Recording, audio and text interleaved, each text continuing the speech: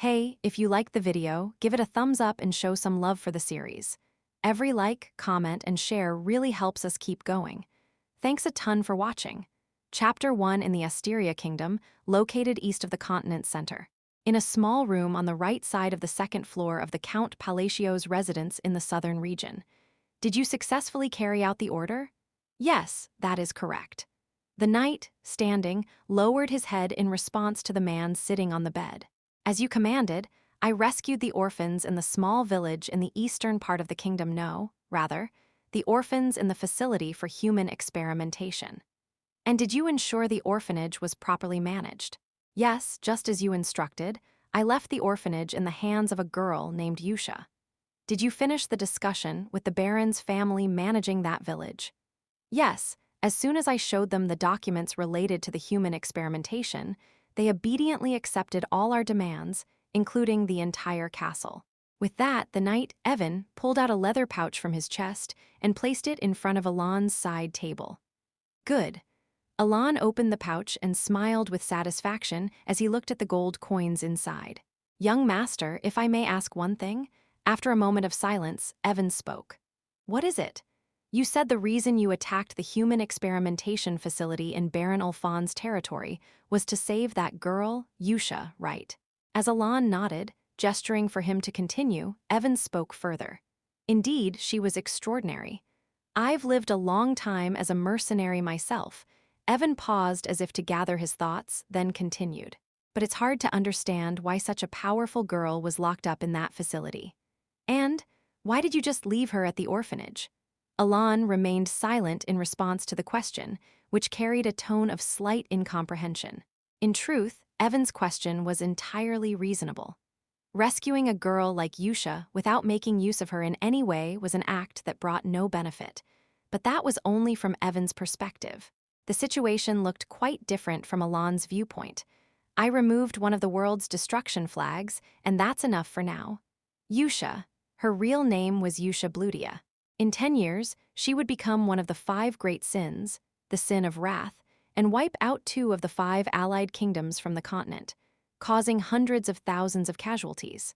If someone were to ask how Alon knew what would happen 10 years later, it was because he was a person who had been reincarnated. Moreover, he was aware that this world would be utterly destroyed in 10 years as a dark fantasy RPG game called Psychedelia. Sigh. Alon clutched his throbbing head as he remembered the moment he first regained consciousness 2 months ago and let out a deep sigh.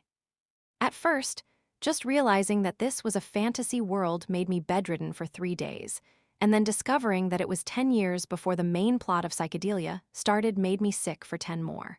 Initially, when Alon thought he had merely reincarnated into a fantasy world, he despaired for about 3 days.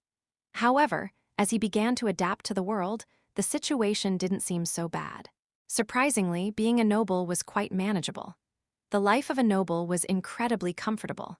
He could wake up whenever he wanted, sleep whenever he wanted, do whatever he wanted, and eat whenever he felt like it. Although he was the 3rd son of a count and held no real power, he was in a position where he could fully enjoy the pleasures of life without responsibility. That's why, at first, he was somewhat happy. For someone who had worked 78 hours a week at a low-paying job, the life of a noble was unbelievably luxurious. Of course, not being able to access the internet, the pinnacle of modern civilization, was a severe drawback. Still, the life of a noble was satisfying enough to overlook that, but that only lasted for a while. Alon's mood darkened rapidly once he realized that this continent was named Ampelan, and even more so when he recalled that the noble family he had reincarnated into was the Count Palatios family. Ampelan was the name of the continent in Psychedelia, the game he had played during his sparse free time while slaving away at work. And the Count Palatios family was briefly mentioned in one of the game's quests. Moreover, the despair he felt upon realizing that this was 10 years before the main plot of Psychedelia began was as crushing as the time when his paycheck had been delayed for 3 consecutive months. The world of Psychedelia was one where all living creatures, whether nobles or commoners, would be mercilessly ground to dust in 10 years. Among the most doomed was the Asteria kingdom, to which the Count Palatios family belonged. In any game route, the moment one of the 5 great sins appeared, the kingdom was wiped off the map. In other words, it was destroyed. The kingdom would disappear. The nobility would vanish. Cities would be obliterated. In short, Alon's noble life as the 3rd son of the Count Palacio family would inevitably come to an end in 10 years. Thus, if Alon wished to continue enjoying his peaceful noble life, he would have to eliminate all 5 great sins, who were destined to become human-killing machines in the future. And what he was doing now was part of that plan. Well, that's it. However, there was no way he could explain all this to Evan. It's just that the time hasn't come yet. The time hasn't come? Yes. Anyway, make sure this matter doesn't leak to the outside, and continue supporting the orphanage as requested. Oh, and one more thing. Alon pulled out a letter from his chest and handed it over. Deliver this letter to her. This letter. Evan asked curiously, and Alon replied. Yes. Strictly speaking, it was something important. The letter contained a phrase that always appeared in a mandatory event when encountering the sin of wrath in the game Psychedelia. The suffering of the dark, the enlightenment of the light. A single despair and belonging. This phrase was uttered by a slightly suspicious archbishop, NPC from a certain holy country, who would accompany the protagonist and attempt to calm the sin of wrath. However, the moment he spoke, the archbishop would turn into a pile of blood, and the sin of wrath would, with an irritated expression, say, "It's too late," before the battle began. The reason Alon now chose to use this phrase was because the current time was what the sin of wrath referred to as the past during the game. He had seen the phrase repeatedly while playing the game over and over, labeled as a spell that could befriend the bloodline, as stated by the Archbishop NPC. Of course, it's ridiculous to think that reciting one spell would turn you into a friend of those insane creatures who make pacts with Cthulhu and wield power, but considering these are people who worship such beings, it oddly makes sense. It was impossible to predict the thoughts of those whose minds bordered on fanaticism. As Alon watched the mercenary knight bow respectfully and leave the room, he shrugged and thought to himself, now that I've removed the first landmine, it's time for the second. A few days later, here's the letter. Evan, having received Alon's orders, arrived at the orphanage once again and handed the letter to her, unable to hide his unease. It was understandable, given that the girl, Yusha, standing before him was strange. Her red eyes, in stark contrast to her white hair, held no emotion whatsoever. No, not even a trace of emotion could be detected. Complete apathy. The girl, who looked as if she regarded every being in the world as mere objects, extended her hand and accepted the letter with the same expression she had when Evan first rescued her from the orphanage. Russell Yusha silently began to open the letter. Evan's expression remained puzzled, unable to comprehend why she had been confined in such a facility.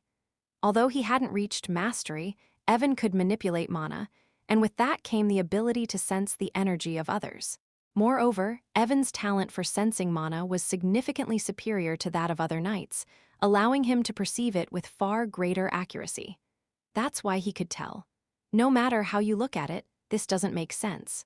The girl standing before him was far too formidable to have been locked up in such a place. And as Evan pondered this, another question arose in his mind. It was about the 3rd son of the Count Palacio family who had hired him a few months ago at a tavern. During his time as a mercenary, Evan had heard that the 3rd son of the Count Palacio family was treated as a virtual outcast, the typical untalented bastard child of a noble house. Additionally, there were rumors that, due to his timid nature, he was often bullied by his notorious elder brothers, who were known as scoundrels. So how did such a 3rd son of the Count know about the secret human experimentation that the Baron's family was conducting in that hidden facility? I don't understand at all. As Evan was lost in thought, his eyes suddenly widened. The reason was the expressionless Yusha, who had been standing there until a moment ago, now had a broad smile on her lips. No, it was more than just a smile. Her mana is becoming visible to the naked eye, displaying a skill that could only be shown by those who had reached a certain level of mastery. She was doing so effortlessly.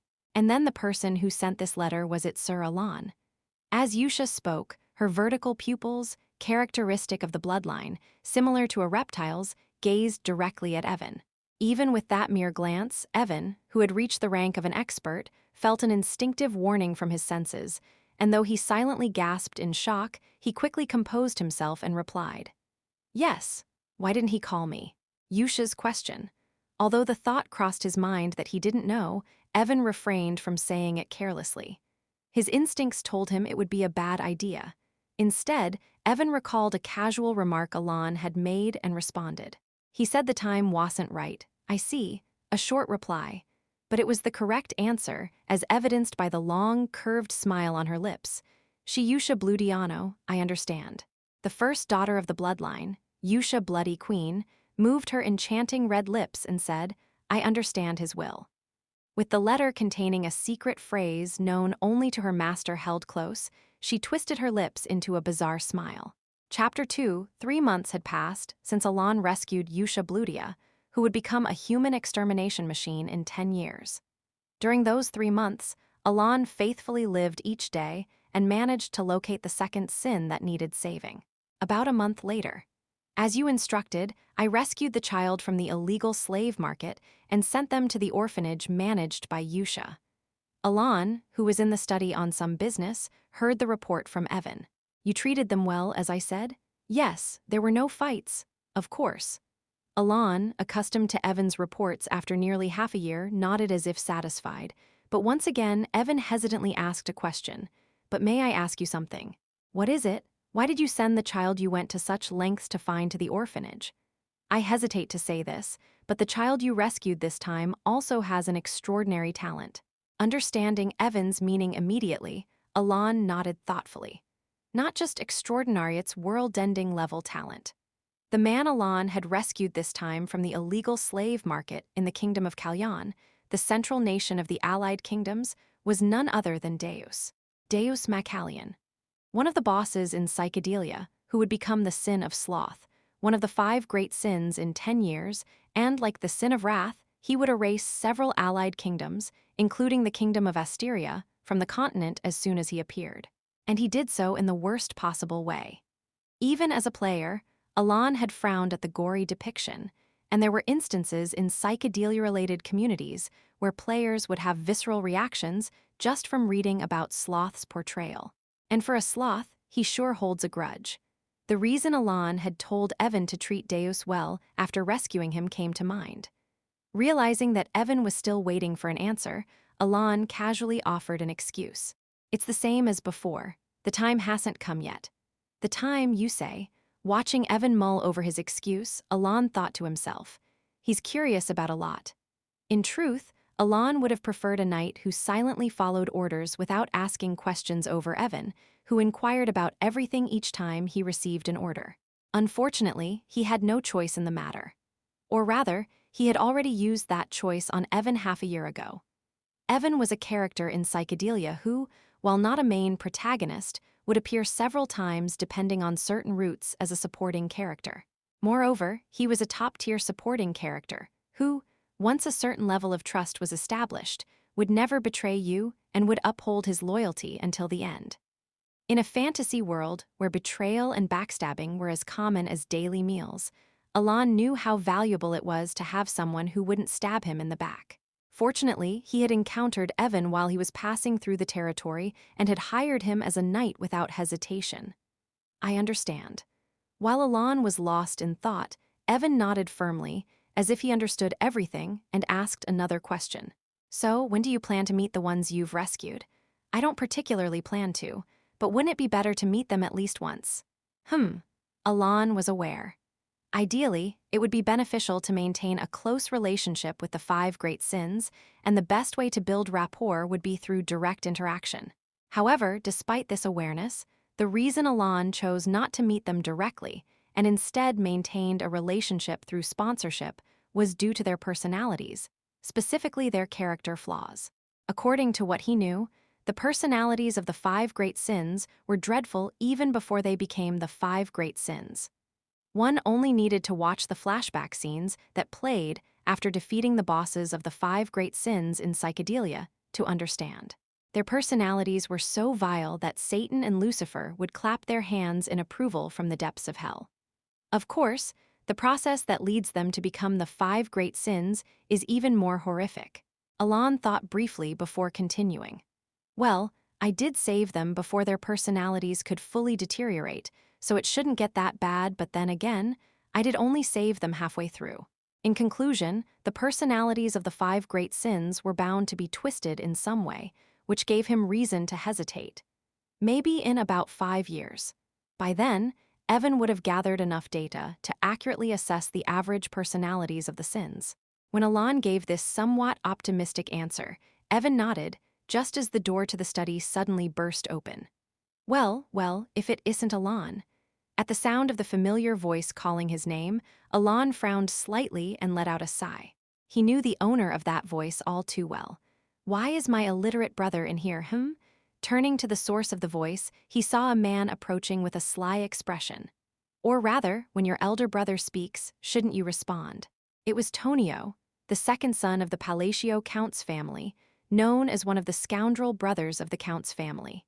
He wore a grin that was unpleasant at first glance and casually placed his arm on Alon's head as he sat. A blatantly disrespectful act. I just stopped by to look for something. Even as Tonio deliberately pressed down on his head, causing a slight pain, Alon calmly answered as if nothing was wrong, thinking to himself, "Here we go again." This wasn't the first time either the eldest or the second son had treated Alon like this. In fact, they had openly bullied him since the moment he had reincarnated. Even before he took over Alon's body, the original Alon must have been subjected to such harassment continuously. However, the reason Alon chose not to react and let it pass, despite the annoyance, was because his desire to maintain a peaceful, noble life was stronger. If I mess with these bastards, my plan will be ruined from the start. If his opponents were truly on the level of the Count's scoundrel duo, Alon would have loved to crush them thoroughly. But the problem was that their level was not that simple. Dealing with a drug lord and a pimp king is tricky. Alon glanced upward. There, the second son of the Count's family, who ran a drug cartel with the grand name of Avalon in the underworld, gazed down at him with a blatant sneer.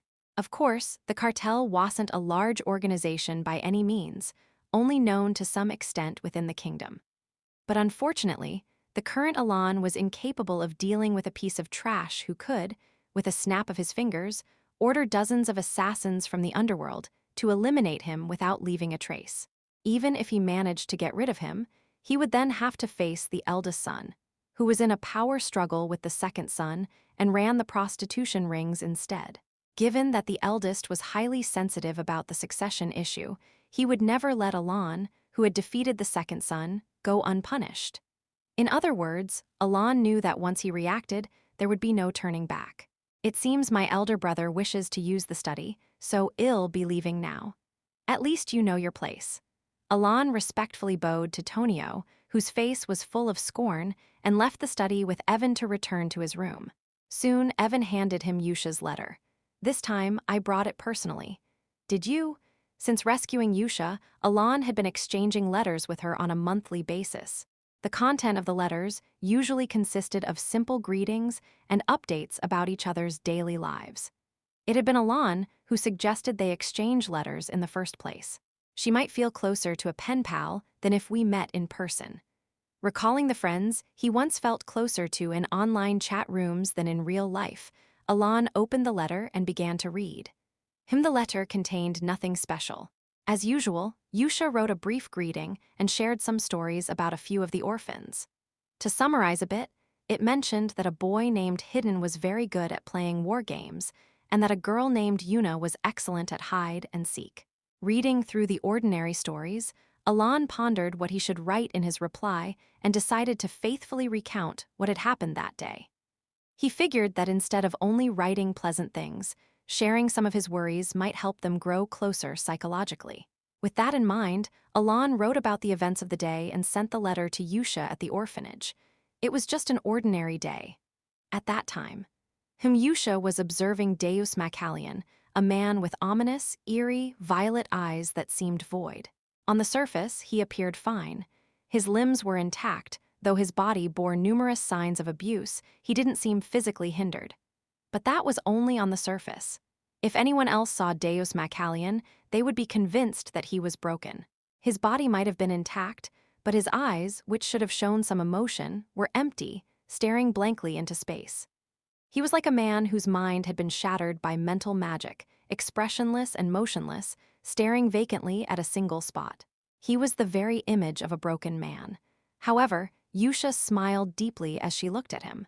The traces left by that thing allowing to take direct revenge, Yurei truly considerate. More than just smiling, Yusha clearly understood the intent behind why he had sent Deus here and spoke.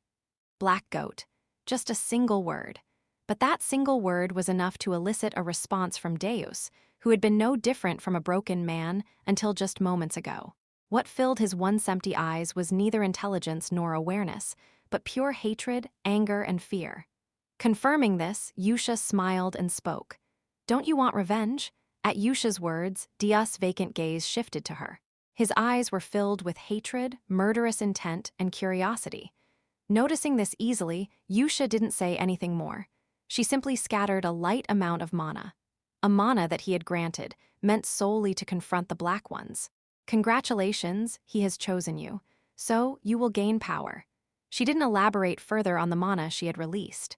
No, there was no need to. The second one he had chosen possessed a talent so exceptional that it could be explained with a single action. Thus, so all you need to do is remain loyal to him. Then you'll get your revenge. Yusha smiled as she looked at Deus.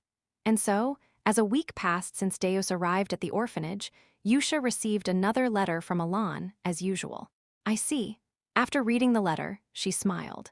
As a year passed since Deus had been placed in the orphanage and Yusha and Alan continued to exchange ordinary letters, Alan was starting to feel a headache over not being able to find the third boss to save. That was when a piece of news reached his ears. The scoundrel is dead. The second son of the Palacio Count's family was dead. Chapter 3, in Psychedelia, the Count Palacio's family is portrayed as a textbook example of an evil character in a subquest, serving as nothing more than fodder for the protagonist's experience points before disappearing. In game terms, they're essentially extras. However, the reason Alan had quite a bit of information about the Count Palacio's family was that he had repeatedly dealt with subquests related to them while playing the game. The experience points from the subquests involving the Count's family were quite generous. In short, in the game, these characters were nothing more than extras meant to provide experience points to the protagonist. But that was only true when seeing them through the lens of a game. For Alan, who now found himself in a reality where the game world had become his reality, his feelings about the Count's family were quite different. The game merely described the family as selling drugs and running a prostitution ring under the organization called Avalon. But now, Alan had seen the actual, albeit fragmented, reality with his own eyes. Even now, he was witnessing it firsthand. Alan subtly shifted his gaze forward. In front of him was the corpse of Tonio, the recently deceased, lying inside a coffin. Cause of death: accidental fall right. For a man who was a major player in the kingdom's drug trade, it was an absurdly anticlimactic and empty death. But naturally, Alan knew that Tonio's cause of death was not an accidental fall. In fact, it would be strange if anyone present here didn't know the truth. Alan turned his gaze to the side. Next to him, bowing his head with a deep smile, was Leo, the eldest son of the Count Palacio's family, who had been locked in a power struggle with Tonio for the position of family head. His smile might split his face. Leo wasn't even trying to hide his grin anymore. His expression was practically unmanaged. Anyone could predict that Tonio's death wasn't due to an accidental fall.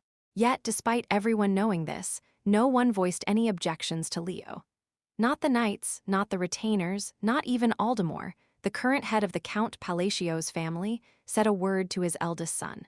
Well, Aldemar's too far gone from indulging in drugs and women to care whether his sons are tearing each other apart. Not like he's capable of saying anything anymore.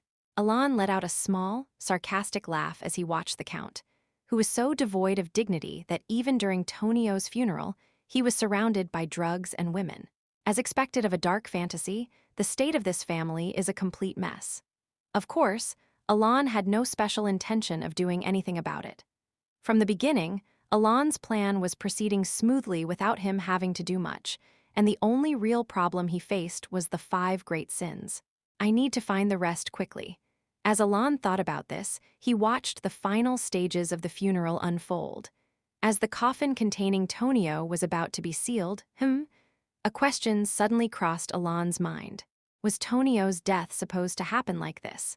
When he played the episode involving the Count Palacio's family in the game, only Leo appeared, so it wasn't difficult for Alon to predict Tonio's death.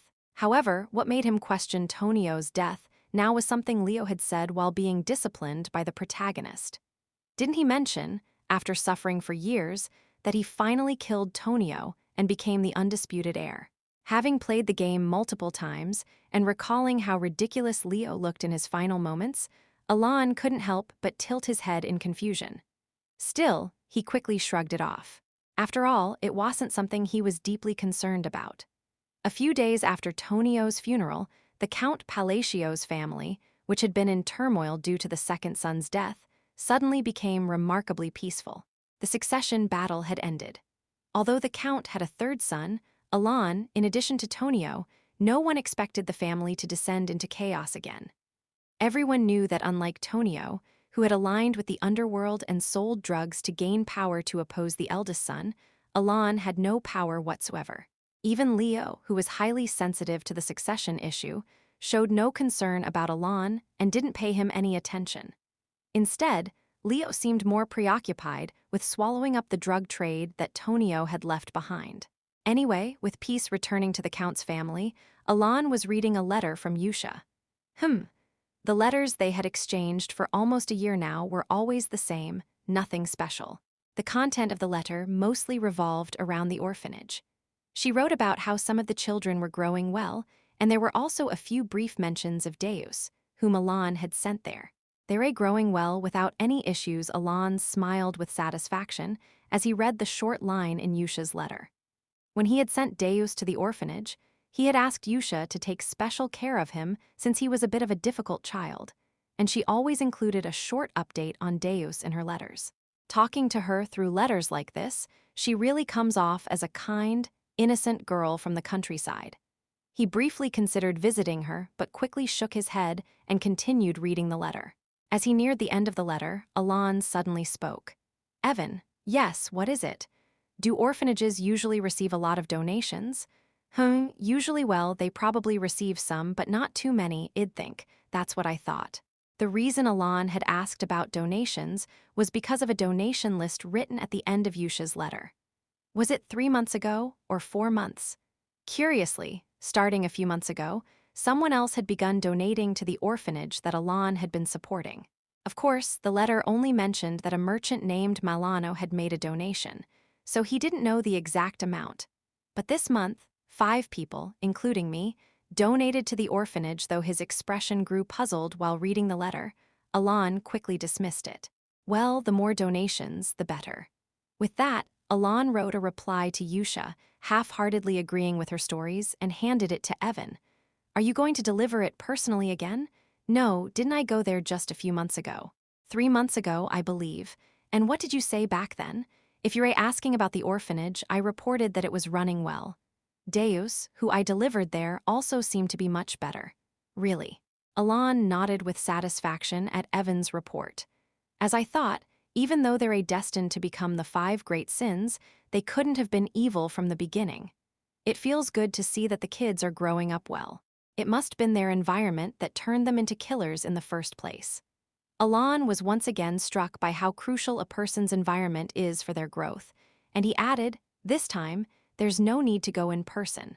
Just ask someone from the mercenary guild to deliver it." "Understood." Evan nodded and was about to leave when something seemed to dawn on him. "And do you remember that thing you mentioned last time?" "Thing I mentioned?" "The ancient book. Did you find it?" "I am not entirely sure, but I found a lead." "Tell me about it." At Alon's command, Evan began to relay the information he had gathered from the Intelligence Guild, piece by piece. And eventually, I've found it. He discovered the location of the 3rd sin. Margit, the estate of a viscount located beside a small village in the eastern part of the Asteria Kingdom, was known for its beautiful glass crafts as its specialty. However, that was only the surface of Margot's reputation. In reality, the true source of wealth for the Margot Viscount's family was drugs. More specifically, a group called Fallon used Margot as a distribution hub, providing the Viscount's family with a hefty income. Fallon, which had been steadily growing its power by using Margot as a distribution point, had now become a massive organization with hundreds of members, each led by over 10 expert-level fighters. Because of this, Rotten, the leader of Fallon and an expert mercenary like the other executives, believed that Fallon would continue to grow even more. At least, that's what he thought until yesterday. Rotten looked around with fearful eyes. In front of him were dozens of corpses drenched in blood, lying on the ground. Please, spare me, please, I beg you, ah. There were only a few remaining members of the organization left, screaming desperately. Rotten looked at them with trembling eyes. Normally, he would have felt reassured by the sight of his remaining men, who should have been like a sturdy shield. Even if they were weaker than him, their sheer number should have been enough to provide some sense of security. Yet despite this, Rotten felt nothing but fear as he looked at them. Please, the surviving members of the organization were all holding their swords in reverse grips, pressing the blades against their own necks. No, don't. No, stop, please stop, I beg you please. Each of their faces was filled with desperation and pleading. But despite this, their bodies, as if moving naturally, pressed the reversed blades into their own throats. Schlack. The last remaining dozen or so members took their own lives. And then, Rotten's body began to move on its own. And no, he gripped his sword in a reverse grip. Please. No matter how hard he tried to resist, his body, once taken over, no longer listened to him and only trembled. In his final moments, Rotten saw it. In the darkness of the hideout, violet eyes staring directly at him. But the moment he saw them slunk, Rotten plunged his sword into his own throat. Thud. With that, Deus, who had been shrouded in darkness, silently stepped forward and walked out. Well done. Likewise, Yusha, who had been with Deus, naturally followed him outside. Is there any point in killing these people? As if he had been waiting, Deus asked the question as Yusha walked out. Unlike a year ago, there was a clear light of reason in his eyes. Are you feeling sympathetic? No, I know these people were grinding up humans to make drugs. Then, I am just wondering if killing them will help us kill those bastards. In response to Dia's question, Yusha smiled and said, of course. Her answer was clear. This is just laying the groundwork for his return. Thud. With her words, a pattern began to form beneath her feet. Engraved in the magic circle was a giant eye with a crescent moon inside. When he arrives, we wouldn't want his place to be in squalor, would we? I understand. Deus, who had been staring at the pattern beneath her feet, nodded as if he had grasped her intent. He said nothing more. All is as he wills. Muttering those words, which he had repeated countless times, the two finished drawing the magic circle beneath them and disappeared into the darkness, leaving no one behind in Fallon's hideout. Chapter 4. Time passed, and it was now the second year since Alon had rescued Yusha and begun exchanging letters with her regularly. I've successfully rescued them again this time. Is that so? Alon received the good news from Evan. Did you send them to the orphanage? Yes, this makes it the fifth one. At Evan's words, Alon nodded. Over the past year, Alon had successfully rescued the 3 sins he originally planned to save. Saving the sin of greed was a bit tricky. The third sin he rescued, who is currently known by the name Rheingraf, was difficult to find, but rescuing her itself wasn't that challenging. The same went for the other sins. It took a few months to locate each one, but with Alon diligently using his game knowledge to direct Evan, they were all found. As he looked at Evan, who had been running around to rescue the 5 great sins over the past year, Alon spoke. You can take a break now. Is it over? It's over. That's a relief. Evan let out a sigh of relief and looked at Alon. But young master, aren't you happy? Of course I am happy. You don't look like it, though. Really. At Evan's remark, Alon turned to look at the mirror. In it was the face of Alon, a face he had grown accustomed to. Indeed, the man reflected in the mirror had a blank expression. No, on closer inspection, the corners of his mouth were slightly raised. But the change in his expression was so subtle that it would be hard to notice unless one looked closely. Alon tried to force his face into a smile, but stopped when he saw that his face, which was normally quite decent-looking, now looked like that of a strange man. It feels like only my facial muscles didn't fully adapt to this body. Unlike before, when his emotions were clearly displayed, Alon's face now rarely showed any expression. Even if it did, the change was exceedingly subtle. Not that it's a bad thing. Of course, Alon didn't think much of it. The fact that his emotions didn't show wasn't a problem for him, but rather for others who interacted with him. He wasn't particularly bothered by it. Anyway, this concludes everything I needed to do for now. Alon smiled as he thought of the 5 potential sins he had gathered at the orphanage. I didn't expect things to go this well. In truth, Alon hadn't expected things to go so smoothly from the start. The 5 great sins had every reason to become the monsters they were destined to be. No matter how hard Alon tried, it wasn't like he could save them before they encountered any misfortune at all.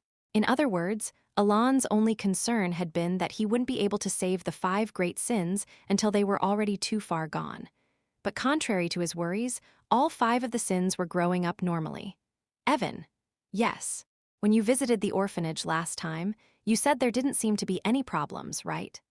When I checked, even Ryan and Sialrang, who were in bad shape before arriving at the orphanage, had returned to a relatively normal state. Really? Yes. When I first rescued Sialrang, she was like a broken doll, doing nothing and just staying still, but at the orphanage, she was getting along well. Similarly, when I first rescued Ryan, she kept her eyes closed as if she didn't want to see anything, but when I saw her last, she was reading a book with interest. At Evan's report, Alon nodded. The content matched what Yusha had written in her letters. I didn't expect Yusha to do such a good job. Initially, Alon had left Yusha at the orphanage not only to keep her at a distance, but also because there was a setting in which she was somewhat attached to the orphanage. However, he hadn't been entirely sure that she would take care of the other children as well, and he had originally planned to send Evan to check on the situation and, if necessary, bring in professional help. But that's not necessary anymore. Alon smiled. Everything had gone even better than he expected, and thanks to Yusha's efforts, there was now only one thing left for Alon to do: develop some level of self-defense skills.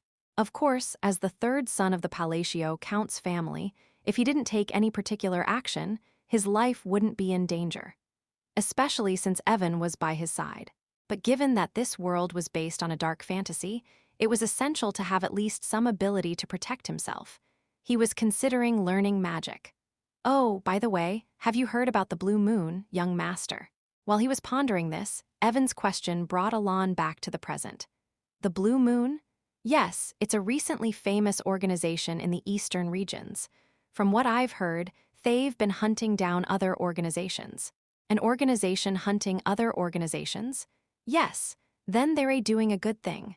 Alon responded dully, having fully adapted to the dark fantasy world. If the blue moon were massacring civilians, it would be a cause for concern. But if they were hunting other organizations, that was a different story. After all, in this continent, Alon had never seen or heard of any organization that didn't involve death in some way. If they were hunting those who played with human lives, there wasn't much reason to view them negatively, so Alon simply responded as such. The problem is that they're also killing nobles. Evan. Yes, young master. Starting today, y'all sleep in the room next to mine. Alon said decisively after hearing Evan's follow-up. Considering that this Blue Moon organization wasn't mentioned in the original story, it's likely that they disappear before the main events start. But come to think of it, Leo's been in a bad mood lately.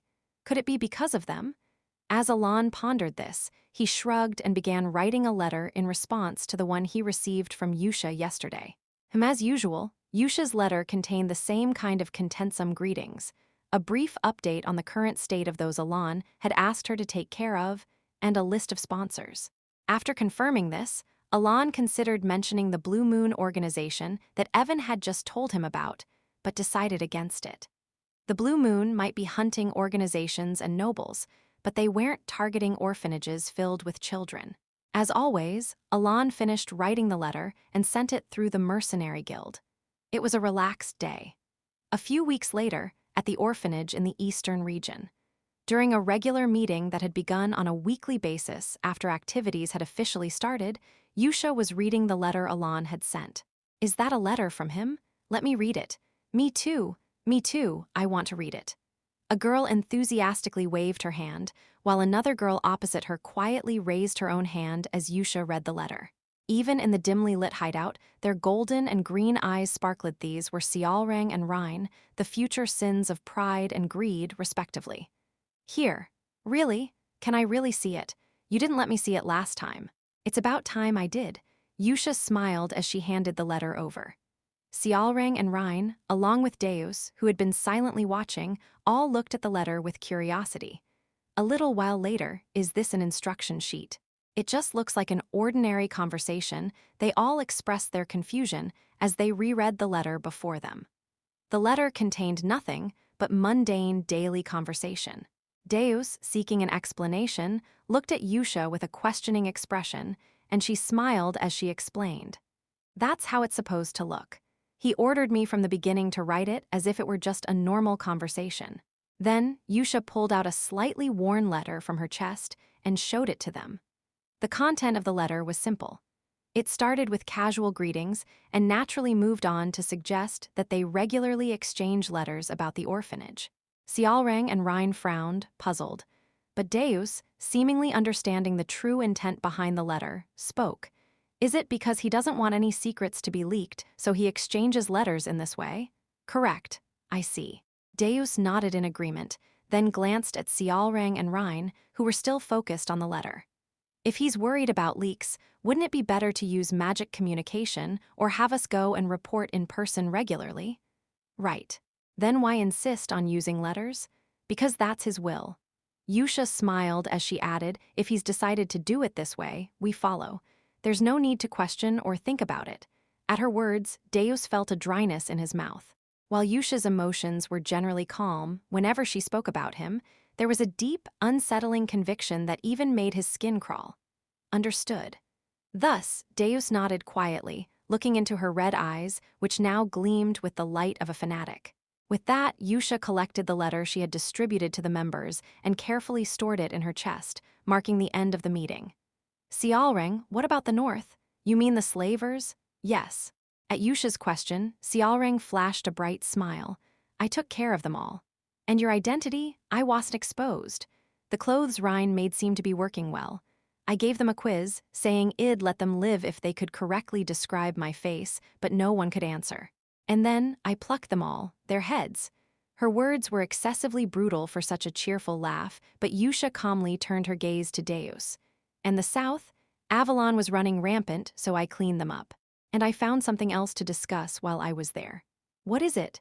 The head of Avalon is the eldest son of the Count's family, where he resides, correct? Yusha nodded silently at Dia's question. However, it seems the eldest son is trying to poison him. As soon as he said that, what? The atmosphere froze. Just moments ago, Sialrang, who had been smiling brightly, folded her ears back and looked around nervously, while Rhine, who had been quietly observing, fixed her gaze forward. The only one who could look Yusha in the eyes was Deus, who had anticipated this reaction. But even he felt a cold sweat running down his back as he sensed the overwhelming killing intent that was far stronger than expected. After a short while, are you certain? There was an instruction sheet. Did you bring it? Yes. Deus pulled out the letter from his chest as if he had been waiting for this moment. Without blinking, Yusha read the letter. Once the Count, whose lifespan is nearly over, dies, quietly poison him and dispose of him. After reading that final line, I see, she gripped the instruction sheet tightly. So, it's true. With a chilling look in her eyes, she muttered softly. Chapter 5. 2 years had passed since Alan rescued all the 5 great sins, marking the 4th year since he began exchanging letters with Yusha. There were now 6 years left until the start of the original story. The Count Palacio was dead. The official cause of death was heart failure. However, anyone within the Count's household or those well-informed would have easily known the real cause of death. It was an overdose of drugs. In a death fitting of a dark fantasy world, the Count Palacio had passed away. However, no one mourned his death. The servants and retainers accepted the news of his death with a sense of calm. This was no surprise. given that the Count Palacio had been completely broken, running his last stretch toward death with rampant drug abuse. It would have been strange not to expect such an outcome. Moreover, his life had been wasted in indulgence, consumed by women and drugs. Even after his death, not a single noble expressed condolences. This also applied to his two remaining sons. The eldest son, Leo, had anticipated this outcome long ago and remained indifferent. Rather than mourning his father's death, Leo seemed more preoccupied with the ongoing conflict with the Blue Moon organization, constantly discussing it with the retainers loyal to him. Alon felt the same. From the beginning, his father had turned a blind eye as the eldest and second sons openly tormented him. Surprisingly, Alon had never spoken to the Count even once since he had taken over this body. Their relationship was one of mutual indifference. Thus, the Count's death passed in silence, without a single tear shed, and quietly came to an end. A week after the Count's death, the Palacio family did not appoint a new head, following their long-standing tradition that no new head would be selected in the same year the previous one died. Yet, nothing really changed. Since the time Alon had taken over this body, the Count Palacio had done nothing, leaving the retainers to manage the family while they lined their pockets. And at this point, Alon young master, I must say, it's truly astonishing. Why? Reaching the second tier in just 2 years without entering the magic tower or having a master, do you think that's a talent that makes sense? Alon had been learning magic for self-defense, though it's only half-baked. Alon gazed at the 3 small spheres spinning in his palm before letting them dissipate with a light sigh. It's good that I have talent, but still 2 years ago, Alon had discovered his talent for magic and had been overjoyed. In the world of psychedelia, magic was something that could only be used if one had the necessary talent. Moreover, Alon's talent for magic was quite exceptional. Considering that it typically took about 4 years for a mage to reach the second tier, the fact that he had achieved it in just 2 years without a master was remarkable. While not exactly a heaven-sent prodigy, he was still a rare case of someone who had managed to become powerful through sheer natural talent. Even Alon himself felt that his ability to control mana with precision was far superior to that of others. What he had just done, levitating 3 electric spheres and making them orbit in his palm, was a useless trick. But it was a skill that could only be performed by those who could control their mana with extreme precision. If only my mana core was bigger. However, the reason Alon referred to his talent as half-baked lay here. His natural mana core was much smaller than average, not just small, a lot smaller. Although it was possible to expand one's mana core through continuous training, in Alon's case, it was so unnaturally small that he had little hope of significant improvement. A mana core is akin to one's physical stature, something one is born with. If it comes down to it, I do have a method, but as Alon licked his lips and continued thinking, Evan asked, "Young master, what do you plan to do now?" "What do you mean?" "Well, next year, the first Sano, the eldest young master will become the head of the family, won't he?" Evan, having almost called him a commoner out of habit, quickly corrected himself. Alon understood what he was asking and replied, "Ill leave. You're planning to leave the estate?" "Not completely, just to a lower position." "Lower, do you mean to Rodmill?" At Evan's question, Alon nodded. "That's right, Rodmill." Geographically, it was a village about 4 days' travel south of Palion, the Count Palacio's territory. It was under the Count's control but was flourishing moderately. "I plan to move there." "Why?" Evan asked, unable to understand. Though Evan might not grasp the reasoning, this was the final step in Alon's plan. From the start, his goal had been to rescue the 5 great sins from their misery, change the future, and live out his life comfortably as a noble in a world where the United Kingdoms weren't destroyed. In that regard, Rodmill is an excellent choice. First, there was a mansion there that belonged to the 3rd Count Palacio. Second, the village was in a state of moderate growth, making it unlikely that Leo, who would soon become the Count, would pay much attention to it before his death. Third, it was far enough from the Count's estate, about 4 days' travel, that Alon could remain uninvolved in the hero's story of justice and retribution when the original plot began. In short, as long as Alon moved to Rodmill, his plan would be successfully completed.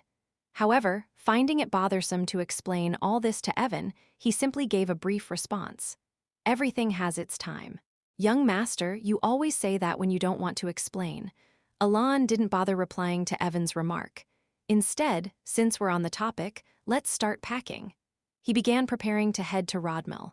Exactly 1 month later, Leo, the eldest son of the Count Palatios family and a major figure in the underworld as the leader of Avalon, was contemplating something as he watched his younger brother board a carriage with a knight in tow, leaving the estate. What should I do? Whether to kill Alon or not? To be honest, Leo didn't find Alon to be much of a threat. It had been that way since they were children. If the late Tonio had always been a threat, baring his fangs in his bid for succession, Alon, on the other hand, had always been busy bowing his head, constantly watching others and staying out of trouble. Sure, something had changed a bit in him over the past few years, but his attitude hadn't shifted.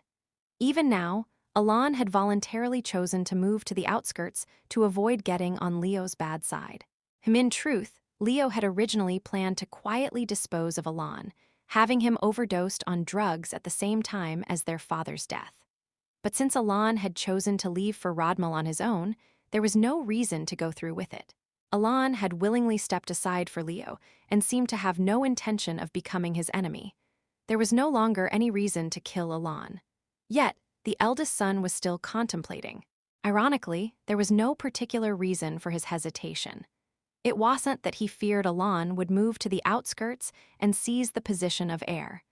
Nor was it that he found Alon's subservience as a family member disgusting.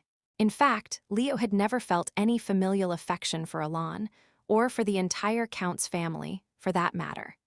In the end, the reason Leo was debating whether to kill him was simply that Alon annoyed him. A month ago, when Alon had come to him, bowing his head and saying he would go to Rodmill, it had somehow rubbed him the wrong way. Maybe it was because he had just heard that one of Avalon's branches had failed to meet its targets, leaving him in a foul mood. Whatever the reason, Alon's life now hung in the balance. Alman, yes, quietly follow the carriage. In less than a minute, Alon's fate was decided. From Leo's perspective, Alon was someone he could kill on a whim. So, with that in mind, he gave the order. But the person who appeared behind him suddenly asked, "Do you mean to kill him?" Leo felt a pang of confusion. 2 years ago, this young man had proven himself useful and had become one of Leo's trusted subordinates after numerous trials. He was not someone who would question an order. When Leo gave a command, he followed it without question, without hesitation. "Do you think family means anything to So?" Despite frowning slightly, Leo opened his mouth to correct what he assumed was a misunderstanding. Stab, but instead of words, what came out of Leo's mouth was blood. He spat up crimson blood, his face contorting in shock as he tried to comprehend what had just happened. Still unable to grasp the situation, Leo looked down. A sword had been thrust into his heart. Betrayal, his eyes began to fill with a burning rage, but the man who had stabbed him replied indifferently. "This isn't betrayal. I was never your loyal subordinate to begin with. What are you saying? I was merely waiting for you to give the order." With that single sentence, Leo's expression, twisted with anger and confusion, began to turn to one of horror as a single face popped into his mind. The face of Alon, the third son of the Count's family. But even then, Leo couldn't understand. After all, Almano, Hidden had been by his side for over 2 years. He had allowed Hidden to stay by his side without suspicion, even allowing him to guard his back for over a year. In other words, Hidden could have killed him at any time if he wished.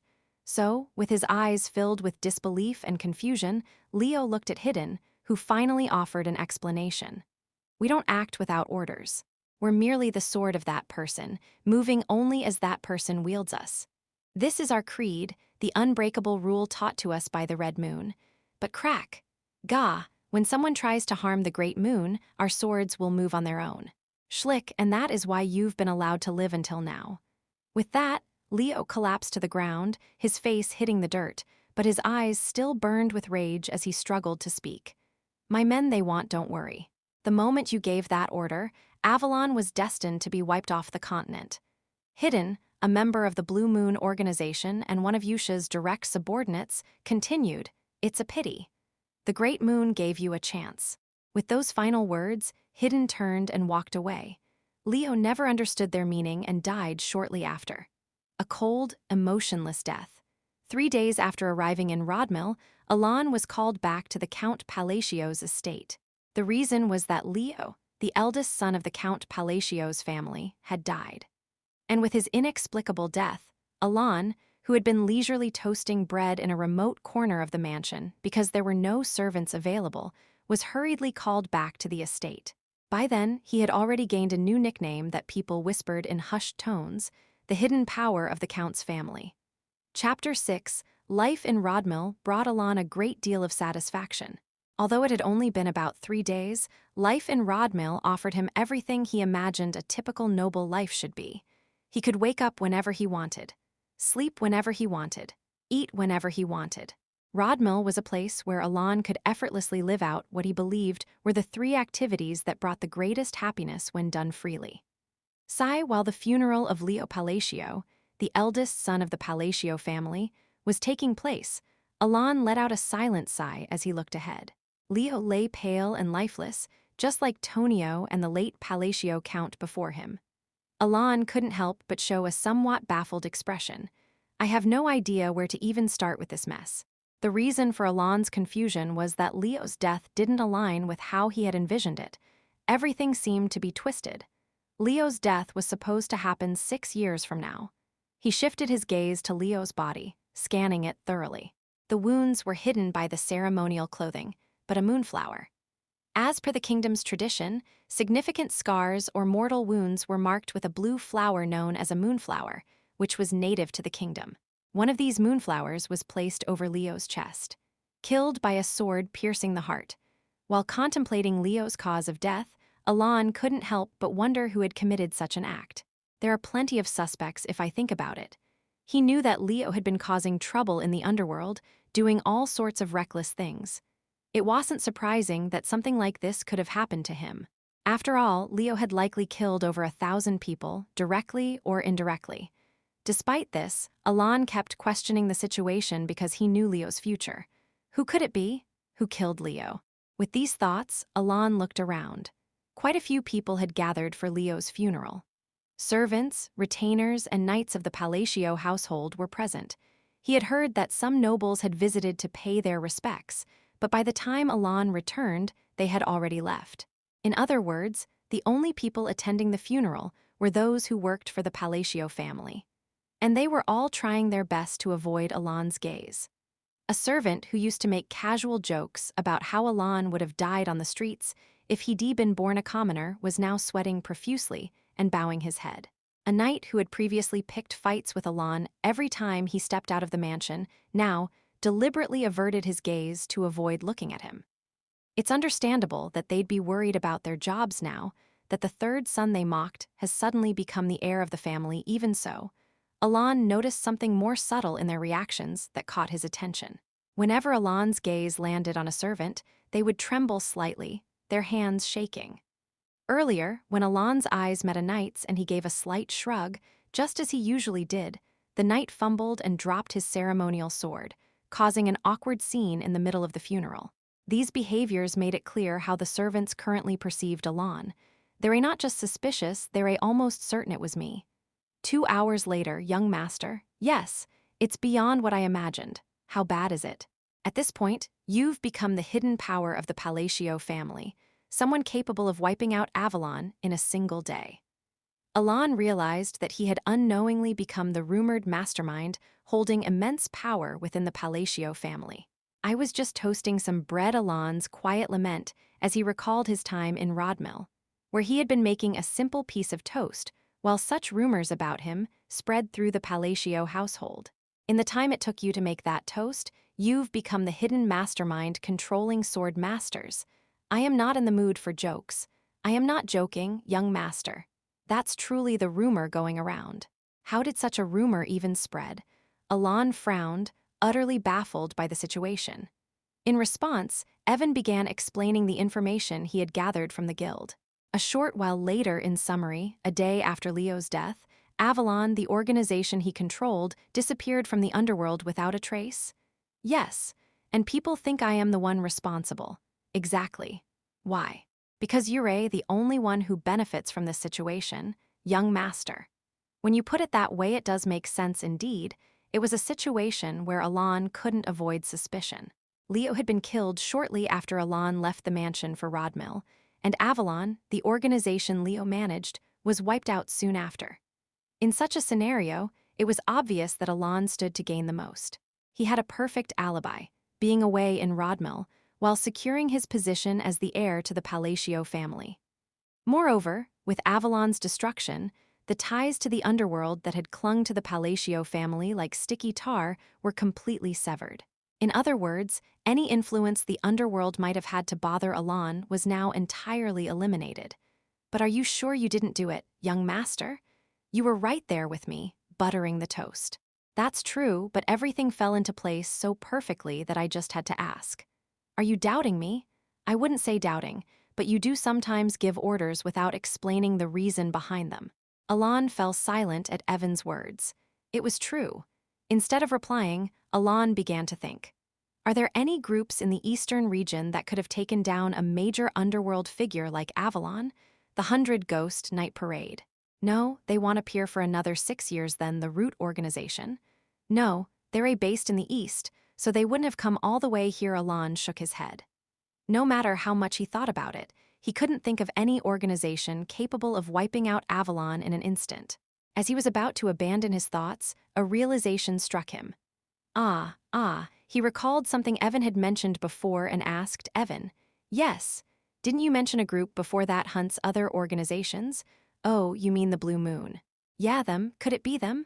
Evan shook his head at Alon's question. No, the Information Guild also ruled out the Blue Moon. How can they be sure? The Blue Moon always leaves a mark after their work is done. Also, where the Blue Moon has been, there may be pieces of bodies left behind, but never entire bodies. But that wasn't the case this time. They said it was a hellscape. Most of the organization was cut down with blades. So that's why they think I have a sword master working for me exactly. Alon nodded at Evan's explanation. It's true that an organization that couldn't survive 6 years into the future wouldn't be able to eliminate Leo and Avalon, but then, who could it be? It was a night filled with endless contemplation. Any traces left? In the underground of the Eastern Orphanage, as soon as the usual four gathered, the question was asked, and everyone responded in turn. I left nothing behind. Neither did I, same here. Just as you instructed, I made sure to leave no traces. Rhine, whose green eyes glimmered faintly, continued to speak. It seems the Information Guild hasn't linked us to what happened at Avalon. And they've identified it as the work of a sword master who created a hellscape. At Dia's words, Yusha remained silent for a moment, as if deep in thought, before speaking. Still, just to be sure, keep an eye on the Information Guild's activities. As I've said countless times before, you all understand, right? This must never reach him. Never. Though Yusha's red eyes glowed fiercely, everyone nodded in agreement without hesitation. But do we really need to hide it this much? Deus asked, his usual relaxed smile replaced by a slightly uneasy expression as he observed Yusha's uncharacteristically tense demeanor. After a brief pause, Yusha responded firmly, "Of course we need to hide it." "Why?" In response to Dia's continued questioning, Yusha's red eyes flashed as she answered, "I told you, didn't I? We are his sword. We must not judge or think for ourselves. We must simply be the sword he wields. But a sword thinking for itself, that's not right, is it? But the eldest son of the Count's family targeted him first, so it doesn't matter. What's wrong is wrong. There was no order. Understand? We only move on his command. If he didn't say anything, we don't act. Ever." Deus rubbed the roof of his mouth with his dry tongue as he looked into Yusha's eyes. For someone supposedly living in an orphanage, she exuded an aura of dignity and integrity, yet there was also an overwhelming, undeniable power in her presence. But whenever she spoke of him, something changed within her. Her dignified gaze turned into one of eerie fanaticism, and her noble aura transformed into something savage and monstrous. Thus, Deus couldn't understand. So make sure to erase every trace. Don't disappoint him. How someone like her, with the power and ability to overwhelm everyone present with just her presence, could feel such anxiety and apprehension over something as minor as being found out. I understand. Despite his lingering doubts, Deus had no intention of voicing them, so he simply nodded in acknowledgement. As the conversation drew to a close, Thave arrived. A man entered as the basement door opened. Even in the dark, lightless basement, his hair shone with a radiant silver hue, as if it had captured the light of the moon itself. Just as the boss said. In the predetermined future, he was to become one of the 5 great sins, the sin of obsession. The remaining forces of Avalon, 286 men. Ladin, his sharp moon-like eyes gleaming, reported, "I cut them all in half and killed them." It had taken only 5 days for the great organization Avalon, which once dominated the eastern region of the Asteria Kingdom, to disappear, leaving only a tattered signboard behind. "But I don't think the job is completely finished." "What do you mean?" "I found additional nobles connected to Avalon." As he spoke, Ladin pulled a meticulously folded piece of paper from his chest and placed it on the table in front of him. "The Duke of Altia's family is involved. It seems they're quite deeply entangled, with ledgers documenting their dealings. There are about 4 individuals, all of whom appear to be the Duke's children. Given how deeply they're involved, they might start asking questions about this incident. What should we do?" After a moment of silence, Yusha, who had been pondering his words, spoke. "You already know what I am going to say, don't you?" Her red eyes glinted ominously as she murmured, "I see. Then I'll take care of it as quietly as possible." Ladin nodded quietly in agreement. Since the funeral of Leo Palacio, Alon had been keeping busy. Aside from investigating Leo's death, which had unfolded differently from the game's plot, there were other matters that demanded his attention, even though he hadn't wanted them. As a result, his days passed by in a whirlwind of activity. About a month after the funeral, he found himself in Estravan, a territory in the southern part of the Asteria Kingdom, rather than at the Palacio estate. The reason was to attend a ball that was held twice a year as a social event. Officially, Alon's presence was to strengthen social ties, but in reality, he had some business to attend to in the territory. However, he did intend to fulfill the official purpose to some extent. With his position as the future count all but assured in the coming year, forging connections with other nobles was crucial both for his social standing and for his own convenience. Or so he thought. Alon glanced around the ballroom. A chandelier shaped like a crescent moon illuminated the room beautifully, while the sons and daughters of nobles, dressed in their finest attire, showcased the distinct elegance of high society. The problem was none of those nobles could even make eye contact with Alon. Alon watched as a young noblewoman immediately bowed her head when their eyes met. And he sighed, realizing that his goal of strengthening social ties was going to be much harder to achieve than he had anticipated. Chapter 7, Alon had somewhat expected problems like these to arise. In the game, the Palacio family merely appeared as a stepping stone for the protagonist's growth, but in the Kingdom of Asteria, the weight that the name carried was quite significant. Of course, this status didn't necessarily mean that they were held in high honor. Even if, for about 3 generations, they were considered a highly reputable family within the kingdom, the current Count Palacio family was renowned as the most notorious troublemaker among the nobility in the eastern region. To elaborate a bit more, they were known as a noble family that became incredibly bothersome if provoked. However, if there was something Alon overlooked despite being aware of this issue, this wine has a rather unique taste. What? I quite like wine, and this one has a very distinct aroma. I'd love to take a few bottles home. I'll speak to my father and have some brought to you. Pardon? It was that the Palacio family's propensity for trouble far exceeded his imagination. Alon watched the young lady, who shrunk back like a frightened mouse and quickly bowed her head before scurrying away. He wore a hollow expression. Look at that. He's threatening Lady Malentino to forcefully take their specialty wine, is that so? Just listen to him. It's exactly like when the eldest son of Palacio made threats before, and that wine is a limited edition specialty.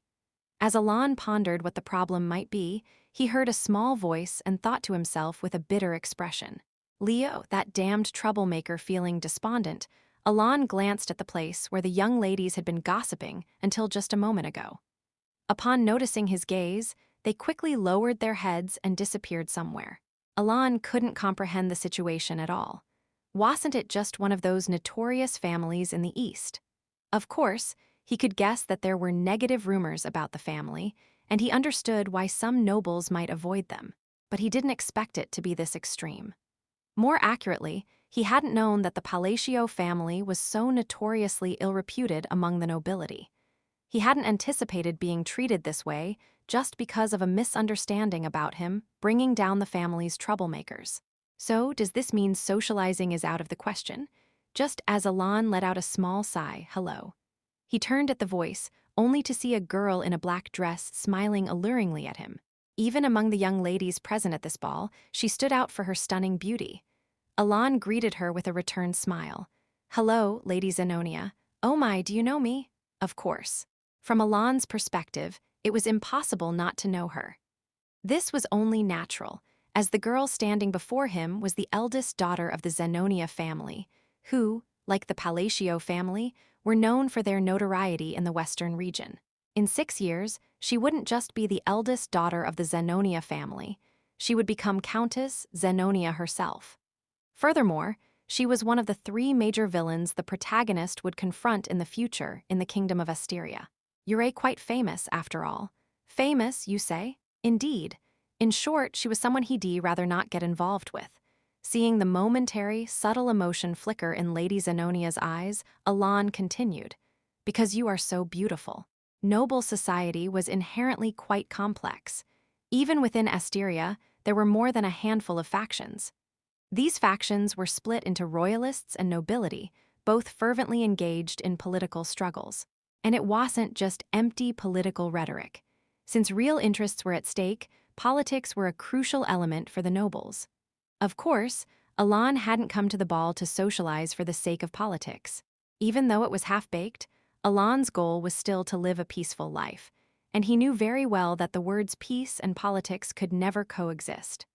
Nevertheless, the reason he had intended to socialize to some extent was that even minimal connections could be helpful in aristocratic life. Except for this person, Alan looked at Lady Zenonia. The Zenonia family, like the Palacio family, was regarded as a notorious troublemaker in the western region. Unlike the Palacio family, which stayed out of politics to act without consequences, the Zenonia family leveraged political situations to their advantage. In other words, they were a bit more cunning than the Palacio family, perhaps more like a corporate criminal organization. Thank you for the compliment. It's the truth. As a result, one might think that socializing with Lady Zenonia wouldn't be a bad idea if Alan wasn't planning to engage in politics.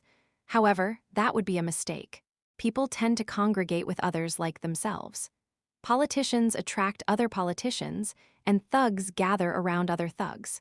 So, if Alan were to forge a connection with Lady Zenonia in such a situation, if he were willing to dabble in illegal activities like those dead Palacio troublemakers, it might be a valuable connection. But if not, it would be an irreversible mistake. In the worst-case scenario, he might even end up becoming one of Lady Zenonia's pawns. Contrary to external rumors of him belonging to a group with a swordmaster, Alan was, in reality, just an ordinary noble with nothing to his name. I'd like to talk more. What do you think? I'd love to, but unfortunately, I think I must leave for today. Is that so? Lady Zenonia's eyes narrowed briefly, exuding a predatory vibe, a look impossible to decipher. However, just for a moment, the young lady's eyes opened slightly as if she were surprised by something, then she nodded as if she understood, a smile appearing on her face. Just as the rumors said, "Pardon? It's nothing. I look forward to seeing you again." With those words, she brushed past him. Alan turned around and looked at Lady Zenonia with a puzzled expression. A specialty wine from Malentino, tangerine tea from Pinia, crafted metalwork from Valanda, a premium horse from Paldian. These were the spoils Alan had gathered, instead of making friends, after he resolved to make a few acquaintances since he was already there. Socializing is a lost cause. Looking at the list of spoils he had obtained instead of acquaintances, Alan let out a helpless chuckle. I knew it. I shouldn't have studied something like noble hobbies. Recalling the wine studies he had undertaken, hoping it might help with socializing, Alan smacked his lips. He then turned around to do what he had originally intended. Just a moment. Another voice called out to Alan. Hello. Turning his head, Alon saw a woman in a splendid red dress, adorned with various accessories. It seemed she had paid a lot of attention to her appearance, down to the most minute details. However, despite her meticulous appearance, her face held no particular expression. "Yes, hello." Facing her, Alon greeted her while noticing how out of place she seemed in her outfit. She promptly asked him a question. "If you have a moment, could we talk?" Alon looked at her with a slightly surprised expression. There had only been one person who had initiated a conversation with him at this ball. Is she from the same side as Zenonia? For a brief moment, he recalled a list of villains from the kingdom of Asteria and then nodded. Sure. Whatever her intentions might be, she wasn't on the list of villains Alon had in his mind, and more importantly, she had approached him for a conversation. The two of them stepped out onto the terrace to have a light chat. Soon after, "May I ask your name, young lady? Forgive my late introduction. I am Roria, the third daughter of the Duke of Altia. The Altia family." "Yes." Alon involuntarily let out a sigh inwardly. The Altia family was a notorious one from the northern part of Asteria. And like Lady Zenonia, it was a family associated with one of the three major villains, Duke of Altia. Then again, it's unlikely that anyone who approaches me would be normal. I should have asked for her name first. Alon thought, realizing how quickly he had grasped his situation from just attending a single ball. But why don't I remember her? Alon looked at Roria's face. Her elaborate adornment only enhanced her already outstanding beauty. With a face like this, there's no way I wouldn't know her. In Psychedelia, every member of the Altia family was a villain. In other words, if she were a member of the Altia family, Alon, who had played the game multiple times, should at least remember her name, even if he hadn't memorized her face. That's why, after pondering, Alon asked directly, "May I be blunt? What is it? Please lend me your strength." "Strength? I am about to be assassinated." At those words, Alon realized one truth. In the game, the total number of Altia family members he'd seen was 4. The Duke of Altia, his 2 elder sisters, and 1 younger brother. So, for Roria to be the third daughter, in other words, it meant that Roria was already dead 6 years into the future. "My sisters know they will try to kill me soon." Summarizing Roria's story, which started as soon as he realized the truth, it was as follows. She was the daughter of the Duke's only concubine, whom he loved more than his legitimate wife. She had survived up until now because of his favor. However, the Duke of Altia was now gravely ill and could pass away any day. In other words, the moment the Duke died, so would Roria. Then, why are you asking me for help? With your power, it should be possible. For the first time, her face showed signs of anxiety. "I refuse." But even seeing that expression, Alon had no choice but to reject her request. "Of course, I am not asking you to do this for free. If you help me, I will offer you half of the Altia families I'm afraid I must decline." Roria's expression was urgent as she spoke. However, Alon's response remained unchanged. It wasn't that he didn't feel sympathy for Roria. Had he possessed the strength, her request would have been worth considering, even if he didn't agree outright. Unfortunately, Alon didn't have that kind of power. Most of the rumors surrounding Alon were untrue. He didn't have an assassin who killed Leo of the Palacio family, nor did he have the strength of a swordmaster that had taken down Avalon. Therefore, ill be going now. As Alon turned around, he saw the despair flickering in Roria's silent eyes. However, Alon didn't gain any power from seeing that. He was too busy just trying to take care of himself. Thus, as he was about to walk back toward the ballroom, he clicked his tongue and looked back at Roria. Good things will happen. A blessing spoken to lighten his own somber mood. Roria gave no response. Alon didn't expect one, either, as he turned away. "I hope we can meet again." It was merely the faint echo of his modern sensibilities that made his heart ache slightly, so he murmured while looking absent-mindedly at the crescent moon-shaped chandelier to offer some comfort. And then it would be best to report this part to the Red Moon. On the roof of the ballroom, where the chandelier hung, an observer, stationed to monitor Alon and cut off any information about the Avalon incident if necessary, turned to his side and spoke. "There's no need. She's not one of the targets. Even if we do nothing, Ladin will handle it. I see. So she's the only one among Altia's children who isn't a target for Ladin. Yes. In any case, we should focus on other matters." As the observer with green eyes shifted his gaze to another location, Deus also turned his eyes in another direction. There, he saw a black-clad figure quietly tailing Alon. Is it a tail? Deus silently began to gather his mana to deal with the figure, but then he hesitated. He recalled Yusha's order not to act rashly without permission. Thus, let's just watch for now. Deus and Rhine decided to quietly observe the black-clad figure following Alon. Chapter 8, Alon's ostensible reason for coming to the Estravan territory was to build connections. However, the real reason he endured a journey of over a week to get here was because of a labyrinth located to the south of Estravan. Is this the place where you said you had some business? Yes. It took us 2 weeks to find this place, but there's nothing here. As Evan slowly scanned the empty forest, he spoke. Alon also looked around. Indeed, the only things around were an unpaved road and forest that seemed to have been neglected for a long time. There were no features that stood out. That's why I had to go through so much trouble for 2 weeks. Alon's face remained expressionless, but he let out a sigh of relief inwardly. After the ball, Alon had spent nearly 20 days in Estravan, investing his time in finding this labyrinth. I took it too lightly just because it was easy to find in the game. Thinking that, Alon shifted his gaze to a small ravine visible beyond the forest. He began to walk toward the only clue that had allowed him to find the labyrinth. Are you sure this time? Having already wasted 2 trips, Evan grumbled as he followed Alon.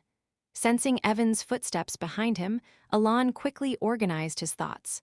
The name of the labyrinth is the Whispering Labyrinth.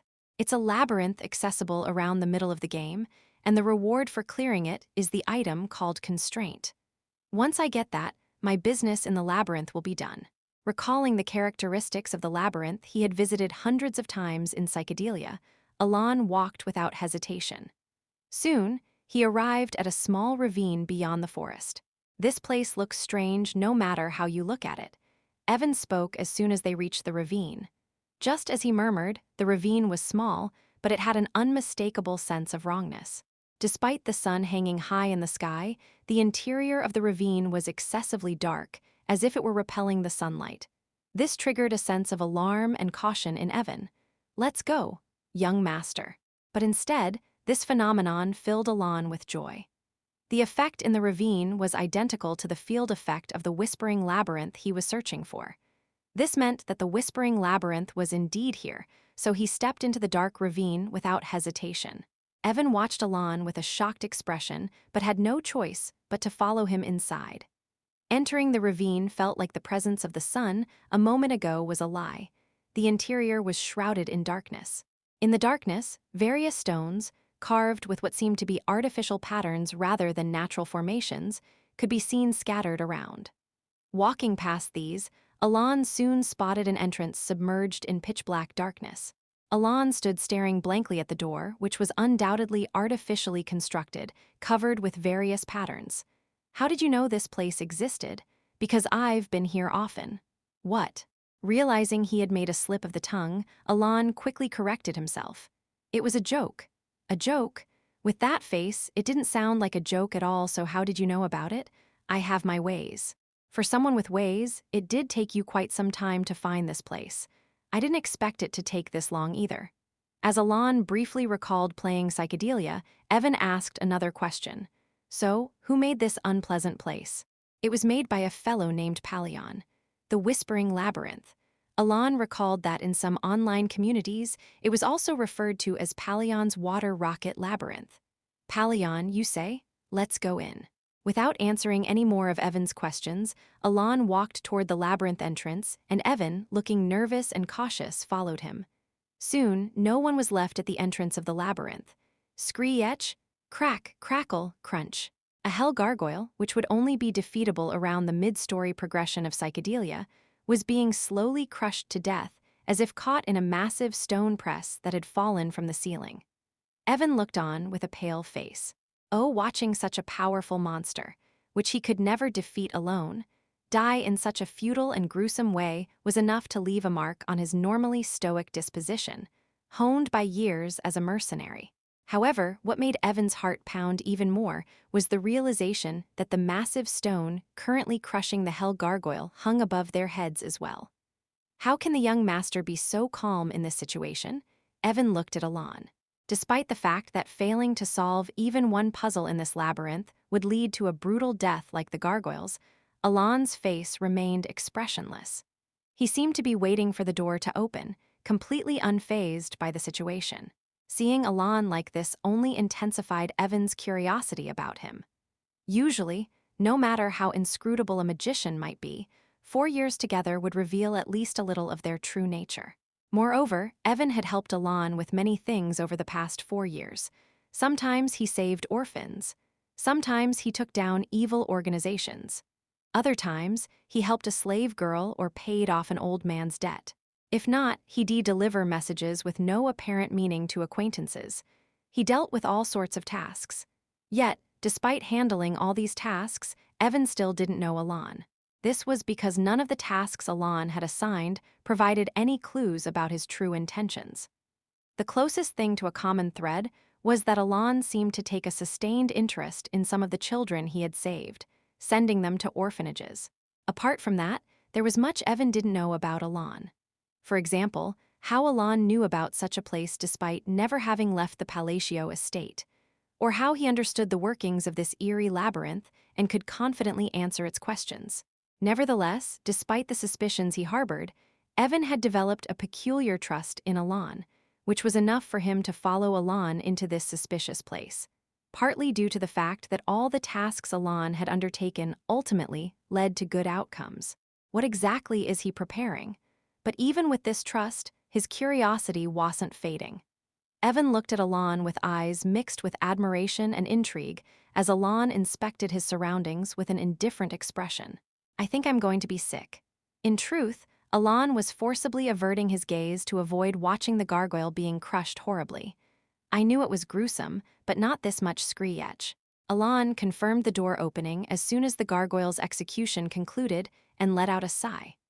Even though he wasn't capable of proper combat, the reason he confidently entered the Whispering Labyrinth, accessible only around the mid-game, was because he knew about this labyrinth.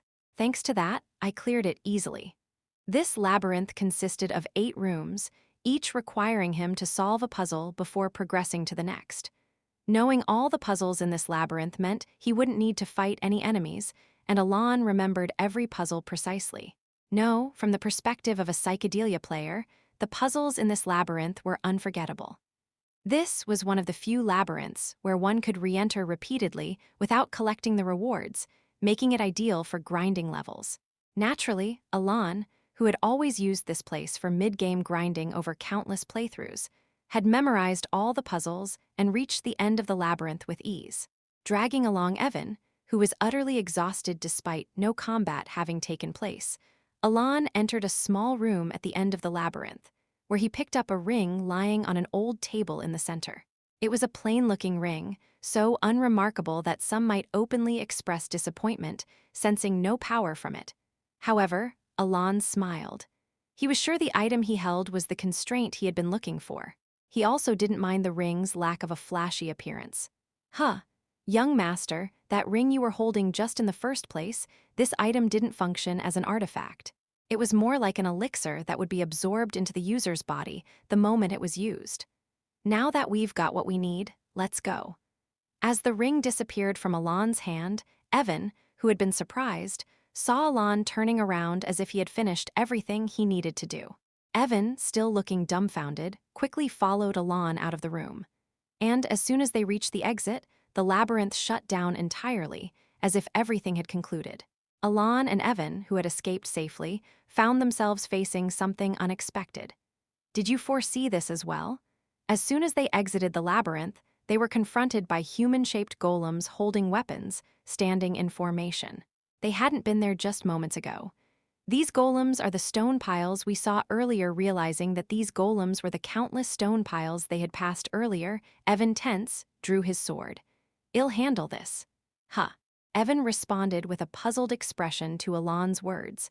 Before he could even ask a question, the constraint is now in effect. The pronouncement came from Alon's lips. Seated in the carriage heading back to the Altia Duke's estate, Roria let out a deep sigh, her face filled with profound despair as she looked at the estate in the distance. She gave a self-deprecating smile. As I expected, I was a fool. Roria thought of the man she had met at the ball. Alon, the third son of the Palacio family, but that was only his public identity. According to the rumors circulating among the nobility, he had killed his two older brothers, who were major figures in the underworld, and had even wiped out Avalon, which had been almost ruling the eastern region overnight. He was the true mastermind of the Palacio family, hiding his power and waiting for the right time to reveal his claws. No, it's not just rumors. Having met Alon, Roria knew without a doubt that those rumors were true. The emotional restraint he had displayed at the ball could never have come from someone ordinary. It was almost like looking at Father Roria thought of her father. The Duke of Altea, known as the noble one among the aristocracy, because he could manipulate both the royalists and the nobility factions within the kingdom at his will, and someone who should never be crossed. Her father, who never revealed his emotions carelessly and always remained cool-headed in his judgments. The eyes of her father resembled those of Alon, whom she had seen 5 days ago. That's why Roria had clung to Alon, realizing he was her last lifeline, and she had failed. Honestly, she hadn't been surprised by the outcome. The moment she saw Alon's eyes, Roria had realized that he was not someone who would be swayed by petty sympathy or pity. Yet she still pleaded for sympathy and pity, because she had nothing else to offer. What she did have was just a semblance of power maintained by the Duke's mercy and affection. No matter how hard she tried to grasp something more, her efforts were always thwarted by those who could hardly be called her contemptible relatives. In other words, she was powerless, and thus unable to seize her last lifeline. Or rather, she was the only one who thought it was a lifeline. There wouldn't be anyone willing to engage in a transaction where the risks were more apparent than the benefits. In truth, it would be a lie to say she didn't know. Even if it was just a semblance of power, she had already been through numerous situations, fighting against her despicable relatives who had everything, trying to secure her position. So, even though she hadn't yet reached adulthood, her mind was already well versed in the world's logic. She understood all too well that every relationship and story carried both gains and losses. Good things will happen. As Roria gazed out of the window at the scenery of the estate, she recalled those seemingly meaningless words Alon had said at the end. About 30 minutes later, when she returned to the mansion, what did you say? Lady Phelan and Lord Kig have passed away. She heard from a maid that 2 of her siblings, who had tormented her so much, had taken their own lives. Hearing this news, Roria, looking perplexed, went to her room, feeling baffled by their deaths. Her detestable family members were more likely to stab each other in the back than commit suicide. In other words, the fact that those 2 had committed suicide made no sense from the beginning. This is absurd. Certain that some scheme was at play, Roria suddenly remembered the words of that man, the third son of the Palacio family. No, good things will happen. Recalling the words of the true mastermind who had killed all his siblings and ascended to become the heir of the Count's family, she felt a chill run down her spine. Chapter 9, Kalia, the eldest daughter of the Zenonia territory, had just arrived at the estate and reached the study where the Count was. She found herself once again thinking about a man she had recalled numerous times, Alon Palacio, who had recently killed all his brothers in the Count's family and secured the position of heir. Famous, indeed. Kalia recalled the look in the man's eyes as he had gazed at her. Eyes that revealed nothing, as if peering into an abyss beyond the northern lands, indifferent to everything. No matter how many times she thought about it, those eyes sent chills down her arms. Through those eyes, Kalia realized something, that he was the same kind as herself. In truth, if that were all, Kalia would have stopped thinking about him once he had rejected her proposal. Rejecting her proposal essentially meant that they could not be allies, which in turn implied that they were now adversaries. Despite this, Kalia's curiosity persisted, all because of something he had said. Famous, he said. The Zenonia family is certainly famous. Even if they didn't involve themselves in politics, the financial and physical power the Zenonia family wielded was strong enough to overturn the current state of the kingdom at least once. However, that renown ultimately belonged to the Count of Zenonia himself, not to the Zenonia family as a whole, and certainly not to Kalia. Yet Alon had spoken of it. He had referred to her so clearly and distinctly. In a situation where far more nobles had never seen her face, having only attended balls twice, he had called her famous. Not the Count of Zenonia, but her. Of course, Elan had said this without much thought, recalling her fame as a villain when the original storyline began. But to her, those words held great importance. How intriguing. Kalia turned her gaze toward the Count, seated in the study. The Count was simply processing paperwork in silence. His head was bowed as if she wasn't even there, focused solely on his work. Click, click as Kalia walked over to the Count, his eyes naturally rose to meet hers. The same red eyes as hers stared back at her. Though he said nothing, the Count's appearance was brimming with vitality. Snap. At least until Kalia snapped her fingers once. As soon as the snapping sound echoed, the light vanished from the Count's eyes. The eyes that had been so sharp a moment ago turned vacant like those of an idiot, and his tightly closed mouth drooped open, drool trickling out. The Count was in a state that clearly wasn't normal. Kalia mumbled as she stared at him. How did he know? No one was supposed to know. Kalia's expression was filled with curiosity as she thought of Elan, who had spoken as if he knew the secret she had kept hidden since she turned her father into an imbecile. Or maybe he was just taking a shot in the dark. With such doubts in mind, Kalia left the study where she had been performing her ongoing act for the past 5 years. Kalia, my lady, what's wrong? There's a corpse in your room. At the sudden outburst, Kalia quickly made her way to her room. And there she saw it. The informant she had placed on Elan 2 weeks ago lay dead, his head twisted around twice, his eyes open wide, unable to find peace even in death. It seems the seal didn't activate, so it doesn't appear he revealed any secrets. This was the report from one of the knights. The informant didn't leak any secrets, yet they brought his body into my room. Reflecting on this, Kalia let out a sigh.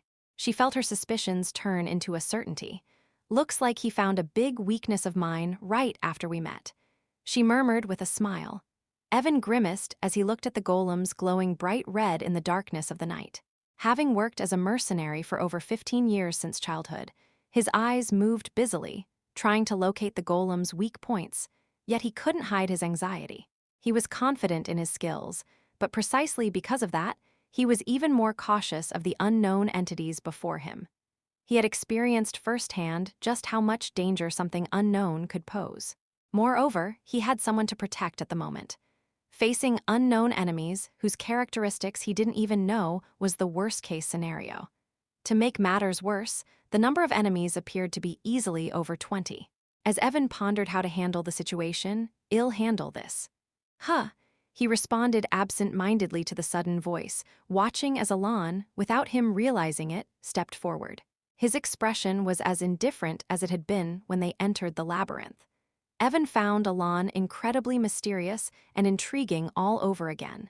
He was genuinely puzzled at how his master could maintain such an expression even in this situation.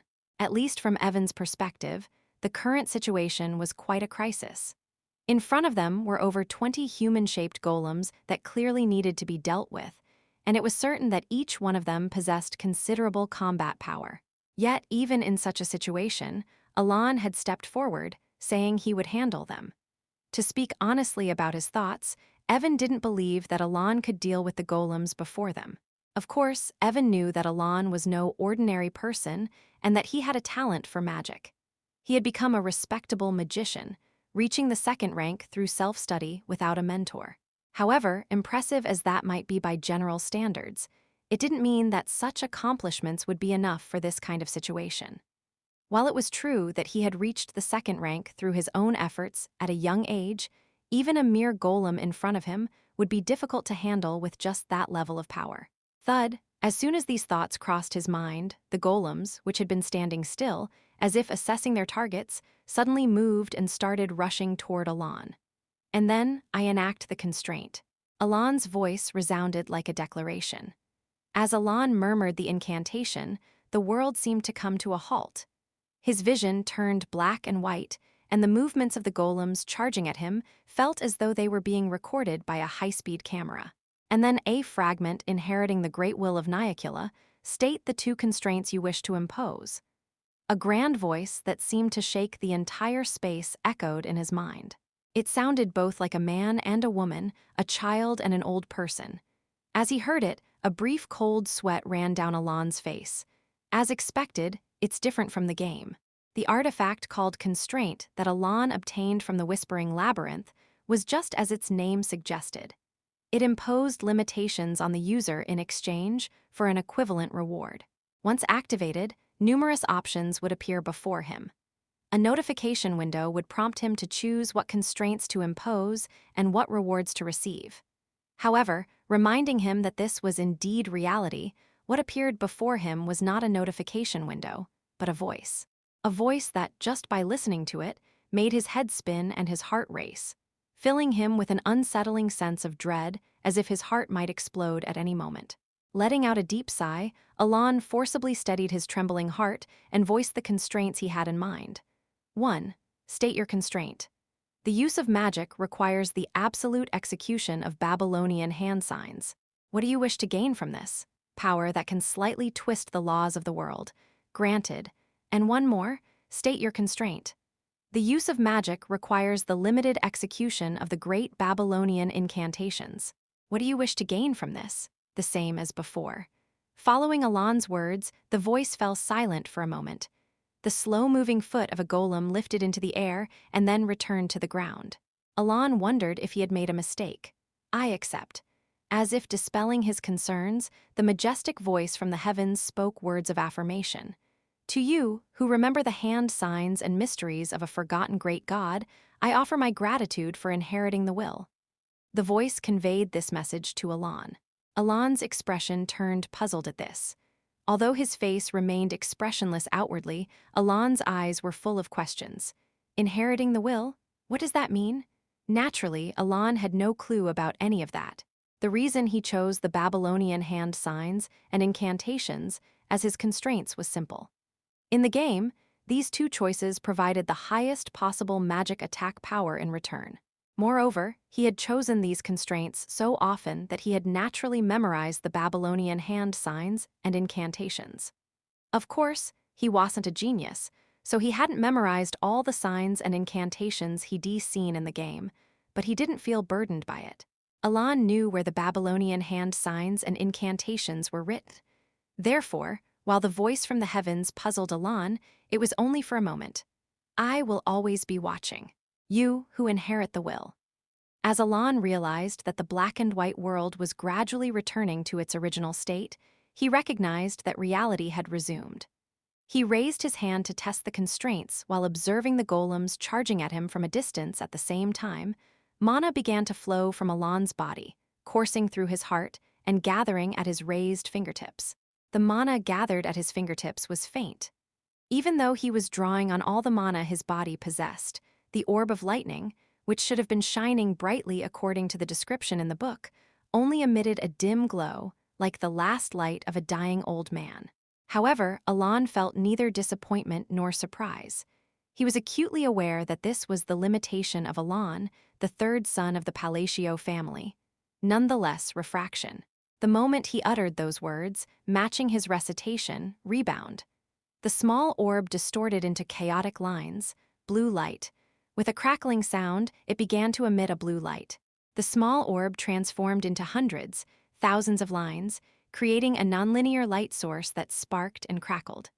A light source that emitted a blue glow so cold it almost hurt to look at. Simultaneously, Alon formed a hand sign. His thumb covered his middle finger. It was a stance resembling the gesture used to flick one's forehead. However, Alon flipped his hand around, forming a posture reminiscent of the Buddha's Dharma wheel gesture. With that, he looked at the golem that had already reached him and declared the final incantation. Linear diffraction. When the blue light momentarily banished the darkness snap, he snapped his fingers and a flash of light was released. F-whoosh.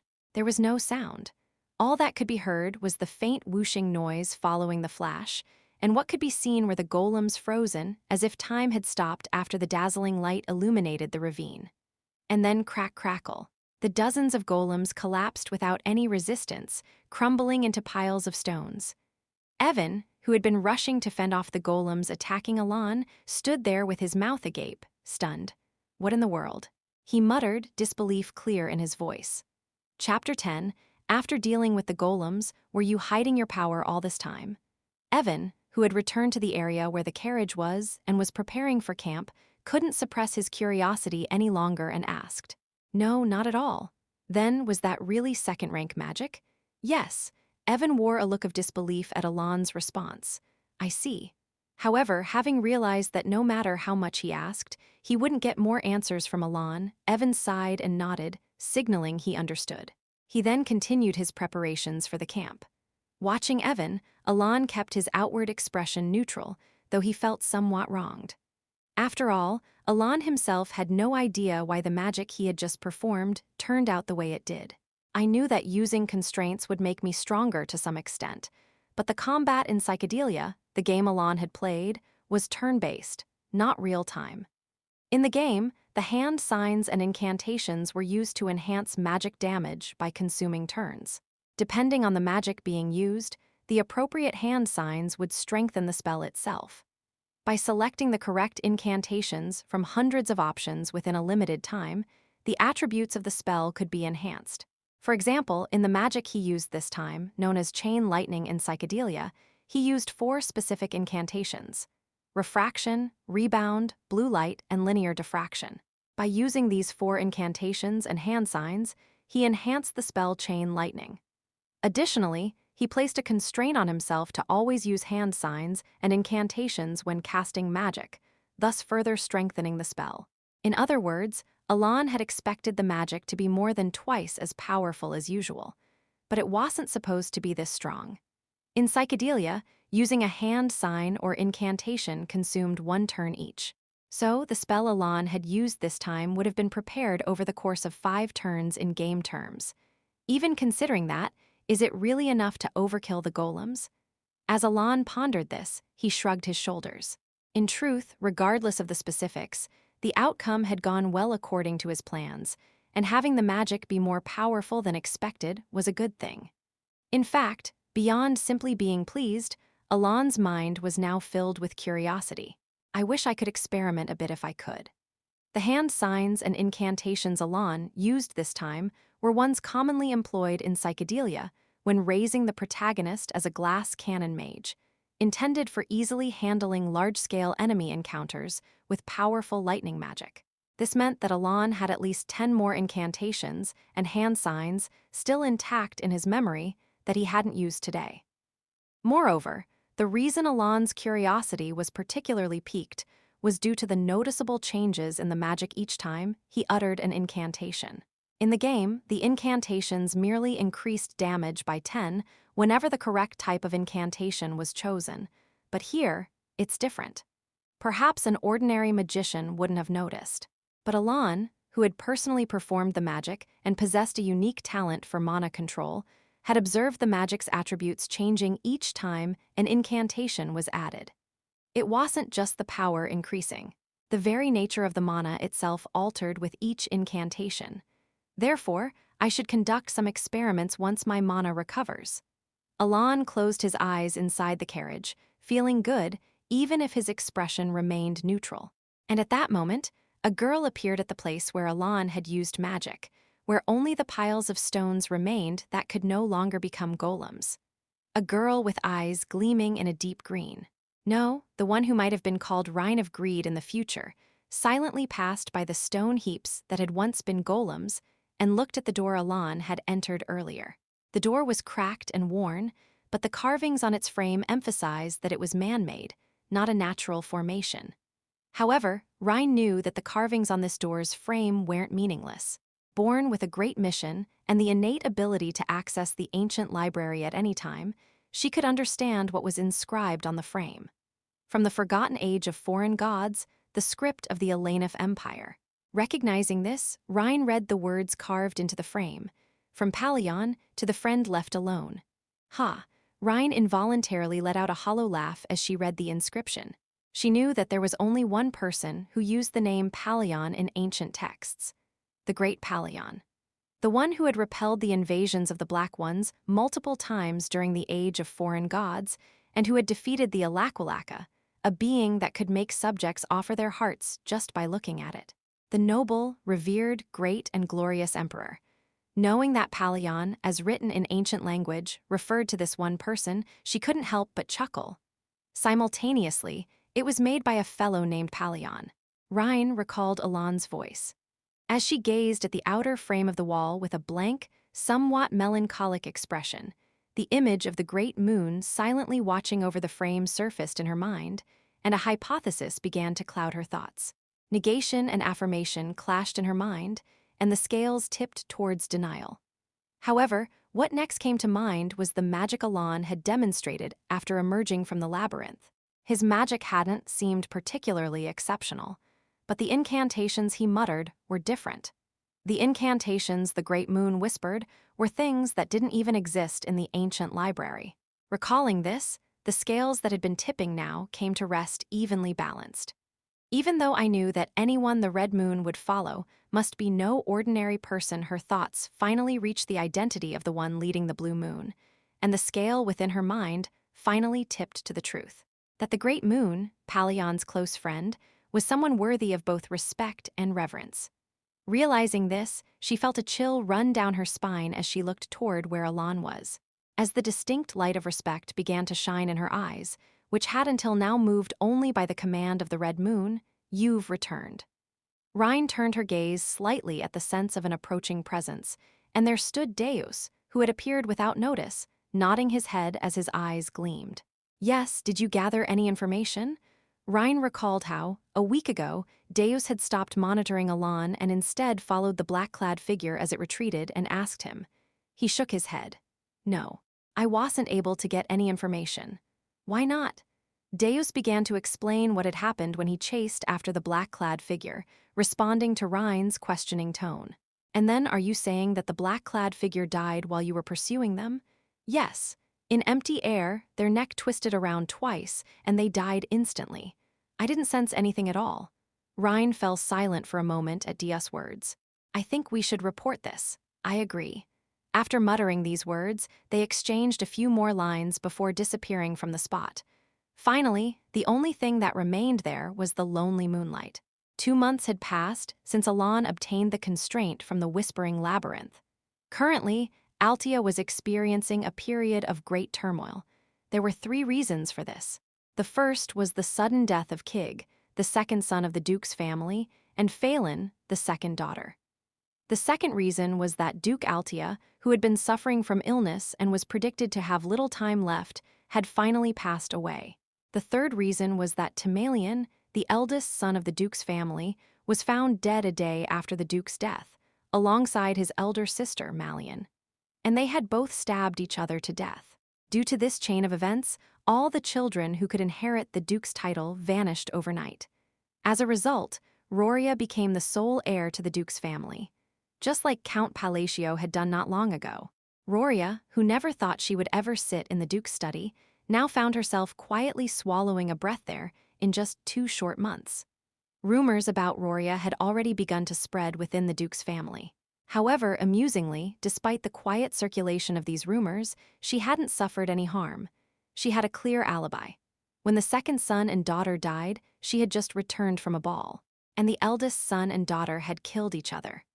Moreover, she hadn't had any recent meetings with them, and most importantly, the reason she could avoid all suspicion was that during her absence at the ball, her organization had been completely destroyed.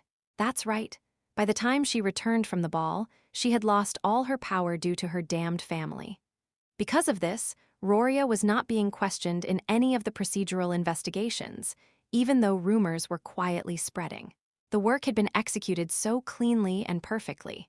"Good things will happen." Roria recalled those words once again. Those words, uttered so nonchalantly, had led to events that were anything but indifferent. She was already certain that everything that had happened was due to him. If anyone claimed these events were mere coincidences, they'd have to be considered lacking in intelligence due to how contrived everything seemed. What does he want? Roria recalled her conversation with Elan. Although he had outwardly rejected her request, he had handled everything more decisively than anyone else could have, and even a month after all the heirs of the Duke's family were dead, he had made no contact. Not even after she had absorbed her decapitated organizations with minimal losses. Pure goodwill? Roria smiled at the fleeting thought. It was absurd, even for her, to entertain such nonsense. After much contemplation, Roria reached one conclusion. Alan had some sort of plan. Of course, Roria didn't know what that plan was, but she had a vague understanding of one thing. That plan requires the Altia Dukedom, someone capable of killing the members of the Duke's family without leaving a trace, and so naturally wanted something he didn't have. Roria believed that what he wanted was most likely the renown of the Altia Dukedom. And what he could do with that renown, Roria closed her mouth tightly. It was only then that she realized just how absurd a pact she had made with the devil. Realizing this, Roria let out a hollow laugh but clenched her fist tightly. She knew that once a pact was made, there was no turning back. She understood too well what would happen if she broke the pact, having witnessed the fate of her 4 predecessors. Therefore, she didn't even consider betrayal. Instead, she decided to focus on the task at hand. I should at least send a thank you. For the first time, a smile appeared on her usually expressionless face, a smile even she was unaware of. A week later, a bottle of wine and a card arrived at the Count's study for Alan. The wine was from Cernance, an imperial territory, produced only 3 bottles a year, and each bottle was worth thousands of gold. Along with it came a card inscribed with words of respect. Alan, looking at the card that came with it, wore a puzzled expression. And 2 months after that, Yurei saying Roria, the 3rd of the Altia family, has become the Duke of Altia. Yes, Altia Roria, that's correct. Is there a problem, young master? Alan began to realize that something was amiss. Chapter 11, it had been 4 months since hearing the news that Roria had become the Duke of Altia. Now, only 5 years remained until the original story was set to begin. The world, once blanketed in white by winter, was gradually transitioning into spring, a season that brought with it a lethargic drowsiness to all living things. Young Masterno, perhaps I should call you Count now? I haven't had the succession ceremony yet. Although Alan hadn't formally held the succession ceremony, he had begun to use the title of Count Palatio for himself, rather than the heir to the Count's family. Even so, you're effectively the Count now, aren't you? It's quite emotional to see you become the Count. Is that so? Alan gave a faint Smilia bitter one at that. It's something I never planned for, actually. Alan's original intention was not to become a Count, but to live a leisurely life as a noble, with the title serving only as a means to an end. However, due to the unexpected assassination of Leo, who was supposed to be the Count, Alan found himself in this position. My goals have changed, but it's not necessarily a bad thing. For Alan, spending his time in Rodmill dabbling in magic research and baking bread wasn't a bad life. Still, being a Count came with its own perks. The title of Count allowed him to enjoy the peaceful noble life he originally envisioned in a more detailed and luxurious manner. Of course, with the increase in the quality of life came added responsibilities, but having dealt with minor tasks as the heir of the Count's family over the past 6 months, Alan found his work-life balance to be quite satisfactory. I never thought being part of a rogue noble family would be so helpful. Typically, nobles are busy due to the territories they manage, but politics play a much larger role in their hectic lives. However, in the case of Count Palatio, since the family had not involved itself in politics, they could lead a leisurely life unless something urgent arose. Furthermore, while the assassins who dealt with Avalon had indeed taken care of them cleanly, they left behind all the money they had accumulated. This meant that unless he indulged in excessive luxury, the wealth they had amassed would be enough to last for 5 years. Ah, by the way, have you found any new information? If you're referring to information about the assassins who killed Leo when Alan nodded, Evan shook his head. It seems even the Information Guild is taking this matter seriously, as they're conducting a meticulous investigation, but nothing has been uncovered yet. I see. At Evan's words, Alan clicked his tongue in slight irritation. He wasn't investigating the assassins to exact revenge on Leo's murderers. The reason he continued the investigation was that the past he knew was gradually diverging from what he remembered. The butterfly effect, I suppose I should call it that. I had anticipated some changes. Alan had already expected that the past would change due to the actions he had taken. After all, he had intervened here and there to prevent the occurrence of troublesome events in the future, as well as to secure the 5 sins. Even a small flap of a butterfly's wings can create a storm, and the things he did were on a scale far greater than the flap of a small butterfly's wingsthe were enough to create a hurricane. It's only natural that the past would change, though there are some changes I don't fully understand. Aside from the fact that he officially became a count, Alan recently recalled one significant change in the future. Roriaho had become the Duke of Altia 6 months was originally supposed to be dead. Yet she not only survived, but also became the Duke of Altia, and her influence in the underworld was growing rapidly. Alan wondered which of his interventions had caused this change in the future, where she was supposed to die, but instead lived and rose to power. After pondering for a moment, he shrugged, realizing it was pointless to think about it any further. Instead, he shifted his focus back to the assassins who had killed Leo. That's enough. Stop the investigation. Is that really okay? There's still some curiosity that hasn't been satisfied, but if the Information Guild can't uncover anything, then there's no point in continuing. There was another reason why Alan decided to stop the investigation he'd been pursuing for nearly a year. In this world, some knowledge is better left unknown. Besides, things seem rather ominous. The Information Guild in this world holds at least a little information on everything, largely because its owner and guildmaster is the leader of the Night's End Darkness. As far as Alan knew, only a few organizations could escape the Information Guild's network. Knowing this, Alan realized that there was nothing to gain from uncovering their identities. After all, the more you dig, the more assassins would come to silence you.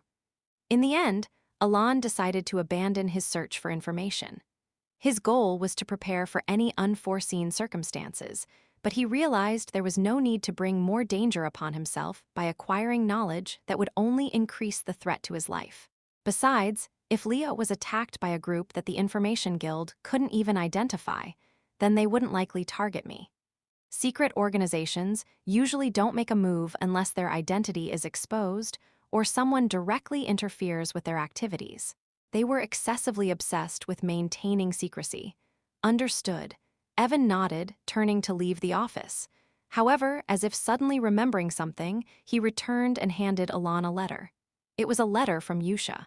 I brought it with me to give you a report as well. Nodding briefly, Alan unfolded the letter and began to read. The letter contained updates on the orphanage's daily life. Recently, whenever he read Yusha's letters, Alan felt a warm sensation in his heart without even realizing it. It was no wonder, as Yusha's letters, which arrived monthly, were filled with the mundane details of life at the orphanage, alongside the activities of the 5 sins. These letters had a way of warming his heart. Lately, Deus has been performing puppet shows frequently, and Sialrang is engrossed in games with friends. Additionally, there were stories about Rhine quietly reading books and making things, while Ladin had taken a liking to landscaping. These tales naturally brought a fatherly smile to his face. Of course, he hadn't personally raised the 5 sins, nor had he ever met them face to face. But after nearly 5 years of supporting them and watching them grow, he couldn't help but feel this way.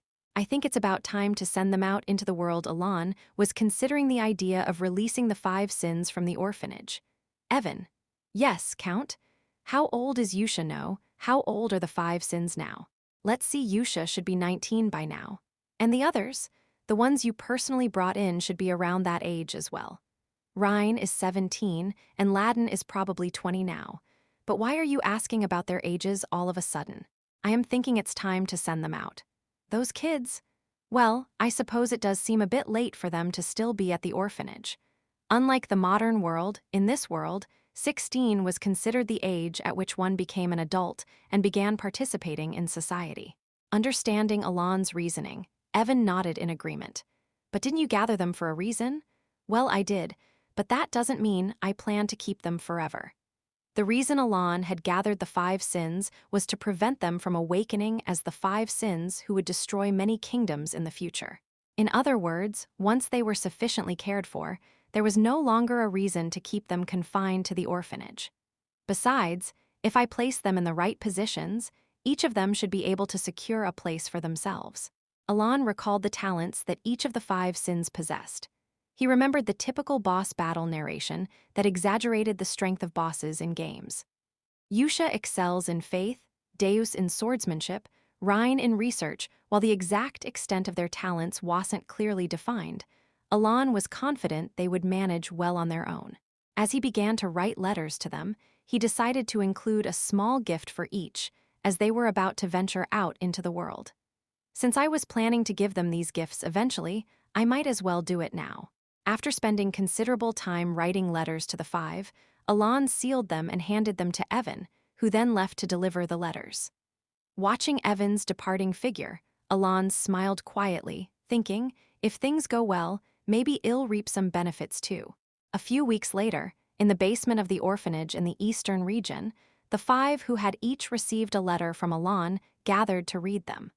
The first to speak after reading his letter was Deus.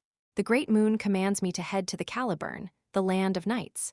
To the colony in the desert I hate the desert. I am to go to the labyrinth city Lartania. I am assigned to the pleasure city Raxus. As they read their letters, each of them mumbled to themselves Cialrang, Rhine, and Latin among them. And then the holy kingdom of Rosario muttering as she read her letter, Yusha caught Dia's attention, who spoke with a somewhat puzzled expression. What could be the purpose behind sending us to these places? Didn't it say in your letter, Deus? Well, the letter did say to become a knight in Caliburn, but I am not sure why I should become a knight. Deus muttered, still confused by the innocent comment from Cialrang. I've told you before, Deus. We don't need to understand, we just need to follow. At Yusha's words, Deus nodded. And besides, we'll understand the reason once we get there. The letters clearly state what we need to do first, right? As Yusha spoke, they all looked at their letters again. Indeed, the letters not only instructed them on what professions to pursue, but also mentioned that they would continue to receive support, along with the location of a gift from the Great Moon. So, with Yusha's final words, just remember, everyone, don't ever mention the blue moon anywhere unless he speaks of it first. The five Sinsu were destined to become the 5 Sinsno members of the Blue Moon, departed to follow Alon's instructions. 3 months later did you know? Deus has been knighted in Caliburn. Really? Alon, who was researching the ancient language of Babylonia, first heard the news about Deus from Evan.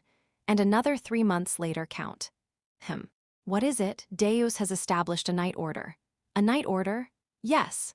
Hasn't it only been 2 months since he was knighted? And isn't creating a knight order something only an expert or above can do? That's right. He's brimming with talent. I think so too. The fact that word of his deeds has spread so quickly suggests that things are quite lively in Caliburn. There's even talk that he might become the 5th Master Knight within 10 years. Listening to Evan's words, Alon nodded in admiration. And then, 6 months later what? Deus has become one of the 5 Master Knights in Caliburn. Already? Yes. Alon was left in a daze by Evan's words. This all happened within just 1 year of the 5 sins leaving the orphanage chapter 12. A year is indeed a long time.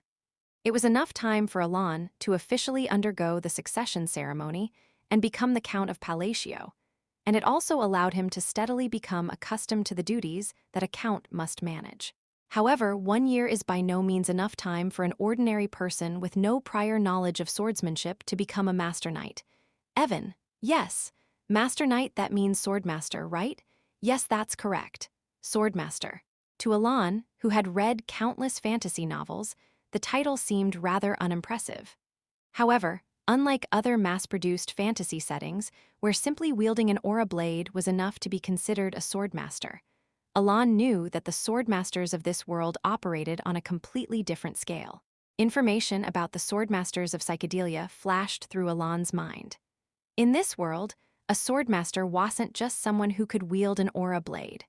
A swordmaster was a being who, beyond that, could unlock a unique ability called a derivative and could leap over castle walls with a single bound. In other words, a swordmaster in this world was more accurately described as a superhuman rather than just a swordsman who wielded an aura-clad blade. So, are you telling me that Deus has become one of those swordmasters? Well, technically, he's just on the verge of becoming one. While it's true that he's been recognized as a Master Knight, according to information from the guild, he hasn't yet created a derivative. Then he's not really a master knight, is he? That might be due to the northern barbarians. Ah, at Evan's words, Alan immediately understood why Deus was recognized as a master knight. War? Yes. Caliburn had been waging war against the northern barbarians for over 10 years, and last year they had lost one of their 5 master knights in the northern conflict. Remembering this, Alan nodded, they're trying to quell anxiety while also proclaiming that they're still strong. There are probably a few other reasons as well, but that seems to be the main one. So, Deus isn't quite at the level of a master knight yet? No, it's just that he hasn't unlocked his derivative yet. But according to the Information Guild, he's already considered to be at the level of a master knight. They say that even Fiola, the 4th sword and a master knight herself, was defeated by Deus in a duel. Hearing Evan's words, Alan let out a small laugh and muttered to himself, "How old is the youngest master knight?" As far as I know, the youngest was 32 years old. Reinhardt, the 1st sword of Caliburn, held the record. Or at least he used to. Was he the youngest? Yes. Isn't he quite famous? Alan nodded at Evan's words. While he wasn't particularly interested in fame, he knew that Reinhardt was an extraordinarily powerful individual. He remembered how Reinhardt always appeared during the 3rd main episode of the game to temporarily assist the protagonist as an ally. Didn't he start wielding a sword at the age of 5 with incredible talent? Recalling the typical narration that would accompany Reinhardt's entrance as a companion, Alan let out a laugh. It had taken Reinhardt over 20 years to reach the level of a master knight, despite his unbelievable talent and strength. Becoming a master knight in just 1 year, does that even make sense? It's absolutely unbelievable. Even those with talent take 5 years just to awaken mana, 10 years to envelop their swords in it, and decades to create a derivative. Yet Deus cleared the first 2 stages in just 1 year. As Evan spoke, clicking his tongue with a hint of envy, Alan found himself unconsciously rubbing his chin. I knew he had talent, but I never imagined it would be to this extent. Well, it's a good thing. From Alan's perspective, Dia's success wasn't something to mourn, but to celebrate. The more successful Deus became, the more opportunities Alan would have to benefit from it in the future. Opportunities, I should be able to seize them, right? Alan glanced at the letters sitting on a desk in the corner of his office. The letters were from Yusha, who was in the Holy Kingdom of Rosario. Or maybe the reason Alan had such a conflicted expression was that over the past year, he had only received letters from Yusha. It seemed that the 5 of them were still communicating with each other. Well, I guess it can't be helped since I've never met them in person. But still, I prepared personal gifts for each of them, so not getting even a word of thanks feels a bit too much, doesn't it? Though Alan's expression remained neutral, there was a hint of frustration as he shook his head slightly. In truth, considering his original goal, Alan should have been grateful that the 5 sins hadn't destroyed any kingdoms. And so, with a slightly bitter expression, Alan thought to himself, as long as they're living well, that's enough for me. In the central district of Caliburn's capital, Kurdum, there is a grand mansion located in the southern area, where only the highest-ranking nobles of the country reside. It was here that Deus Macallion, the leader of the famous Knight Order Eclipse and the youngest person in the country to be granted the title of Master Knight, lived. Hugh in a stately office that wasn't quite to his taste, but one he used nonetheless, Deus let out a quiet sigh, gazing leisurely out the window toward the mansion's garden. Brother, he spotted a young girl with the same deep purple eyes as him, waving at him with a bright smile from the garden. Seeing her, Deus couldn't help but smile back. The girl waved for a while before resuming her walk around the garden, and as Deus watched her, he found himself reminiscing about the past year, about the moment he had met the family he thought was dead, and received the gift from the Great Moon. A year ago, Deus Macallion had already joined the Blue Moon and was operating under its guidance. However, unlike Yusha, he wasn't blindly devoted to the Great Moon. Although he was aware that the Great Moon had saved his life, that alone wasn't enough to make him pledge his loyalty. Thus, the reason Deus Macallion was affiliated with the Great Moon back then was twofold. First, to receive training from Yusha, and second, because the Great Moon had promised him the chance for revenge against the Black Sheep. After all, since losing his family whom he valued as much as his own life, Deus had been consumed by anger and festering hatred, unable to sleep at night.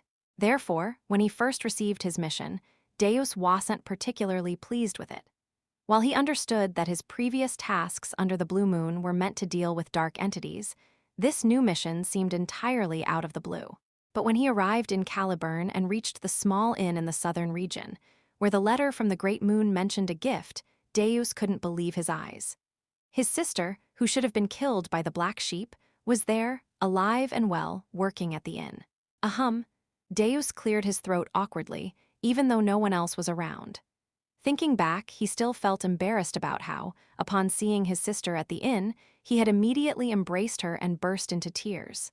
After that emotional reunion, Deus learned about everything that had happened to his sister, Silly. She recounted how she had been dragged into a dark place by the black sheep, waiting for her turn to be killed when a bright light suddenly pulled her back outside. She had nearly been sold to a slaver, but was saved by a man named Evan. Then, Count Palacio had provided her with precious medicine and continued to support and protect her until Deus arrived. After hearing all of this, Deus couldn't help but wonder how the Great Moon had known all of these things. He had never mentioned his family to anyone in the Blue Moon, nor did Yusha know anything about what had happened to him, except that he had been attacked by the black sheep. But before long, Deus stopped pondering this mystery. Instead, he recalled Yusha's words, the words she would often say to him. He knows everything. Soon, Yao'll understand why I follow him. At first, he had dismissed those words, but now they were starting to make sense. Remembering them, Deus offered his gratitude to the Great Moon. For someone like him, who had been consumed by vengeance, the survival of his sister, and the fact that his own name had been secretly protecting her, was the greatest gift and an incomparable blessing. No matter what happens, Deus vowed to repay this kindness. Following the Great Moon's orders, he became a knight in Caliburn. Ironically, becoming a knight was easy for him. Aside from his existing abilities, Deus discovered that he had a surprising and exceptional talent for the sword. He knows everything. It was then that Deus realized that Yusha's words weren't just blind fanaticism, but the truth. And by the time he became a knight, Deus understood why the Great Moon had sent him here to become a knight. My mission is to create a royal guard. Whether it was because of the battles with the barbarians or not, Caliburn allowed anyone who gained the king's recognition to form a knight order. Moreover, if someone became a master knight, they were permitted to exceed the usual limit on the number of members in their knight order. But this knight order wouldn't be made up of street thugs. Instead, it would be composed of talented swordsmen who had come to Caliburn to become knights. Commander, it's time. All right. Deus stood up, acknowledging the knight who had spoken to him with eyes full of respect. He headed toward the training grounds. The knights, dressed in the black iron armor that symbolized eclipse, were preparing to depart on an expedition to fight the barbarians. Standing on the inspection platform, Deus looked over the assembled knights. He knew that not all of them would return with smiles on their faces. However, for Deus, this wasn't a significant issue. The Knight Order, the royal guard that would serve the Great Moon, needed to be stronger, far stronger than they were now. Deus knew all too well that the Great Moon didn't desire a knight order that would fall to mere northern barbarians. And so, unlike other knight commanders who would encourage and inspire their troops, Deus drew his sword and quietly uttered the motto of Eclipse: "Prove yourself under the moon." With those words, he embarked on the expedition to fight the barbarians, aiming to create the greatest knight order worthy of serving the Great Moon. Chapter 13. There were only 4 years left until the start of the original story. At the same time, it had been just over a year and 1 month since all the members of the 5 Sins who had been in the orphanage became independent. What is Xiaoreng up to? Alan, who was looking at the letter from Yusha that had arrived today as usual, suddenly grew curious about Xiaoreng. Although Yusha's letters always included stories about her and the other members of the 5 Sins, there hadn't been a single mention of Xiaoreng since about 2 months after her independence. No way she didn't die in some distant place, did she? After pondering for a moment, Alan shook his head resolutely. According to Yusha's previous letters, Xiaoreng had already arrived in the desert nation. If she had followed the letter's instructions correctly, there was no way she would die in such a manner. The gift Alan had given her would turn her into a formidable Baba Yaga. That, too, as a gladiator in the colony, where the strong could gain everything. It was even written in the item description. It must be correct, right? Alan, who liked to read through every detail of item descriptions thanks to the developer's habit of filling them with various bits of loricled, the phrase written in the item Sialrang would acquire. If the sin of greed had obtained it, they would have fallen and become a sin, but instead, she would become a great warrior. I think that was it. Of course, the effect Alan received when he used that item was merely a 20 increase in critical hit rate, but the grand background story that came with it was why he had told Sialrang its location. Furthermore, in case the item description turned out to be something truly insignificant, he also included the location of a hidden treasure. But it had been 9 months since he last heard from her. Maybe I should have just given her the treasure quietly? As Alan considered this, he shook his head briefly. The reason he had sent Sialrang to the colony in the first place was because of the narration claiming she had the talent of a warrior. Moreover, since Alan couldn't support her for her entire life, becoming independent was a crucial process. No, it's better if she can make a living on her own. Therefore, considering Dia's absurd talent, Sialrang surely hadn't died, but what on earth happened? While Alan wore a strange expression, pondering Sialrang's whereabouts, in a desert cave deep within the southern region of the desert nation colony, a girl emerged. The girl, Sialrang, looked disheveled. Dirt clung to various parts of her body, and her hair had grown so long it almost covered her face. However, unlike her appearance, Sialrang's face bore a wide smile. It's finally overstretching with a sense of liberation, she looked at the gloves on her hands. The golden claws adorned on them were a gift bestowed upon her by the Great Moon, the essence of the Golden Mane tribe. How could the Great Moon know where this was? After finishing the trial and emerging, she tilted her head in curiosity while gazing at the gloves. And rightly Sothai's essence of the Golden Mane tribe was a legendary artifact that had been passed down through her people, the Golden Mane tribe, for generations. It was truly deserving of the title legendary. Hundreds of years ago, this item had empowered the Golden Mane tribe, allowing them to ascend as the rulers of all beastmen and granting them the power to become kings. Of course, most of what she knew came from tales her mother had told her when she was very young.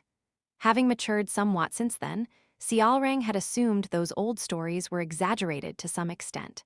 But now, in this moment, having worn the essence and been pulled into the inner world to undergo all the trials, Sialrang realized that not a single part of those fantastical old tales was a lie. SSSS, as she lightly drew out her power, her golden eyes began to glow softly within the dark cave. And that wasn't all. Her hair, and even her tail, began to shimmer as if they were radiating light, just like the Golden Mane tribe of ancient legends that her mother used to tell her about. Smiling at her newfound power, her thoughts drifted once again to the Great Moon. There were countless questions swirling in her mind, but she soon dismissed them. She knew she wasn't particularly intelligent, and she was well aware that it was beyond her to deduce how the Great Moon knew all these things. Most importantly, she realized one simple, clear truth. The Great Moon was her savior, the one who had rescued her from dying as a result of bioexperiments, and at the same time, the one to whom she owed a debt for granting her the power to exact revenge on the Black Dragon who had killed her parents. As blue electricity crackled around her, she thought of the Great Moon's command, but soon shook her head. Even if she wasn't particularly smart, she knew that becoming a mere gladiator wasn't the true purpose of her benefactor's will. Thus, Sialrang's gaze naturally shifted to the gloves that held the power to empower the Golden Mane tribe. It was only then that Sialrang finally grasped the Great Moon's intention. To become a famous gladiator, gather the scattered members of the Golden Mane tribe from across the land, and she grinned. Kill the Black Dragon with them. Seeing the perfect answer before her, Sialrang smiled. Zap! Blue sparks flew everywhere in response to her emotions, but she paid them no mind. With a deep smile, she began walking out of the dark cave. The moon hung in the sky where she emerged from the cave, bathing the entire desert in a blue glow. And then, for the sake of that one, muttering the phrase that had become a habitual chant by now, "Let's begin." The Golden Mane tribe, who had been known as the greatest beastmen and the kings of all beastmen 500 years ago, began their revival under the blue moon. Starting from about a year ago, after returning from the ball, Alan had found a new interest in exploring phrases and had been investing a significant amount of time in it. Unlike in the game, where chanting phrases consumed a turn, and each turn increased magical attack power by 10 to 20, the phrases in this world indeed altered the properties of magic, just as he had predicted. Take, for example, the phrases Alan used several months ago in a place he visited to obtain restrictions phrases like refraction, repulsion, blue light, and diffraction line. Refraction strengthened the instability of a completed spell, causing its range to expand. Repulsion distorted the form of the spell, allowing the transferred projectile to shift. In the case of blue light, it amplified spells conducted in parallel, like lightning magic. Lastly, the diffraction line granted a spell penetration or critical properties. Of course, Alan's understanding was based only on the data he had accumulated over the past 6 months, so the accuracy of these interpretations was still uncertain. But it was clear that each phrase endowed a different property. Additionally, he had figured out several unique rules regarding phrases. Using the same phrase repeatedly is prohibited, using phrases incompatible with the spell is forbidden, and no more than 5 phrases can be used in a single spell. If any of these 3 rules are broken, the spell either fails to manifest or becomes weakened. There seemed to be a few other rules as well, but he hadn't figured those out yet. Although Alan had plenty of time to explore magic, he could only use magic once per day. If only there were a book about phrases. The phrases Alan used were, according to the lore, the forgotten phrases of Babel, considered to be akin to lost relics in this world. The places where Alan had found phrases were limited to those that had phrases inscribed, but they did not explain the rules or phenomena behind them. In other words, he had to discover everything through direct experimentation, but Alan didn't find this bothersome. Alan's talent was enough to make his exploration of phrases enjoyable and to immerse him in the study of magic. Thus, after finishing his conversation with Evan, he came straight to the training hall and, as usual, began casting a spell. Who his hand formed the familiar sign of wisdom, the Jiquin Madra.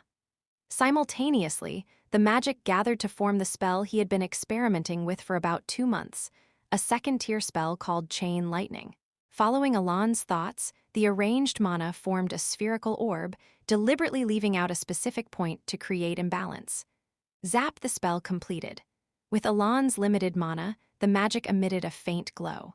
The only improvement from 2 months ago was that the imbalance caused by the lightning spell had become slightly more refined, likely due to his growing familiarity with it. To put it nicely, the spell had become more precise. To put it bluntly, it was still just a useless spell that was only good for its precision. However, by chanting the phrases, even a useless spell could be given a purpose. Fixation. The lightning that had been crackling before him froze in place, as if time itself had stopped. Compression. At his next muttering, the once large sphere shrank into a small bead while remaining frozen in place. Collapse. Crack. With the final phrase, the once small bead lost its form as a sphere. What remained was pure lightning, a fragment of mana appearing before Alan like countless irregular dotted lines gathered together. And then, momentary bloom. As Alan muttered the final phrase, releasing the Jiquin Madra he had been holding, zap, a massive tree of thunder materialized before him. Radiating a brilliance more dazzling than the midday sun, the blue tree stood still, flaunting its presence. It was as if lightning had struck and was frozen in place. Alan nodded in satisfaction. The order of the phrases also changes the spell's manifestation. He recalled how, when he had used collapse before fixation in his previous spell, the magic had disappeared without a trace, and he nodded contentedly. Even phrases that don't match the spell can be used if there's a prior phrase that leads into them. Satisfied with the new information he had gained, Alan confirmed that the tree of thunder he had created was gradually fading away, though it seemed unlikely that he would ever have a use for it. Muttering this, Alan felt a pang of regret as he turned around, his mana hole now completely drained. His body only allowed him to cast magic once a day, and just as he turned around, Alan saw her. There, in the training hall of Count Palacio's estate, stood a young lady he never wanted to get close to, Lady Kalia, the daughter of the Count of Zenonia. Seemingly shocked by the situation, the usually noble and refined Kalia stood with her mouth agape, an expression of genuine surprise. My goodness? Hearing her shocked voice, Alon turned his gaze away, missing his chance to ask why she was there. Origin, standing next to her, a middle-aged man, his mouth also wide open in shock, was holding an ornate cane as he stared at Alon with a similarly astonished expression. And then, Alon, confused by the two's reactions, came to a sudden realization. He had heard the man mention Origin, a spell that could only be cast by mages who had reached the 7th rank, and then understood one thing. He had somehow become the subject of a massive misunderstanding. Chapter 14, Lady Zenonia. Or rather, Zenonia Kalia, who had effectively been ruling the Zenonia County by making her father a puppet for several years, had come to Count Palacio's estate for two main reasons. One reason was to gauge the intentions of Alon, now Count Palacio. Despite holding cards that could cause substantial damage to the current Zenonia County, he hadn't used them.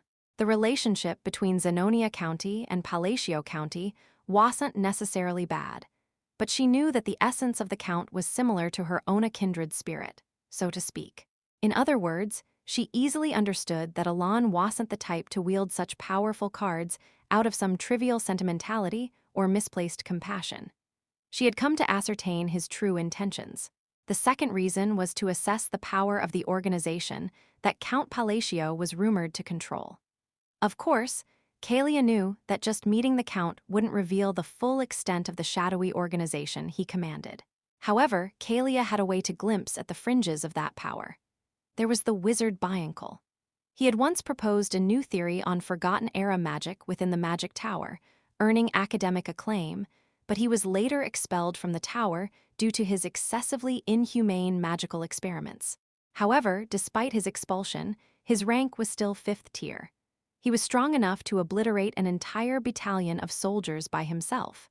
Kalia had brought him along in exchange for assisting with his experiments, forging an alliance with him. She reasoned that if a wizard like Biancle, who specialized in detection magic and was on the cusp of the 5th tier, was present, he could easily assess the caliber of those protecting Count Palacio. While the nature of one's guards didn't reveal everything, observing the level of those guarding, the Count could naturally offer insights into the organization's inner workings. At least, that was why she had brought Biancle along. In the reception room of Count Palacio's estate, Lady Kalia subtly glanced at Biancle, who still hadn't fully closed his mouth and wore an anxious expression. She was inwardly surprised. As far as she knew, he wasn't someone who would normally show such foolish expressions in front of others. Biancle's face was always arrogant, and he never spoke politely to anyone, not even to her, who supported him. Of course, Kalia understood why Biancle was like this. Even though he was a wizard expelled from the Magic Tower, the fact that he had reached the pinnacle of the 5th tier lent credibility and justification to his attitude. But now, Biancle's expression was extremely unusual. His face was still marked by shock, just as it had been earlier, and she could even detect flickers of fear, something she had never seen in him before. Why? Kalia felt a mix of curiosity and unease as she looked at Biancle. She had never seen him display such blatant fear. If he's reacting like this, could it really be that the magic we saw earlier was an origin spell? Kalia's thought was fleeting, as she quickly refocused on the present situation and met Alon's gaze. His eyes were the same as before. His gaze, which seemed to find no value in the current situation, moved slowly and indifferently over Biancle and Kalia. Silence, my apologies, Count Palacio, I've been rude. Kalia was the first to break the silence. Although she was still Lady Zenonia on the surface, she respectfully addressed the Count and apologized for entering the training grounds. Even though she tried to excuse her actions, peering into someone else's training ground was clearly an affront, even if not a serious one. After a moment of silence, Alon spoke. No need to blame yourself. Thank you. Under normal circumstances, I would ask why you visited the county, but before that, let me clarify one thing. Please go ahead. In response to Kalia's answer, Alon spoke without hesitation. What I used wasn't origin. It seems the wizard you brought along misunderstood. Is that so? Indeed. My magic skills aren't particularly exceptional. If I had to rank them, they would be around the 2nd tier. Naturally, Kalia didn't believe Alon's words. Even though she wasn't well-versed in magic, she could easily tell that the magic Alon had displayed was anything but ordinary. She turned her gaze subtly back to Bianca and was even more surprised. His expression was worse than before. However, despite his sour expression, he seemed to have understood the underlying message in Alon's words. It was a warning to keep quiet about what they had witnessed here. "It seems I was mistaken." Bianca forced out the words. Kalia was once again startled, hearing him speak in polite language for the first time in 5 years, usually spoke informally. "Yes, you seem quite capable, so you've likely already noticed, but that magic is of no practical use. Now then, since the misunderstanding has been cleared up, what brings you to the county?" Without hesitation, Alon moved the conversation forward, prompting Kalia to quickly collect herself and respond. "It wasn't anything special. I happened to be in the area for some business and thought of you, so I decided to stop by briefly." "Is that so?" "Yes." After pondering for a moment, Alon spoke. "Unfortunately, I am quite busy and won't be able to chat for long." "That's fine, I only stopped by briefly. I just wanted to pay my respects. If you're in need of conversation, it might be a good idea to visit the Duke of Altia." "The Duke of Altia, you say?" "Yes, I think the two of you would get along quite well. If you say so, I'll consider visiting the Duke." Lady Zenonia smiled as she replied to Alon, who spoke with an indifferent expression.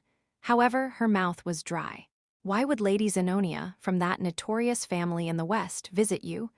Watching as Lady Zenonia's carriage gradually disappeared into the distance, Evan asked the question, and Alon answered.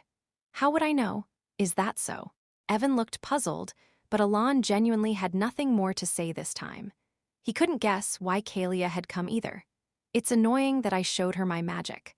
Alon thought about the wizard from Zenonia who had mistaken his magic for Origin. "Let's just hope rumors about me using Origin don't start spreading." In this world, rumors carried more power than one might think.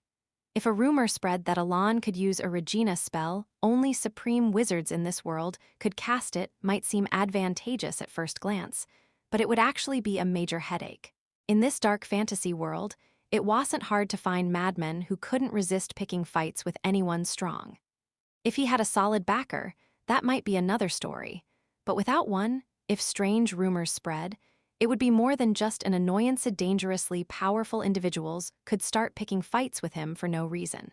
In fact, Alon could already think of 8 strong people who would come looking for him if they heard he could use Origin, so he wanted to nip any rumors in the bud quickly. Hopefully, she understood. As he recalled the wizard nodding in agreement before sending Lady Zenonia off to clear up any misunderstandings, Alon continued his thoughts with an uncomfortable expression. Why on earth are they interested in me anyway? For Alon, Kalia was not just uninteresting, she was someone he wanted to avoid as much as possible. If they somehow became close, the likelihood of getting involved in the underworld would increase naturally. He did introduce her to the Duke of Altia, though. He knew there was no way Lady Zenonia would actually seek out the Duke. Even so, the reason he introduced her to the Duke of Altia was more about sending a message. A message that he had no interest in associating with her. "Don't come looking for me." With that thought, Alon ended his musings about Kalia. Meanwhile, inside the carriage, was the magic Count Palacio used really Origin? Kalia was asking. Unlike his usual immediate responses, Bianca remained silent. Just as Kalia was about to speak again, "It wasn't Origin." Bianca finally spoke. "It wasn't Origin? Then what was that earlier display?" As Kalia questioned him, clearly not understanding, Bianca took a deep breath, trying to calm himself, and began to explain. "Origin is the endpoint of all wizards, a canvas of sorts. It is a canvas allowed only to those who have established magic as a truth, where they can draw their own unique laws. Magic that possesses its own unique arrangements and manifestation formulas, painted onto an unchanging canvas, is what we call Origin." However, he swallowed and continued, Count Palacio's magic was different. In what way? It wasn't drawing on a canvas. To be more precise, his magic was akin to tearing the canvas apart. When Kalia looked at him, clearly not comprehending, Bianca explained further. In other words, he was twisting the truth that should remain unchangeable. Although I only saw it for a fleeting moment, since I was using the observation eye at your request, I saw it clearly. Biancle muttered, fixing lightning that shouldn't stop, twisting the laws to collapse the spell that had been manifested and, yet still managing to manifest it flawlessly. It was an unbelievable miracle, and behind it he stopped speaking abruptly. The image of Count Palacio from earlier flashed in his mind. At the moment when he displayed that incredible magic, his eyes had revealed a talent that could only be attained upon reaching the 6th tier, even if acquired later in life. A talent that Biancle had only barely glimpsed after reaching the peak of the 5th tier due to his own latent talent. Eyes that could perceive the world itself. It was an eye, a pair of jet-black eyes. With 2 crimson rings encircling the pupils, those eyes had appeared when the Count used his magic. As soon as the magic disappeared, so too did those eyes, vanishing as if they had never existed. Recalling this, Biancle could not hide the fear that filled his own eyes. If it was what he thought it was, the Count had accessed the power of a forgotten ancient god when he used that magic, but Biancle cut off his own thoughts, even using magic to force himself to stop thinking. Having delved into ancient knowledge, he was well aware of how dangerous it was to try to infer the truth behind such things through further thought. Thus, let me give you one piece of advice. Never make an enemy of him. Do not oppose Count Palacio. That's all the advice I can give. Having said that much, Biancle fell silent. Lady Zenonia also kept her silence. At the same time, Kalia naturally recalled Alon's expressionless face and his calm gaze as he had looked at her. Without realizing it, she let out a self-deprecating smile, because through Biancle's words, she had realized something. There was no point in trying to understand Count Palacio's intentions from the start. At the same time, if you're in need of conversation, it might be a good idea to visit the Duke of Altia. The Duke of Altia? Yes, I think the two of you would get along quite well. She had also realized that she had already become nothing more than a pawn on his chessboard. The carriage remained steeped in silence for a long while. And then, about 5 months later, by now quite accustomed to his role and proficiently handling the duties of the Count, Alon realized something. Ah, Count, did you hear about this? Hear about what? I heard that the Zenonia County and the Duke of Altia have formed an alliance. What? Alon realized that the Kingdom of Asteria was now facing a crisis. Chapter 15, in the Kingdom of Asteria, there are 3 major clandestine families. One is the Ducal House of Altia in the north. Another is the Count's House of Zenonia in the west. And lastly, the Count's House of Palacio in the east. These 3 families, originally, divided the underworld of the Kingdom of Asteria into 3 parts, forming a massive shadow organization.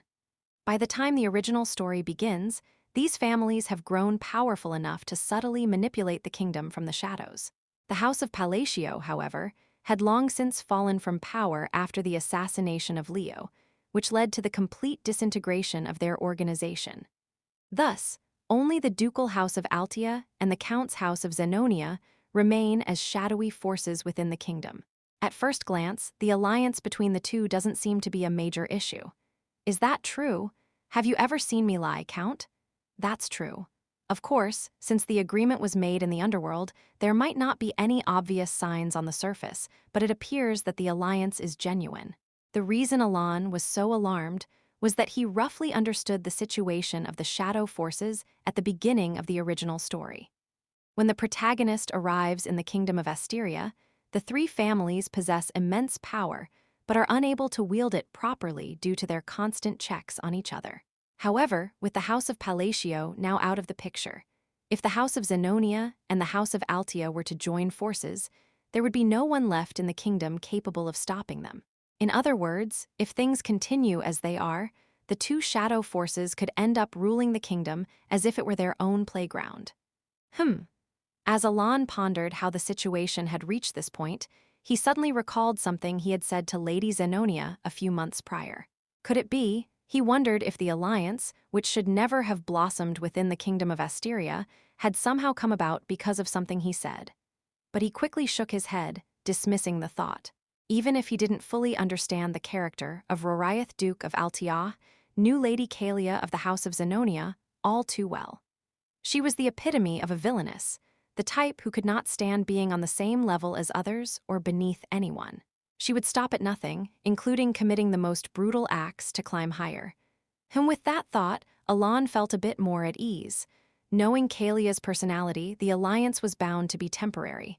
Evan, yes. Bring me some stationery later. Stationery? Yes. Still, knowing that nothing in life is 100% certain, Alon decided to take some precautionary measures. Speaking of which, Count, I looked into the rumors about Xiaoreng you asked about earlier. It seems the rumors have been spreading recently. Really? At Evan's words, Alon turned his head. What kind of rumors? I heard that he's been very active recently in the colony. He's even earned the nickname Golden Flash. The Golden Flash, with a brief sense of familiarity with the name, Alon sighed in relief. Although he had always believed that Xiaoreng would never die in obscurity, he had been worried, which is why he had included a note in his last letter to Yusha asking about Xiaoreng. I am glad he's doing well. Indeed. In that place, if you gain enough fame as a fighter, you can be treated even better than a noble. If you're strong enough, you can even stand on equal footing with the king. With those brief thoughts, Alon accepted the stationery Evan handed him and spoke. Oh, and I am planning to visit the tower in about a week. The tower? Yes, it might take some time. It'll only be 2 weeks, right? At Evan's puzzled question, Alon shook his head. It'll probably take about a month. A month? As far as I know, the Green Tower is only about a week's journey from the Count's estate. I'm not going to the Green Tower. I am going to the Blue Tower. If it's the Blue Tower, then it will take a while, but is there a particular reason to go there? The Blue Tower is located between Caliburn and the Labyrinth City, isn't it? As Evan said, the Blue Tower was much farther away, taking more than 3 weeks to reach. I have some business at the Blue Tower. Alon gave a brief answer and continued writing his letter, signaling that the conversation was over. Realizing this, Evan clicked his tongue in resignation and said, "Then I'll start preparing in advance." "Please do." With a light bow, Evan left the room. For a while, Alon wrote a letter to Lady Zenonia in silence. Once he finished sealing the letter, he let out a light sigh. It's going to be tough living in a carriage for 3 weeks just to reach the Blue Tower. Although Alon inwardly grumbled about how exhausting it would be, he was determined to go to the Blue Tower because there was something there he needed to obtain. I have no choice but to do this for the sake of my magic.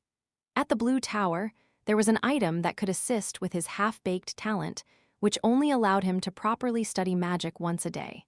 As Alon thought about this, he suddenly remembered the Labyrinth City next to the Blue Tower. Labyrinth City, Lartania. In the heart of this city, fitting its name, there lies an endless labyrinth extending underground. It was one of the few places in Psychedelia where players could grind for experience and items without progressing the story. As the name suggests, the deeper one went into the labyrinth, the more experience and treasures they could obtain. However, no one who played Psychedelia ever reached the end of the labyrinth.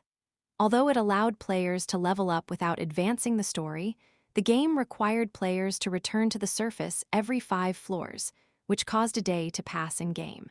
Even though the story didn't progress, time still moved forward. If a player focused on exploring the labyrinth and neglected the story, they might one day emerge to find the world in chaos.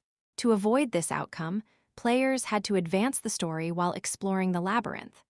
Naturally, as players balanced both, they usually reached the 70th floor of the labyrinth before the game ended. Thus, no one ever reached the end of the labyrinth in Psychedelia.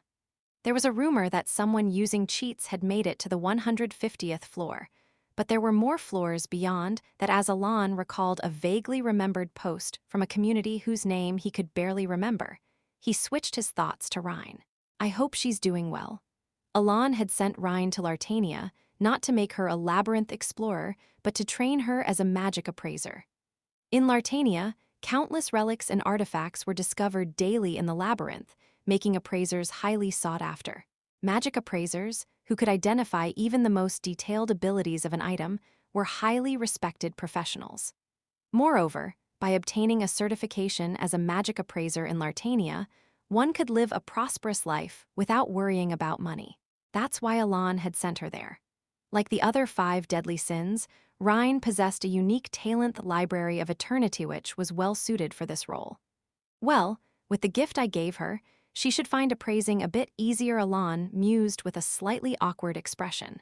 Come to think of it, the gift I gave Ryan seems a bit small compared to what I gave the others. Unlike the gifts he had given to the other 5 deadly sins, Alon had only given Ryan an item specialized for equipment appraisals, which made him feel a bit embarrassed now. If it turns out to be insufficient, he'll have to provide some additional support later.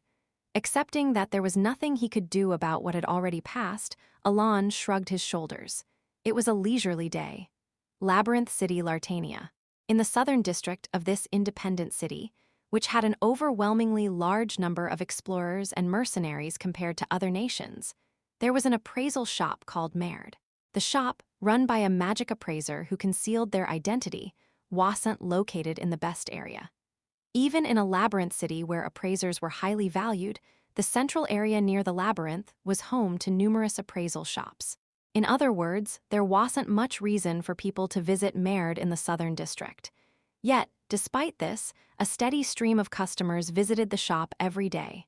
Moreover, the types of customers were unique. Most were rank explorers who ventured deep into the labyrinth, and among Maerd's customers were nobles from other countries and even the Lord of Lartania. The appraisals are complete, my lord.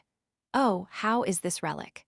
It's a device that continuously generates flames when infused with magic.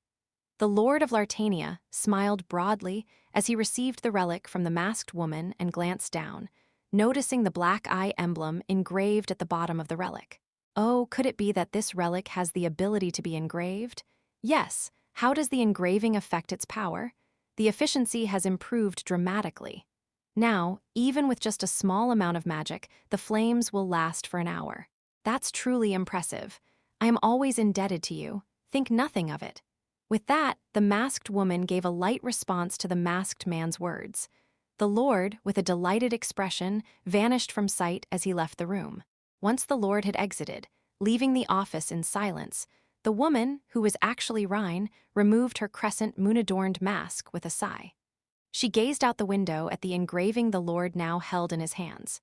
That very engraving was the reason why the shop Maerd, despite being located in the southern district, was earning more money than any other appraiser's shop. Rhine could do more than just appraise relics brought by high-ranking individuals. She could also engrave certain relics to further enhance their abilities. However, this was not Rhine's own ability. Her talent lay in using the library to accurately identify the nature of relics and determine which specific relics could be engraved. The ability to engrave was thanks to the gift from the Great Moon.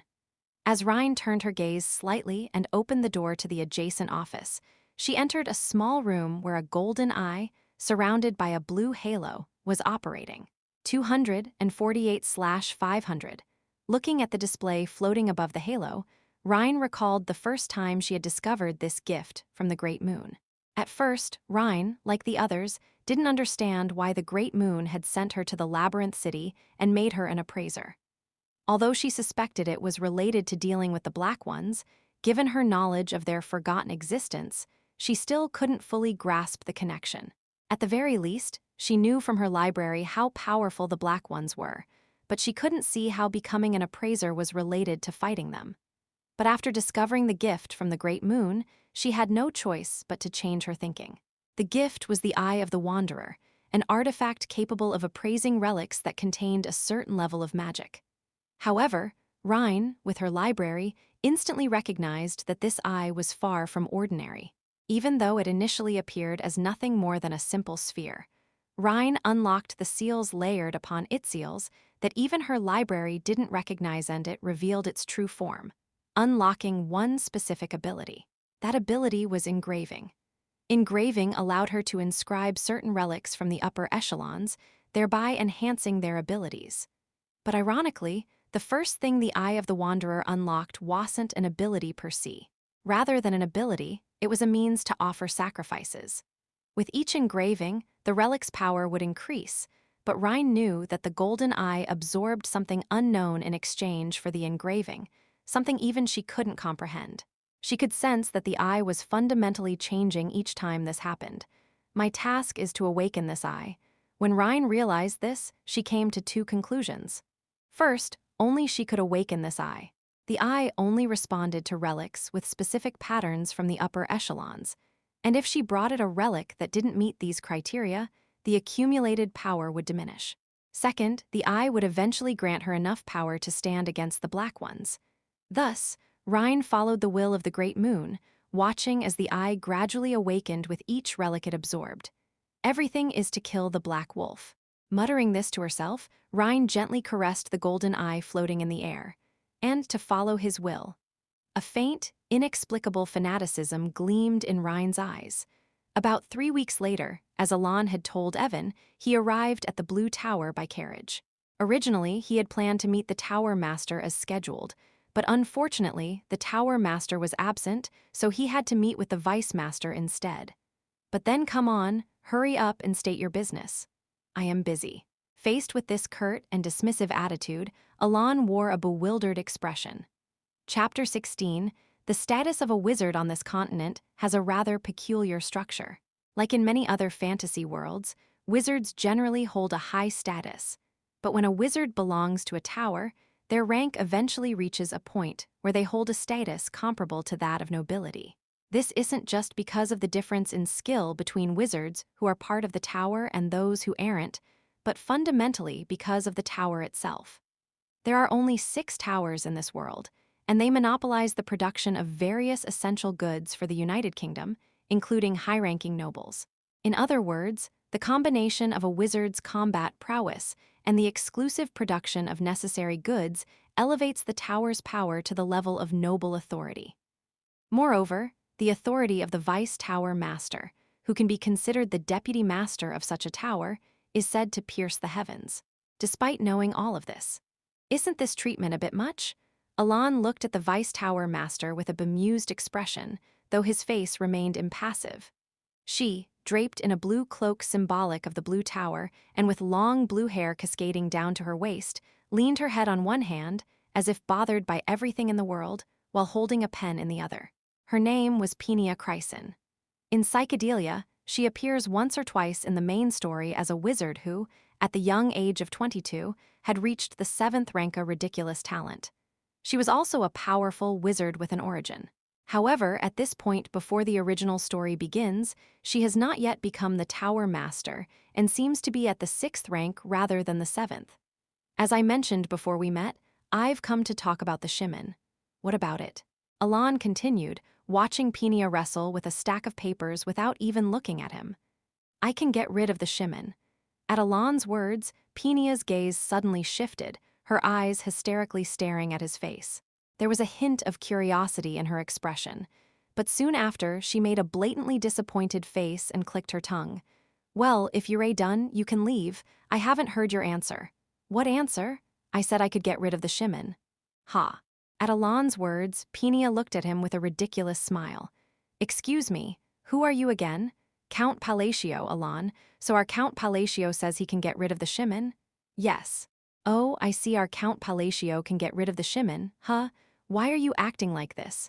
Alon asked in response to her blatant sarcasm. Do you think you're the first person to say that? Do you think you're the only one who has come here seeking the treasure you can get by eliminating the Shimmin? Seeing Peenia shake her head as if she were completely fed up, Alon spoke up. I am not lying. If you guide me to the Shimmin, I'll show you right away. How many people do you think have said that in front of me?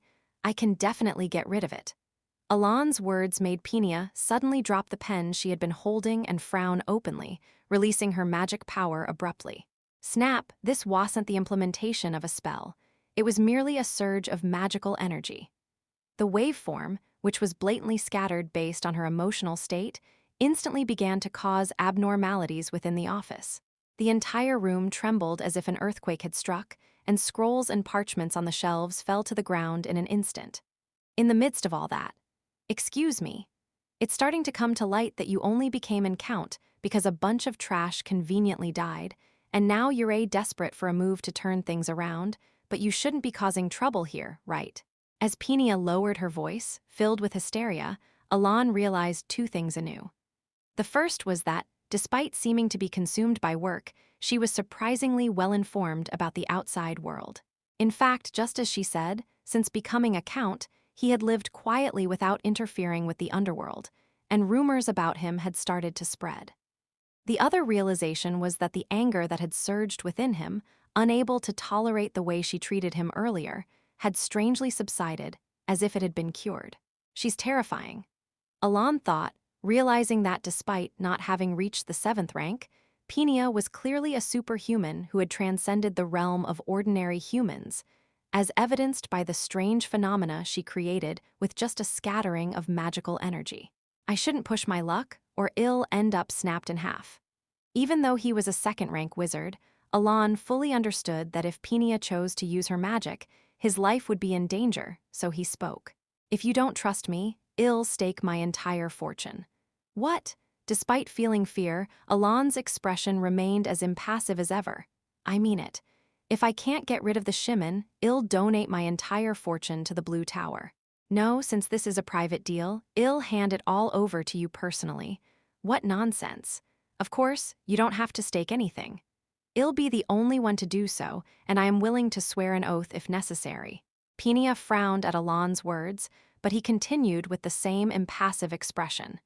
This seems like a fairly good deal for you, considering you'd only be wasting a little time. What do you think? After a moment of silence, Penia responded, "Write up a contract." Penia Chryson, a prodigy who reached the 6th rank at the mere age of 21 and the current Vice Tower Master of the Blue Tower, following her master, the Tower Master. She led Alon down to the underground, stopping in front of the door where the Shimon was kept. It's here. Once you open this door, the Shimon will be inside. Without hesitation, Alon moved his body to grab the door handle at her words. Remember, since we've already written up a contract, I won't go easy on you. If you fail, the entire fortune of the Palacio family will be mine. Got it? Despite Penia's warning, Alon calmly turned his head to look at her. His emotionless eyes, revealing nothing, glanced at her as he spoke. There's no chance of that happening. Creak with those words, he opened the door without hesitation and stepped inside, and as Penia watched his retreating figure, she recalled the rumors about him. Once, he was known as the hidden figure behind the Palacio family, who killed all the other heirs to become the Count. But over the past 3 years, his reputation had changed significantly. Now, people thought it was all just a coincidence, that he was simply a lucky fool who became a Count because the other heirs died.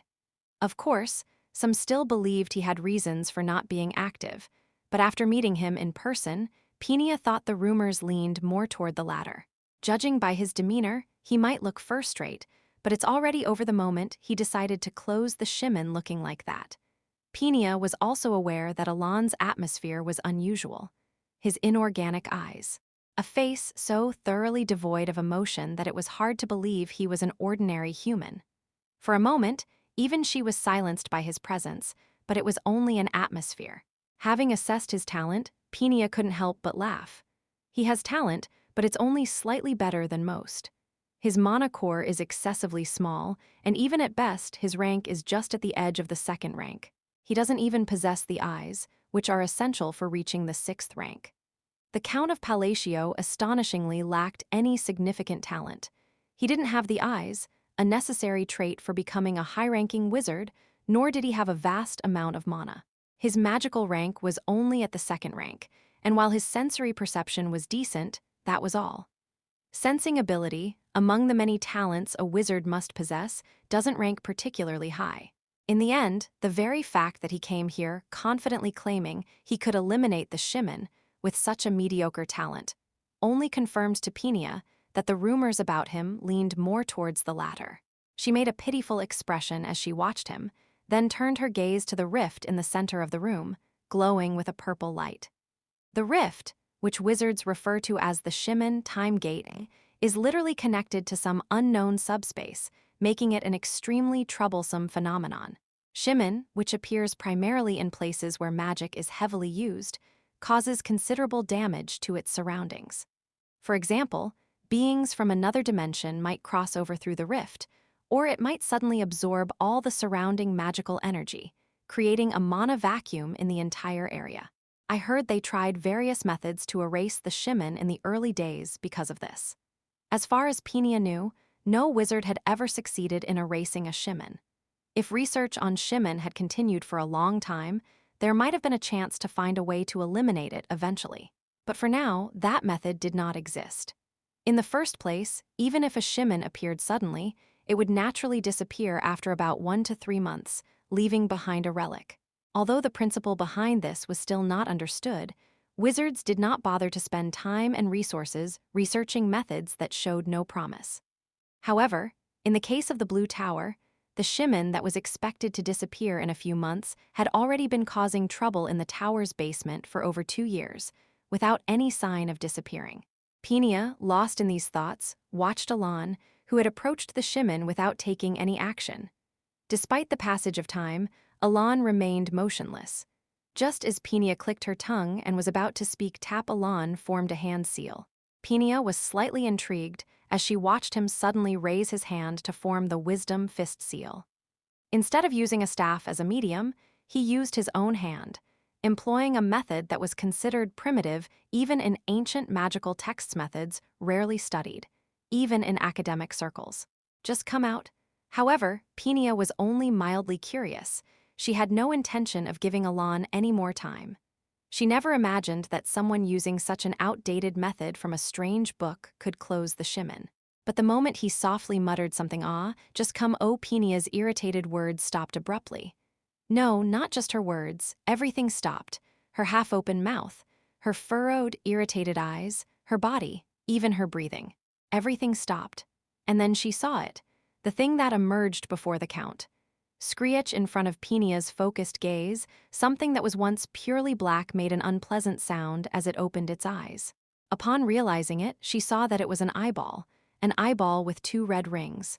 It simply stared at her. If it had ended there, it would have been fine. But Peenia's eyes, the talent she needed to advance beyond the 6th rank, instinctively discerned the essence of what was before her.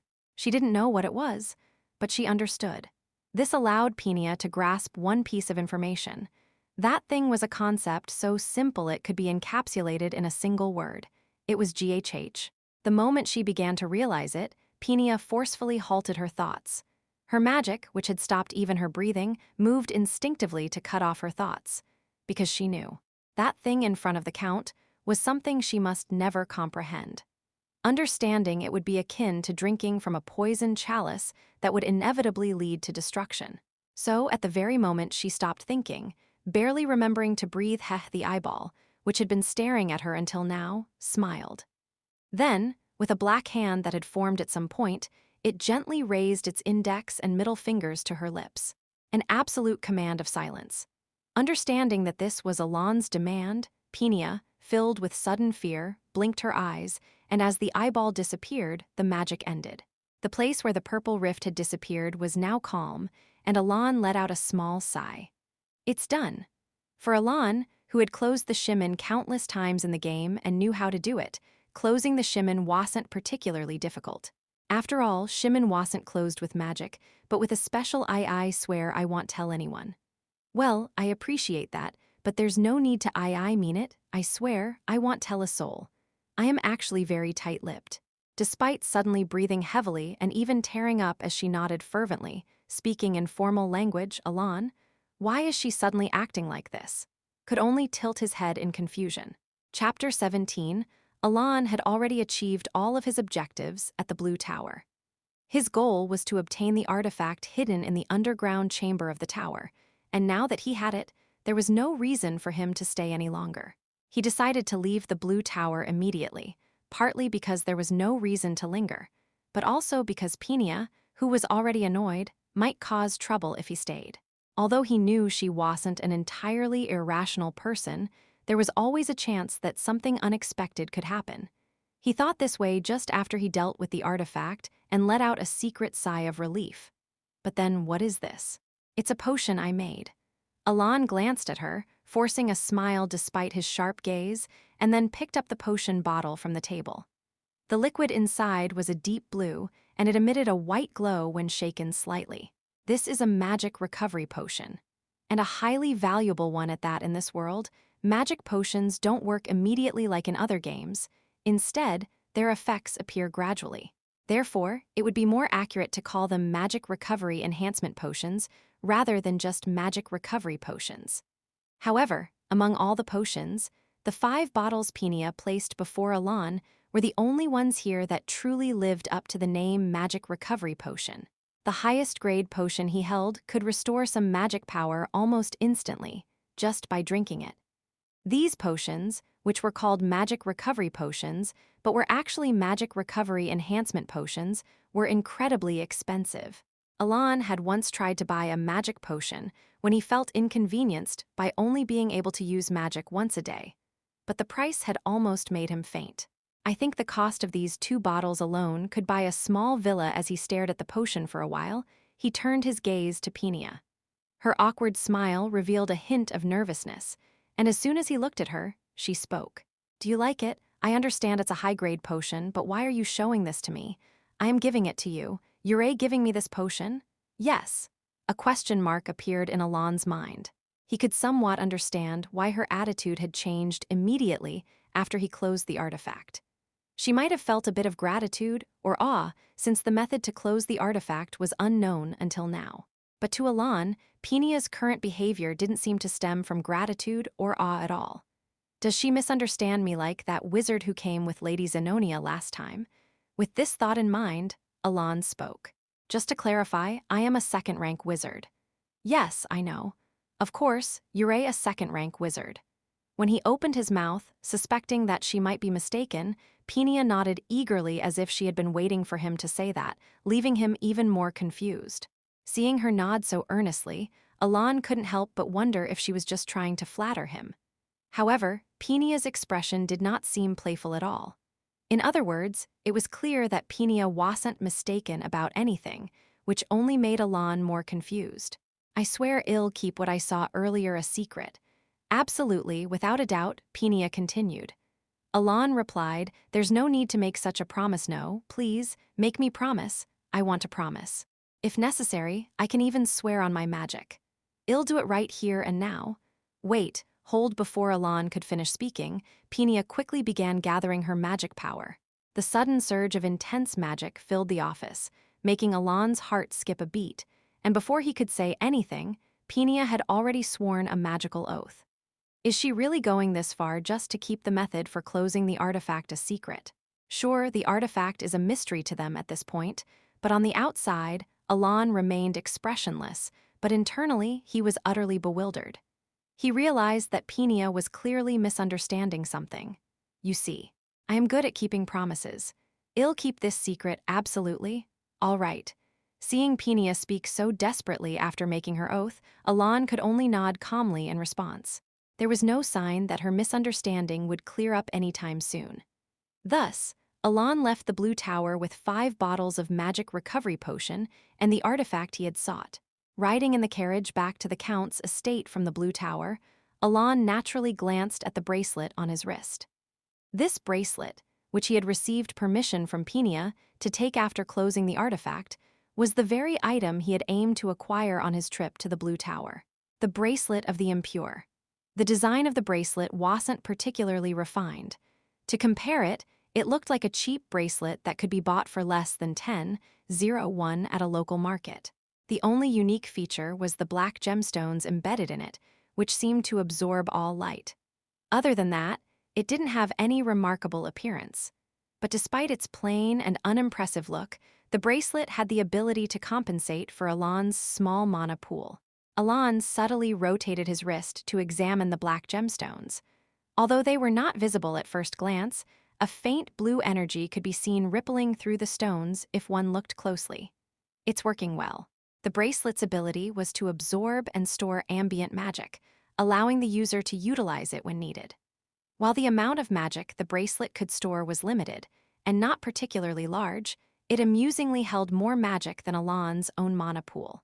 For a brief moment, Alon experienced a strange sense of realization as he compared his own body's capacity to store magic with that of an item designed merely to assist wizards, like something out of psychedelia. But that feeling soon passed. Sigh. He took a deep breath, calming his thoughts. This is sufficient. I am not going into battle, after all. After all, the reason he sought out the insignia of the impure was to enhance his magical studies more efficiently and to protect himself in case of unforeseen danger. In this sense, the amount of magic provided by the insignia of the impure was more than enough. It wasn't an overwhelming surplus, but neither was it insufficient. Of course, having more is always better than having less.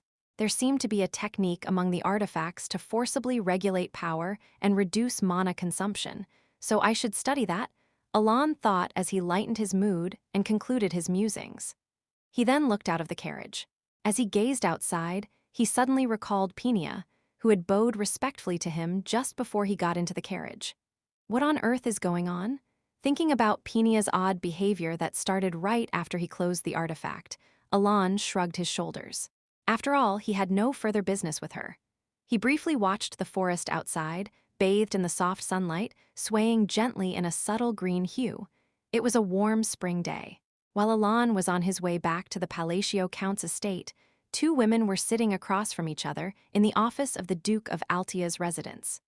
One was Roria, the head of the Duke's household, who had completely absorbed the power of the Altia family and taken on the authority of the former Duke. The other was Kalia, the lady of the Zenonia Count's family, or more precisely, the de facto ruler of the Zenonia household. "It's been a while," Kalia greeted. "Indeed," Roria responded. The two exchanged casual greetings. Under normal circumstances, this would have been unthinkable. Roria had already inherited the noble title and was a duchess, while Kalia was still a countess and had not even officially taken over her family's title. However, despite this, Roria did not seem at all displeased by the lack of formal respect. The reason was that Roria knew Kalia held full control over the Zenonia household. Moreover, in the underworld, the name of the Zenonia Count was slightly more prominent than that of the Altia Duke. But above all, Roria allowed Kalia to speak informally because they both served the same person's Palacio Count. In other words, they had no need to engage in a power struggle. Whether they liked it or not, they were both bound to forge an alliance under the orders of the Palacio Count, even if they didn't fully understand why. While they only realized that the phrase "meet the Altia Duke" meant forming an alliance, after their conversation revealed they were both under the Palacio Count, they understood that determining the hierarchy beneath an absolute number, one, was meaningless. "So why did you come today? The meeting is next month, isn't it?" Roria asked. Kalia cautiously took out a letter from her pocket and placed it on the desk. "He sent a letter, so I came." "This?" "Yes," Kalia nodded. Roria picked up the letter and began reading its contents silently. The letter was far from a secretive document. It was an exceedingly ordinary letter. It contained a brief greeting, followed by discussions on noble families, with a few examples mentioned. It concluded with the remark, "There aren't many nobles who get along well with me." This was indeed a letter Alon had sent about a month ago, filled with somewhat reasonable explanations after feeling guilty for treating Kalia dismissively. The gist of Alon's message was, "I am not just being difficult with you, I'm a bit curt with other nobles too. You weren't the only one." For an ordinary noble who received such treatment and then received this letter, they might have deduced Alon's true intentions as intended. However, Alon had overlooked three critical points. First, the individuals reading this letter were influential figures in the underworld. Second, they viewed the Palacio Count as an undefeatable force. Third, because of the second point, they naturally assumed that this ordinary letter must contain some hidden command. And, true to her sharp mind, Kalia began to piece together an impossible puzzle, as expected of a major player in the underworld. Kenia Baron is part of the aristocratic faction, and Marantino Marquis is one of the key figures in the royalist faction. Viscount Valanda is with the royalists, and likewise, Duke Paldian is a prominent member of the aristocratic faction. As they began to classify the noble families that Alon had mentioned meeting and speaking with at the ball, it didn't take long before they started piecing together the puzzle. In summary, it seems he doesn't favor either the aristocratic or the royalist factions. For a brief moment, they both thought of the idea, does he want to kill them all? But they shook their heads in unison, as if they had agreed beforehand. It was too irrational. Naturally, the alternative that came to mind was, does he want to push out the existing nobles and create a new regime? After saying this, the two fell silent. Normally, this would be an impossible scenario. Changing an already established system isn't something that can be achieved by just a handful of nobles gathering together. But for these two, who breathed politics like air and constantly weighed the scales of power, the story was entirely different. It would require various preparations and time, but ultimately the answer they arrived at was, it's possible. Aha, Roria let out a low exclamation. To be honest, until now, she hadn't been able to guess what Alan was aiming for, nor did she understand why he had made her a duchess. But if this was truly his goal, then everything made sense. If he was indeed planning what she thought, then the notoriety of the Altia Duke was absolutely necessary. Moreover, if they allied with the Zenonia Count, the dominant force in the West, the scales of success would undoubtedly tip in their favor. It seems that must be the case, Roria said, shuddering as she realized the true intent behind the Count's actions. And so, late in the afternoon, as the sun set and the twilight descended, they began to draft their plans in a room where not even a magical lamp was lit. A strange puzzle had been pieced together and was now beginning to move on its own. At that very moment, Alanham, in a forest where the early sunset brought a drop in temperature, he was eating a sweet potato. Tasty. Completely unaware of anything, his small remark as he took a bite of the sweet potato faded into the forest. Chapter 18, It has been a month since Alan returned from the Blue Tower. Who, having acquired the insignia of the impure, Alan could now use magic 3 times a day, and by carefully managing his mana, he could even use it up to 4 times. Today, he realized one of the new rules about phrases. Even if the same phrase doesn't overlap, using a similar phrase can produce an effect similar to overlapping. However, he hadn't yet fully figured out that to overlap phrases, certain specific phrases had to precede each spell. It seems to have something to do with arrangement. Alan pondered briefly. Your magic is getting stronger the more I look at it, my lord. But before Alan could fully address his thoughts, he was interrupted by Evan's voice, snapping him out of his reverie. Is that so? It's not just is that so, look over there. Following Evan's words, Alan turned his gaze, and there, in the middle of the training ground, was a deep, wide depression in the ground. A second-tier spell shouldn't be this powerful, right? Well, you've always used spells that don't seem like second-tier spells, but there's a noticeable difference between now and a few months ago. Alan glanced at the sunken ground. Indeed, for some reason, I've felt that my magic has been growing stronger. The spell Alan had been experimenting with was Gravity, a second-tier gravity-based spell. However, even gravity magic at the second-tier level shouldn't be powerful enough to crush a person or carve out the ground like that, even if the power is focused. In other words, it was impossible for gravity to create such a depression in the ground. It's not just an increase in proficiency, of course. Alan had been diligently refining his magical abilities, and his mastery had been improving rapidly. But proficiency only improved accuracy and the ability to perform the spell, not the raw power of it. The increase in power from the phrases, well, that does exist, but it's not that either. For the past 4 months, Alan had been consistently using similar phrases in his spells, and for the last 2 weeks, he'd been using almost identical phrases in rotation. Alan had a reference to compare with, and when he did, he could tell his magic had been steadily growing stronger. It was subtle, but like a graph showing a gradual upward trend, his magic was improving little by little. It can't just be that I've become more familiar with the phrases, and that's made them stronger, right? One of the conclusions Alan had reached after years of studying phrases was that they were closer to incantations than spells themselves. The more a phrase was recited, the more it served as a trigger to alter or add a special characteristic to a spell, not something that made the spell stronger through mastery. So, his increasing proficiency in the phrases couldn't explain the growing power of his magic. This led him to consider various possibilities. In this world, there are only 2 reasons why someone's power would suddenly increase either through divine favor or by gaining compensation from a curse. I'll rule out the former. Even though he was a count, Alan was just a noble from a small kingdom, and at this point in time, he was even being subtly disregarded by the underworld, so receiving divine favor didn't seem plausible.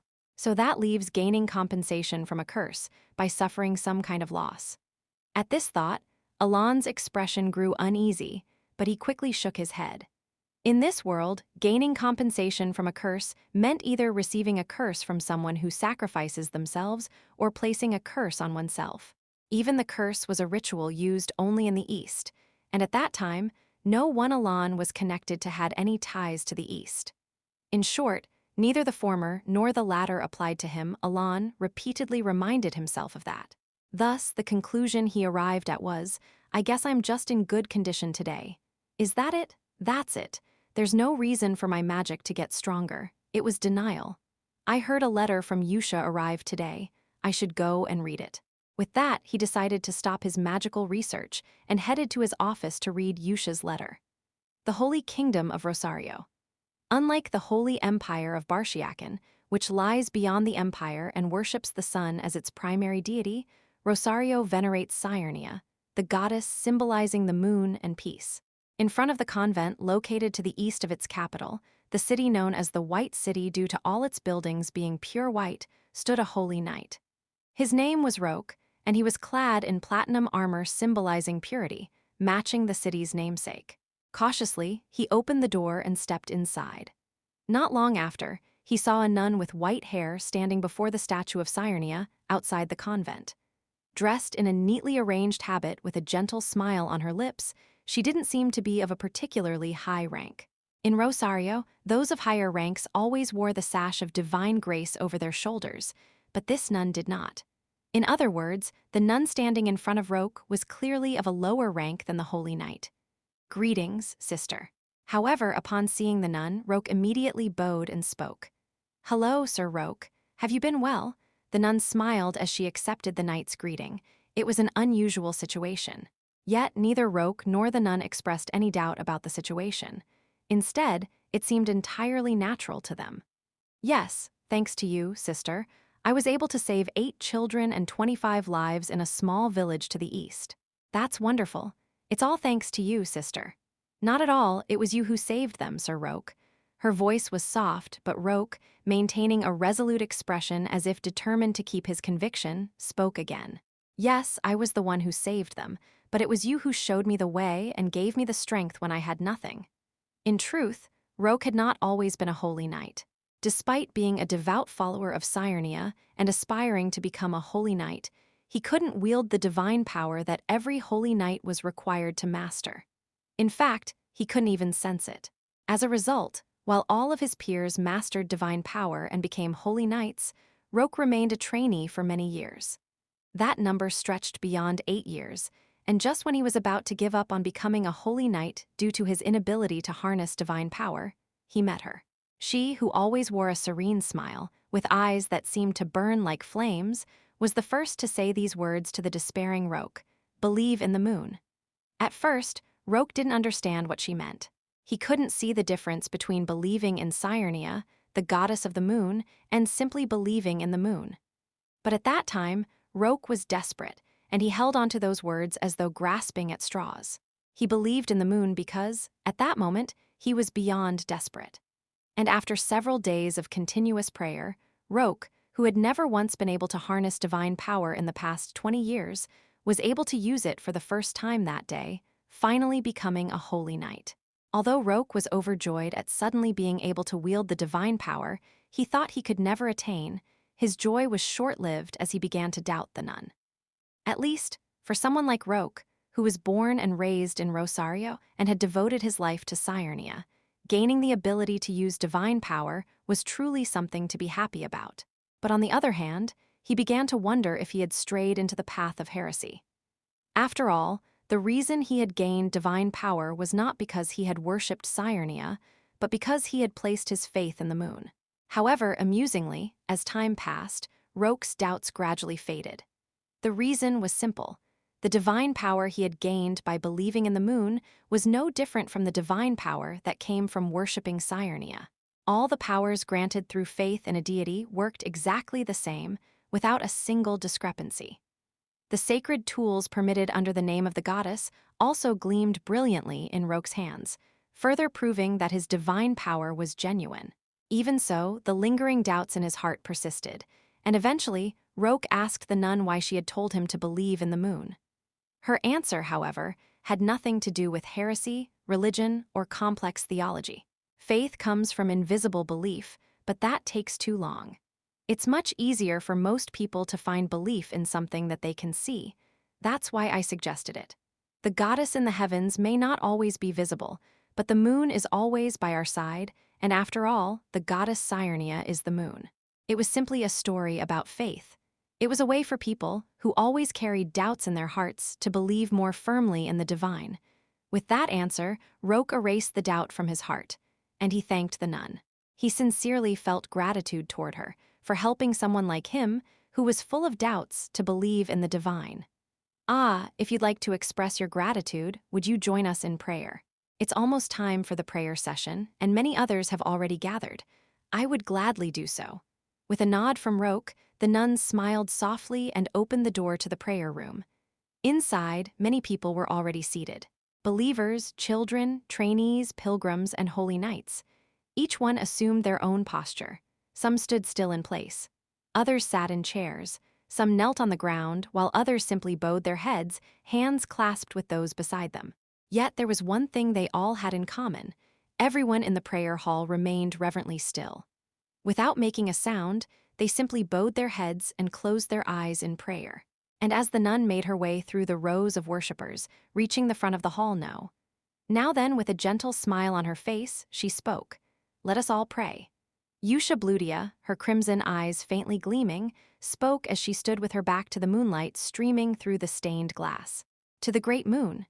Chapter 19. Officially, there are only 5 mages of the 8th tier, and one of them is Selim Macarlo, the master of the Blue Tower.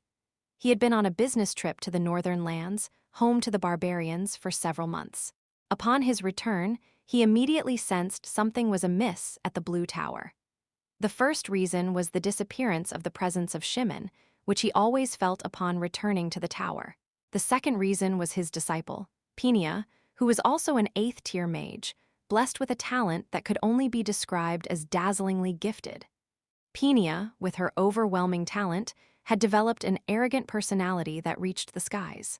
Although she had shown at least minimal respect to her master Selim in the past, she had become increasingly impudent since she reached the 6th tier at a young age and was appointed as the deputy master of the tower. Her attitude toward him had become more brazen over time. In truth, Selim knew that Penia's behavior wasn't entirely due to disrespect for him. A significant reason was the overwhelming amount of paperwork she had to deal with while he was away on his frequent business trips. Nonetheless, even taking that into account, Penia had achieved too much for her age, and her arrogance had become excessive. However, Selim never intended to correct this behavior.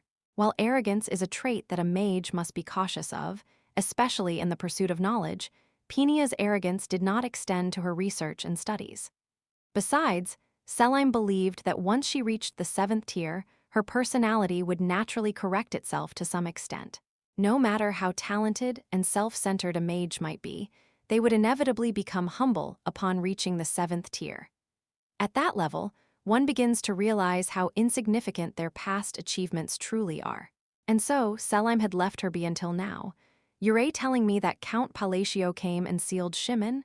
Selim asked. "Yes," Penia answered weakly. Selim stared at his disciple. Her usual fierce eyes, which never softened even in front of her master, were now filled with uncertainty. She spoke cautiously, as if wary of something, a very unusual sight. "The Count used the oath of magic to seal Shimon, so I can't talk about how it was done." "That's right," Penia mumbled, her spirits dampened. Selim, noticing her unfamiliar demeanor, let out a sigh and thought about Count Palacio. Unfortunately, there wasn't much information about the Count in his mind. The Blue Tower was far from the kingdom of Asteria, so what little he knew came from rumors a few years ago. He had heard that the current Count Palacio had murdered all his brothers to claim the title. That was the extent of it. Yet, Selim couldn't help but feel increasingly curious about the Count. He knew that Penia wasn't one to easily bend her arrogance, and her talent only reinforced it. If someone managed to humble her, there was only one possible explanation: magic that even Penia couldn't fully comprehend, or rather, an origin-level spell. Selim smiled as he came to this conclusion. For the first time, he felt intrigued by this Count from a small, obscure kingdom. The next day, Alon checked a letter from Yusha, which had become a familiar occurrence every month or two. As he read it, he thought, nothing special this time. As usual, Yusha's letter contained mundane details of everyday life. It spoke of her life at the monastery and the recent activities of the 5 deadly sins. Alon, however, preferred these trivial stories over peculiar incidents. The fact that there wasn't anything particularly noteworthy meant that the 5 deadly sins were living quite well. Of course, it was a bit lonely that none of the others bothered to send even a single letter, but Alon understood. It's probably because I've never met them face to face.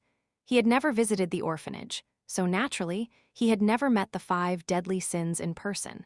Although he had provided substantial financial support, from their perspective, Alon was likely just seen as a kind benefactor. In fact, he figured they might not even think of him as a benefactor, but rather as just some nice guy from the past. Still, it didn't bother him much. His goal was never to win the affection of the 5 deadly sins.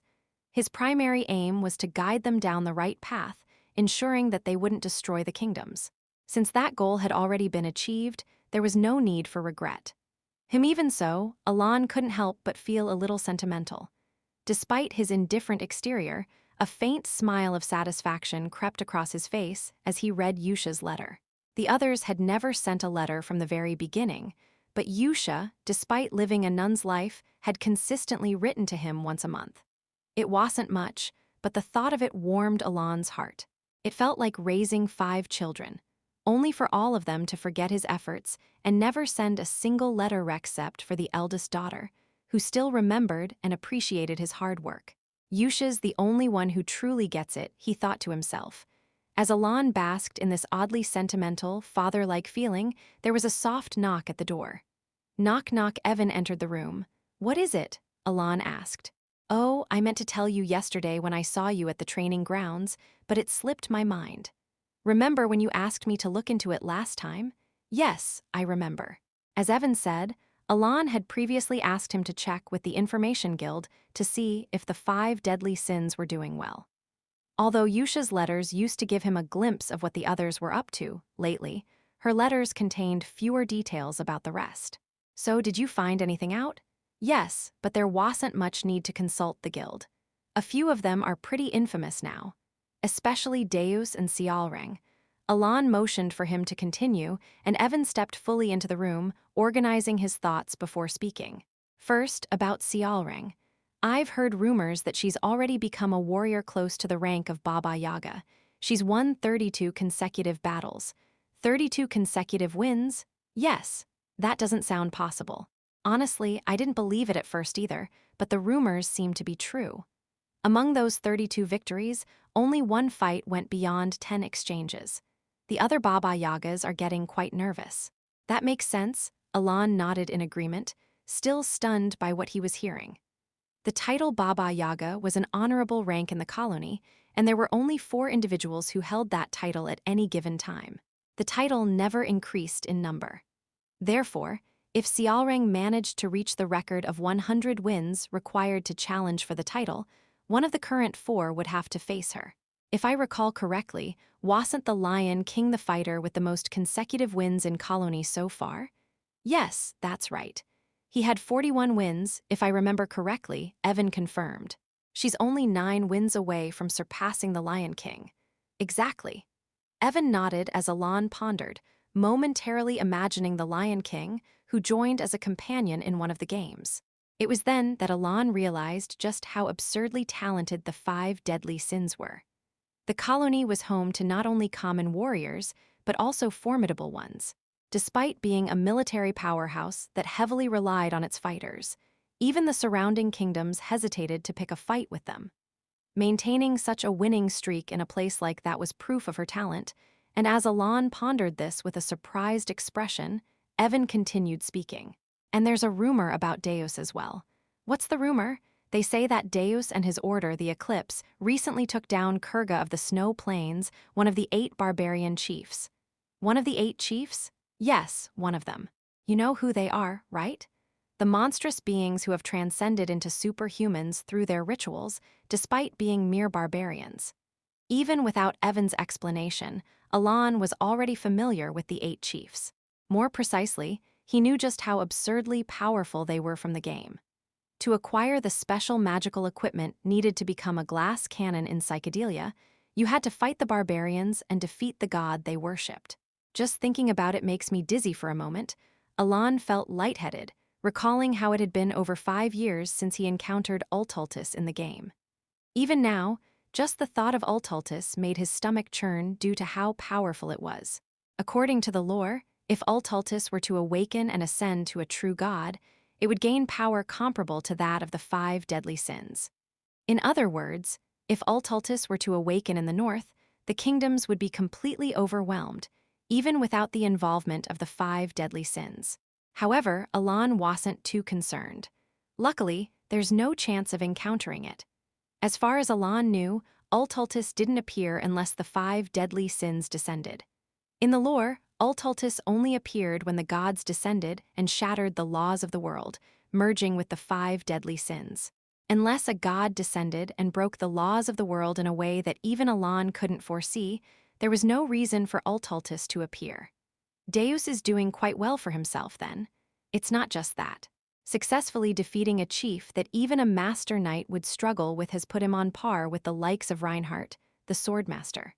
Upon hearing this, Alan felt a slight pang of regret. Maybe I should have visited him at least 3 times a year. Thinking about how sweet it would have been to benefit from the connections with a master knight, Alan pushed aside his bittersweet thoughts and listened as Evan updated him on Rhine, who was now working as an appraiser in the Labyrinth City. The black imprint?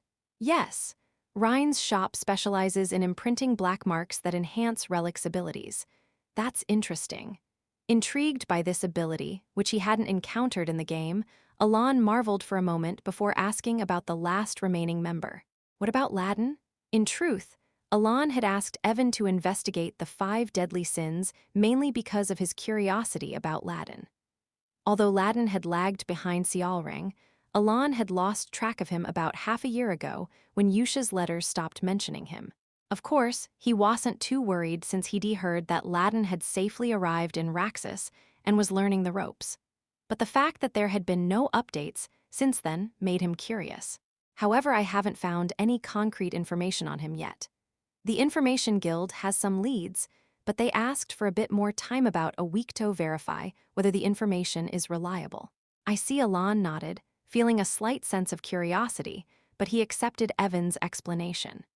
2 weeks later, while Alan was, as usual, researching relics in his office, he found himself debating whether or not to attend the Asteria social gathering, held every 3 years and attended by all the nobles. He was contemplating this while staring at the invitation when count. The door suddenly burst open without so much as a knock, and Evan rushed in. Alan was about to say something when Ladin it seems he's become a pirate what? Alan's face froze at Evan's next words. Have you heard of the 7 islands? Are you talking about the place where the 7 great pirates dwell near Raxus? Yes. Apparently, Ladin has become the captain of the largest of those islands, ruling over it entirely. Really? Yes. Hearing Evan's confirmation, a particular internet post flashed through Alan's Minda post he had seen long ago about a child who, after receiving 8 years of consistent UNICEF donations, had gone on to become a Somali pirate. Alan, now frozen with the realization that Ladin had turned into a great pirate, felt like he could truly empathize with the writer of that post. Chapter 20, just to be sure, what's the chance that the information is wrong? It seems there is none. Listening to Evan's words, Alan thought, why did Ladin suddenly become a pirate? The reason Alan sent Ladin to the port city of Raxus was partly due to his unique talent for tracking, but also because he belonged to the Sea God clan. In the game setting, the Sea God clan was extremely rare, with only a few individuals on the entire continent. Although they looked similar to humans, their true identity was difficult to discern at first glance. However, Alan, who had played through the game multiple times and delved into the lore, knew that Ladin was part of this clan, which is why he recommended the treasure hunter profession to him. As a member of the Sea God clan, Ladin could breathe underwater, and with his tracking ability, Alan figured that if he could retrieve submerged relics, he would easily make money. On top of that, the nature of a treasure hunter meant that once you struck gold, you could live a comfortable life, so Alan even gifted Ladin a relic specialized for tracking. But now, Ladin had become a pirate. Not just any Patron of the great pirates of the 7 archipelagos. He's now a bigger figure than the Count of Palatio ever was indeed, Evan agreed. The pirates of the 7 archipelagos were technically more like lords ruling over their respective islands, each of which could be considered a small domain. Moreover, their naval combat prowess was so formidable that even the Empire, known for its military might, couldn't look down on them. The captains who ruled the archipelagos were superhumans, comparable to sword masters or the barbarian tribes, surpassing the limits of ordinary men. Even more concerning was that the current captains were said to be far stronger than their predecessors. As Alan considered all this, a question arose in his mind. How on earth did Ladin manage to kill one of these superhumans? Ladin's talents lay not in combat, so this mystery puzzled him. However, Alan soon arrived at a possible explanation. If Ladin had recovered some of the prime relics from the old era, it might make sense. There were many ancient relics hidden beneath the waters near Raxus, and some of them were extremely powerful. Alan himself had spent 3 days grinding through the treasure hunter minigame just to retrieve one of these relics from the Raxus seabed. Though he eventually grew tired of the minigame and never touched it again, the relic he obtained had been worth the effort. So, if Ladin had used a powerful relic to defeat a captain and take their place, that would be somewhat understandable. Alan pressed his left hand against his eyes for a moment, but soon regained his composure. In truth, he had anticipated the possibility of something like this happening as he unleashed other sins into the world. He knew the world wasn't easy enough for everything to go exactly as planned. Still, it left a bitter taste in his mouth, and he let out a quiet sigh. It was summer. Beyond the Sea of Raxus, a vast maritime city and the de facto heart of the Duchy of Korkia, lie 7 archipelagos. These 7 islands, known as the 7 archipelagos to the people, were originally ruled by the first pirate, now remembered as the Pirate King, Chaldean T. Braven. However, after Chaldean's untimely death due to heart disease, the 7 archipelagos were divided among 7 rulers, each ruling their own island, passing their reign down through the generations. This region has since become known as the Pirate Haven of the 7 archipelagos.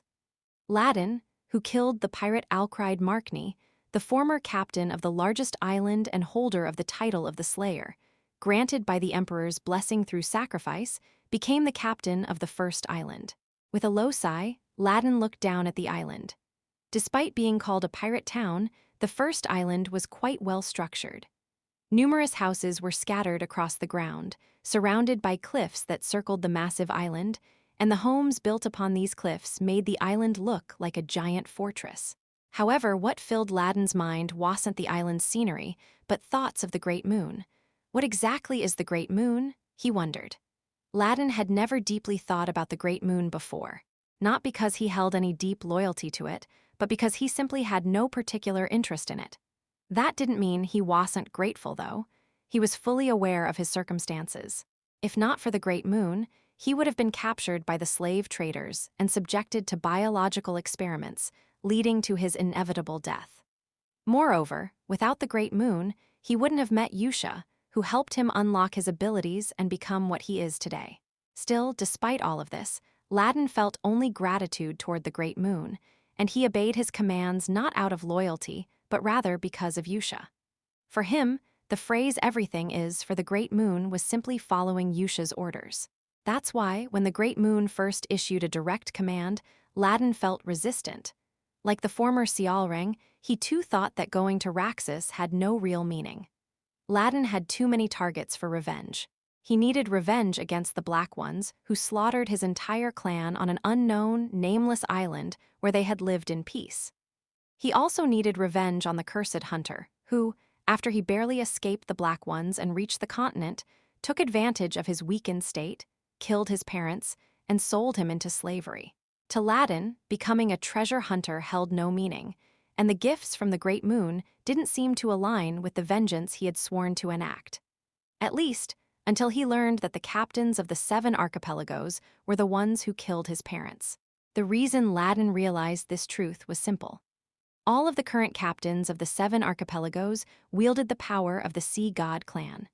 Though it was publicly known that they received the emperor's blessing through sacrifice, the truth was that they offered parts of their own bodies in a sacred ritual to receive power from the sea god Cleod, whom they worshipped. As soon as Ladin realized this, he raced madly to the center of Raxus Plaza. There, he found the old, torn, and now completely irrelevant wanted posters of the 7 archipelagos pirates. At that moment, Ladin was absolutely certain. The current captains of the 7 archipelagos were the very people who had killed his parents when he was a child. They had gained their power by using his parents' bodies. The moment he realized this, he felt an overwhelming surge of rage, joy, and confusion all at once. Even though Ladin had never shared his story after being rescued by the Blue Moon, it seemed as if the Great Moon had orchestrated everything from the very beginning. As if fulfilling a promise, he had given him the opportunity for revenge.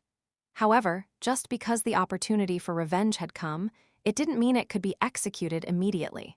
Objectively speaking, Ladin was currently no match for the captains who wielded the power of Cleod. Though he was strong, his strength wasn't enough to defeat those who had reached the realm of superhumans. As he began contemplating, it didn't take long for Ladin to realize that the answer lay in the gift bestowed upon him by the Great Moon. The gift, known as the Goggles of Amrita, had the ability to illuminate countless relics buried under the sea, making them easier to find.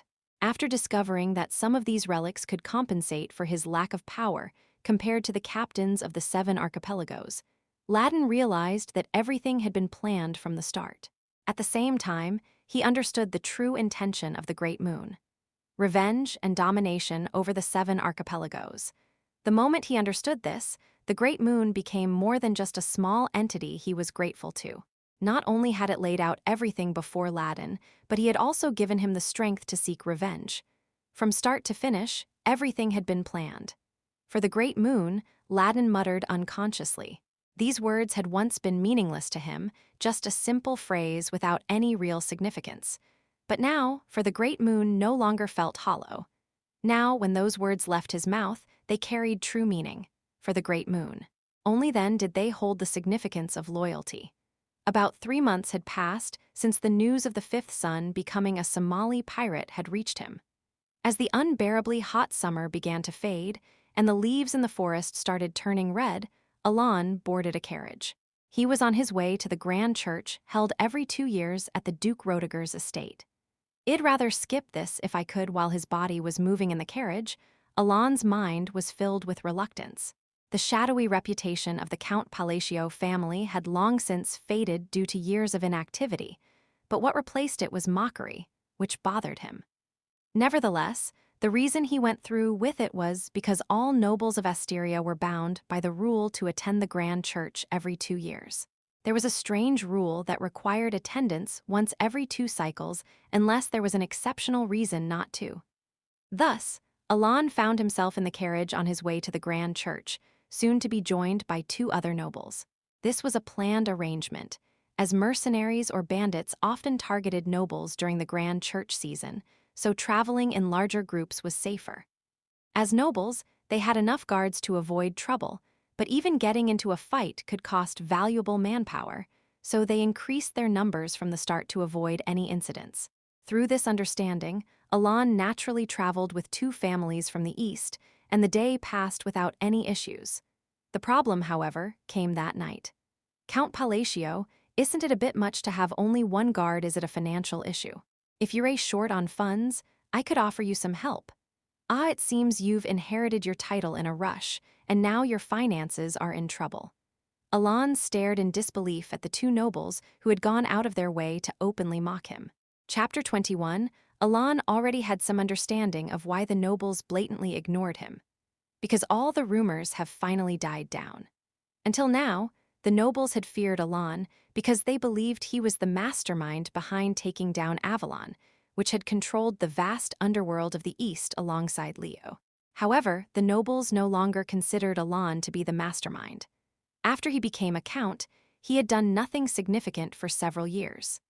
The Palacio Count family, from the time of Alan's grandfather, had always been known as a notorious household that never failed to wield influence in the underworld. The Palacio family had consistently dominated the Eastern underworld, though the degree of their control varied over time.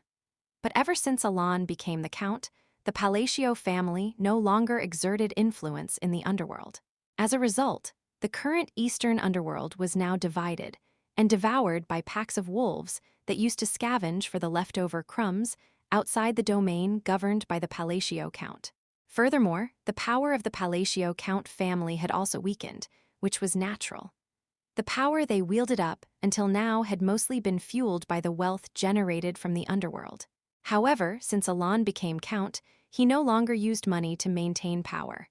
His desired life was not one of grand success in the underworld, but rather a comfortable and prosperous life that any noble could enjoy.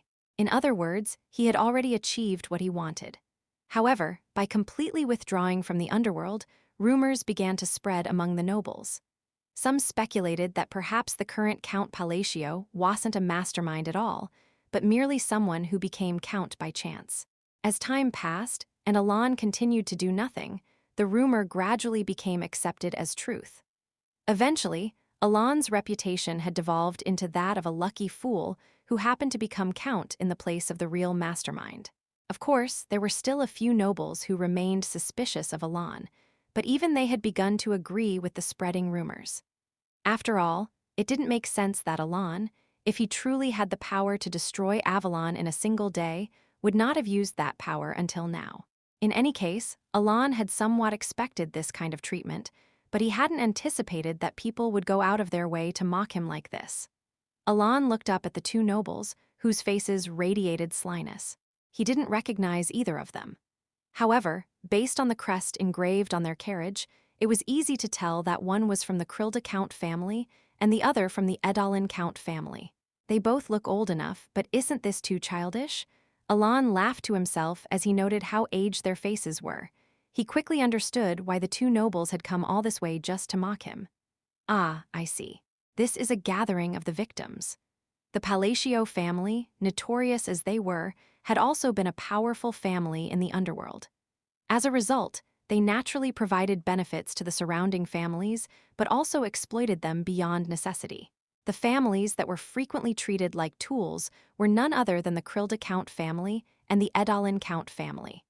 To summarize the current situation, these families, who had suffered under the Palacio family, were now venting their grievances on Alon. Of course, it wasn't Alon but Leo, the first son of the Count family, who had exploited them. In short, Alon had no real reason to be the target of such mockery. But to the two nobles who were eagerly mocking him, what mattered wasn't that he was Alon, but that he was the Count of Palacio. All those underworld forces you had, did they vanish because you couldn't manage them properly? Looks like you haven't been taking care of your carriage properly either. Would you like to borrow some money? The two counts, like anonymous trolls commonly found on online communities, made every effort to scratch at Alon. Alon briefly thought, this is kind of annoying, but he chose to follow his reason rather than his instincts. If he were to fight now, he could easily crush the two nobles before he maybe not slaughter them, but leave them beaten to a pulp. However, doing so would only complicate things. The moment he fought with them, Alon would have to leave the gathering and move separately. And that might lead to unnecessary trouble, like running into bandits. Clearly, responding to their provocations was exactly what they wanted. There's no need to entertain these fools. Alon decided to ignore them.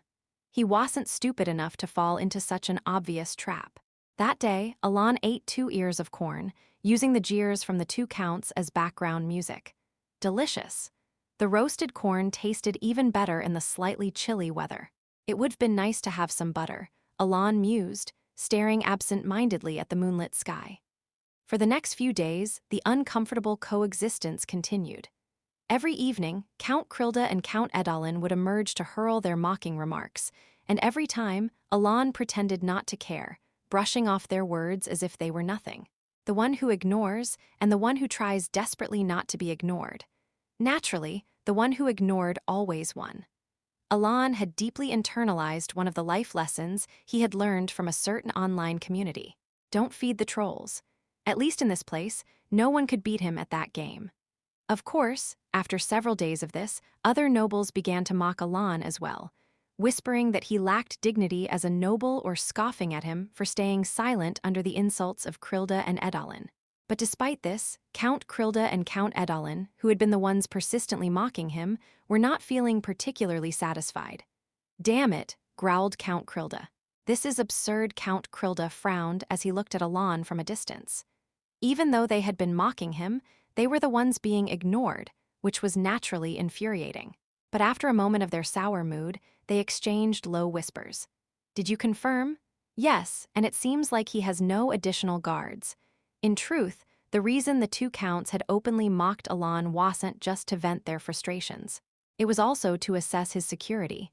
Even with an artifact to secretly check, there was nothing. It's just that foolish brat and that rogue knight sitting next to him, so the rumors are true after all. It seems certain. If he had any forces, he wouldn't be moving around alone. Then we can proceed with the plan. The reason the two counts had been investigating Alan was because they were planning to expand into the underworld.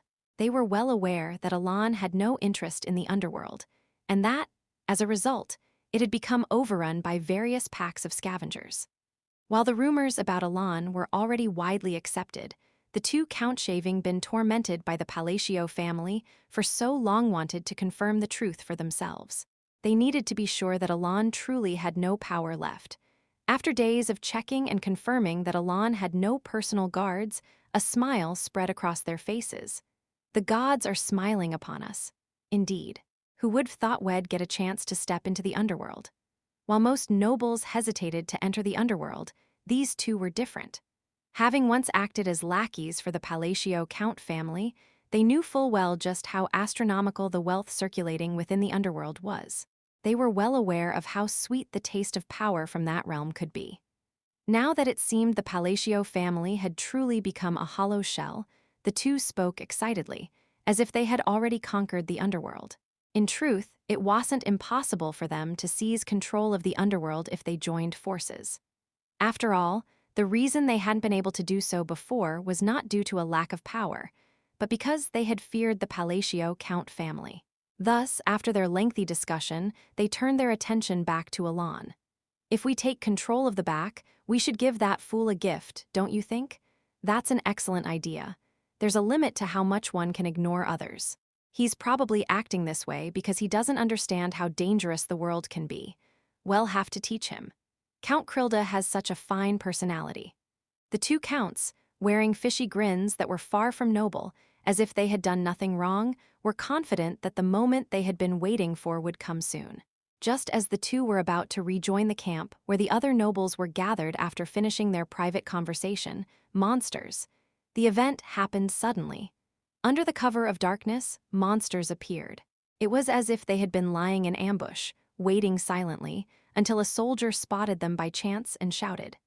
At that moment, monstrous cries echoed from within the forest, as if on cue. Immediately, the mercenaries and knights, as if rehearsed, drew their weapons to protect the nobles.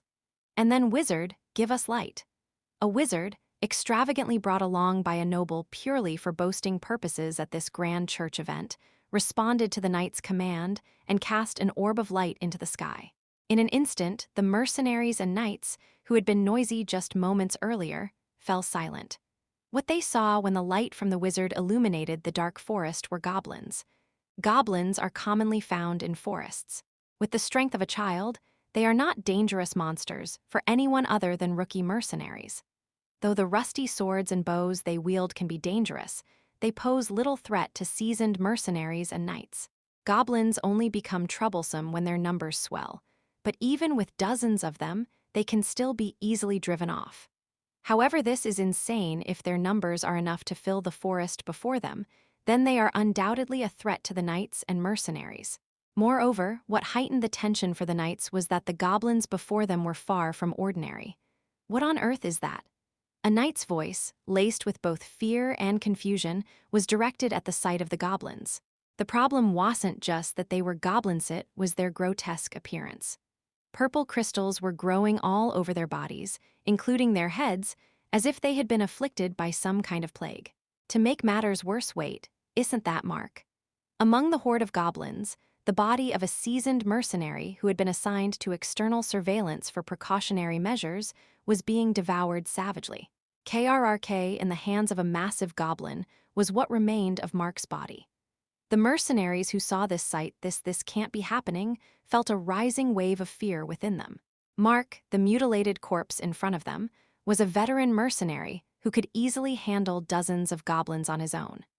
The fact that he had been killed without even being able to report the approach of this massive goblin horde suggested one thing to the mercenaries. The mutated goblins before them were anything but ordinary. The knights, who were holding their weapons alongside the mercenaries, also recognized that this was a dire situation.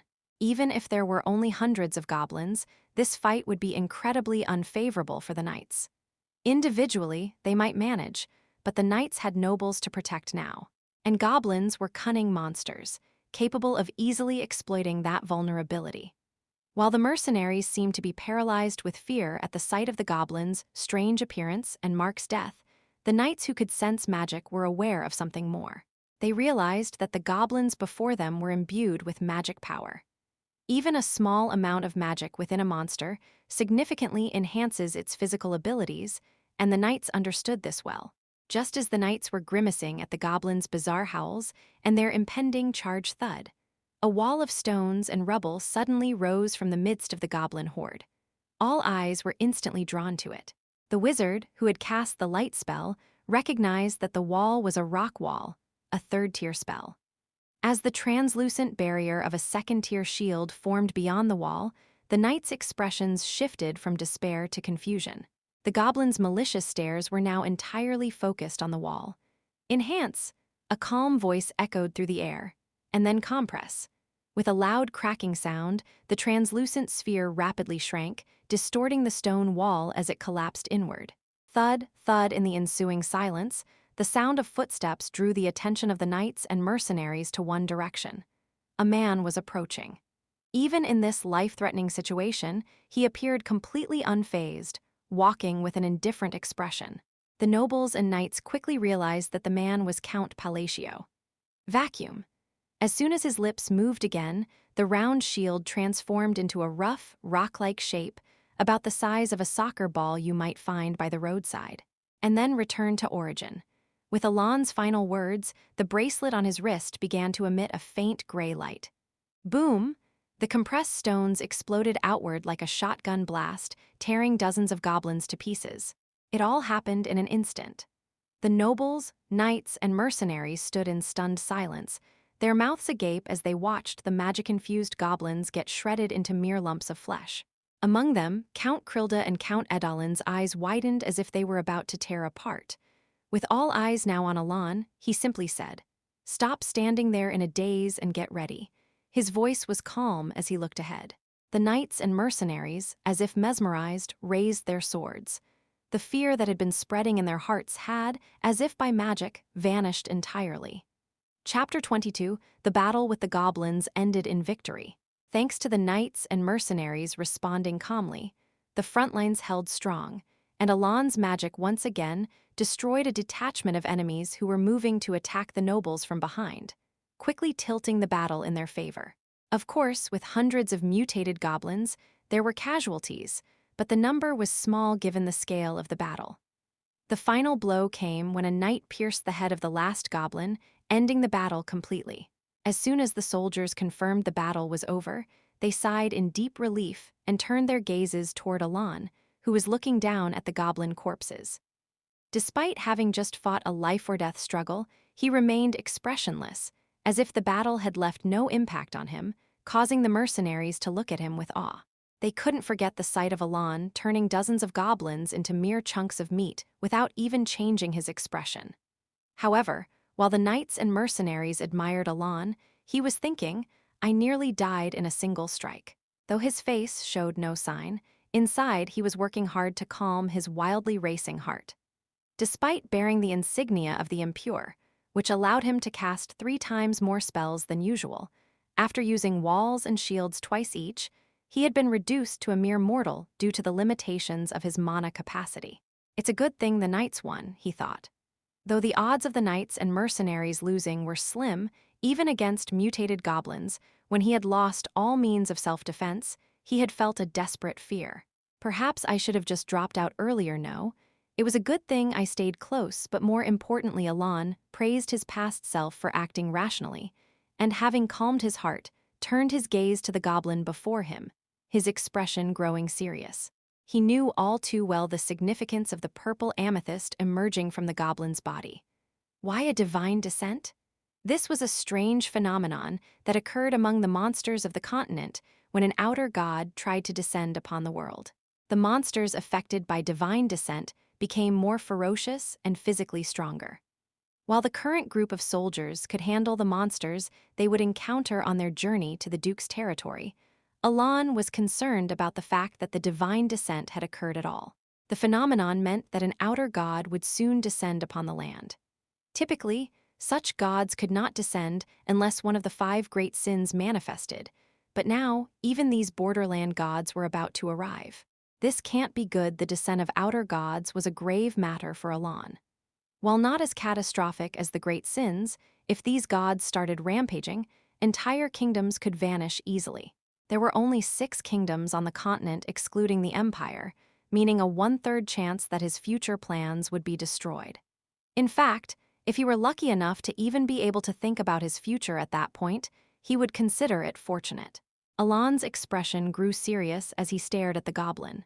However, there were others who looked even more serious than Alonso serious, in fact, that their expressions seemed to suggest they had lost everything. Those individuals were Count Krilda and Count Edalin. A few days after the appearance of the mutated goblin, with only 1 day left until their arrival at the Duke's estate, Alon experienced 2 changes in that short time. One was that the nobles, who once looked at him with blatant contempt and ridicule, especially when Counts Krilda and Edalin made their snide comments, no longer displayed such expressions. The second change was, "Count Palacio, this is some meat I brought from my estate. Would you like to try it? Count, if it pleases you, I could offer some support to your domain. What do you think?" Count Krilda and Count Edalin, who had spent the past few days mocking Alon, were now fawning over him, trying to curry favor. The 2 counts, who now seemed ready to give Alon anything he wanted, clung to his side, flattering him with servile smiles, while Alon remained indifferent. But the counts were desperately desperate. The display of power Alon had shown just days ago was too strong to dismiss as mere luck in claiming the title of Count Palacio. Moreover, they still remembered what the 3rd-tier mage, whom Baron Ammon had brought to flaunt his wealth, said that night, that Alon's magic was undoubtedly beyond a 2nd-tier level. Upon hearing that, both counts began to reconsider the rumors circulating in society, wondering if they were wrong about Alon. While there were still some unresolved doubts, that no longer mattered. What was important was that the 2 counts had realized Alon was hiding a power strong enough to not need protection. This meant the power that had supposedly wiped out Avalon in a single day, the power held by Count Palacio, could be real. With this realization, their only option was to quickly win Alon's favor. While some might argue that it would be better to investigate the situation thoroughly before making any moves, this didn't apply to those who knew the Palacio family well. The 2 counts, having witnessed firsthand the brutality of the Palacio family's notorious behavior, knew how cruel they could be. Although Alon, the 3rd son, had never shown such behavior himself, the counts were convinced that Alon shared the family's cruel and ruthless nature. After all, the Palacio family had been full of miscreants since his grandfather's time. Thanks to this, Alon had enjoyed a luxurious lifestyle in recent days. Instead of sweet potatoes and corn, he ate meat for breakfast, lunch, and dinner, and the wine they occasionally brought along was also excellent. However, despite receiving these gifts for several consecutive days, Alon's expression did not soften, still preoccupied with thoughts of the goblin from a few days ago. Who could it be? No matter how much Alon pondered, no clear answer emerged. The divine descent was merely a sign that an outer god was about to descend, and there was no way to know exactly which god or when and where it would occur. Although it was meaningless to dwell on it, Alon couldn't help but worry, knowing that his future plans could be completely ruined in an instant. He could go from being a noble to a commoner in the blink of an eye, which was why he couldn't stop thinking about it. I'll have to gather as much information as I can once I reach the estate. As he thought this, he glanced at the nobles beside him, who were eagerly trying to make up for their previous behavior, even at the expense of their pride.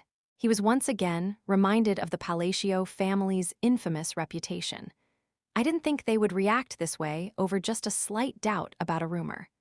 As Alon watched the Count's desperate display, he realized how deeply the rumors about his family had affected them. However, despite understanding their fear, he had no intention of easing their anxieties. Alon considered himself cool-headed, but he also had a petty side. The Count's performance finally came to an end when Alon arrived at the Duke Roediger's estate. As soon as Alon arrived at the Duke Roediger's estate, what greeted him was an absurdly large mansion, multiple mansions. How many mansions are there inside this estate? Of course, the rich would have this many, he thought, as he noticed the variety of mansions, almost as if someone with diverse tastes in interior design had collected them. Alon soon realized that all these mansions belonged to the Duke's concubines, causing him to shake his head in disbelief. How does his body even survive?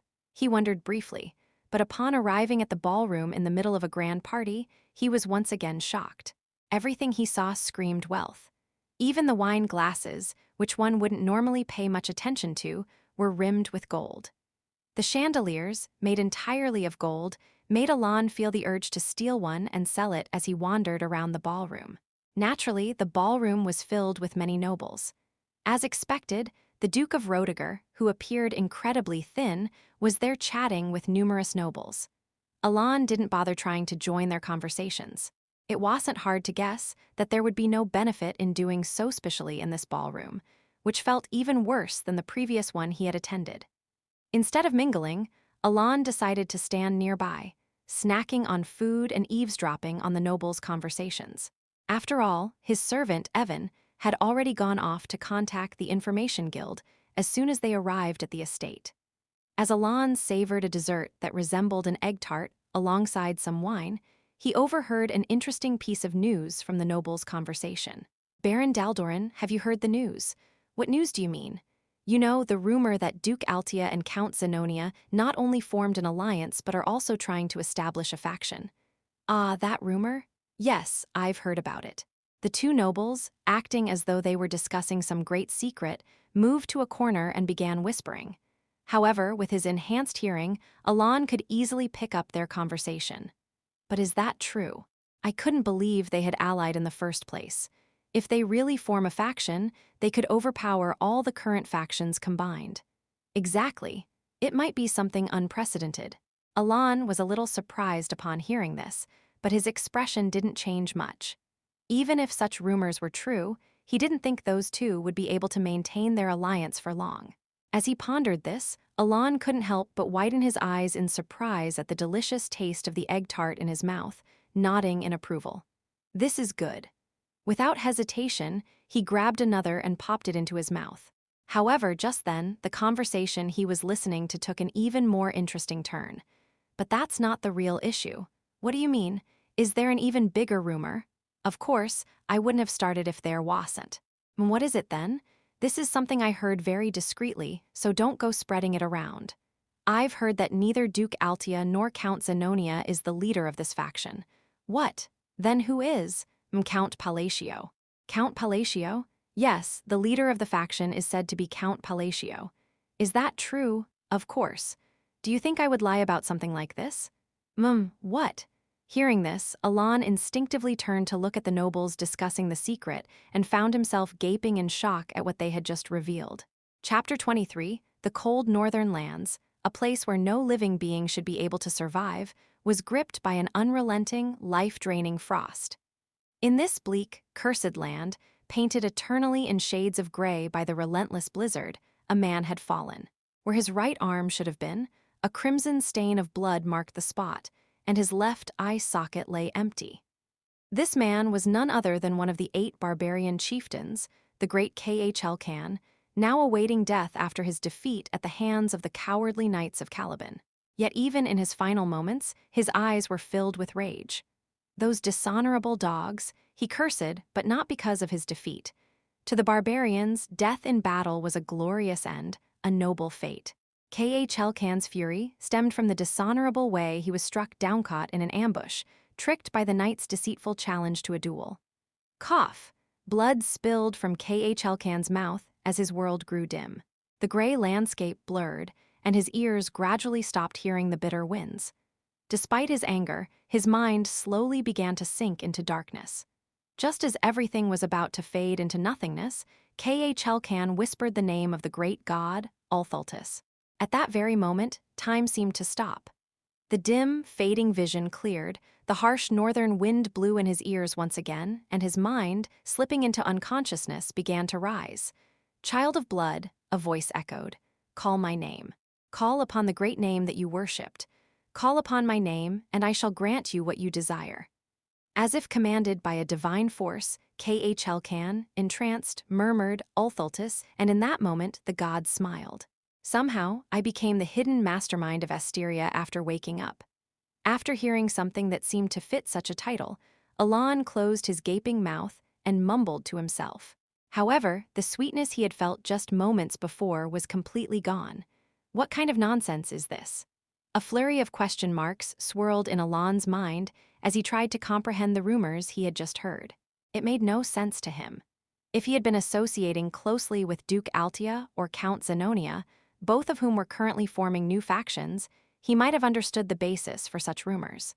However, the issue was that Alan had never once met either of the two nobles. He had only seen Duke Altia once when she was still a young lady at a ball, and as for Lady Zenonia, he had encountered her but had never met the Count himself. In other words, the rumor lacked plausibility, to the point of being entirely baseless. Alan, who had been slowly moving his lips while deep in thought, soon concluded that the notion of him exchanging secret talks with other nobles was nothing more than an absurd, groundless rumor. After all, suspicions could only arise if there was a pre-existing relationship. But since Alan had no connection whatsoever with those individuals, he didn't even feel the need to entertain any doubt. So, just as Alan reached for a cookie next to the egg tart, a voice called out, "Count Palatio." Alan turned his head toward the voice and looked beside him. There stood a man dressed in expensive clothing, his face full of mockery. Who is this guy? Alan briefly scanned the man. With his long, curly hair draped to one side, it was easy to tell that the man's character was twisted in a way that was different from the Palatio family. But Alan couldn't gather any more information than that. At the very least, Alan had no information on him in his mind. "Oh, I haven't introduced myself. I am Carmine, the third son of Duke Comelin of the Ashtalon Kingdom." As soon as he noticed Alan didn't recognize him, Carmine's expression briefly faltered before he introduced himself. Alan paused in confusion, then nodded in understanding. After all, he had heard that foreign nobles occasionally visited the grand church where most of Asteria's nobility gathered. "Count Palatio," Alan responded with a polite greeting. "I've heard of you. You were fortunate enough to become a count, weren't you?" Alan blinked in surprise at Carmine's immediate mocking tone. He had suspected from the start that this wasn't a friendly encounter based on the man's demeanor, but he hadn't expected him to launch straight into open ridicule, as if he had no sense of tact or intelligence. Just as Alan was processing this, another voice interrupted from a different direction. "Excuse me, but what are you saying right now?" Turning toward the new voice, Alan found a familiar face, unlike with Carmine. Marquis Mardinio. Alan recognized him not by his face, but by the emblem emblazoned on his chest, and the fact that he had the distinct appearance of a middle-aged man. "Are you insulting a noble of the Asteria kingdom right now?" Alan's face showed bewilderment at this sudden and unexpected defense. Carmine, the third son of Duke Comelin of the Ashtalon Kingdom, was not in a particularly good mood that day. There were many reasons for his foul mood, but the biggest one was that the marriage proposal with the fifth daughter of Duke Lotiger, which he had worked hard to arrange, wasn't going well. Of course, the reason the proposal fell apart was purely due to Carmine's childish behavior and antics that made him appear immature. He had made the foolish mistake of evaluating the appearance of other noblewomen in front of the fifth daughter herself. As expected of a spoiled child raised without discipline, instead of acknowledging his mistake, Carmine became even more displeased when the lady suggested reconsidering the proposal. If this had not been the kingdom of Asteria, a close ally, or if it hadn't been Duke Lotiger, with whom numerous secret dealings were being conducted, Carmine would have already flipped the situation upside down. Of course, on the flip side, Carmine had no idea that the only reason Duke Lotiger was turning a blind eye to his behavior was because of the very secretive relationship he had with Duke Comelin. In any case, with his mood soured, Carmine had come to the ball, hoping to lift his spirits, when he spotted Count Palacio and decided to pick a fight. There was only one reason he started the altercation: to vent his already foul mood. Of course, there were plenty of servants and knights around him who could have been ignored or ridiculed, but Carmine didn't find any pleasure in toying with them. It wasn't that his character was admirable, but rather that playing with toys he could easily destroy at will didn't offer him any amusement. For nobles like him, those not of noble birth were treated as no more than that. In that sense, Count Palacio was a perfect stress reliever for Carmine. From what Carmine had heard, Count Palacio was just a clueless boy who had luckily become a count, with no close allies among the nobility.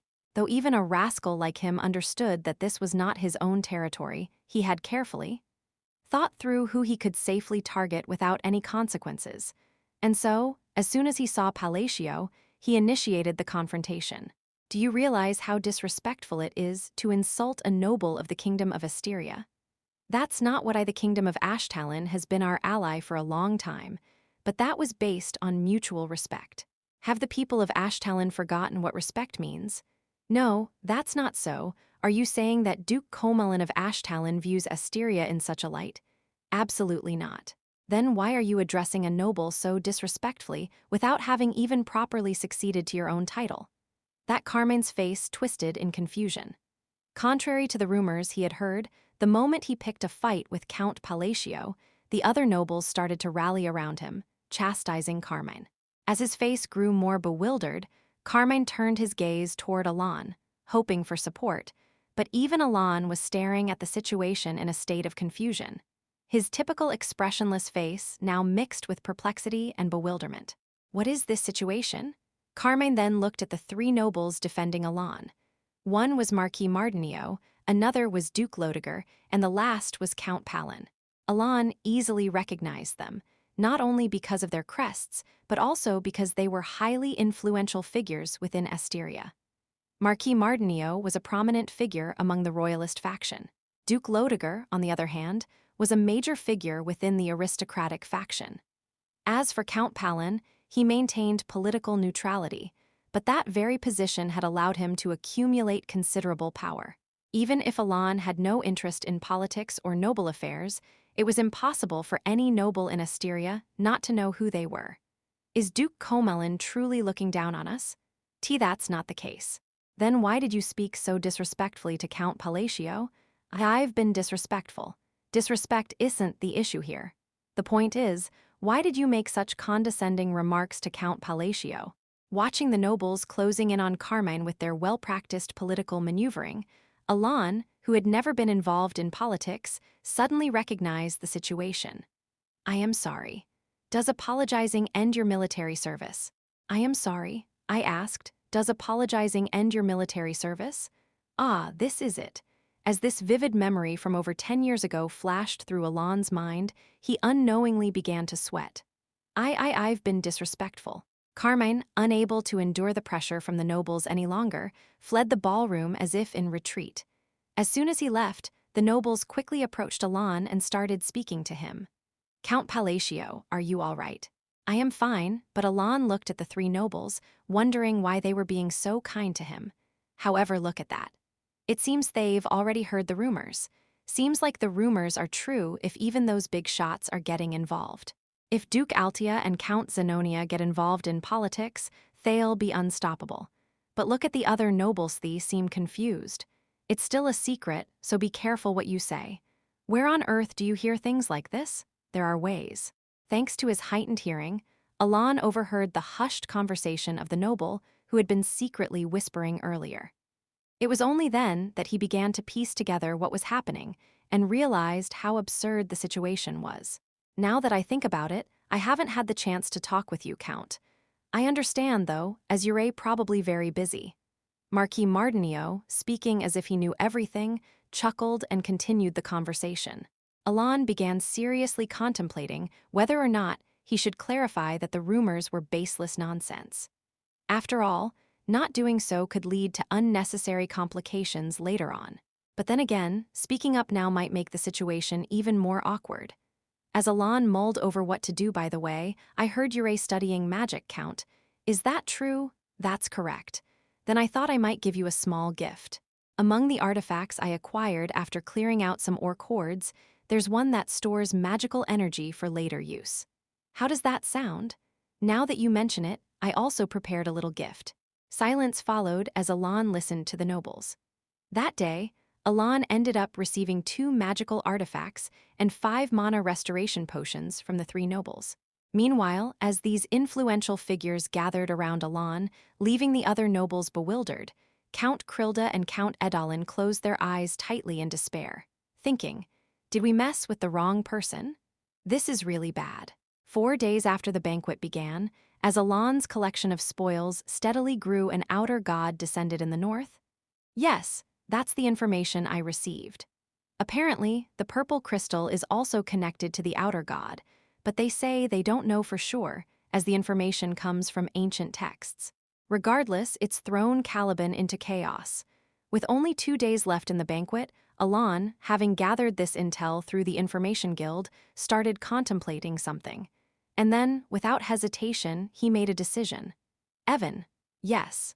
Once the banquet is over, complete the tasks we need to finish, and then we're heading straight to Caliban. He had made up his mind without any doubt.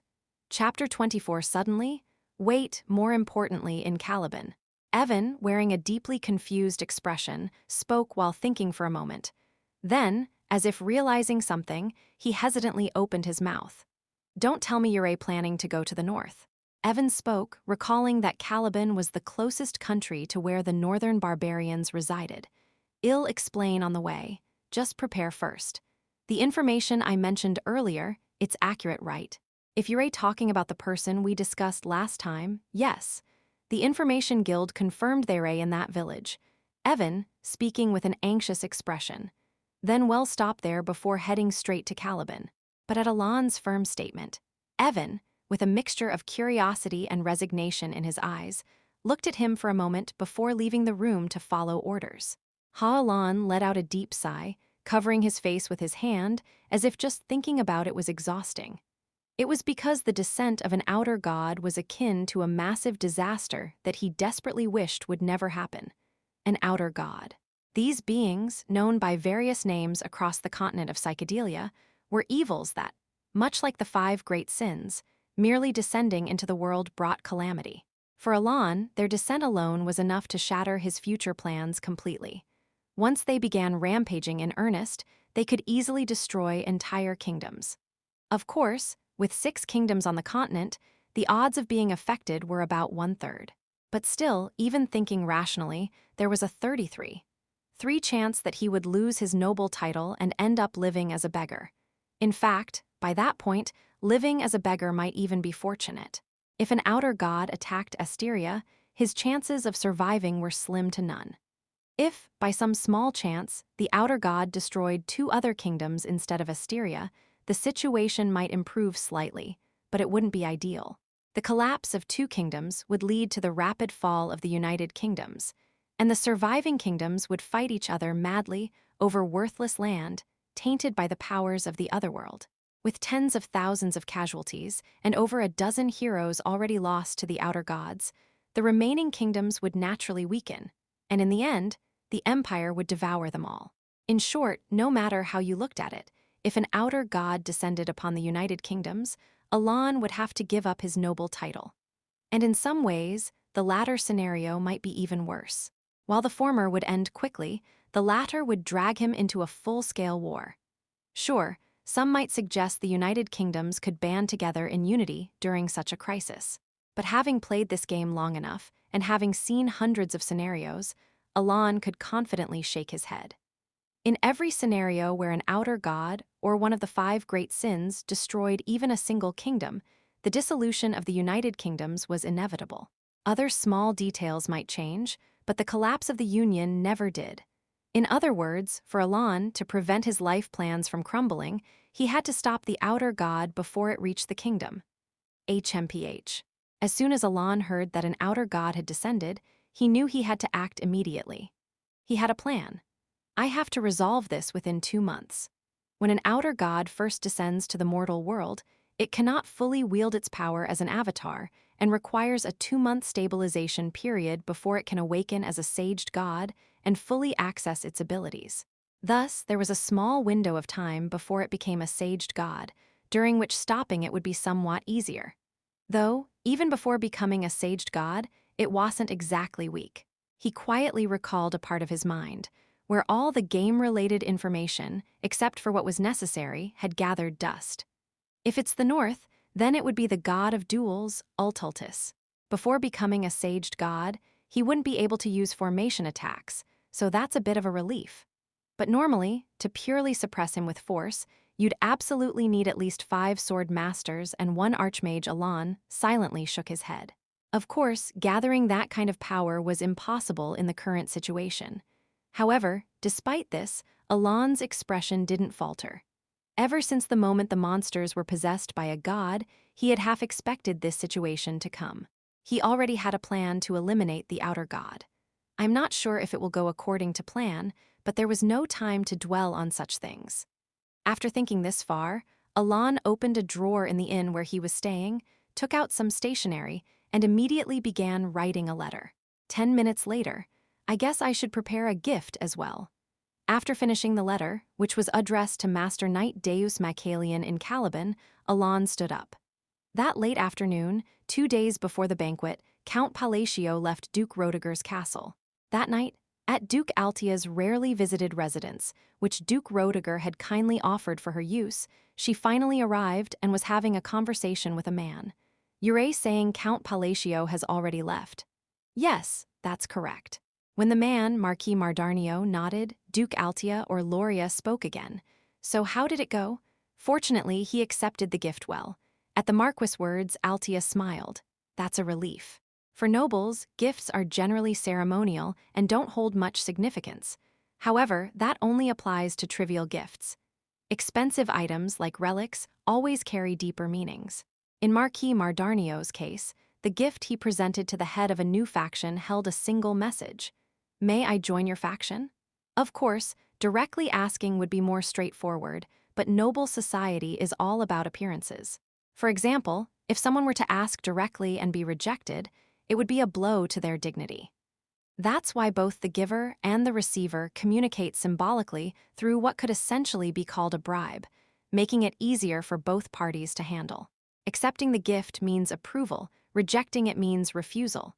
Of course, Count Palatio or Alan knew nothing of this. He had only attended a ball once in his life, had no friends, and his father, who died of an overdose, left him ignorant of such matters. As a result, Alan simply thought, even if they realize later, it's not like I'll see them often, and it'd be awkward to ask for it back after accepting, right? With that in mind, he readily took the gift, fully intending to keep it. Now we can officially align our interests. It's an honor. How did the others fare? Those who pledged their allegiance also accepted the gifts. Thanks to Alan's ignorance and his willingness to keep the gifts, Altia was able to gain the support of the nobles she had given prior notice to. Then we can start making serious moves now. With a small smile, she began preparing for the true formation of her faction. Exactly 1 week after Alan left Duke Roediger's estate, he arrived in Parkrin, a small village in the northern part of the kingdom of Ashtalon, located some distance from the Roediger estate. Alan had come here for one reason. Hello. It was to meet the protagonist of this dark fantasy roguelike game, Psychedelia. Do you know who I am? No. The reason Alan wanted to meet Aliban, the protagonist of the game, even though the 5 great sins had already been eliminated and the protagonist was no longer essential, was simple. Even without the 5 great sins, the protagonist would still become famous, and Alan judged that it wouldn't hurt to win his favor early on. Especially now, with an outer god having descended, Alan wanted the protagonist to grow quickly. So he came loaded with items to aid Aliban's early growth. Aliban, right? Yes, that's me. As Alon watched the boy speak with a bright smile, so cheerful that anyone might find it refreshing, he thought to himself, he's almost too good-looking for a guy, but well, he looks just like the illustration. In Psychedelia, the player's choices allowed them to freely adjust the protagonist's gender. That thought briefly crossed Alon's mind, but then he felt a strange sense of dissonance. Was the protagonist always like this?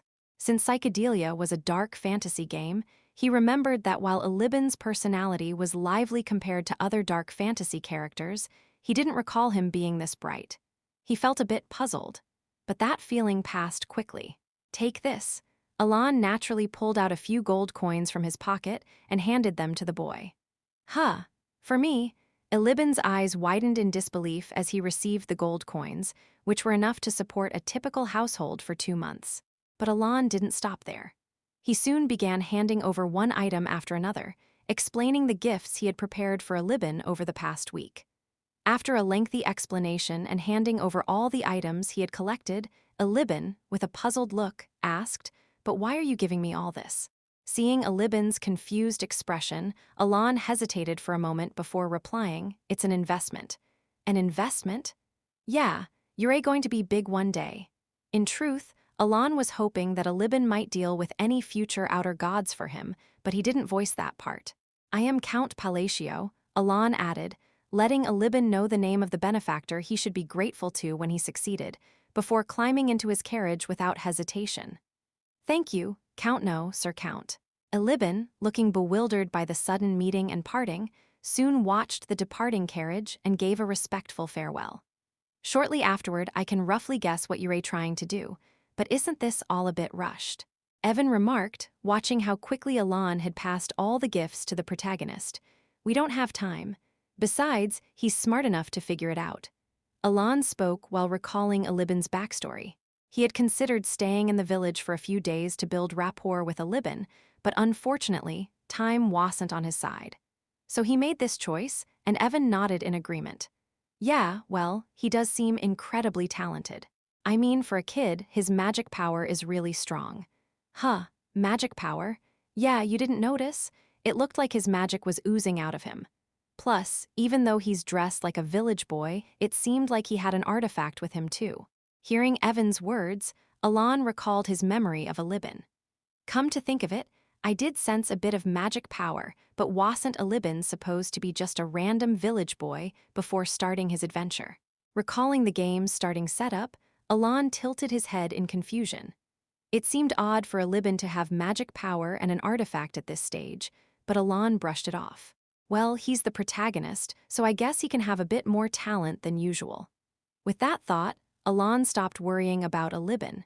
He had given everything he could, and if the protagonist became stronger, it would only benefit him. After all, Alibin was one of the few characters with a kind heart in this cruel, dark fantasy world. Because of that, how long will it take to reach Caliban from here? About another week. 10 days at most if we're delayed. I wish I could get some help. Alon listened to Evan's words as he headed toward Caliban. Meanwhile, at the large mansion in the south of Caliban, Deus, who had returned from the northern expedition and was resting, was preparing to leave for the north again the next day because of foreign news. After reading the letter, Vice Captain, "Yes, the northern expedition is postponed for 2 weeks." He immediately gave the order. "May I ask the reason for the postponement?" At the Vice Captain's question, Deus fell silent for a moment. "Soon, a benefactor will arrive." He muttered those words. Chapter 25, Carmine, the third son of Duke Comelin, had been in a foul mood for the past week. While the recent broken engagement was part of the reason, what was really getting under his skin was Count Palatio. At the latest banquet, he tried to relieve his stress by antagonizing Count Palatio, only to end up publicly humiliated. Of course, it was entirely Carmine's fault. If he hadn't made inappropriate comments about the appearance of another noblewoman, the engagement talks would have gone smoothly. And if he hadn't provoked Count Palatio, he wouldn't have faced such disgrace. However, Carmine had completely forgot that he had instigated the conflict. He only focused on the humiliation he had suffered, replaying the incident over and over in his mind. It was the first time in his life he had experienced such shame. After all, as the son of Duke Comelin, a cornerstone of the kingdom, He had never faced such humiliation before, and that moment had left a deep mark on his memory. For about 10 days, Carmine would often grind his teeth while recalling the event. As soon as he arrived at the Comelin estate, he spoke, as if making a decision. "Hey, yes, young master, where did that bastard say he was going? The last I heard, Count Palacio had some business in Caliban without listening to the night finish." Carmine hurried into his room and opened a desk drawer. Inside were numerous crystal balls. He picked the one from the far right and immediately took out a magic stone from his pocket, bringing it close to the crystal ball. As the crystal began to glow brightly, time passed, and the light started to dim. "Well, if it isn't my friend Carmine," a voice came from the crystal. "I'll get straight to the point. I need your help." Carmine spoke while holding the magic crystal. You need help with what?" "Count Palacio. He's probably on his way right now. I need you to deal with him." "Deal with him? You mean Count Palacio?"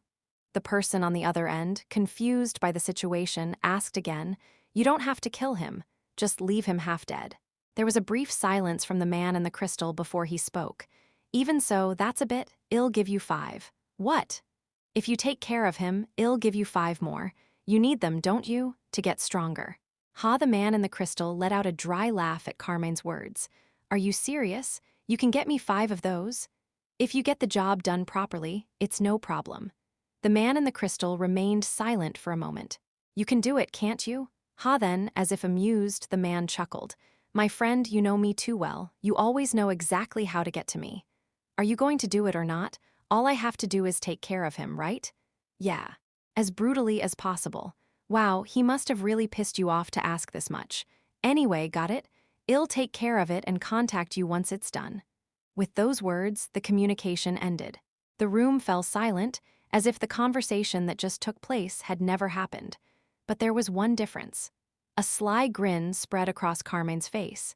Did he really think I'd let him off after publicly humiliating me? That was the only thought occupying his mind. Have we finally arrived? Looks like it. It had been about 2 weeks since Alon met Alibin, the protagonist of this world. Looking out at the capital city of Kurdum in the distance, Alon shifted his gaze to the back of the carriage. Various gifts were loaded there, all meant for Deus, the person they were about to meet. I am exhausted," yawned Evan from beside him, clearly tired as he glanced at the gifts. Alon, too, felt the fatigue, just as Evan said. Long journeys are always tiring. It would have been a lot more peaceful if we hadn't gone to that labyrinth-like place. Their tiredness was not only from the long journey, but also because Alon had made several stops in the past week. It was necessary. That was Alon's only reply to Evan. In truth, the reason they had made all those stops on the way to Caliban was to prepare for the upcoming battle with Outer God. The lotus-shaped necklace now hanging around Alon's neck, which hadn't been there 2 weeks ago, was part of those preparations. Ignoring Evan's gaze, Alon changed the subject. "Deus has returned from his expedition, right?" "Yes, he should be here." Alon fell silent for a moment before asking, "He'll meet with me, won't he?" "I am sure he will," Evan replied, though Alon remained slightly skeptical. "It's not just about meeting him, the real challenge is getting him to agree to my request." Alon had provided Deus with a great deal of financial support over the years, and even saved him from what could have been a disastrous situation. In terms of pure cause and effect, Alon was definitely in the position of a benefactor. But realistically, from Deus' perspective, Alon was probably just a faceless person who had generously spent money to help him from afar.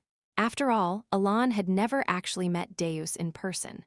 Without any direct interaction, it was hard to expect any real closeness, so now that he was finally in Kurdum, Alon couldn't help but feel a little anxious. I can only hope the gifts will win him over. As Alon mulled over his thoughts, they finally reached the northern gate of Kurdum, where they joined the line for inspection, just like any other travelers entering the capital. Even though he was a noble in the Asteria kingdom, when traveling abroad, inspections were mandatory for everyone. After briefly explaining his identity to the soldier conducting the inspection, Alon waited for Evan to finish as the line of carriages slowly moved forward. "Excuse me, Count?" "Yes. There seems to be a slight problem." Evan leaned his head into the carriage, speaking, which made Alon tilt his head in confusion. He nodded slightly and stepped down from the carriage, where he was greeted by a knight with an overly confident expression. The knight had red hair and a lion crest on his chest, exuding an air of arrogance. As Alon looked at him curiously, the knight spoke. "Are you Count Palatio?" "That's correct." Though they had never met, the knight spoke informally, as if the facial expressions in this fantasy world were enough to reveal a person's personality. As Alon replied, Evan leaned in to whisper into his ear. "That knight seems to be a disciple of Fiola." "Fiola?" "Yes, you know, the fourth sword." At Evan's words, Alon finally let out a low murmur of realization. A master knight known as the fourth sword, Fiola, came to Alon's mind, and though he nodded, he still wore a puzzled expression. So why is the disciple of the fourth sword here, and with a whole group of knights? As Alon glanced around, he noticed several other knights wearing the same lion crest as Fiola. "What business do you have with me?" Turning back to Fiola's disciple, Alon asked. The knight, who had been leisurely walking toward him with a smirk, finally introduced himself. "First of all, I am Villain, a direct disciple of Sir Fiola. And I've heard that my friend owes you a small debt." "Friend?" When Alon asked, Villain smiled and continued. "Yes, a friend. I don't recall having any significant connections here in Caliban. My friend doesn't have any particular ties to Caliban either. He's from the kingdom of Ashtalon." At those words, Alon instinctively muttered, "Ashtalon Kingdom? Huh." But then he quickly remembered and let out a low, understanding sigh. "Carmine. That's right, you remember. He contacted me." Hearing Villain's words, Alon couldn't hide his disbelief. "Wait, I didn't do anything to that guy." "Wait, how long has it been?" "A few weeks." For a moment, Alon was impressed by the petty thug Carmine running to his friends to complain within just over 2 weeks. "I also owe him a bit, so I have to at least make an appearance." "So, you've been waiting here all this time just to make that appearance?" "To be precise, I've been waiting for word. All carriages from the kingdom of Asteria pass through this gate." Alon felt a wave of dizziness at Villan's nonchalant words, as if apologizing for the inconvenience, but not really meaning it. Even though nobility's influence diminishes significantly in foreign lands, it wasn't to the extent that one would be treated like this at the gates. "So, what's your plan?" "I'll give you 2 choices. Those valuable-looking goods in your carriage, how about gifting them all to us? And the other choice, spend about 3 weeks in the underground dungeon. You're well aware that I am a noble from another country, aren't you?" Alon asked, knowing that imprisoning a foreign noble without cause would undoubtedly cause trouble. "I am Sir Fiola's only direct disciple." Villan's next words left Alon dumbfounded. What Villan was essentially saying was, "I can cause a ruckus, and because of my status, I'll face no consequences." The ridiculous part was that Villan's statement held some truth. Here, Alon was merely a foreign noble, but Villan was the sole direct disciple of a master knight. Unbelievable, birds of a feather really do flock together. Alon sighed, realizing that this bunch of thugs were perfectly matched for each other. Just as Alon sighed, Villan gave a wicked smile. But to be honest, no matter which option you choose, the result will be the same.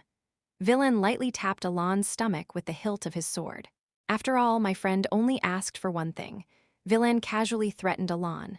Evan, who had been silent until now, slowly began to scowl. He instinctively reached for the sword at his waist when a voice called out from behind, causing both Alon and Villan to turn their heads. There, Alon saw him. Deus Macallion? Dressed in black iron armor, wearing a cold expression, Deus was walking toward them. The moment he appeared, the atmosphere at the gate grew heavy, as if the air itself was weighed down. Despite the fact that it was just one person arriving, the soldiers straightened their postures, eyes wide in shock. Even the knights, who had been wearing relaxed expressions moments ago, now stood upright, their faces tense. "Attention!" The soldiers, who had been casually observing the situation, immediately raised their swords in salute upon seeing Deus, but he didn't spare them a glance. "We greet the great sword." The knights of Villan's group, Yuzan, shouted in reverence, but Deus ignored them as well. Instead, he walked directly toward Alon. Seeing this, Villan hurriedly pulled back the sword he had pointed at Alon, trying to speak, but crash. Dia's hand shot out and grabbed Villan by the throat. What? Villan quickly reached for Dia's hand in protest, "But what do you think you're doing?"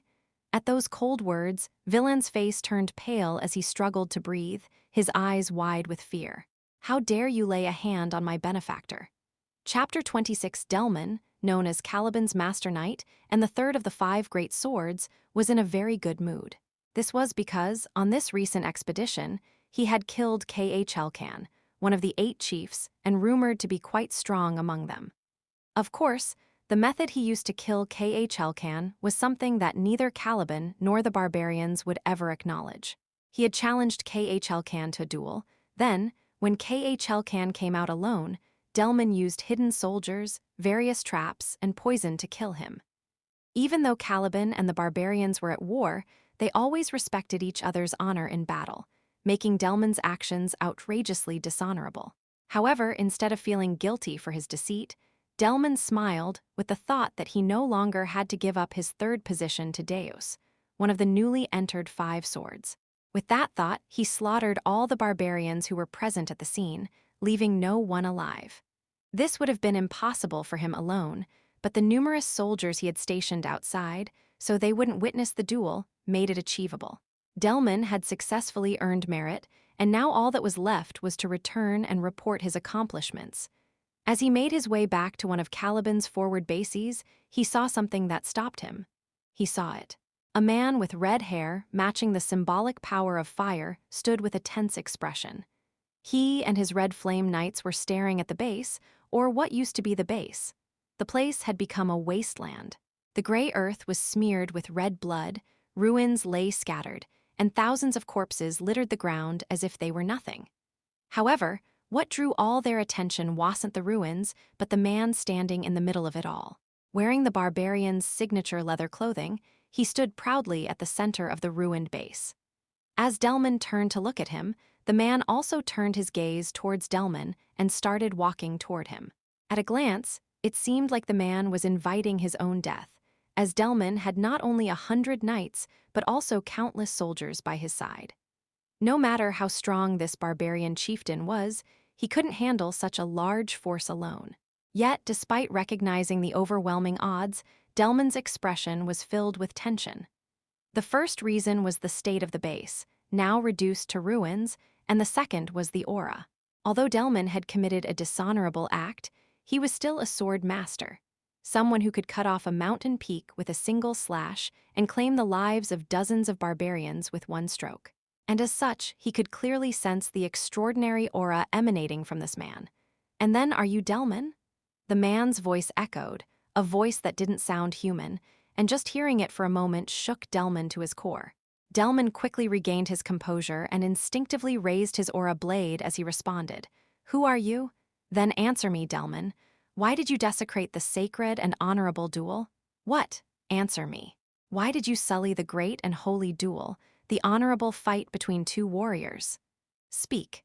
Hearing the barbarian's words, Delman realized that the man was talking about his duel with K.H.L.Can, and he replied, "Ha, this is a battlefield. Isn't it foolish to believe in a duel in such a place?" The barbarian stared at Delman, unfazed, and spoke again. "How dare you speak of the great duel like that?" His voice was filled with clear displeasure. "I already told you this is a battlefield. This is your last chance, human, a warrior of considerable strength. Fight me in a duel. If you win, I will let you go." At the barbarian's offer of a last chance, Delman did not respond just "Everyone, prepare for battle," he commanded the knights. As soon as his order was given, the knights and soldiers swiftly drew their weapons in perfect unison. The Knights of the Red Flame, who had fought alongside Delman in numerous battles in the Northern War and led them to victory time and time again, all wore resolute expressions as they drew their swords and deployed their auras. Watching this scene, the barbarian muttered, as if in lamentation and disdain, "Do knights truly possess no honor?" With that muttering, creak creak, the surrounding corpses began to rise. What is this? The knights were startled by the sudden change, but the phenomenon continued regardless of their emotions. A knight with his head split in half, a soldier with half of his body blown away, a rider with his upper torso severed. They slowly began to awaken. And then "It hurts, it hurts, it hurts, it hurts. Kill me, please, I beg you." The screams of the dead filled the gray earth. You mortals, without even the honor to your name, are unnecessary in this world." That presence vanished. Even Delman, who had stepped into the realm of a superhuman, couldn't keep up with the speed. But then, however, Delman turned his gaze to the voice that had suddenly appeared, and the barbarian had already slammed his hand into the ground. Boom! The earth exploded instantly, rocks and debris shot into the sky, and simultaneously, the soldiers and knights who had been standing ready were all hurled into the air. And with just one swing of the barbarian's foot through the air crack, the soldiers and knights flying through the sky were struck by the debris, their bodies turning into mere chunks of flesh. Without even time to scream, their remains splattered across the ground, creating countless red flowers of blood. As Delman belatedly tried to swing his sword, he realized in that moment his arm was gone. Ag! Delman's scream echoed, and the soldiers who hadn't yet grasped the situation finally understood what had happened. In just an instant, the Master Knight and most of his knightly order had been annihilated. Panic spread like a plague among the soldiers, robbing them of their will. The terror rooted in their hearts quickly spread, leaving them paralyzed. In the chaos of the massacre, Delman, who had lost his arm, looked at the barbarian in disbelief. Who are you?" The barbarian, Noth, god of all barbarians and the father of duels, Ultultus, crushed Delman's internal organs with his rough hands, finishing his task. He looked down at Delman, who lay beneath his hand. A moment later, it hurts, it hurts, it hurts, it hurts. Though his internal organs were completely shattered, Delman rose again, spewing blood across the gray snowfield and screaming in agony like the others. Satisfied, Ultultus grinned as he spoke. "All you gathered, barbarians," he turned his gaze to the surviving soldiers, who were frozen in terror. "Prove yourselves through a duel, and then prove that you are not savages." He offered them a duel. "If you do, I shall grant you an honorable death." On the blood-stained Colosseum made of the dead Master Knight and disciple of the Fourth Sword, Villain, couldn't understand the current situation. The reason he had come here today was simply to help out his friend, Carmine, who was also a very valuable supplier, by taking care of a certain noble from the Kingdom of Asteria. Of course, given that the 6 kingdoms were united under the Union Kingdom, normally, even if the noble was from another country, he should have shown some level of courtesy. A misstep could quickly turn into an international issue. However, the reason Villain had accepted Carmine's request without hesitation wasn't just because of the item Carmine had offered.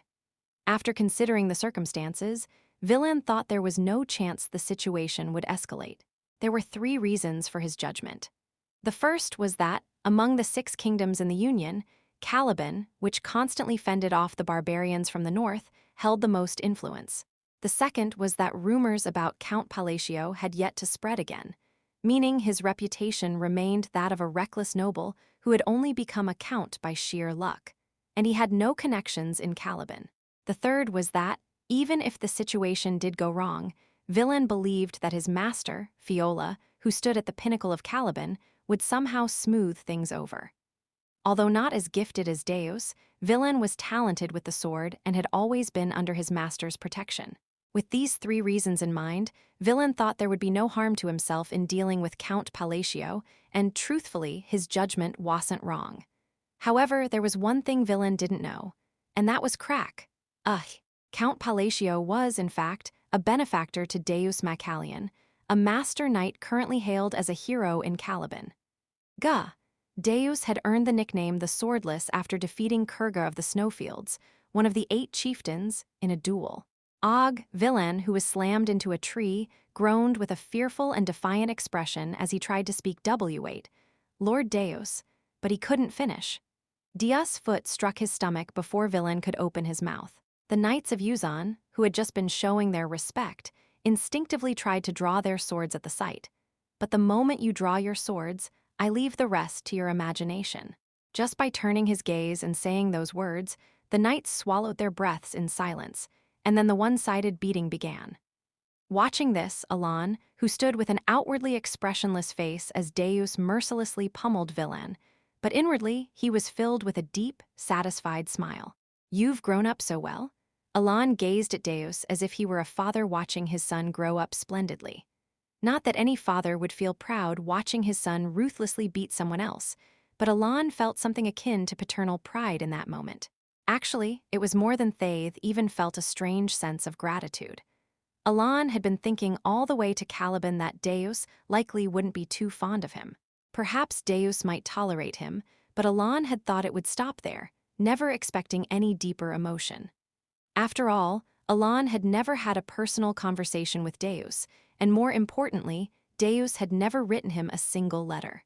So, when Deus referred to him as his benefactor earlier, Alon felt as if all the effort he had put into raising Deus had finally been rewarded, and a pleased smile spread across his face. He hits well, indeed. Watching Deus break Villain apart in real time, Alon wore a calm smile, and after about 3 minutes, he felt as if a weight had been lifted from his heart. Alon was deeply grateful to Deus for going this far. But 5 minutes later, "Count, what? Isn't he going to die?"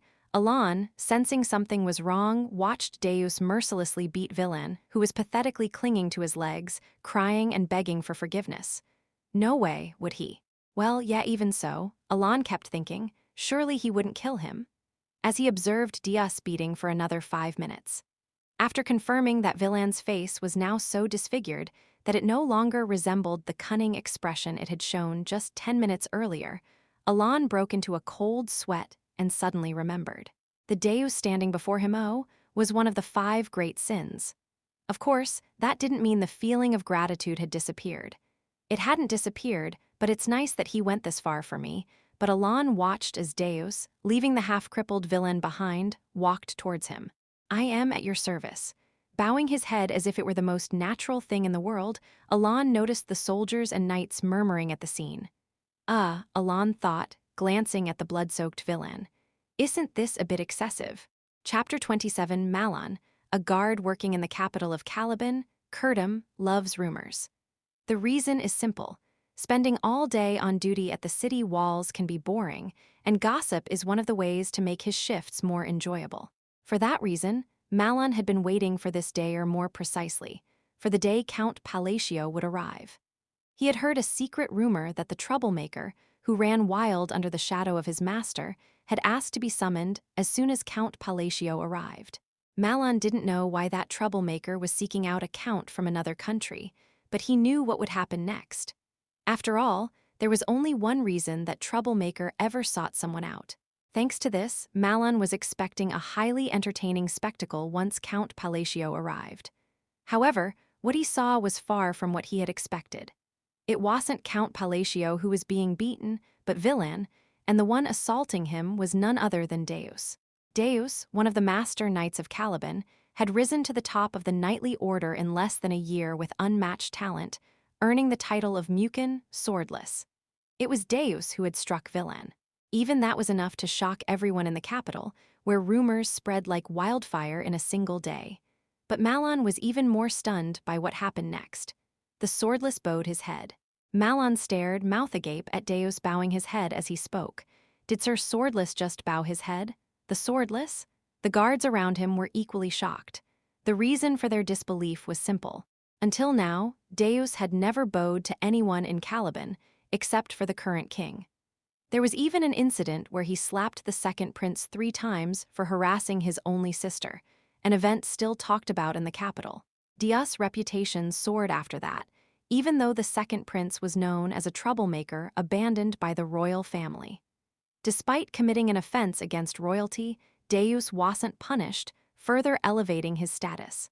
It essentially meant that the entire kingdom of Caliban regarded Deus Macallion as more important than the second prince, and his reputation only grew stronger. Yet here he was, bowing his head to a mere count from another country. "Please, get in." Seeing Deus bowing to Count Palatio was enough to shock anyone familiar with the rumors. Soon, all eyes were on the count, who walked without expression, escorted by the master knight, as if this situation didn't faze him at all. And then who exactly is this Count Palatio, that the Swordless would bow to him? Malon and everyone who saw the count's face had the same question on their minds, their mouths hanging open in astonishment. This situation is strange, but why are they looking at me like that? Alon, the one receiving these shocked stares, felt puzzled by the situation. "Please, get in." He then turned his gaze at Deus' words and noticed the carriage waiting for him. It stands out unlike other carriages. It was painted entirely in black, making it impossible to miss. And thud! Surrounded by knights as if they were guarding it like a fortress, Alon started to understand why people were staring at him this way. Even he thought this was a bit too much. Got it. However, it would be ridiculous to refuse to ride the carriage at this point, so Alon quietly got in. I will take care of the carriage then, said Evan, ending the conversation as Alon, now in the carriage with Deus, headed toward the mansion under the escort of the Black Knights. A short while later, is this a mansion? Seeing Deus' mansion for the first time, Alon was visibly surprised. He had heard that Caliban's capital was large compared to other kingdoms, but this was the first time he'd seen a mansion of such immense size. Is this what success looks like? Alon briefly mused as he followed Deus, who led the way from the carriage through the vast mansion towards the office. Once inside the office, please, have a seat. Alon looked slightly puzzled as Deus offered him the seat of honor without hesitation. Even though Alon had little knowledge of formal etiquette, he knew the basics. Isn't the owner supposed to sit in the seat of honor? Of course, if Alon were of a higher rank, things might be different, but he was only a count and not even a noble of Caliban, but from the kingdom of Asteria. In short, there was no need for Deus to treat him with such excessive courtesy. From Alon's perspective, Deus' treatment made him feel like a proud father whose son had made a great success. He felt pleased, but also slightly concerned. He had quite a few favors to ask Deus. Clearing his throat, Alon sat in the seat of honor, and Deus naturally sat beside him. A heavy silence followed. What should I talk about? Of course, there were many things Alon needed to ask for, but he knew that communication doesn't work that way. First, he needed to make some small talk. But having never spoken to Deus face-to-face, let alone exchanged letters, Alon felt awkward. Just as he was struggling with the silence creak, I am a bit late. Evan, guided in by the knights, cautiously entered the room, and Alon realized that Evan had brought a gift. Evan, the gift, understood. At Alon's command, Evan placed the gift on Deus' desk. This is a gift. At Deus' response, Alon let out a small sigh. He had been wondering how to start the conversation, and now the gift had given him a way in. Thank you. Deus bowed his head slightly to Alon, and then silence. All right, isn't this the part where the conversation naturally follows? The thought passed through Alon's mind, and he finally opened his mouth. Aren't you going to open the gift? It would be improper to open it now. I'll do so later. Alon understood that it was indeed rude to open a gift in front of a high-ranking person with too much excitement. But Alon wasn't a high-ranking noble himself. What exactly does he think of me? Alon's confusion was apparent, but his bewilderment didn't last long. Because brother, before he could gather his thoughts, a young girl entered Deus' office. Like Deus, she had striking purple eyes. She glanced around the room before her gaze settled on Evan. Oh, brother Evan. Recognizing him, she greeted him with a familiar smile. Oh, silly. Evan also smiled warmly as he stood up, and Alon quickly realized that the girl was Deus' younger sister, whom Evan had been sent to rescue. They do look alike. In the game Psychedelia, only the tragic circumstances of her death were described, so Alon had never seen her appearance. Yet, now that he saw her in person, he couldn't help but nod in agreement at the strong resemblance. As he turned his gaze to Deus, Alon was startled. Deus had a distinctly displeased expression on his face. When Silly grabbed Evan's hand, his eyes grew even sharper. Silly, Evan is not your brother. He's an old man, Deus remarked. Watching this, Alon quickly realized how protective Deus was of his sister. In short, it was safe to call him a siskin. Though Alon understood Deus' attachment, knowing from the game that he had suffered a great sense of loss and lack of family, it was still amusing. As Alon was thinking about this, Silly, who had been playing with Evan moments before, suddenly came over to Alon and spoke cheerfully. You're Count Palatio, right? That's correct. I heard from Evan. You gave the order to save me. Hearing this, Alon glanced at Deus, then nodded quietly. I just did my duty. If you died, your brother could have turned into a continental killing machine. Thank you so much, Silly said, bowing deeply. Seeing her heartfelt gratitude warmed Alon's heart. Even though his actions had been motivated by other intentions, receiving sincere thanks for his good deeds felt rewarding. Alon smiled slightly. After Silly left, the atmosphere relaxed a little. Alon cleared his throat, glancing at Deus, who still wore a subtly hostile expression toward Evan after his sister's departure. Deus, the reason I've come to see you is that I need a favor. A favor? Deus asked, looking slightly confused. Yes, is there something strange about that? Alon responded with equal confusion. No, nothing, please go ahead. Though Deus' words seemed a little odd, Alon paused for a moment. He found it hard to speak now that it was time to make his request. He had 2 favors to ask of Deus, and both were likely to be somewhat difficult. After hesitating, Alon finally spoke up with the first request. I need to go to the north. Could you accompany me? Of course. Alon blinked, surprised at how easily Deus agreed. Is it really that simple? Yes, I was planning a northern expedition anyway. Hearing this, Alon felt relieved. The first request, at least, turned out to be relatively easy. Taking a deep breath of relief, Alon made his second request. Could I borrow the Ring of the Arrogant One from the Caliban royal treasury? As he made this request, Alon watched Deus carefully. After all, asking to borrow something from the royal treasury was essentially like indebting oneself to the royal family, and it could be quite a tricky matter for Deus. No matter how powerful Deus was, he was still bound by the political interests of the kingdom of Caliban. However, the Ring of the Arrogant One was essential for Alon's plan, and he had to ask, even if it put Deus in an awkward position. Of course, I don't want this to cause you any trouble, Alon began, trying to soften the request and offer compensation, but understood, Deus interrupted. What? I will retrieve the Ring of the Arrogant One right away. Deus bowed slightly as he spoke, leaving Alon bewildered once again. Wait, this is good, but is it really okay? With a slightly dazed expression, Alon asked, You know where it is, right? I've heard it's in the royal treasury of Caliban. And isn't it a bit difficult to get it? It usually takes about a week by normal means, but if you wish, I can retrieve it immediately. Is there a way to do that? Curious about Deus' bold claim, Alon inquired. Deus paused for a moment, seeming to consider something, then replied. The king might be a bit troublesome, but I can handle about 50 people, so it shouldn't be too difficult. Huh. Evan, who was nearby, was visibly taken aback, and though Alon didn't show it as openly, he was just as baffled by Deus' unwavering determination. Is this his way of showing how far he's willing to go for me? Interpreting Deus' words as a sign of his loyalty, Alon hesitated before saying, No, there's no need to go that far. Understood, I will retrieve the ring as quickly as possible. Deus looked somewhat disappointed as he agreed. Alon, for a brief moment, thought, I just wanted you to borrow it, but he quickly nodded in response. He really cares about me, but isn't this a bit much? And with that thought, Alon spent a day at the mansion while waiting for the ring to be retrieved. I've brought it. What? Alon stared at the precious jewel-encrusted box containing the Ring of the Arrogant One. And then what?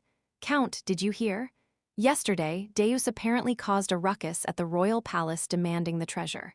I also heard he slapped the second prince again. At Evan's report, Alon was left utterly speechless. What is going on? Alon began to realize something was off about Deus. Chapter 28, 3 days had passed since they obtained the Ring of the Arrogant One and began preparing to leave for the north. By the time the knights and soldiers had finished preparing, the expedition force had already departed for the north. Not long after their departure, Deus Macallion, a man approached Deus. He had long blue hair and a vertical scar across his face. This was Fiola, one of the master knights of Caliban, known as the Fourth Sword. You laid a hand on my disciple, Fiola said, his expression cold, his eyes betraying a hidden fury. Deus, with an indifferent expression, responded, Your disciple acted rudely towards my benefactor. Ha, and that gives you the right to beat someone else's disciple senseless. Do you think it doesn't? Deus replied. Fiola frowned at Deus' words. His anger was clear on his face, and the intense energy he exuded filled the air, causing the knights around them to break out in a cold sweat. However, Deus, who took the full brunt of this power head-on, remained unfazed. You're lucky I didn't kill him, Fiola.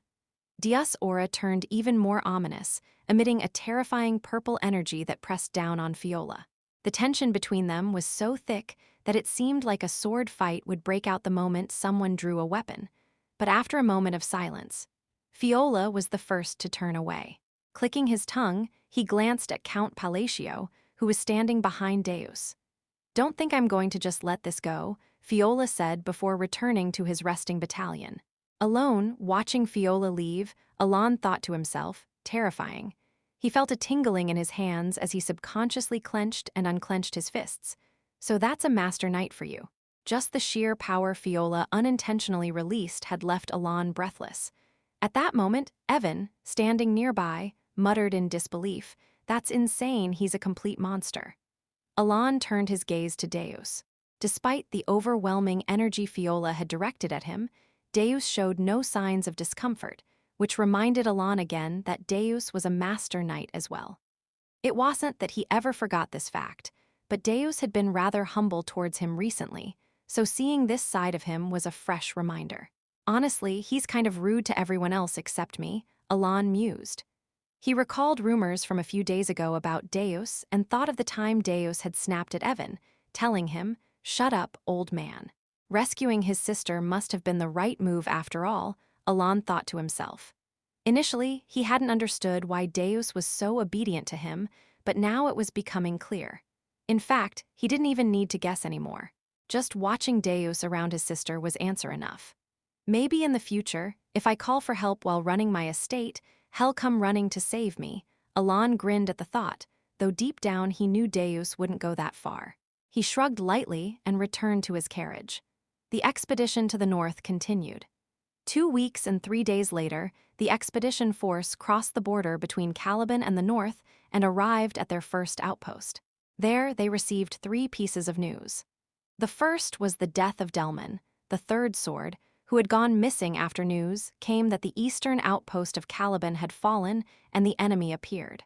The second was that Kiriana, the second sword, who had been leading an advanced expedition to the western outpost, had suffered severe injuries in battle against the enemy. And the final news was undead, you say. The messenger reported that the enemy was approaching the outpost, leading an army of the undead. Yes, the enemy has been reanimating fallen soldiers and knights into undead and marching with them. At the messenger's words, Fiola let out a deep sigh and muttered, "This is troubling." Deus, hearing the same news, remained silent. If the messenger's words were true, the situation was clearly unfavorable for Caliban. The atmosphere in the meeting room was tense. Even the master knights and the nobles leading the soldiers were reluctant to speak. Finally, one of the nobles cautiously suggested, "Perhaps we should retreat." That simple suggestion unleashed a flood of opinions from the other attendees. "Are you serious? You want us to turn our backs and run from the barbarians? That's not what I meant. I am saying we should wait for a better opportunity. We're already in a bad position, and the second sword is severely injured, not to mention Reinhardt still hasn't returned from his seclusion. Do you really think we stand a chance? At this point, do you think the injured could even escape while the barbarians advance on the outpost?" The room quickly descended into chaos, but in the end, the opinions of the nobles didn't hold much weight. The true leaders of the expedition were the 2 master knights. Eventually, the nobles looked toward Fiola and Deus for direction. "Let's think it over. I'll call for another meeting later. For now, everyone, take a break and clear your minds," Fiola said, standing up from his seat. Deus also rose without a word and exited the tent. Outside, the land was the same dull gray as always. But to Deus, who had reached a certain level as a master knight, the world looked very different. The red snowfields. To Dias' eyes, the gray land appeared as a crimson world, filled with an eerie, ominous energy. The sky, consumed by this sinister red mana, was both beautiful and terrifying, a sight that even made someone as strong as Deus feel a faint sense of intimidation. He silently observed this strange world. After glancing at Fiola, who was likely seeing the same scene, Deus turned his gaze elsewhere. There, he saw Alon, the great moon. Even though this terrifying world lay before him, Alon showed no signs of fear or awe. Instead, he sat calmly by the fire, eating a sweet potato with a blank expression.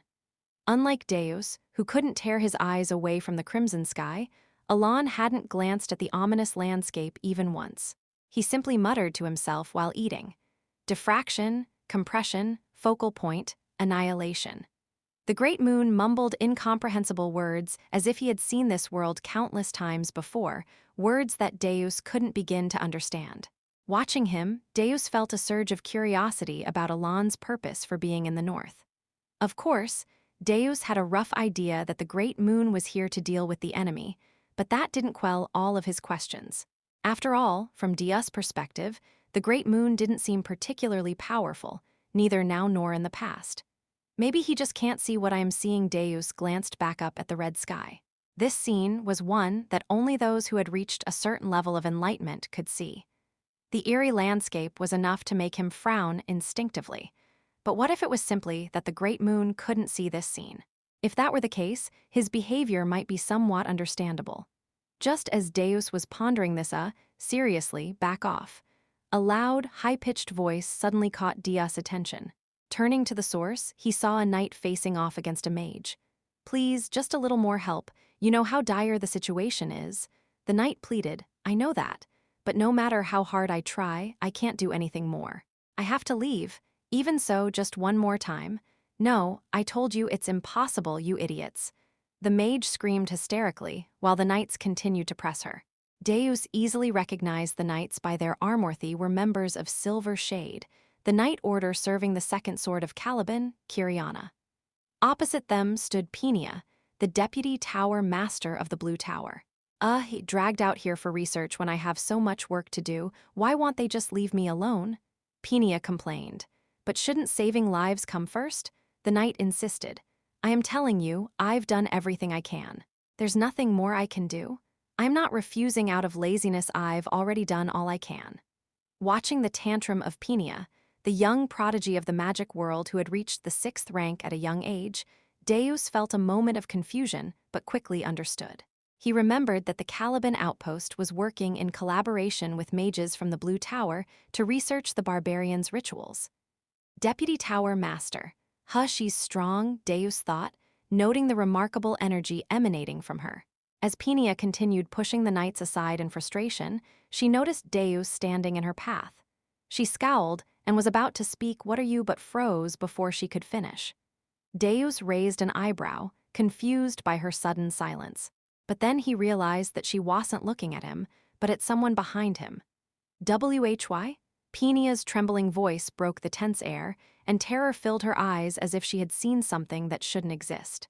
Her body subtly shook, and Deus instinctively followed her gaze. Standing there was Elan, who had just been munching on a sweet potato a moment ago. Now, he was staring back at Deus and Pinia with a puzzled expression. A brief moment passed, and then "It's been a while, Deputy Tower Master," Elan greeted calmly. "Why yes, hello," Pinia stammered, suddenly acting like a scared kitten, her head lowered, all traces of her previous hysteria gone. "How have you been?" Elan asked. "I've been well." Watching Pinia, whom Deus had previously regarded as a powerful figure, now cowering like a stray cat, he couldn't help but be baffled. Was I simply ignorant all this time? Deus thought, quietly reflecting on his understanding of the situation. Chapter 29, most of the members of the Eclipse Order, led by Deus Macallion, supported Elan. However, they acted that way solely because Elan was considered Dia's benefactor. In reality, their feelings toward Elan were close to indifference. To the Knights of the Eclipse, Elan wasn't particularly special, aside from being Dia's benefactor. Even if there were emotions involved, it was only due to the jealousy some young knights felt when they saw how Deus treated Elan. Other than that, there were hardly any feelings toward him at all. In short, the knights didn't hold particularly positive sentiments toward Elan. But at least for this moment, Vice Tower Master, may I ask you a favor? Yes, what kind of favor? The knights could only stare blankly, mouths agape. Could you make a potion of Leviton? Remiton's potion? Yes, can you do it? Yes, of course. Absolutely. Not only the Knights of Eclipse, but even the Silver Knights, who were just recently berated by Pinia, were shocked. This was because they knew that the Vice Tower Master in front of them had a personality as eccentric as her genius magical abilities. In fact, it wasn't just them. Any knight who had ever gone on an expedition to the north would have heard stories of the hysteric Pinia. When heading north, wizards from the Blue Tower, who were often summoned at the same time, would always complain about Pinia's unbearable personality, so it was impossible not to know. Thus, the knights, aware of Penia's notorious character, were even more astonished. Just to check, do you happen to have or know how to make the elixir of exceptionality? I don't have it, but I think I could make it. Could you also make that for me? Well, it takes a lot of time, and I have other things to do. I really need it. I'll do it, I promise I will. The knights couldn't believe what they were seeing. Penia, the Vice Tower Master of the Blue Tower and a 6th-ranked wizard, was obediently following the Count of Palacio's orders. No, more than obediently. She was contorting herself to avoid upsetting him in any way. The knights found it utterly unbelievable. And of course, what the hell? The same went for the wizards who had been dispatched from the Blue Tower with Penia, enduring her constant scolding and shedding tears of blood from the torment. What is this? Am I seeing things? Has the Vice Tower Master completely lost it? The wizards, who looked on as if they were witnessing the end of the world, gasped in disbelief. She refused to make that last time because it was too difficult and spent weeks complaining, but now she's willing to make it. Am I seeing this wrong? Did someone cast an illusion spell as a joke? Are you stupid? If someone had cast an illusion spell, they'd have to cast silence on the Vice Tower Master as well, and who has that kind of spare magic power? They were so shocked that they even subtly tried to dispel any lingering magic, thinking perhaps another wizard was playing a trick. And then thank you. No, it's something I should do. How much payment will you need? Payment, you mean. It's only natural to pay for the favor I've asked. Just tell me, and I'll have it sent to the magic tower later. Oh, well, however, if it's a bit expensive, the payment might be delayed. The finances haven't been great lately. Just give me 1 gold coin. 1 gold coin? Isn't that too cheap? No, it's fine. Yes, it's totally fine. Well then, I won't refuse such a generous offer. As they watched Penia, who was smiling and accepting just 1 gold coin for 2 potions that normally cost hundreds of gold coins to make. Both the knights and the wizards wore blank expressions. They soon all turned their gazes toward Alon. The knights' faces were filled with amazement, while a look of reverence appeared on the wizards' faces. It seems like there's some misunderstanding, but at least I got the potions easily, Alon thought, as he returned to Evan. Wait, Count, when did you start speaking informally with the Vice Tower Master? I'm a noble, so I just spoke informally. No way, excuse me, but as far as I know, the Vice Tower Master is treated as a quasi-noble, and it's standard etiquette to speak formally to each other. Is that so? Yes, realizing that he had been somewhat rude to Penia, Alon let out a quiet sigh. With this, I've gathered all the cards I need to play. Not long after, Alon obtained the Levitan's potion and the elixir of exceptionality from Penia. A few hours later, he heard Dios' words. Retreat? Yes. Deus began explaining the current situation, and Alon nodded slightly as he listened. It's true, they don't seem capable of fighting. Alon recalled the many injured soldiers and the expressions of terror on their faces when he had arrived at the forward base. The knights looked relatively fine, but their expressions weren't good either. The only people walking around with calm expressions were the wizards, who were here to investigate the ritual, not to fight. As for the wizards, they already fled. Alon glanced around. Unlike earlier, when the area was bustling with wizards, there were none to be seen since Penia had delivered the potions. Realizing that the wizards had already hit the escape button after sensing the danger at the forward base, Alon heard Diaz question, "What do you intend to do?" Without hesitation, Alon replied, "I will stay here." The reason Alon had brought so many items to Caliban, including borrowing the ring of the arrogant one from the royal family, was to deal with the outer god. Without dealing with the outer god, the future he foresaw would be nothing but a disaster. As Alon was reviewing the plans in his mind, suddenly, a terrible scream came from the distance. He immediately stood up and rushed outside the tent. There, he saw a wizard screaming wildly, along with other wizards fleeing frantically toward the forward base. And then, behind them, the undead were approaching. It's the undead. The soldiers screamed, as if recalling a recent nightmare, and gathered at the entrance with their swords drawn. The knights, too, began to ready their weapons as confusion and fear spread across their faces.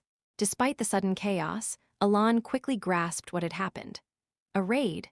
Realizing that the outer god had moved even faster than the fleeing wizards anticipated, Alon's thoughts came to a halt as everyone, draw your swords.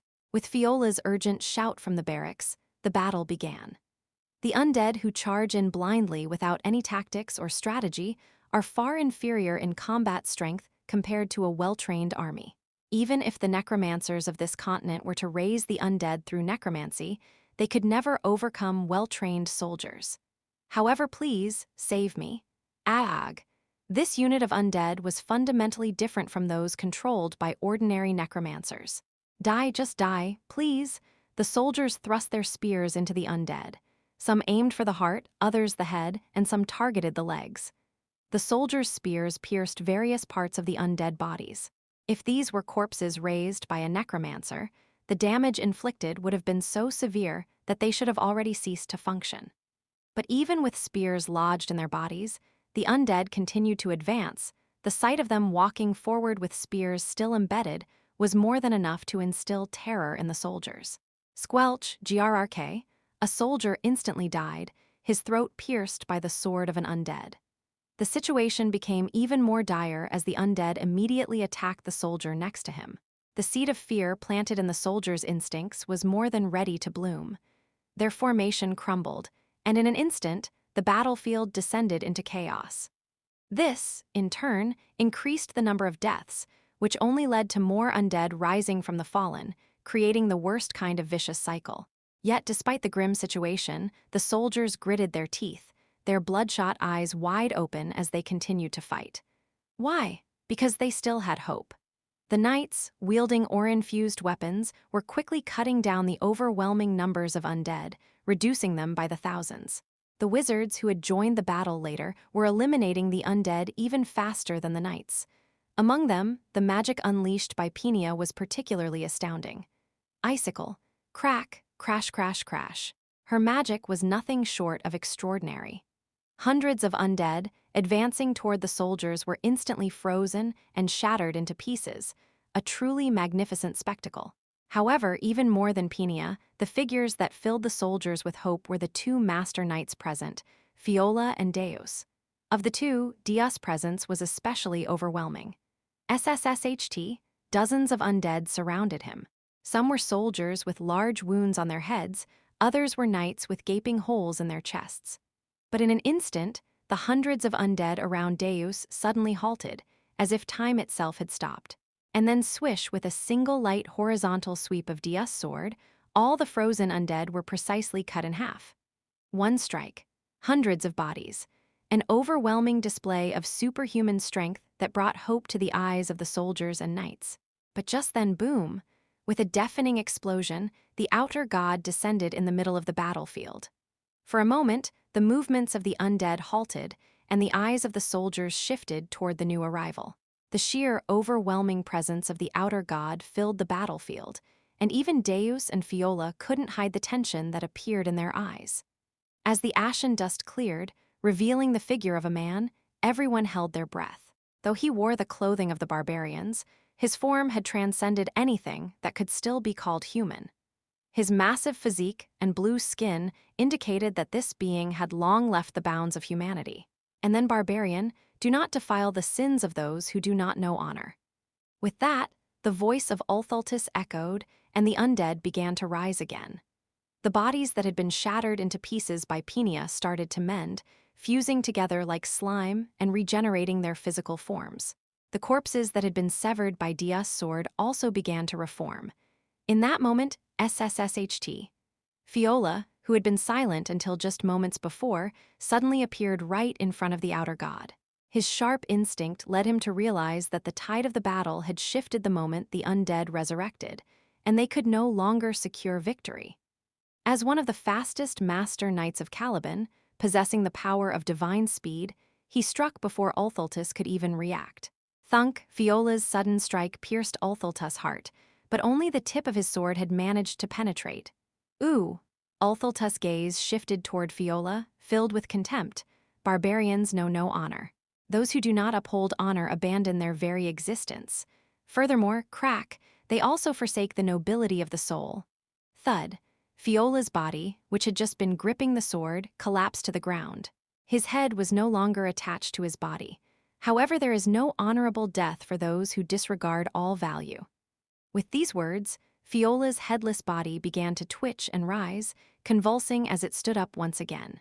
Seeing this horrifying spectacle, everyone present understood the grim reality.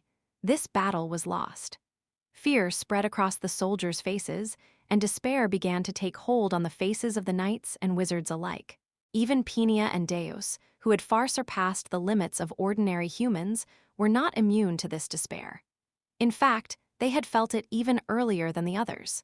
With their heightened awareness, they knew that the being before them possessed far greater power than they had anticipated. As cries of agony and despair echoed from the undead, they were consumed by hopelessness except for one man. O mighty god of duels, Ulthultus. While everyone else was sinking into despair, a single man began walking toward the giant, passing between the living and the undead. Step, step, neither slow nor fast, in accordance with the great oath of Calgunius. The face of the man walking toward the giant remained calm, even amidst this hellish scene of despair, as if he had been through such an experience countless times. And that man Alon Palatio, in the name of the great oath, the Count of Palatio demand a duel of Babylonia. With a swirl of his wrist, Alon raised his arm, and a bracelet glowing with a deep gray light shone as he stood face to face with the giant. Chapter 30, all eyes were focused on Count Palatio, the terrified soldiers, the despairing knights, even Peña and Deus, the giant standing before him. The giant's expressionless eyes looked at Alon, and Alon's emotionless eyes returned the gaze. Then, SSSSS, a smile crept across the giant's lips. Ha ha ha ha ha, the giant's laughter echoed through the entire space as if it would crush everything. The ground shook, and the laughter was so powerful that even the dead, who sang of despair, closed their mouths. Most of the living thought the giant's sudden laughter was filled with mockery and contempt, but contrary to their thoughts, good, very good, oh, noble one. The giant's laughter was filled with genuine sincerity, joy, and exhilaration. The atmosphere around the giant's body shifted. From contempt to joy, from joy to ecstasy. And then, I, Ulthultus, will accept your duel under the Great Pact. At the giant's cry, the dead who sang of despair began to move in unison, forming a massive circle around Ulthultus and Alon. Drip drip, the blood that flowed from the dead soaked the ground, marking its boundary. Thus, a blood-red Colosseum was formed. In the arena of ashes decorated by bloodshed, under the Great Pact, until the duel is over, no one may interfere with this sacred battle. As soon as the declaration was made, the bodies of the dead exploded, creating a blood-red wall. With that, a thick smile appeared on Ulthultus' face. It was a clear expression of delight. However, in contrast, Alon's face remained utterly emotionless. But I want to go home. Behind his impassive face, Alon was trembling with desperate fear. No matter how many times he reminded himself, the reason Alon came to the north was to kill the outer god Ulthultus standing before him. For that, Alon had prepared everything he needed to face the god ever since hearing of the god's awakening. Now all that remained was to carry it out. Yet, despite being fully prepared, Alon's mind was filled with fear from the overwhelming pressure emanating from the god, far beyond his imagination. Stay calm. Even though he had taken the elixir of exceptionality, which was supposed to stabilize his mental state, Alon barely managed to soothe his restless heart. But unlike his emotionless face, his heart began to pound uncontrollably. It wasn't just the instinctive pressure the god exuded. There was one thing that differed from his expectations. Why has the manifestation process advanced so much already? All outer gods, once they descend, take time to adapt to reality and eventually complete the process of becoming a wise god. Ulthultus should have been no different. And yet, despite this, Ulthultus' manifestation had progressed faster than expected. Though there should have been about a month remaining, the outer god before him was already close to becoming a complete wise god. It was clear to see. This rapid progress in manifestation was a factor Alon had not anticipated. The closer a god gets to becoming a wise god, the stronger they become. But more curious still. O noble one who bloomed amid savagery, why do you know of our pact, though you are not of this era? As Alon swallowed dreily, recalling that point, Ulthultus questioned him. However, Alan no longer had the luxury to respond leisurely to his words. Can I do this? Countless doubts and confusion filled his mind. Ulthultus, who had become far stronger than expected, was shaking the resolve that Alan had barely maintained with potions, but he soon shook off the negativity. From the moment he had reached this point, Alan knew there was only one path left for him to walk. As Alan sorted through his confusion and fell into silence, Ulthultus, still in high spirits, smiled broadly and spoke. If you don't wish to speak, so be it. You have the right. Then let us begin the sacred duel. As the giant's smile deepened, he raised his arm. The duel of Babylonia. Ulthultus began to step toward Alan. With each step, the ground, stained with ash and blood, echoed with noise and left footprints, yet Alan made no move. He simply stood there, waiting for the being before him. And then, thud. Even when Ulthultus reached him with a massive sound and raised his fist, Alan remained silent, merely watching. From a distance, curious voices of the living began to rise, but Alan maintained his silence, observing the giant's actions. The reason was simple. The rules. To flee or move in this situation would violate the rules of the great Babylonian duel, which had existed in the forgotten age of gods. There were only two rules in the Babylonian duel. 1. The attacker and defender take turns, and the defender cannot move. 2. The one who requested the duel must yield the first attack. This turn-based style of duel meant that if Alan moved even a single step, the significance would be lost. Moreover, doing so would strip him of the chance to deal with the outer god before him. Without the restrictions of the duel, there would be no way for him to kill this god, who could effortlessly slaughter even master knights in a single strike. In other words, this duel was the only means for Alan to impose restrictions that would allow him to win. Fixation. Thus, the only thing Alan could do in this moment was defend. Muttering under his breath, a sphere appeared before Alan. Condensation. The condensed sphere focused on his left arm. Reinforcement. With the words muttered, the condensed energy in his left arm began to emit a deep light. Intensification. As he finished speaking and sealed the final gesture, Ulthultus, still smiling broadly, drew back his fist. Muscles pulled back like a ballista. The gathered force began to concentrate in the drawn fist. Alan knew this technique well, because he had seen it before. With 1 second, it could shatter the ground. With 5 seconds, it could break the sky. With 10 seconds, it could overturn the world. This was the song of destruction. And then, truly impressive, feeling great joy in following the rules of Babylonia, Ulthultus smiled as everyone around them wore expressions of shock. Even though they didn't fully understand, they instinctively realized. The force in the outer god's hand was far from ordinary. At the very moment when everyone's gaze converged, "Oh, honorable one who understands the nobility of the duel," the fist was swung. With a deafening roar, everything was swept away. The ground burst open as if its shell had shattered. The air vibrated, creating a rough explosion sound. The world within the range of his punch momentarily became a vacuum. And then, boom.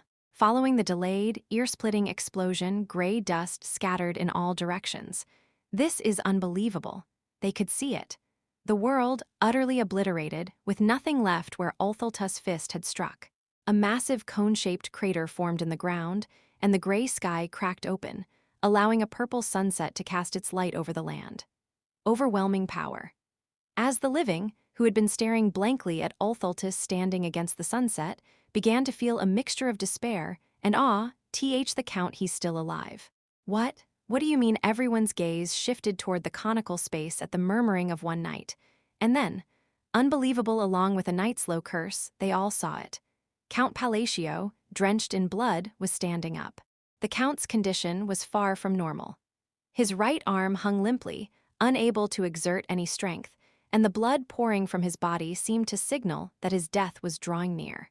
Yet, despite such circumstances, Alan stood firm, staring straight at the giant without a trace of emotion. As the lotus-shaped pendant around the count's neck turned to ashes and vanished, the conditions have all been met. The count's voice echoed, "I invoke the oath." The ring of the arrogant one is an item that, like the oath he originally acquired, grants power in exchange for a price. The difference in the game is that the item you obtain varies depending on whether the protagonist's class is a mage or another profession. There are two other differences. One is that unlike the oath he originally used, the ring offers 4 oaths at once. The other is that, unlike the original oath, the ring's activation condition is that the wearer must be in a near-death state. Thus, all the conditions were met. He had intentionally drawn the outer god into a duel with restrictions.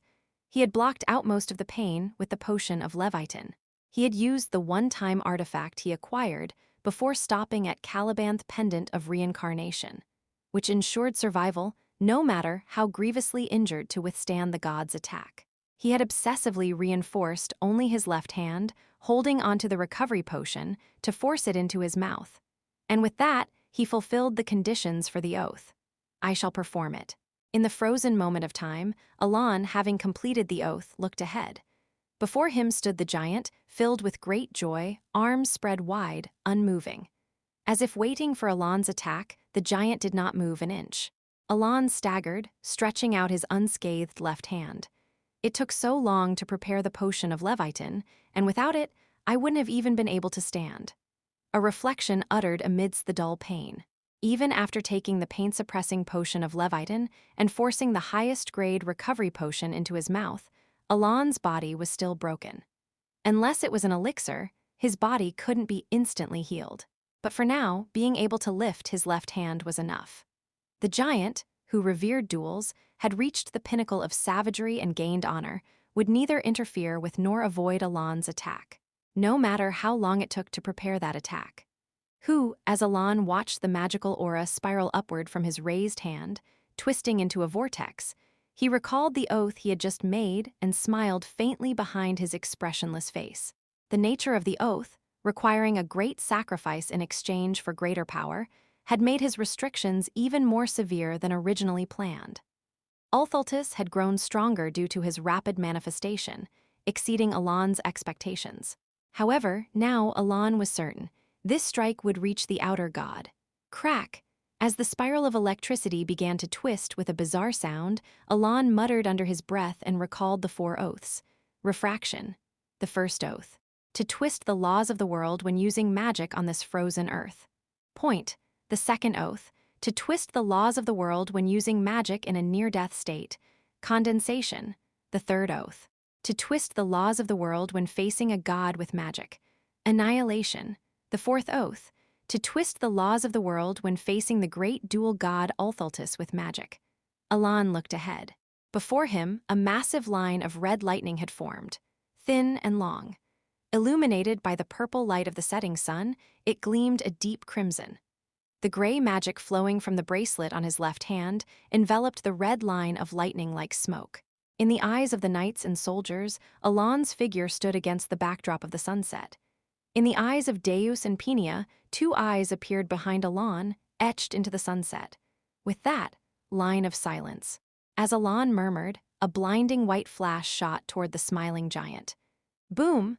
The gray land briefly regained the appearance of a pure white snowfield. Chapter 31, the dazzling flash that had reclaimed the snowy white expanse, capturing everyone's gaze, lasted only for a fleeting moment. As the brief instant passed, the snowfield, leaving behind only dust and a snowstorm, returned once again to its ashen state. All fell silent. A silence so profound that even the smallest breath felt forbidden. Only the faint sound of crumbling gravel and dust filled the space, as the living gazed upon Alan with varied expressions. The soldier's eyes were filled with awe. The knight's eyes were filled with hope. However, Alan, the one receiving these gazes of awe and hope, merely maintained a blank expression. To be more precise, please, please, please, he was praying fervently. He sincerely wished that with this strike, the outer god would be annihilated. But with a low murmur of regret from someone nearby, Alan realized that his prayer had not reached the heavens. A giant stood there, arms raised triumphantly, facing the sunset with an expression of joy. A massive hole pierced through his chest. Impressive. A low voice. The sight of the giant, smiling brightly despite his heart being pierced, filled both the soldiers and knights with a reverence that transcended fear. But for Alan, it was a feeling of endless despair. It's over. His attack had indeed succeeded in delivering a direct hit to Ulthaltus. However, the problem was that it had only destroyed the heart, rather than obliterating the entire body. Was my firepower insufficient?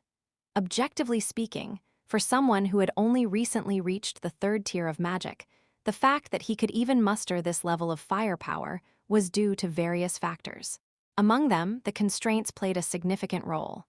The use of Babylonian phrases and beastly power were clear restrictions, but this time, the constraints he had placed were even more limited.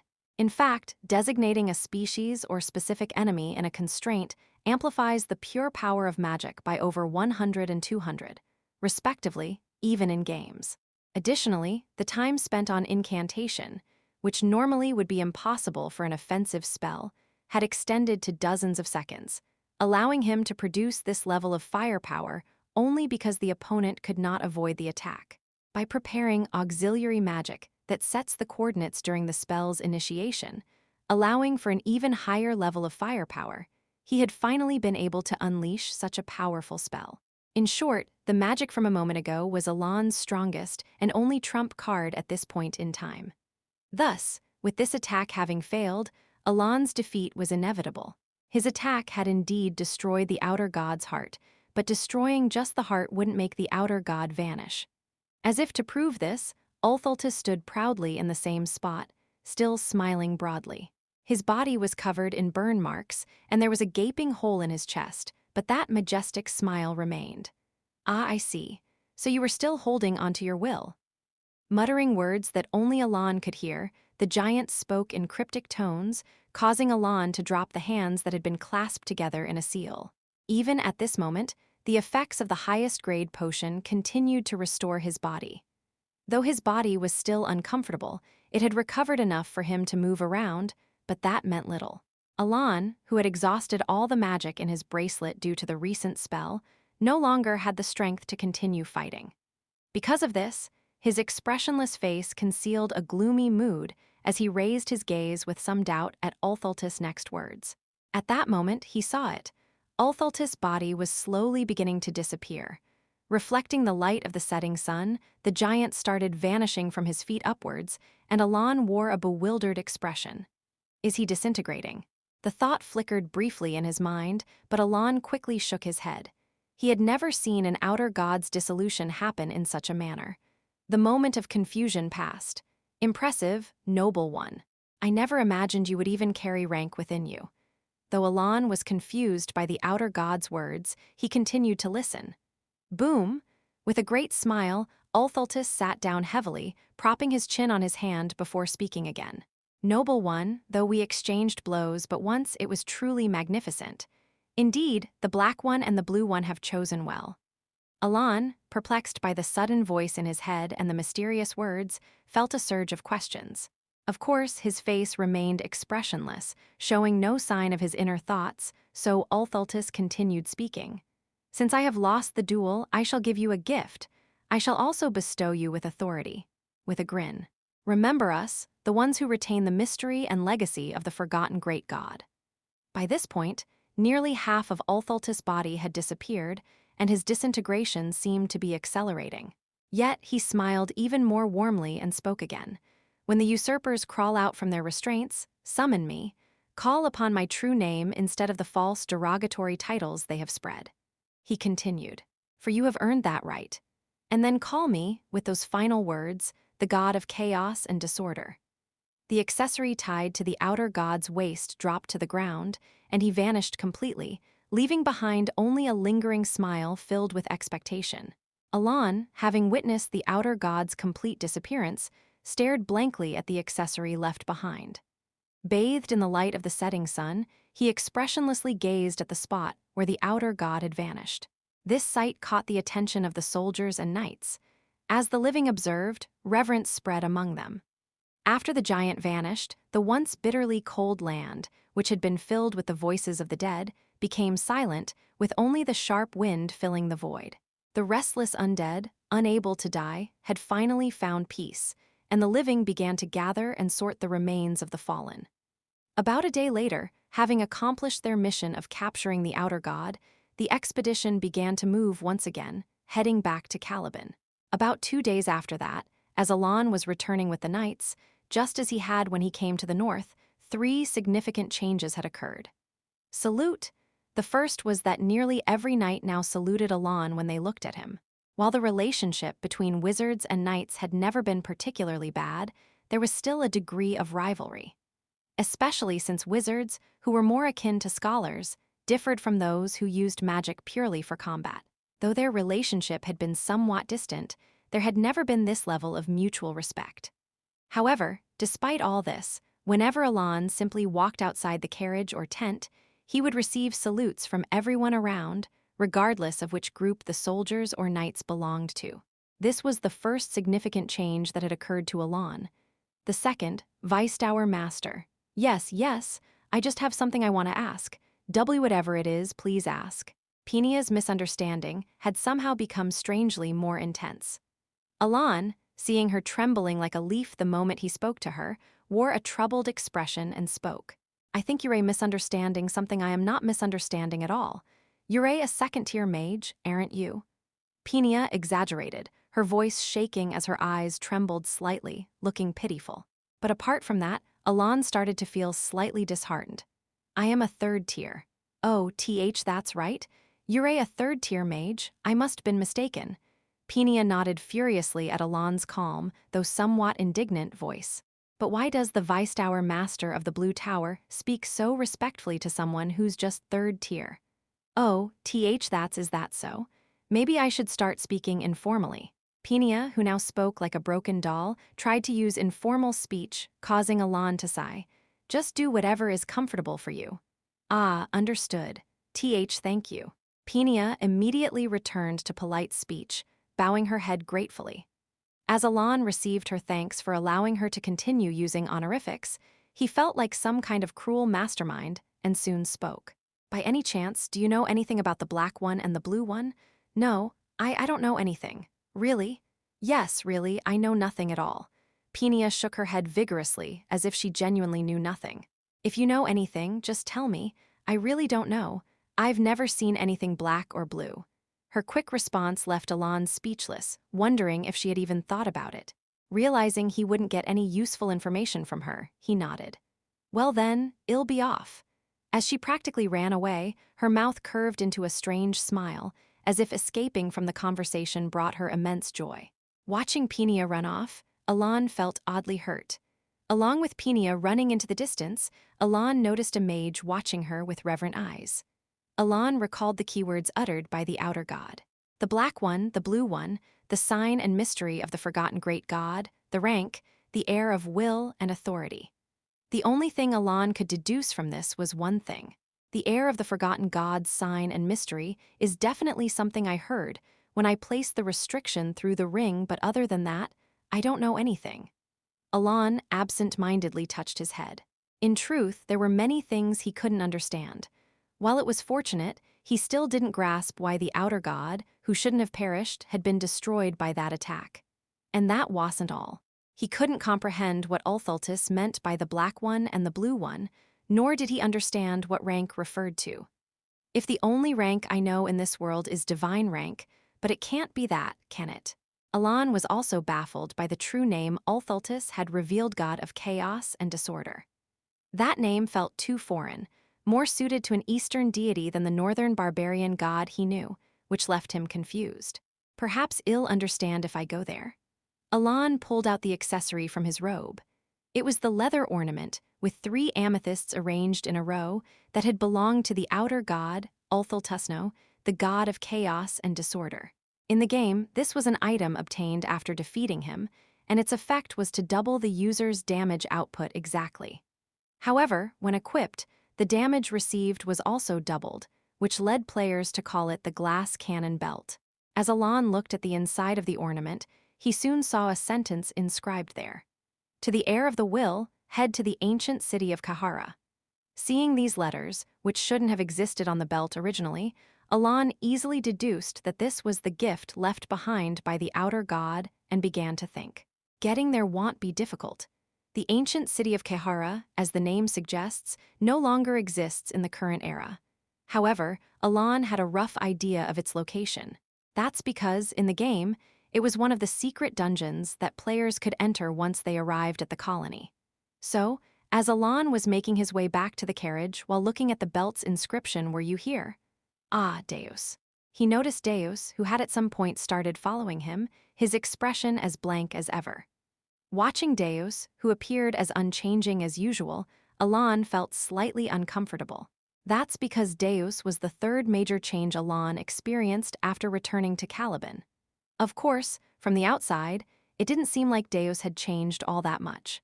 He seemed to carry himself with a bit more tension, but even that was barely noticeable, with no significant outward difference. Still, the reason Alon felt slightly uneasy was Count. "What is it? Shall I kill the Weisdower master? Why?" "She spoke informally to you, Count."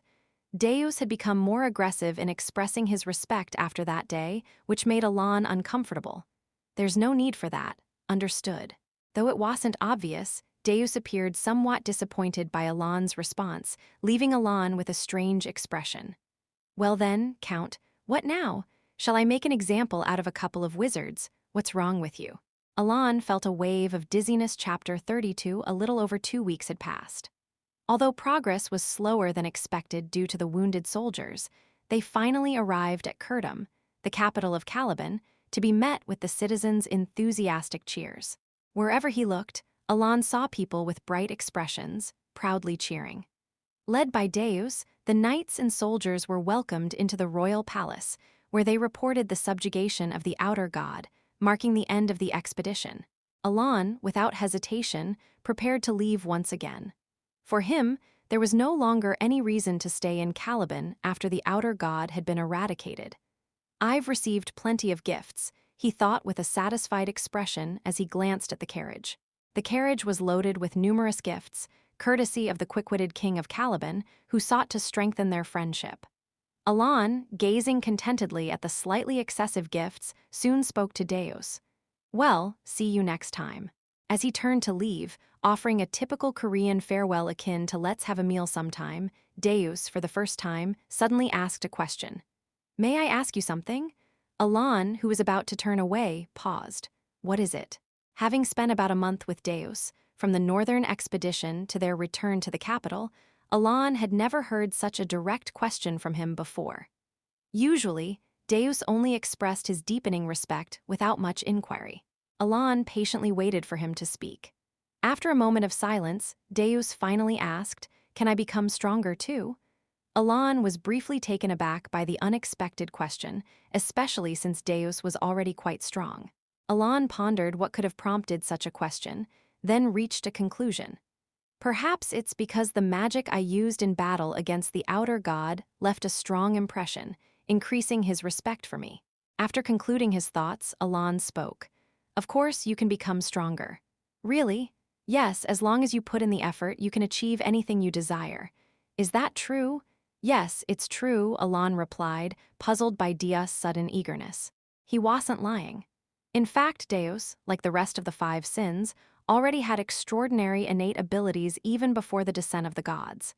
In Dia's case, even without using his unique abilities, he could become a swordmaster with sheer skill. Given that Hidi reached this level in just 1 year, it was only a matter of time before he became even stronger. Reflecting on these facts made Alon feel a tinge of envy for the sheer talent standing before him. "Ah, it would have been nice if I could have been reborn with a more talented body," Alon thought briefly before continuing. "So don't worry," he added. "Understood," Deus replied. "Then, I'll be on my way." "Wait, may I ask you one more thing?" "What is it now?" Alon asked, hesitating mid-turn.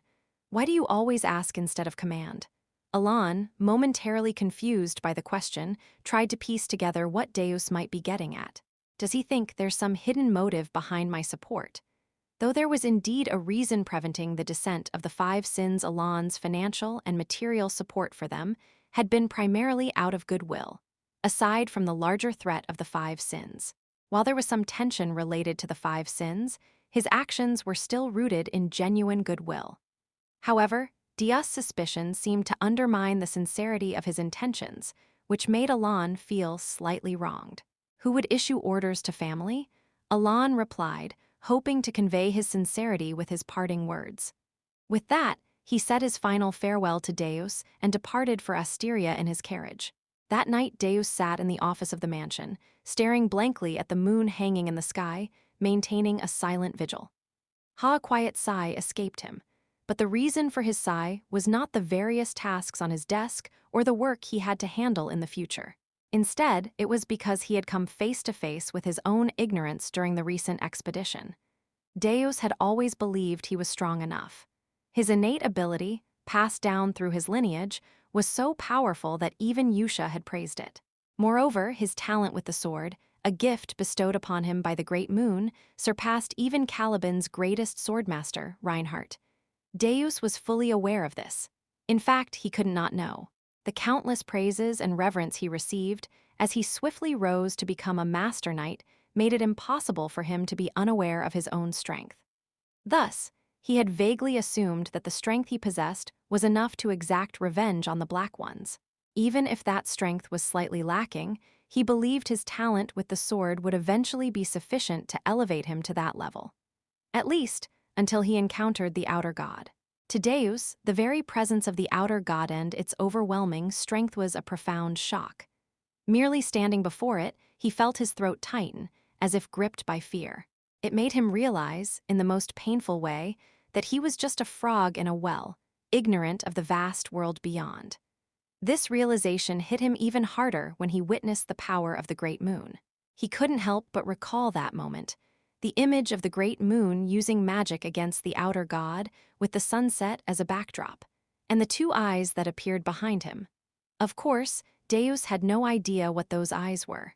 All he could discern was that each eye represented a different entity, and the Great Moon was utilizing their power. However, Deus instinctively understood one crucial thing just from looking at those eyes. That was something that shouldn't be perceived, and even the mere attempt to understand it was forbidden. Though it was the first time he'd seen it, this understanding was imprinted in his mind as naturally as if it had always been there. Just like the fact that the sun rises in the east and sets in the west, or that all life born eventually dies, the notion that this knowledge should not be pursued became an undeniable truth in his mind. Reflecting on this, Deus suddenly felt a sense of shame. Unlike Peña, who only saw Elan's strength, Deus hadn't even realized the true power of the Great Moon. In fact, Deus had thought the Great Moon was weak. In his eyes, the only thing he could sense from the Great Moon was a faint amount of magic power. But that was merely Deus' ignorance. While Deus had frozen in place, unable to resist the Outer God, the Great Moon had stood calmly in front of it and battled it head-on, eventually annihilating it. Deus had followed the Great Moon, determined to repay a favor, but instead of repaying that debt, he had only ended up receiving more help. Just like before. No, this can't go on. Deus once again recalled the thought that had crossed his mind repeatedly since returning to Caliban after defeating the Outer God. However, despite having the same thought dozens of times, it had never developed into something more. That was because of doubt about himself. Having witnessed the Outer God and now deeply respecting the Great Moon, to whom he owed his life, Deus began to doubt whether he could ever reach that level. Despite knowing that his talent was exceptional, the overwhelming power displayed by the Outer God and the Great Moon crushed any confidence he had in his abilities.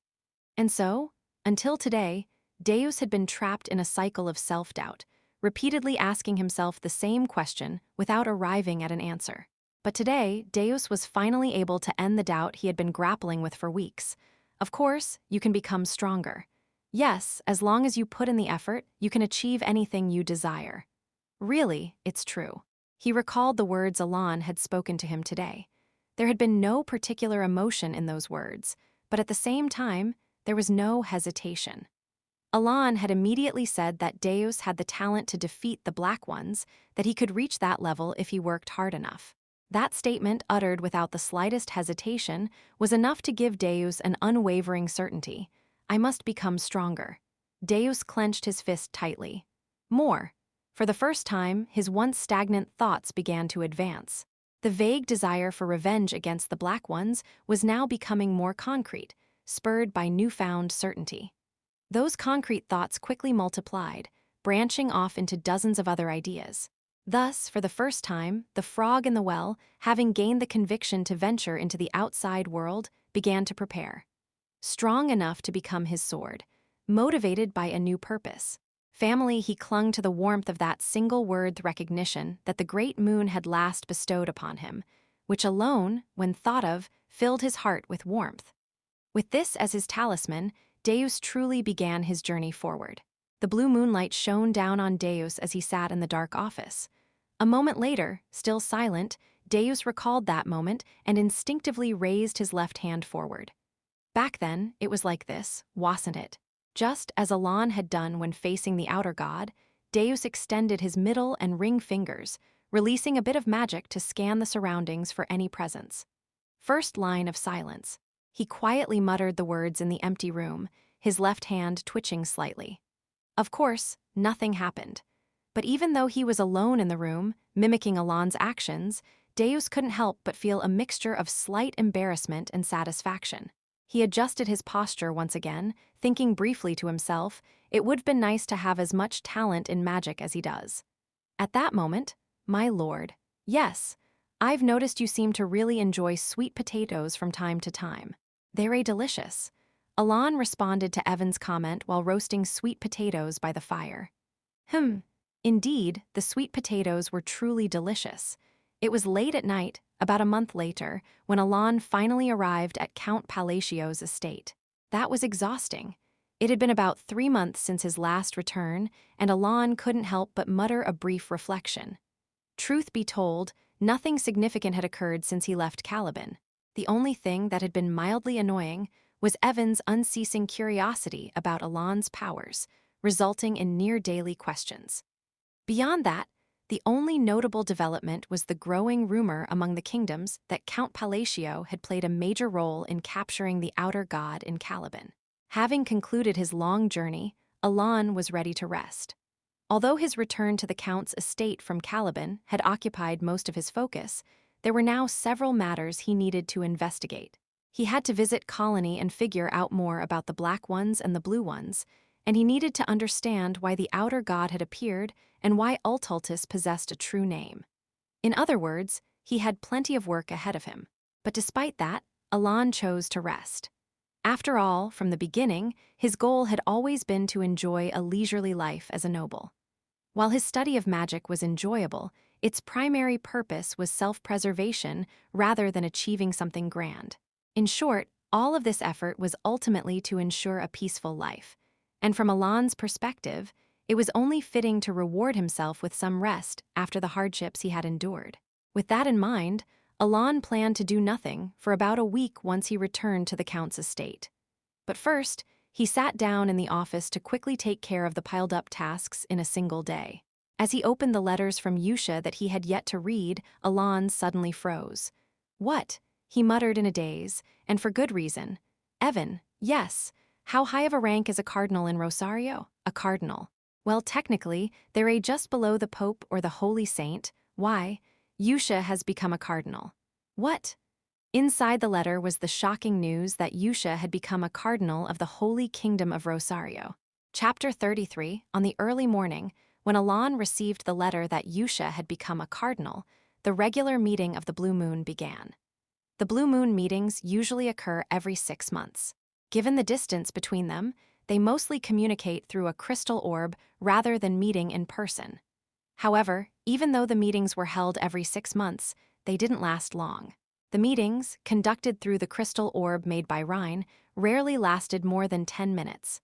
Most of the time was taken up by Yusha, who led the discussions, or Sialrang, who interjected with her innocent remarks. In short, apart from these two, the other members would only say yes or no or give brief opinions when necessary. Otherwise, they wouldn't speak at all.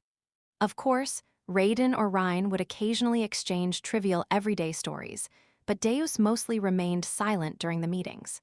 This was not only because Deus had nothing to say, but also because he was naturally a quiet person. Thus, no one expected it. When Sialrang innocently remarked, "Oh, I heard a rumor that the Great Moon has left. How was it to see him in person?" None of them anticipated that this would extend their usual 10-minute meeting to over 30 minutes. Up to that point, the 5 great sins attending the meeting were quite intrigued. Not because Deus was delivering a praise-filled speech about the Great Moon, but because they were surprised that Deus could even speak that much. However, the great moon stood before the otherworldly entity, Althaltus. When everyone was consumed by despair and fear, and even the Vice Tower master of the Blue Tower was blinded by terror, the great moon nonchalantly stepped forward and challenged the entity to a duel. Thinking back, it seemed like the great moon had been preparing magic since then. But that's not the important part. The moment when the entity faced the great moon, as Dia's speech surpassed the 30-minute mark, and almost an hour had passed, the others started feeling a growing sense of bewilderment. No one had imagined that this story could go on for so long. Now that I think about it, when the great moon departed, wait, you're getting off track, Rhine tried to interrupt Deus, but just listen to this part. I'm telling a story about the great moon, aren't I? So, where was I? Ah, yes, with Althaltus, Deus, completely absorbed in the story of the great moon, rewound the narrative to an earlier point, continuing his long speech. Rhine and Cialring, both pleading with their eyes and magic through the vision, glanced at Yusha, hoping she would intervene since she was the only one capable of stopping Deus. However, indeed, the great moon is truly exceptional. Yusha, rather than stopping him, seemed completely taken with the story herself, nodding and smiling with admiration. Realizing this, the others understood that the story would not be ending anytime soon. As expected, Dia's speech finally ended an additional hour and 30 minutes later. At that moment, Rhine, Raiden, and Cialring engraved in their minds the lesson that they should never ask Deus about the great moon again. And with that, the meeting came to an end. It was late into the dawn. The next day count, it seems that Yusha really has become a cardinal. Really? Yes, the Information Guild has also confirmed that Yusha is now one of the 8 cardinals of the Holy Kingdom of Rosario. Hearing Evan's voice, Alon murmured to himself, a flood of question marks swirling in his head. Evan, yes, my lord. Being a cardinal is a very high position in the Holy Kingdom, isn't it? That's right.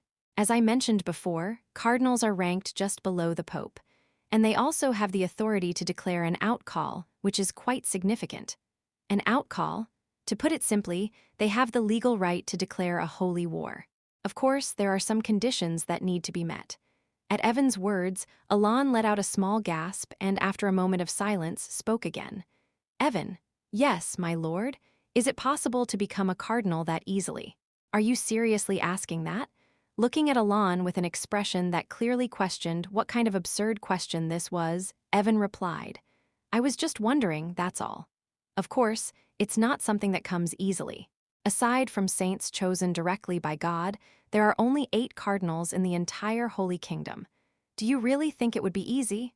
Alon nodded but tilted his head slightly in confusion. How on earth did she manage it? It was Alon who had sent Yusha to the Holy Kingdom, knowing she had the talent of a devout believer. However, he never imagined that Yusha would become a cardinal of the Holy Kingdom in less than 2 years. He knew very well that the position of cardinal wasn't something one could achieve through piety alone. Thus, although Alon was perplexed by Yusha's current situation, he quickly dismissed the thought. After all, when he thought about it rationally, Yusha's success in the Holy Kingdom wasn't a loss for him at all. In fact, it might even turn out to be quite a good thing. Could I finally have some real backing? There were already rumors spreading within Caliban that Count Palatio was a benefactor to Deus, one of the master knights of Caliban, but this situation was different. With Deus, he had barely exchanged a word once a day, and even sending a single letter was a rare event. On the other hand, Yusha was someone with whom he regularly exchanged letters every month and could easily ask for favors if necessary. The difference was substantial. Thus, while Alon outwardly remained expressionless, he inwardly felt quite satisfied, nodding to himself several times. Maybe some benefits will fall into my lap. He held onto a small sense of anticipation. About a week passed after that. As Alon originally planned, he returned to the Count's estate and enjoyed a peaceful life. Sleeping in late, toasting bread in the morning, and enjoying steak for dinner, this leisurely lifestyle brought him the most precious kind of happiness. However, that didn't mean he had spent the entire week doing nothing. Though he wished he could stop thinking entirely, Alon couldn't afford to be complacent, knowing that otherworldly beings had already descended once. If one had appeared, there was a possibility that others could also descend. In other words, the situation had become one where otherworldly beings might appear now that the 5 great sins had been sealed. Alan, rather than resisting, accepted the situation humbly. Though it had been a struggle, in a way, it wasn't all bad. If the butterfly effect of him saving the 5 great sins had led to this, then having a few otherworldly beings show up was far better than the alternative of not stopping them and letting them destroy the kingdoms. At least the otherworldly beings would give some warning when they appeared, whereas the 5 great sins would descend like a bomb, leaving people no choice but to pray. In any case, fully aware that otherworldly beings could show up again, Alan spent the past week gathering information and studying magic. Alan let out a long sigh as he looked down at the ground. Unlike the solid parts of the training field, there was sticky mud dirtying his shoes. Did I finally succeed? Just as Alan realized that the magic he had been researching since returning from Caliban had finally worked, count him. It's oddly cold in here, isn't it? Hearing Evan's bewildered voice as he entered the training field, Alan naturally turned his gaze toward him and spoke. Did you return? Yes. Did you find anything? Any useful information?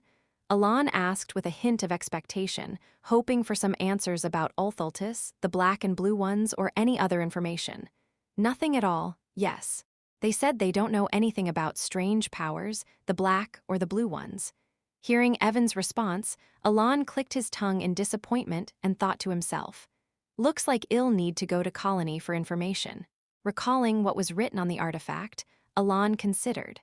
Normally, it was more his style to search for clues on his own rather than ask the Information Guild. However, he hadn't moved because the location of the old god city, Kahara, still hadn't been revealed at this point. I didn't consider this since you could always access it in the game after going to Colony. Clicking his tongue again in frustration, Alan shrugged his shoulders.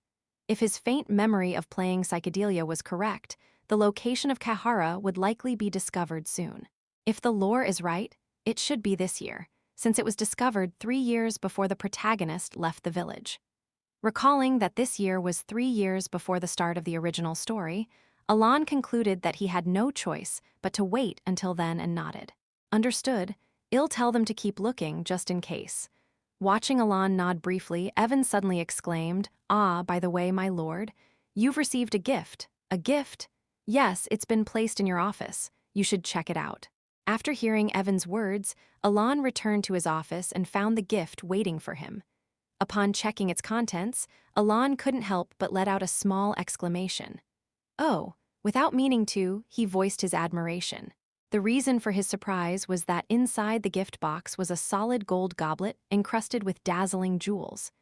"If I sold just this one, I could easily buy a mansion or 2, Evan muttered in shock, staring at the goblet. Alan, still processing the surprise, checked the name of the sender on the wrapping.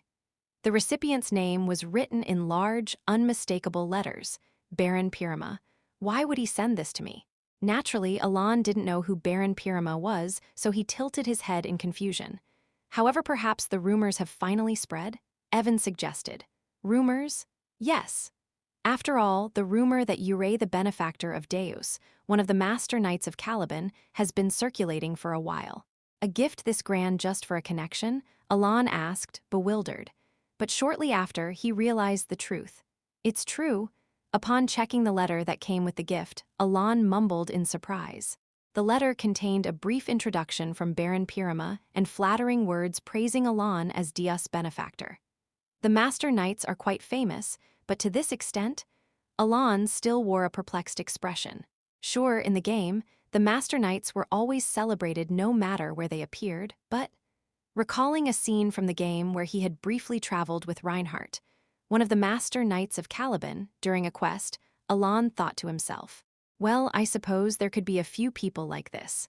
With that thought in mind, and feeling quite satisfied, he nodded as he took the golden goblet. While the Count's estate wasn't in financial trouble, the more wealth, the better. Alan had plenty of experiences in his past life where the amount of money you had could significantly impact the quality of your life. I'll keep this as a secret stash. Though Alan remained expressionless on the outside, inside he was smiling with satisfaction as he gazed at the golden goblet. And the next day, my lord, Evan called out. What is it? another gift has arrived, and this time there are two of them. 2. Once again, Alon received gifts from a noble he didn't know. This time, 2 rare artifacts, both just as valuable as the golden goblet he received the previous day. Wow, these artifacts come from the deep levels of the labyrinth. They must be incredibly expensive, Evan said in amazement, admiring the artifacts in Alon's hands. Though Alon appeared expressionless, internally, he was beaming. Is this networking? As he looked at the letter praising both Deus and himself as Dios benefactor, Alon smiled with satisfaction while gazing at the artifacts. With the wealth accumulated from these gifts, Alon realized that he could further elevate his already prosperous lifestyle in no time. The bitter memory of Deus not contacting him in the past was long forgot. Deus, you're quite the dutiful one, aren't you? In Alon's mind, Deus had now become a model of filial piety. My lord, with all these gifts, we could even replace your carriage with a magic-engineered one. Y'all need it for the upcoming Grand Council tournament in a few months, right? Evan suggested. That might not be a bad idea, Alon replied, smiling contentedly while holding the artifact. However, that was only temporary. The next day, my lord, another gift has arrived. Oh, the day after that, a gift, my lord. Oh. 3 days later, my lord, a gift has arrived. Another week later, my lord, yet another gift. And then, exactly 1 month later, my lord, another gift has arrived. Alon began to feel that something strange was going on. Chapter 34 in the Northern Lands, where the harsh, cold, and gray earth stretch endlessly, lies the place where a battle was recently fought between an outer god and the Count of Asteria. Now it has become a field of countless graves, the final resting place of those the expedition couldn't retrieve. Clunk, clad in a black sacred robe, with ominous black accessories jangling at his waist and hands. Though his face was hidden beneath a hood, he seemed to scan his surroundings. He twisted his mouth, as if he didn't understand the situation. However, soon after, as he continued to glance around, a faint, amused smile crept onto his face. Interesting. His voice, strangely cheerful, was ill-suited for the gray landscape. It echoed, layered with multiple tones, making it unclear whether the speaker was a man or a woman. As he slowly surveyed the area, his gaze finally landed on the ground. It was the very place where the outer god had vanished, and where, through a rightful duel, Alon had landed his blow. Silently staring at the spot, he muttered, "Let's see how far this will go. Shall we watch?" With those cryptic words, he turned without hesitation, as if there was no more business to be done here. And so, the gray land, home only to graves, was left utterly desolate once more. 5 months had passed since gifts had been arriving endlessly at the Palacio County, and now the time had shifted from spring to the clear, warm days of summer. Though the breeze was warm, it was still more aptly described as pleasant than hot. At this time, when the flood of gifts accompanying Alon's magical studies was beginning to slow down, 2 major tasks arose for him. The first was the reappearance of the forgotten city of Kahara.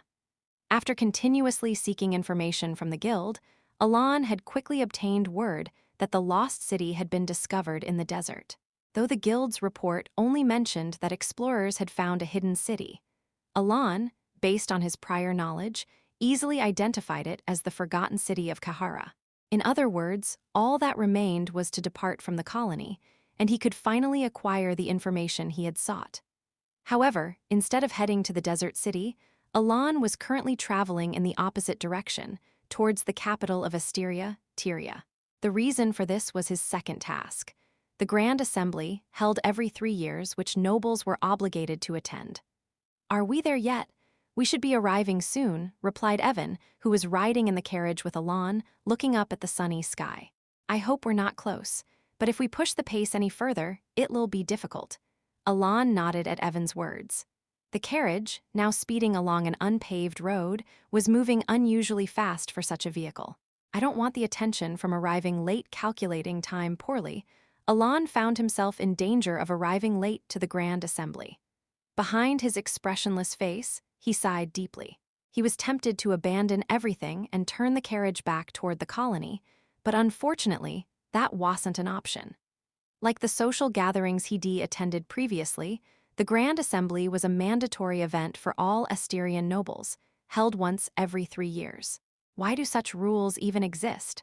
While Alan had looked through documents for a way to avoid attending, he knew the reason such regulations were in place. Is this a communist country? Oh, it's a monarchy, so maybe it is. Yet, knowing the reason for the rule didn't change his mind. He had no interest in joining Asteria's political factions, not before and certainly not now. Joining a political faction was essentially making enemies within the kingdom, something Alan had no desire for. Of course, making enemies could bring benefits, but none of those were things Alan wanted. Money, for instance, had become abundant due to his ever-grateful servant, Deus. There was a time when receiving too many gifts felt burdensome, but now, things are quite comfortable. In any case, Alan saw no benefit to joining a faction given his current dreams, so he had stayed away from them from the start. Evan, there you can see the capital now. As if waiting for Alan's words, Evan quickly responded. Alan shifted his gaze outside the carriage and saw the capital of Asteria, Tyria, coming into view. Oh, Tyria's level of development was impressive, better than any other kingdom Alan had seen so far. Though he had only visited about 5 estates and one other capital, Caliban, the difference in development, aside from the size of the land, was not significant. As he gazed absent-mindedly at the view of the capital, there it is. Seeing the building for the Grand Assembly in the distance, Alan couldn't help but feel the same nervous anticipation as a university student running 10 minutes late for a lecture. His face tensed with anxiety at the thought. However, as soon as he entered the assembly hall, Alan tilted his head in confusion. Despite the fact that the meeting should have already started, a large number of nobles were still outside, casually socializing instead of entering the hall. What's going on? Alan briefly wondered but quickly dismissed the thought. Instead, he felt relieved that he wouldn't have to endure the cold stares of arriving late. He hurriedly stepped down from the carriage, eager to get inside. Soon after, Evan, who had driven the carriage to the assembly in such a tight time frame, sighed with relief as he watched Alan. Alan, walking toward the Grand Assembly at a slightly hurried pace, seemed to be in a rush. However, to others, it might have simply appeared that his strides were naturally long. But Evan, who had been by Alan's side for over 7 years and approaching 8, could tell that Alan was in more of a hurry than he let on. Well, that's about the only thing I can figure out about him. Despite having spent many years with Alan, there were still many things Evan didn't know about him, which left him feeling a bit frustrated. Evan soon wore a puzzled expression. The nobles, who had been chatting amongst themselves just moments before, began following Alan into the assembly hall as he walked briskly ahead of them. Of course, this wasn't entirely unusual. It was possible that they had simply lost track of time while talking and only now realized they were running late. However, that wasn't the reason for Evan's confusion. Wait, are they all following the count? The nobles scattered near the Grand Assembly building weren't standing together. They had been spread out all over the place, from the stairs to the entrance. In other words, the nobles who realized they were late only needed to head for the entrance. But no way is this really happening. Alan, too absorbed in his own thoughts about not wanting to be late and feeling relieved he didn't have to deal with the anxiety of a tardy university student, didn't seem to notice. But all the nobles were now walking in behind him. Clunk! When Alan finally reached the top of the stairs and entered the assembly, it looked as though he was leading all the nobles inside. Evan, watching from behind, could only stare in bewilderment. Meanwhile, as Alan entered the assembly hall, feeling relieved, he finally took in the view of the interior for the first time. It resembled the round shape of a parliamentary building he had seen on TV in his previous world. The only noticeable difference was that the seats were divided into 3 distinct sections, likely to separate the factions from one another. The left must be the royalists, and the right the nobles' faction. Alan glanced at the nobles seated on the left and right sides, before noticing the numerous empty seats in the middle. It seems like this is where the unaffiliated nobles sit, but are there really this many unaffiliated nobles? Alan's face showed confusion, but only for a moment. Realizing that eyes were gradually turning towards him, he instinctively moved to sit in the furthest seat at the back. However, as he turned his head in response to the gazes he felt from behind, he was startled. For there, staring directly at him, were the nobles. They were all looking at him with expressions that seemed to ask, What are you doing right now? Wait, weren't all of you just outside? With a bewildered expression, Alon started to move forward, intending to sit in a seat somewhere in the middle. Seeing the nobles still wearing those expressions of what exactly are you doing, Alon finally realized why the nobles had been waiting outside the assembly hall despite the passage of time. Could it be because they didn't want to sit at the front? It was an almost ridiculous thought, something that had made sense back when he was a university student. Never having attended a grand assembly like this, either in the game or in real life, Alon had no choice but to sit at the point of the triangular seating arrangement, spot clearly meant for the leader of a faction. As soon as Alon sat down, the sound of nobles following suit filled the hall, confirming his suspicion. I can see why they wouldn't want to sit here. Alon subtly glanced to the sides, looking at the two faction leaders who were also seated at the points of the triangle, just like him. On one side was Duke Limgrave, leader of the royalist faction, and on the other side was Marquis Filbide, leader of the noble faction. They could be described as a gracefully aging middle-aged man and a middle-aged man weathered by the storms of life, but the aura they exuded was formidable. Of course, it wasn't magical energy. Rather, it was the gravitas of people who had led their factions for a long time, having faced countless trials. They're staring a lot. Just as Alon was coming to understand why the nobles avoided sitting at the front, the man in the center, who looked more like a clergyman than a noble, glanced at Alon and the other faction leaders and began to speak. Let us now commence the grand assembly. I hope this ends quickly, Alon thought to himself as he turned his head. In doing so, he spotted Duke Altia seated behind him. She had been seated directly behind Alon, and unlike the last time he had seen her, she now radiated an aura of mystery and intrigue. And before we begin the assembly, we would like to announce that the newly established faction, Kalfa, will now have voting rights in Asteria's Grand Assembly. It was one of those rumors that Alon had pushed to the back of his mind, convinced it was something that wouldn't matter in the long run. But now, he remembered it was the day the faction of Lady Zenonia and Duke Altia was officially launching. And now, Count Palatio, as the representative of the Kalfa faction, do you have anything to say? What? At that moment, Alon realized that he had somehow become the leader of the shadowy faction created by Duke Altia and Lady Zenonia. Chapter 35. In the vast territory of Maltian, located south of the kingdom of Ashtalon, two men sat in the underground of a massive mansion. One of them was Carmine, the third son of Duke Comelin, the owner of this mansion. The man standing before him wore a relaxed expression, despite facing Carmine, who was infamous as a tyrant and scoundrel. "You're the agent, right?" Carmine asked, as if confirming. The man with half-closed eyes smiled quietly, then, without a word, took out a quill from his pocket. At first glance, the quill didn't seem to possess any special power. However, soon a hum was heard, and the tip of the quill revealed an aura blade. With a light smile, the man raised his arm above his head, releasing the aura, and drew a line in the air. Despite being drawn in empty space, a dark line clearly lingered where the quill had passed. Carmine, watching this, soon realized that the line was seeping into the air, like ink bleeding through water. At the moment the black ink in the air disappeared, a sharp splatter echoed chwack.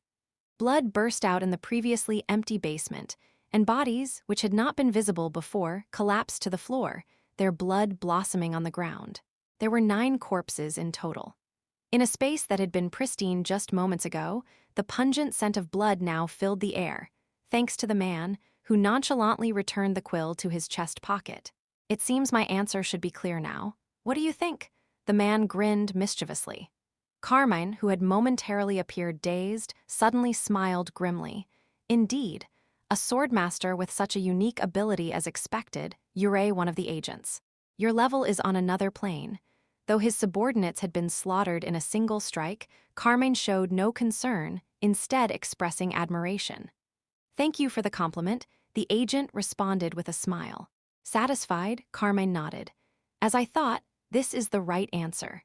The agents. They were assassins operating out of the United Kingdoms. While their exact numbers were unknown, Carmine was certain that each member of the agents possessed enough skill to be considered at the level of a swordmaster. Their service fees were exorbitant, and they were selective in accepting contracts, but once a job was taken, it had never failed. "Now, let's get straight to the point," said the agent. Without hesitation, Carmine responded, "I want you to kill a noble." "Which noble?" "Count Palatio of the Asteria Kingdom." At this, the agent paused briefly, deep in thought, before replying, "I am afraid that particular contract will be a bit difficult." A blunt refusal. But Carmine had anticipated this response to some extent, so he continued, "Is it an issue with the payment?" "Indeed. As you're well aware, our fees are quite high. Moreover, there would be additional costs involved with Count Palatio. So, you're saying that if I pay the fee, you'll be able to kill Count Palatio." "We've never failed any contract we accepted, whether it was to take the head of a noble, Pisic, or even the head of royalty, for that matter." The agent's overwhelming confidence was apparent in his words. Carmine then responded, "I will pay. I'm afraid the fee we charge will be quite burdensome for you. True, if it's only money, that might be tough." But Carmine, with a confident smile, pulled something from his chest and presented it. "How about this?" What Carmine held was a black cube. A cube so dark it seemed capable of absorbing even light itself, resembling the abyss. Interest flickered in the agent's eyes as he observed it. It's not abyssal jade, but an abyssal core?" "Yes," Carmine confirmed with a nod. The agent silently stared at the item for a moment. Greed briefly flashed in his eyes, but after a moment of contemplation, he shook his head as if the answer was clear. It's certainly tempting, but even an abyssal core alone, the agent spoke as if genuinely disappointed. However, what if it were 3 abyssal cores? At Carmine's following words, the agent fell silent. "And then, are you sure?" "Of course." "Hech." With a faint chuckle, the agent said, "I'll complete the job as quickly as possible and return." With that, he vanished from the spot as if he had simply disappeared, leaving only the sharp scent of blood lingering in the air. Left alone, Carmine finally smiled broadly. At last. 5 months ago, after failing to exact revenge through Villain, Carmine had tirelessly sought ways to exact his revenge, though he had repeatedly failed. Rumors had spread that Deus Macalion, one of the master knights of Caliban, was deeply connected with Count Palatio. And the more the revenge was delayed, the more Carmine's hatred for Elan grew, almost like an obsession. It was no longer a rational emotion, but an irrational and intense loathing. Because of that excessive hatred, he had consumed far more abyssal cores than necessary, leaving himself in a precarious position with his father. Yet, despite that, Carmine was still smiling wickedly. "Did you really think you could ignore me and live comfortably? That will never happen, not ever." His twisted inferiority complex and misery had turned into hatred, now directed toward Elan. For some reason, a sentence that felt like it belonged in the title of a web novel from another world passed through his mind. "I accidentally became the leader of a group formed by a shadowy alliance. Do you have anything to say?" Unaware of Elan's complicated feelings, the moderator asked another question. Elan, however, wanted to ask back, "What, me? The leader of a group created by a shadowy alliance. It seems you have nothing to add, so we will move on." Before Elan could voice his confusion, the moderator smoothly continued, leaving the words stuck in his throat. Elan, desperately trying to understand the situation, shifted his gaze and looked toward Duke Altia. Nod. Unlike the young days he remembered, Duke Altia now exuded the aura of a shadowy figure, nodding confidently. Likewise, Lady Zenoniano, now officially Countess Zenonia, who had held her succession ceremony after her father's death a few months ago, was also smiling beside him. Is this some kind of prank? The thought crossed Elan's mind, but he knew very well that this wasn't just a prank. As he continued to piece together the confusion, he finally understood the situation. He realized why the nobles had looked puzzled when he had sat down earlier, and why the 2 men sitting across from him, who had clearly been through many battles, were watching him with intense wariness. With this new understanding, Elan realized once again that he had truly become the leader of a shadow faction. Feeling a sudden dizziness, Elan instinctively held his head and tightly closed his eyes. About 2 hours later, the Grand Council meeting ended. Although a lot of discussions had taken place, Elan couldn't recall a single thing from the meeting. For Elan, the reason he had somehow become the leader of the Kalfa faction was far more important than the nobles' contradictory arguments. For 2 hours, he struggled with this unsolvable riddle, and just as the meeting was coming to a close, a hypothesis dawned on him. Could it be that I am just a puppet figurehead? It was the worst conclusion for him, but also highly plausible. However, after the Grand Council meeting ended, Alan found himself, as if entranced, being led to the banquet celebrating the birth of the Kalfa faction. And as the banquet began, and he had a three-way conversation with Countess Zenonia and Duke Altia, Alan quickly realized that his hypothesis was wrong. However, how about this? I think it's perfect now.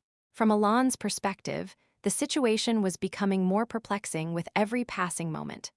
At the words of Lady Zenoniano, now Countess Zenonia, Alan couldn't easily bring himself to respond. To be precise, he couldn't respond. He had no idea what Countess Zenonia meant or what she was trying to say. It seems like it's been crafted just the way Count Palacio wanted. Alan felt as though he could throw dozens of question marks into the air after hearing Duke Altia's remark, as if to ask me, "What are you talking about?" Of course, he still managed to maintain a stoic expression on the outside. Alan glanced between Duke Altia and Countess Zenonia. Their eyes were filled with a small sense of expectation, as if they were waiting for him to speak. Seeing their expressions, Alan began seriously wondering if he might have a split personality. He wasn't particularly close with either Duke Altia or Countess Zenonia. In fact, he had only met Duke Altia a few years ago, and all they exchanged were a few words. Even those few words weren't anything pleasant, as it was a negative conversation about rejecting Loria's plea for help at the time. Likewise, Alan wasn't particularly familiar with Countess Zenonia either. They had only met twice before, and during their second meeting, Alan had even issued an order to expel her from his manor. Realizing that he had been silent for too long, Alan finally opened his mouth to speak. "I see." In truth, he wanted to ask what in the world was going on, but Alan was perceptive enough to read the situation. It was clear that these two believed he had intentionally formed this faction. Asking what is going on here would likely only make things worse.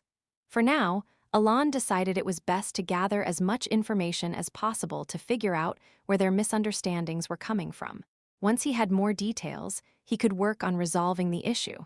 "However, I am just glad I was able to repay you for saving my life." As soon as Alan affirmed them, Duke Altia followed up with this statement. Alan instinctively closed his eyes tightly. What in the world is going on? He screamed inwardly. Chapter 36. In the midst of a situation so confusing it made his head spin, Alan managed to gather three pieces of information from the naturally unfolding conversation. The first was that the alliance between Count Zenonia and Duke Altia had apparently been orchestrated by Alan. The second was that this faction, called Kalfa, had been formed due to a letter Alan had sent to Count Zenonia. And third, the gifts he had been receiving were actually from nobles who wanted to join this faction, and the gifts were part of their process of seeking permission from the faction leader. Through the torrent of words spilling from Duke Altia and Count Zenonia, Alan could piece these facts together, though with difficulty. Keeping a neutral expression while feeling disbelief, he stared at the two. Even though he had some grasp of the situation, there was still much he didn't understand. No, to be more precise, there were countless things he wanted to question. If Alan weren't some kind of Jekyll and Hyde-like split personality, he hadn't ordered or commanded anything through Count Zenonia. In other words, he'd never told them to form an alliance really, he swore he hadn't. No, all I did was send a letter to express my dislike for other nobles. How did things escalate to this point? Alan's head spun as he looked at the two, trying to grasp what was going on. Is this what they call the realm of genius, where the criminal can't comprehend the moves of a mastermind? Alan recalled a video from the previous world, which said that ordinary people take words at face value, while geniuses hear multiple layers of meaning in a single phrase. With a slightly complex gaze, he looked at the two again. Now that he thought about it, Deus wasn't the one responsible. After all, he recalled the countless gifts that had been pouring in for months. Alan had indeed found it odd.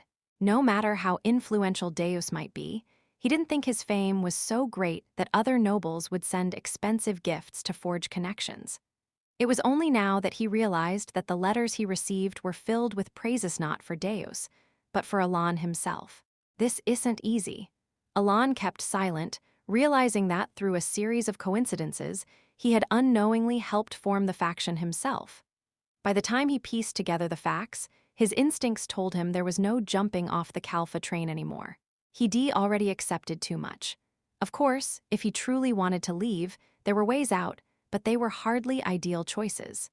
Now that both the royalist and aristocratic factions clearly saw him as an enemy, leaving this faction would be more of a loss than a gain. To be honest, if the losses were bearable, he would have pressed the escape button without hesitation. But what if he told them it was all a misunderstanding? What would those two do then? Alan glanced at Duke Altia and Count Zenonia. Their conversation had just ended, and they were both looking at him now. To anyone else, they would appear to be beautiful, elegant nobles. But Alan knew better. He knew how frightening Count Zenonia truly was. And although Duke Altia wasn't the character he'd seen in the game, but someone who should have disappeared, Alan wasn't taking her lightly either. After all, masterminds always have their reasons, and they possess a sensitivity that ordinary people can't comprehend. Even if Alan explained everything clearly, there was a high chance these two would simply think, "How embarrassing, let's just kill him," which seemed to be their natural thought process. Of course, Alan didn't know them well, but in this game, most characters labeled as masterminds tended to be deeply flawed individuals. Thus, whether he liked it or not, he had to remain as the leader of Kalfa. Yes, whether he liked it or not. At least, until he could come up with a good enough reason to step down later. However, Alan had no desire to stay in the leadership role for long. He knew that being the leader of a faction came with many responsibilities, despite the numerous benefits. In short, for Alan, whose motto was to live leisurely as a noble without working for the rest of his life, the leadership role didn't suit him. So he made a decision. He would lead for a while and then retire when the time was right. "So, what do you plan to do now?" Just as he reached that conclusion, Duke Altia's voice broke through, causing Alan to let out a brief groan. From their conversation, it seemed that Duke Altia and Count Zenonia believed Alan had some grand plan behind the formation of the faction, but naturally, he had no such plan. No, there couldn't have been any plan. After all, he only found out today that he was the leader of Kalfa. But since he couldn't tell them the truth, Alan rolled his eyes and decided to stall for time. For now, let's start by cleaning up the underworld. Clean up? Yes. That way, it will be easier for us to operate. Of course, Alan had no idea how things would actually become easier.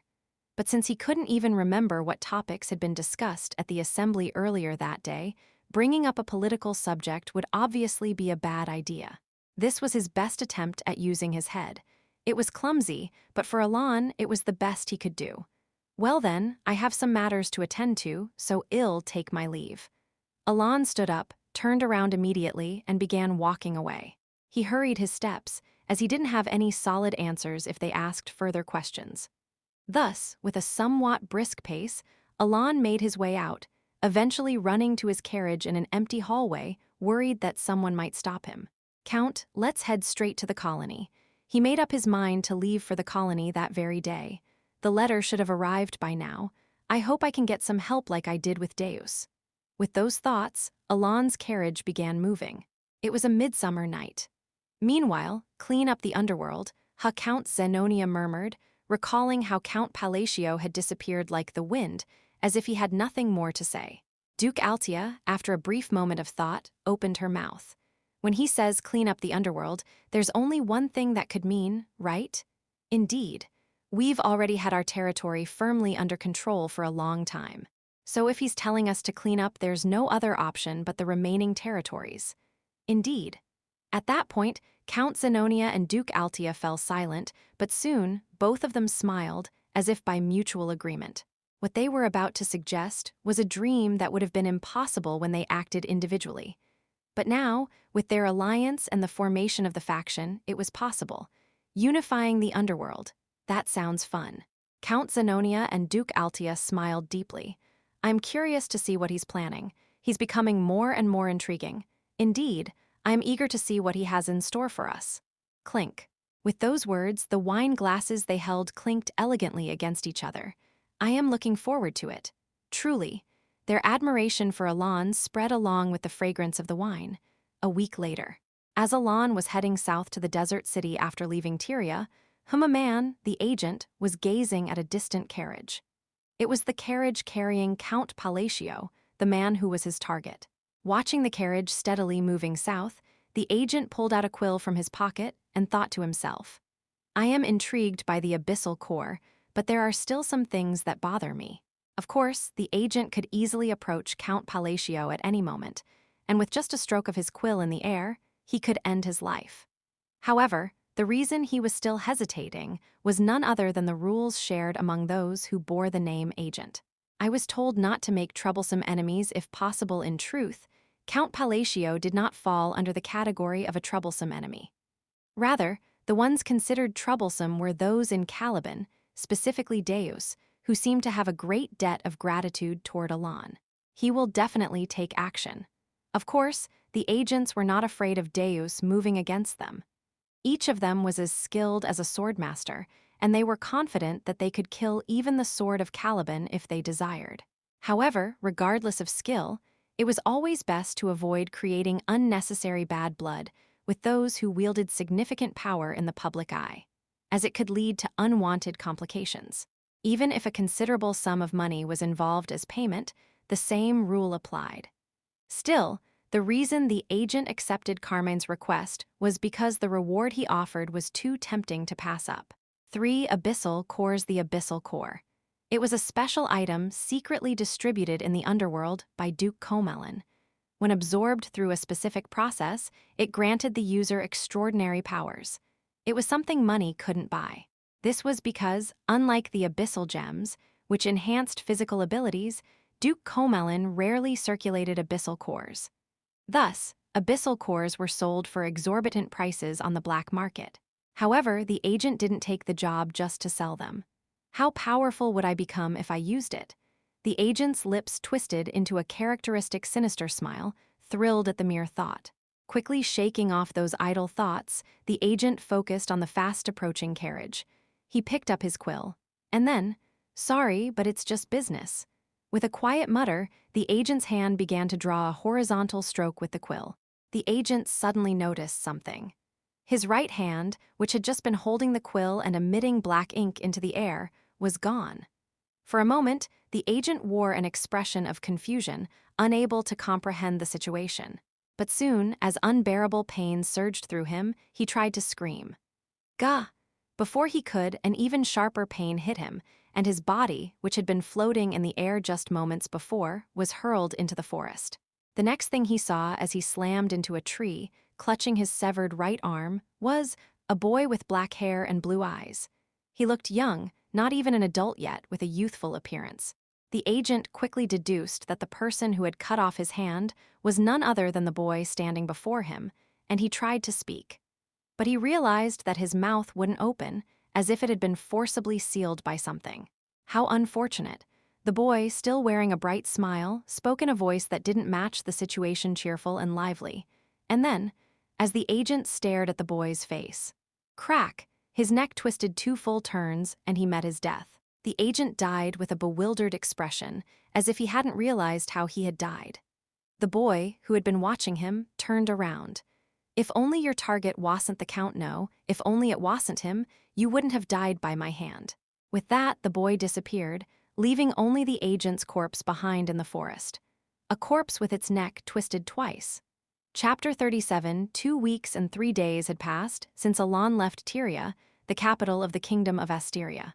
He was currently crossing the southern desert, a necessary passage before reaching Colony. Hugh Alan glanced at the scorching sun, feeling as if just breathing in and out was enough to sear his lungs. It's filthy hot. At Evan's voice, who was blankly staring at the sky, Alan nodded in agreement, albeit with difficulty. No matter how well-made the carriage was, it couldn't block out the heat. If only I had an ice crystal stone, Evan was lamenting about an artifact so expensive that even purchasing one required the cost of several mansions. His tongue hung out like a dog's, which looked quite ridiculous, but Alan couldn't bring himself to laugh. The desert was, quite frankly, unbelievably scorching. I should have already arrived by now if only Id moved a little faster. With a soft sigh, thoughts flickered through Alan's mind.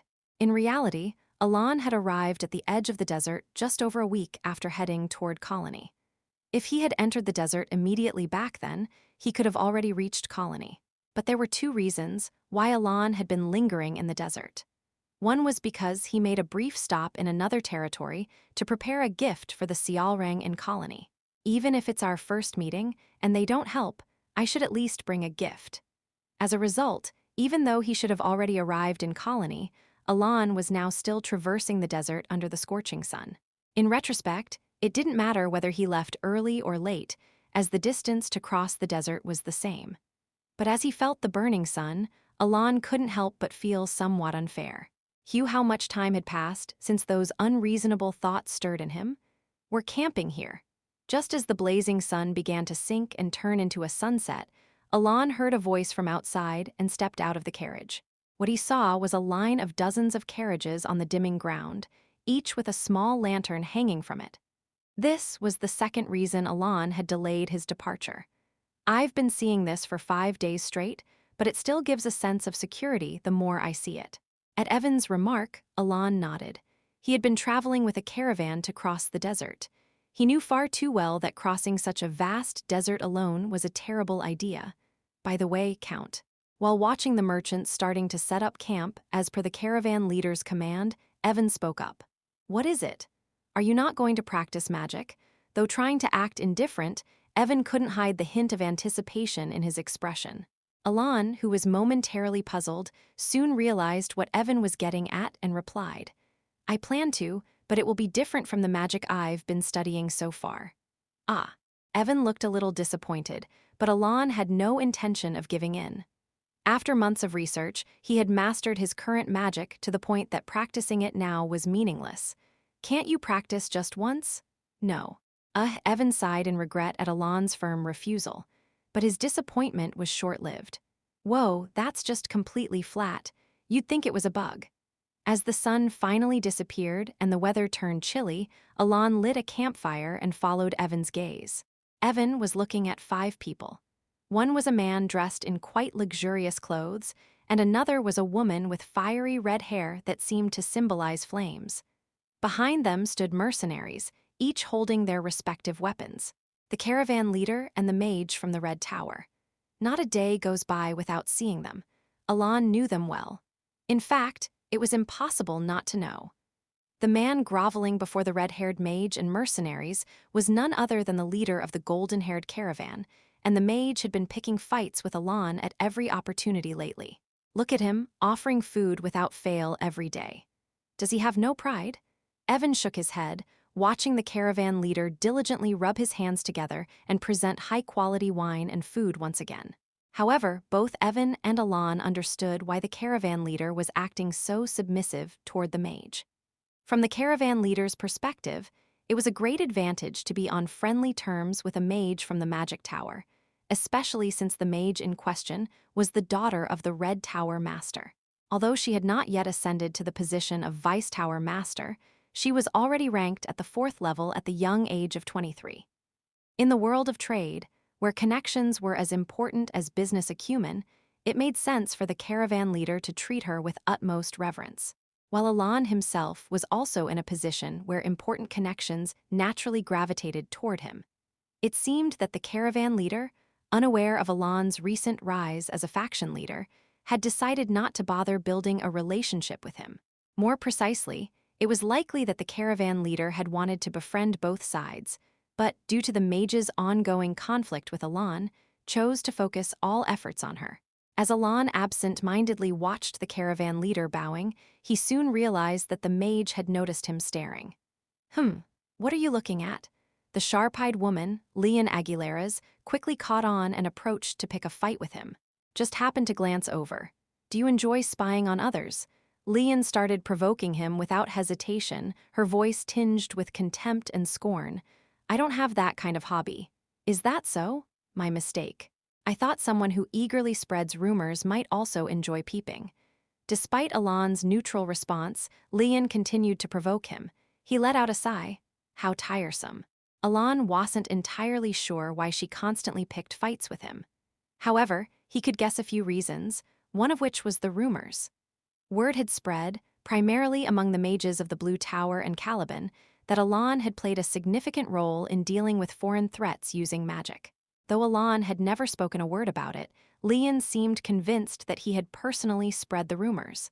Another reason she antagonized him was, "I've said it several times, I didn't spread the rumors." Ure as evasive as the Blue Tower. It seemed that Leon harbored a strong hatred for the Blue Tower.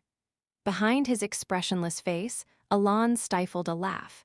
Even if Elan seemed suspicious to her, picking fights so openly wasn't exactly a rational behavior, even in this world. But Elan merely listened to her provocations because they felt too childish to elicit any real reaction from him. That, however, was only part of the reason. The real reason he tolerated her was her status.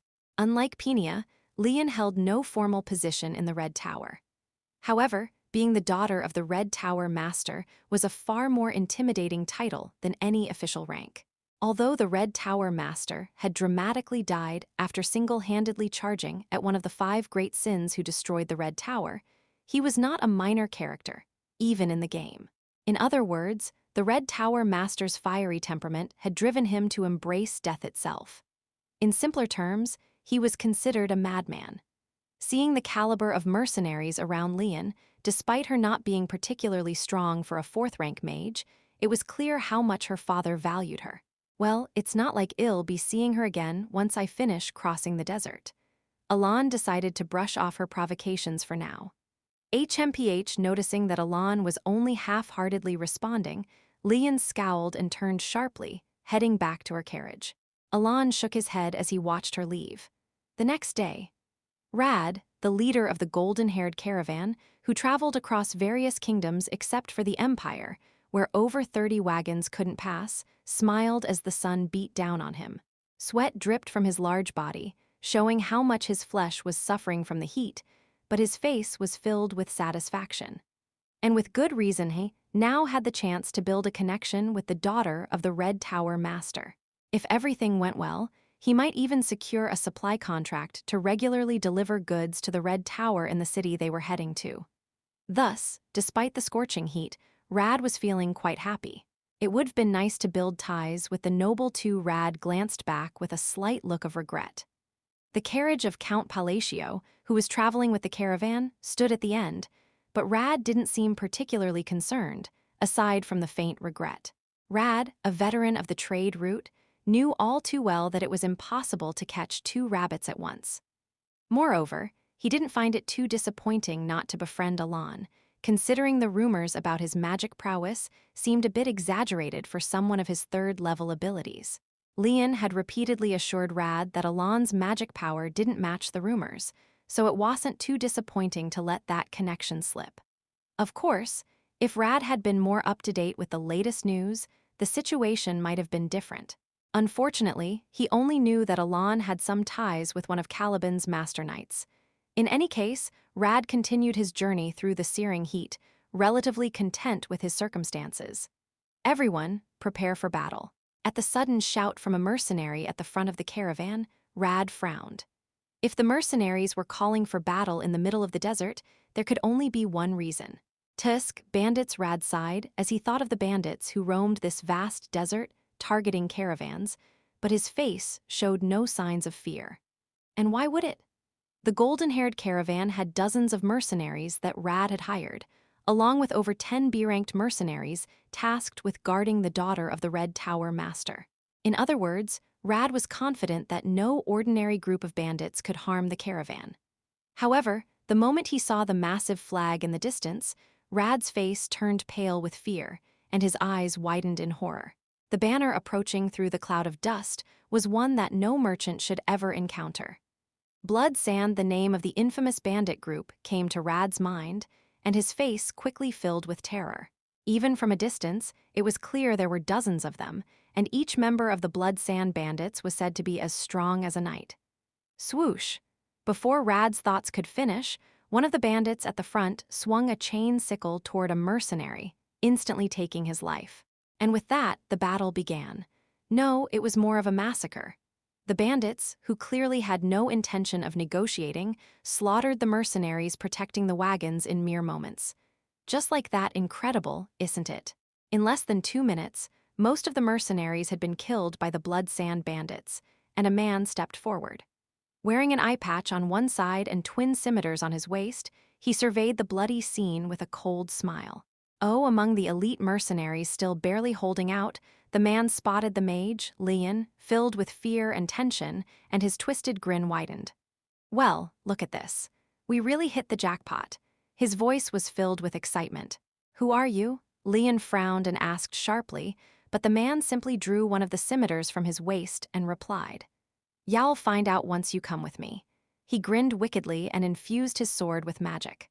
As blue energy began to blaze from his sword like fire, Leon's expression grew grim. Despite his casual demeanor, she felt a deep sense of dread as she recognized how powerful the aura emanating from his sword was far beyond that of ordinary knights. In that moment, she realized there was no way to escape. That perhaps a fate worse than death awaited her. As this terrifying thought crossed her mind, past traumas began to flood through her memories, her body trembling uncontrollably at the mere recollection. She could feel the horrible memories gnawing away at her sanity, taking over her mind. But just as Leon's mind was on the verge of collapsing, something brought her back to her senses. It was the air. The hyperventilation triggered by her trauma suddenly ceased. Slowly, her breath escaped, forming a visible mist. And in that moment, as the white vapor became visible in the air, Leon realized something. The air, which had been suffocatingly hot just moments ago, had now turned icy cold. What? As Leon stood there, dumbfounded, she noticed that the twisted grin on the man's face had also morphed into a look of confusion. Not only had the once hot ground grown cold, but frost had begun to form on the sand. And then step. In the dead silence, the sound of footsteps echoed. The bandits turned their attention toward the sound. The mercenaries, who had been tense and fearful just moments ago, also shifted their gaze. The man, who had been holding his scimitars and targeting Leon, turned his eyes as well. And there, where Leon, who had just been consumed by her trauma, now stared, a man was walking forward. Step. His pace was neither hurried nor slow. Step. His expression remained impassive, as though the situation held no significance for him. Step. The ashen energy flowing from his bracelet merged with the surrounding cold, and finally, he stopped. At that moment, Freeze Count Palacio murmured a phrase. Chapter 38. Leon Aguilera's doesn't like lies. It goes beyond mere dislike-ish, despises them. This hatred stems from her experiences growing up as the daughter of a Red Tower master. She enjoyed abundant privileges, but with that came countless lies and deceptions. Lies that were so intense they left her traumatized. Thus, she came to hate lies with an almost compulsive aversion, and this loathing intensified when the liar in question was a magician, a result of the trauma from her childhood. So, when Leon Aguilera's first met Count Palacio, she instinctively despised him. Despite the rumors that Count Palacio had contributed greatly to capturing foreign threats, Leon saw him as weak. He lacked the eye that is essential for becoming a high-ranking magician, but Leon, having a decent amount of talent, could easily see Alon's mana. It was pitiful, barely a flicker of power. While he was undoubtedly a magician, the meager amount of mana he possessed wouldn't even qualify him to reach the second tier. This reminded her of another rumoron that suggested Count Palacio wasn't the hero who stopped the foreign threats, but rather the benefactor of Deus Macallion, one of the Master Knights. The idea that he had stolen the glory of Deus Macallion quickly rooted itself in her mind as the truth, leading Leon to develop a deep hatred for the Count. Yes, that must have been it. But how? Leon now stared at Alon in shock. More precisely, she was watching the phenomenon Alon had created. A chilling space had formed around him, spreading wide across the scorching desert, freezing the very air in the middle of this blazing land. When she saw frost starting to form on the sand near him, Leon couldn't comprehend what was happening. This was a spell that could never be manifested by the amount of mana Alon possessed. And it wasn't just that. Though she didn't understand how the spell was cast, Leon could grasp its structure. Compound magic and at least 3 different spells. Compound magic. To explain it theoretically would take a long time, but simply put, it refers to linking 2 or more spells together. Of course, linking spells is no easy task. Various elements must be added to implement magic, but the basic arrangement structure must still be followed. In short, linking spells meant this. If even one structure is disrupted, the entire magic is nullified. The magician must re-establish the spells with their own equation to make it work. The difficulty of linking increases exponentially with each additional spell, making it a challenge that only magicians of at least the 5th tier can attempt. That's why, as Leon dumbly watched Alon prepare his next spell, she witnessed something. The man with the eye patch, who had been standing in front of her just moments ago, had suddenly reached Alon. No one had noticed how it happened. It was over in an instant. Mercenaries, who belatedly realized that protecting Alon was their best strategy, quickly turned their bodies. Leon, too, instinctively started to prepare her magic to aid Alon, but it was already too late. The man with an eye patch was standing before Alon with a sly smile, poised to swing his twin scimitars. However, what Leon saw was not Alon's head being severed freeze. Snap! It was the man with an eye patch, frozen in place. Frozen in the very posture of swinging his twin scimitars, the man turned into an ice statue in that brief moment. Shatter, with Alon's low murmur, crack crash, the ice shattered, and the body of the man who had driven them to despair was instantly broken into countless fragments. Silence. Who, with a quiet exhale from Alon, a white breath once again swept over him. Retracting the hand that had formed the seals, even Leon couldn't fully comprehend. "I'll give you a chance." He spoke, as if he had anticipated everything. Without any change in expression, he looked coldly at the group of bandits, who were now frozen in fear. "Get lost." It was a quiet yet unmistakably clear pronouncement, carrying a sharp intent that no one could misinterpret. With just a single attack, the bandits, having lost their leader in an instant, hesitated briefly before turning to flee in all directions. Watching Alon calmly dispel his magic as if nothing had happened, Leon realized just how ignorant she had been and continued to stare at him. A hint of admiration flickered in her eyes. As he watched the retreating figures of the bandits, who had fled in a heartbeat, Alon felt a sense of relief and bewilderment hidden behind his expressionless face. Things didn't go exactly as planned, but it worked out in the end, so that's a relief. Alon knew about the Bloodsend bandits. They appeared as part of a side story in the game. In the game, this bandits had a characteristic where, once their leader was dealt with, the remaining members would scatter. That was why he aimed to take down the leader quickly, and he had succeeded as intended. Though it was unexpected that the leader had rushed at him before he had even fully manipulated the magic array. It seems reducing the penalty worked. Alon suddenly felt the searing desert heat seep back into his bones. The cold that had spread from him moments ago was from a spell he had spent over half a year developing after returning from Caliban the Extreme Cold. This spell, which required the simultaneous use of spatial magic, frost magic, and maintenance magic, had the effect of temporarily transforming the surrounding environment to resemble the frozen tundra of the north. However, for Alon, this transformation was critical. The extreme cold was important because it allowed me to partially fulfill one of the 4 conditions required to twist the world's laws for killing foreign entities. Magic must be used on the land of extreme cold. In other words, the spell allowed him to reduce the number of penalties he bore from 4 to 3, making it quite valuable for him. The negative consequences of these conditions limited his magical abilities. The magic I linked with the extreme cold spell worked well.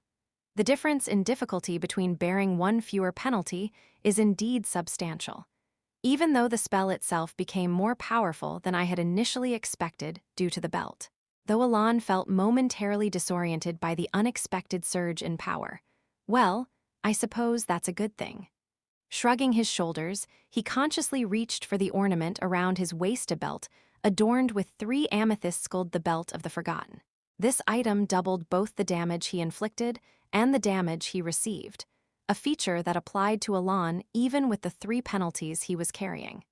If I can obtain that item here, I could remove 1 more penalty for sure.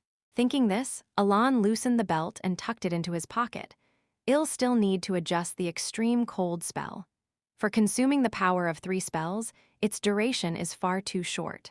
It barely lasts a minute. I should look into improving that. With these thoughts in mind, he returned to the carriage. From that day, including the next, as they neared the desert city, two changes occurred in Alon's life. Ah, Count Palacio. This is a special wine produced in Gore, and it's said to taste absolutely wonderful. How about a glass? Thank you. And this here is ham that I brought to sell as a local specialty in the city. Would you like to try it? It's incredibly delicious. The first change was the attitude of Rad, the head of the golden-haired caravan, which had shifted 180 degrees. In the span of just one night, Rad had presented Alon with even more lavish gifts than he had offered Leon over the past few days, acting as if he would give him anything, even his liver and heart. If there's anything else you desire, please don't hesitate to let me know. Rad fawned over Alon so much that it seemed his hands would wear out from all the groveling before disappearing after bowing deeply. That man's attitude changed 360 degrees. Wouldn't 360 degrees mean he stayed the same? I meant his reaction changed that much. The second change was Count Palacio. Leon Aguilera's? Yes, if it's not an inconvenience, I'd like to discuss magic with you. Would that be all right? Leon Aguilera's attitude toward Alon had completely changed. On the night the bandits attacked, she had bowed deeply to him, something that seemed impossible for her pride, offering an apology. From the next day on, she began to seek out Alon frequently, asking various questions about magic.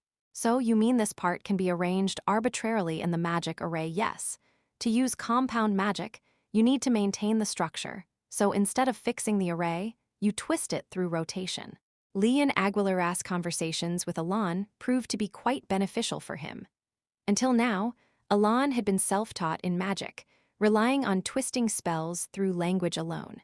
Leon's questions and knowledge provided him with valuable academic insight.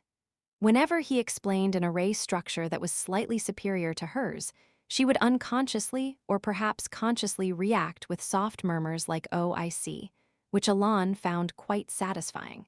Of course, as their conversations increased, the overly admiring gaze she began to send his way felt a little awkward. Here you go. And this is a potion. Today as well, as soon as their conversation ended, Leon naturally handed him a mana recovery potion. Though it wasn't of the highest grade like the ones Penia had given him, the potion Leon handed him daily was still fairly expensive, leaving Alon feeling a bit embarrassed behind his expressionless face. You don't have to bring a gift every time you visit. I am learning from you. Please, don't feel burdened and just accept it. Since she insisted on giving him a potion almost every time they met, Alon eventually ended up receiving about 4 mana potions by the time they arrived at the desert city. After a journey of more than a week, Alon arrived in the desert city, parting ways with Rad, who had told him to rely on him for anything, and Leon, who promised to formally apologize to him again sometime later. It's understandable for a merchant, but the daughter of a Red Tower mage has changed so much that it's hard to adjust, muttered Evan as he watched Leon walk away. With that, Alon entered the desert city, leisurely taking in his surroundings. Aside from the sandy hue of the buildings, it wasn't much different from the capital of Asteria. However, one structure stood out, the gigantic Colosseum that could even be seen from the south gate, which seemed to symbolize the colony itself and exuded an overwhelming presence. It looks like it could hold more than 100 people. Gazing at the massive Colosseum visible even beyond countless other buildings, Alon shared his thoughts and began walking with Evan toward where Siarang was. After about 20 minutes, well, noble lord, care to have a chat with us? Alon was confronted. In front of him and Evan stood a group of over 10 men who, at a glance, clearly screamed were thugs. Yet, interestingly enough, the surrounding mercenaries simply watched the situation without intervening, despite the thugs picking a fight with Alon. Some even seemed entertained, as if this was a common occurrence, while others pretended not to notice the situation at all. It was a very strange atmosphere. If things go well, we could even introduce you to our boss, Malian. How about that? The thug's words immediately made Alon understand the odd situation. These guys must be Malian's men. Recalling the name of Malian, one of the 4 Baba Yagas of the colony, also known by the ominous title Beast of Horror, Alon soon realized his mistake. This is Malian's territory. Alon remembered that in the game, whenever you entered Malian's area, Thugs like these would try to extort you. Sighing resignedly, Alon thought, do I have no choice but to let them rob me? He knew that fighting here would be a bad move. Dealing with the thugs blocking his way would be easy, but doing so would put him at odds with one of the 4 Baba Yagas.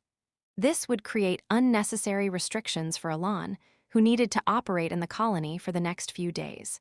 Just as he began to reach into his pocket, thud, hey, are you sighing with us right in front of you? The thug who had been smirking a twisted smile just moments ago lightly tapped Alon's forehead. It was as if he was mocking a child, grinning crookedly. Evan, standing beside Alon, instinctively furrowed his brow and reached for his sword, but boom! The thug who had tapped Alon's forehead was suddenly slammed to the side, crashing into a nearby building. It had happened in an instant. Both Evan and Alon wore bewildered expressions as they looked at the thug, who had been thrown across the street, while the other thugs who had been smirking just moments ago had their expressions freeze in shock. Hey, and then, what do you think you're doing to my master? Crackle, huh? Why don't you tell me? Accompanied by lightning. Explain what you just did. The faces of the thugs who had been laughing earlier quickly transformed into ones of fear and panic. Go on, explain yourself. Golden eyes gleamed with fury. Chapter 39 A-Class Fighter Balam. Among fighters ranging from F-Class to A-Class, he was considered one of the top in terms of combat ability. It was just an ordinary day for him, relaxing with a drink at a pub he often visited, as there was no scheduled duel. Until a nobleman appeared before his eyes. The nobleman, dressed opulently without trying to conceal his wealth, was strolling through the city for the first time. Unsurprisingly, he got caught by Adigo and his gang. Adigo, and a class fighter of a higher rank. Even then, it still felt like just another ordinary day. Balam had seen Adigo extort money or goods from merchants or nobles who wandered into the colony several times before. Look at those fancy clothes. Jackpot. We'll make some good money off this one. The fighters beside Balam chatted casually as they watched the nobleman surrounded by Adigo's gang. None of the fighters in the pub or nearby shops had any intention of helping the nobleman. Even though there was another A-class fighter present, they simply watched Adigo robbing the noble with lazy, indifferent eyes, taking no action. It was only natural. There was nothing to gain from helping that nobleman. Even if the noble offered immediate payment in return for assistance, none of the fighters would step forward. No one was foolish enough to cross Adigo's gang, or more precisely, the monster Malian who backed Adigo. The fighters knew that Adigo's arrogance came from his belief in Malian, the monstrous Baba Yaga. So they all quietly drank their beer, using the situation before them as mere entertainment. Then, when Adigo lightly smacked the nobleman's head boom, something extraordinary happened. Start talking. A sudden appearance. One of the 4 Baba Yagas in the colony. Hey. The atmosphere cracked with electricity as Sialrang, the golden flash, appeared. Lightning, her signature, crackled around her body. Which bastard? Adigo, who had been knocked into the wall, stood up confidently but was left confused by Sialrang's sudden entrance. As Sialrang, mumbling in disbelief, it was as if he couldn't comprehend the situation, though he recognized the person standing before him. However, what did you do to my master? At Sialrang's following words, Adigo's expression shifted from confusion to terror. Erg, before he could react, Sialrang grabbed Adigo's head and slammed it to the ground. Crack! The fighters could hear the chilling sound reverberating in their ears. But it didn't end there. Sialrang, with a cold expression, grabbed Adigo's leg and flung him aside. Crash! Adigo was hurled into the pub. As he scrambled to get back up, he tried to speak. W8, I didn't know crack. Sialrang grabbed his head again and smashed it into the counter. For real, over and over. Ayag, over and over. If you keep doing this, my boss will over and over. Please spare crack. Silence. All the fighters watched, their mouths shut, staring at the wreckage of the pub. Even the owner, who should have been angry about the damage, stood there trembling, holding his breath in terror. A customer, seated at a shattered table, remained frozen, holding a heavy mug of beer. And then thud! Sialrang, covered in blood, finally released Adigo's head without a trace of interest. At that moment, all the fighters present shuddered in awe. Her speed was beyond their perception, and the way she effortlessly handled an A-class fighter like a mere underling left them in reverence. As Sialrang, who hadn't even broken a sweat, glanced at the trembling thugs surrounding Alan Boom. Crackle, in the blink of an eye, she had sent them all flying. They crashed into walls and windows, convulsing before going limp. The fighters, who had witnessed Xiaoreng show no mercy and crush every opponent without emotion in the Colosseum, shuddered as they watched the golden flash, who had become a Baba Yaga, once again. "Master, Yurei here? You should have told me." Before anyone realized it, Xiaoreng, who was now smiling brightly and playfully wagging her golden tail, wrapped her arm around Alan's. Everyone around her froze for a moment. "I've been waiting so long for Master to arrive. I prepared a lot of things, so let's go quickly." Regardless of the fighters' confusion, Xiaoreng, still wagging her tail and grinning, pulled Alan along and started moving somewhere. As Xiaoreng and the nobleman disappeared into the distance, the fighters watching were left with a bewildering question. Who is that guy? Who could make that mad dog? They were left wondering who the nobleman was, the one Xiaoreng referred to as her master. However, Alan, who was being dragged by the blood-covered Xiaoreng, was just as bewildered as the fighters. Despite feeling grateful and oddly proud, he couldn't help but wonder, am I not going to die? Since Alan arrived at the colony well into the afternoon, by the time Xiaoreng led him to a particular building, the sun was already setting. This is it. Following Xiaoreng, who perked her ears up and entered the building, Alan thought to himself quietly, it's big. As he stared blankly at the building, which rose more than 9 stories high and like most others in the area heard Evan's admiring voice beside him. Wow, it's huge. Although it didn't have the vast feel of Deus Mansion, tall buildings were rare in this city, making the contrast more striking. After entering the building with Evan and Xiaoreng, they headed straight for the top floor. "Ah, boss, Yurei back." "Boss." As they approached the top floor, they passed several beast folk who greeted Xiaoreng with stiff salutes, all of them, like Xiaoreng, having golden hair. "Boss, welcome back." When they finally reached the top floor, another beast folk, who seemed to have been waiting at the door, greeted them with a bow. This one also had golden hair but bore a long scar across one side of his face. "Yeah, nothing happened, right?" "Nothing at all." Xiaoreng smiled cheerfully as she chatted and opened the door, walking inside. Alan and Evan followed her in. While entering, Alan felt the gaze of the beast folk standing at the door, and as he was about to look back, it seems a bit different from the rumors.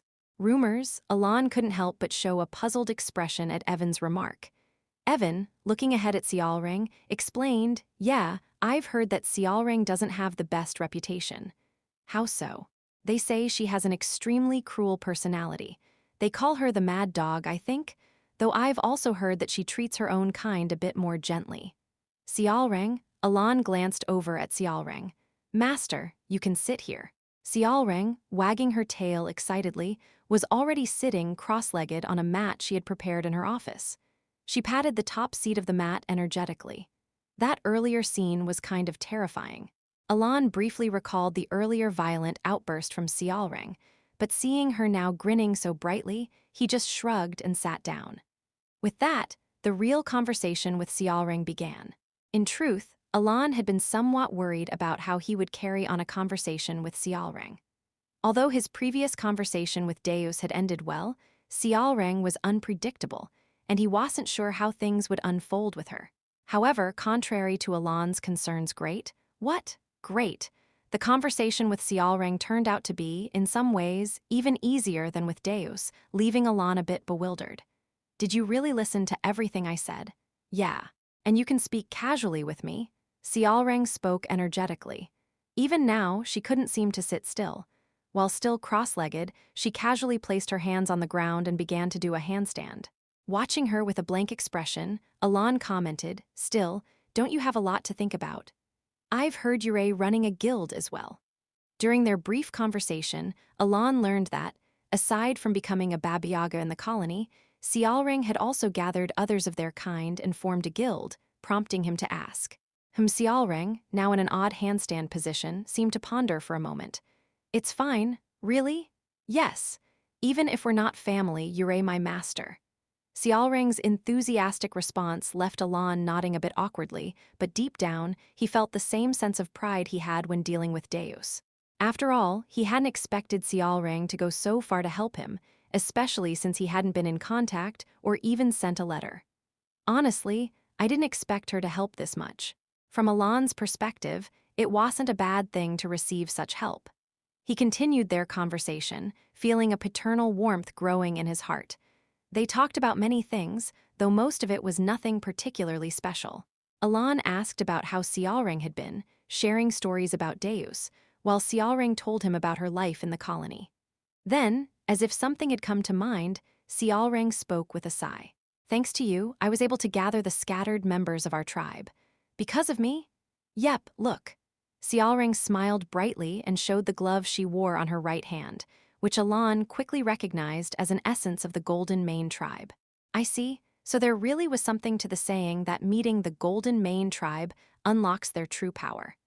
Alon began to understand why Xiaoring had a favorable view of him. As they continued talking for a bit longer, Xiaoring suddenly shifted the topic. Come to think of it, the desert is quite dangerous. Why's that? Xiaoring tilted her head in curiosity at Evan's remark. We were attacked. Attacked? Yeah. At the word attack, Xiaorang's cheerful smile momentarily froze, but Alon nodded in agreement with Evan. We were ambushed by the Blood Sand Bandits, even though we moved during the daytime, when they're usually not active. Really? They're some bad guys, aren't they? They're definitely not people I'd want to meet again. Alon shrugged as he recalled the incident and looked at Xiaoring. She seemed to be trying to mask her earlier serious expression with her usual carefree smile. After a bit more conversation, Xiaoring spoke up again. Anyway, for now, take some rest. You must be tired from coming all the way here, right? With that, Xiaoring gave Alon and Evan each a room just below the top floor. After settling them in, she returned to the top floor and with a smile spoke softly. Ralga. Yes. Ralga, the beast folk with a scar on his face, appeared instantly at her call. Where are those bad guys? The Blood Sand Bandits have set up camp to the northeast, but there's something else I should mention. What is it? As far as I know, the Blood Sand Bandits are backed by Kalman, one of the other 3 Baba Yagas. Ralga's words carried a tone of concern. Really? But still, despite the information, Xiaoring merely wagged her tail once, showing no sign of hesitation. Messing with my master is not allowed. Her response indicated that the news about Kalman would not change her course of action in the slightest. If he finds out, I'll definitely get scolded, you know. Muttering quietly to herself, so softly that even Ralga couldn't hear, she gazed toward the northeast. Anyway, just wait here. With a deadly serious expression, her golden eyes flashing ominously, she continued, "I'll kill them all." And with that, she vanished, leaving behind a crackling golden flash. Chapter 40, The Blood Sand Bandits were a large organization that had been active in the southern desert of the continent for a very long time. The number of members they commanded exceeded hundreds, and among them, most of the combatants were capable of imbuing their swords, with magic making them a force far too powerful to be considered mere bandits. Given the massive power the Blood Sand Bandits possessed, it was only natural that they caught the attention of the nation of Colony, which was rooted in the desert. After all, the area where the Blood Sand Bandits were operating was none other than Colony's capital city.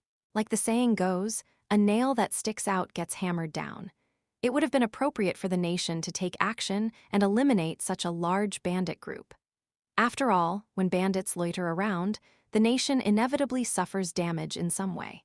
However, the reason the Blood Sand Bandits could continue to operate so boldly near the capital's desert region was because they had powerful backing. And not just any backing, but from the most long-standing Baba Yaga of Kalaninan other than the warrior, Kalman Arents.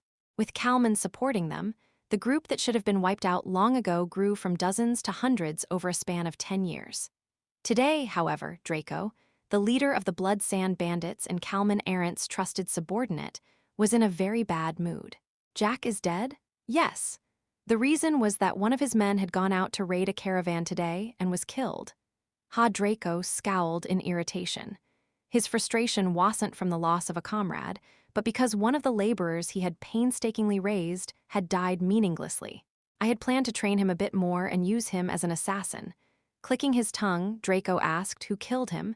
It seems he was killed by a noble while targeting a mage. A noble? Jack. Yes. From what I heard, when the noble used magic, the middle of the desert froze over what's their name. We're currently gathering information from our contacts in Colony, and we should have details by tomorrow. After a moment of contemplation, Draco responded, "Let me know as soon as we get the information." Naturally, Draco had no intention of letting the mage who killed Jack off the hook. I must avenge the waste of my resources. Of course, considering the noble's status in a foreign country, killing him could lead to all kinds of complications, but Draco wasn't too concerned. Killing someone in the desert wasn't particularly unusual, and as long as there were no witnesses, most deaths in the desert were treated as disappearances. And Draco was one of the most experienced at such acts. Once he figured out the noble's identity, he planned to wait for the right moment to bury him when he tried to leave the desert. If only that hadn't appeared. Gawk. Draco coughed up dark crimson blood as he looked in despair at his hideout. Just 10 minutes ago, the secret hideout of the Blood Sand Bandits, which had proudly stood for years, lay in ruins. But that wasn't all. The soldiers he had spent more than 10 years raising were all either buried in the sand or crushed against the hideout walls, meeting their end. And then, is that all? A pair of sharp golden eyes scanned the surroundings before vanishing in an instant. With a flash of gold lightning, the figure of Sialrang reappeared, holding in both hands this enzit. The heads of the bandits. The two heads retained expressions of tense anticipation, as if they were still unaware of what had happened, lying in ambush near the destroyed hideout for a surprise attack. Thud Sialrang, disinterested, tossed the heads far away, leaving Draco with a look of disbelief, unable to comprehend the situation. From start to finish everything, what in the world is this? Draco found himself staring at the Grim Reaper, who was now slowly approaching him. Step in a single moment, the golden flash of light that had appeared had destroyed his kingdom's hideout he had built and wiped out the Blood Sand Bandits, the hundreds of men he had cultivated over more than 10 years. Step the girl with golden eyes, the Reaper. As soon as those sharp, golden eyes fixed on Draco, he felt a shiver of primal fear run through his entire body. An instinctive fear. Even amidst this terror, Draco desperately tried to say something to save his life. Sialrang, do you even know what you've done? Draco's voice was filled with desperation. His kingdom of 10 years, everything he had built, had crumbled like a sandcastle, but he had not given up. If he could survive, he believed he could rebuild his small kingdom again. But unfortunately, Sialrang showed no signs of reacting to Draco's frantic words. All she did was raise her blood-soaked right hand and grab the head of Draco, whose stomach had been pierced through. If you kill me now, you'll be making an enemy of Kalman Arrant's. I am under his protection. Sensing his impending death, Draco tried to invoke Kalman's name, hoping to escape, but the strength in Sialrang's hand only tightened. Is it money you want? Take it, take all of it. Or do you want a tribute? I'll pay whatever tribute you want.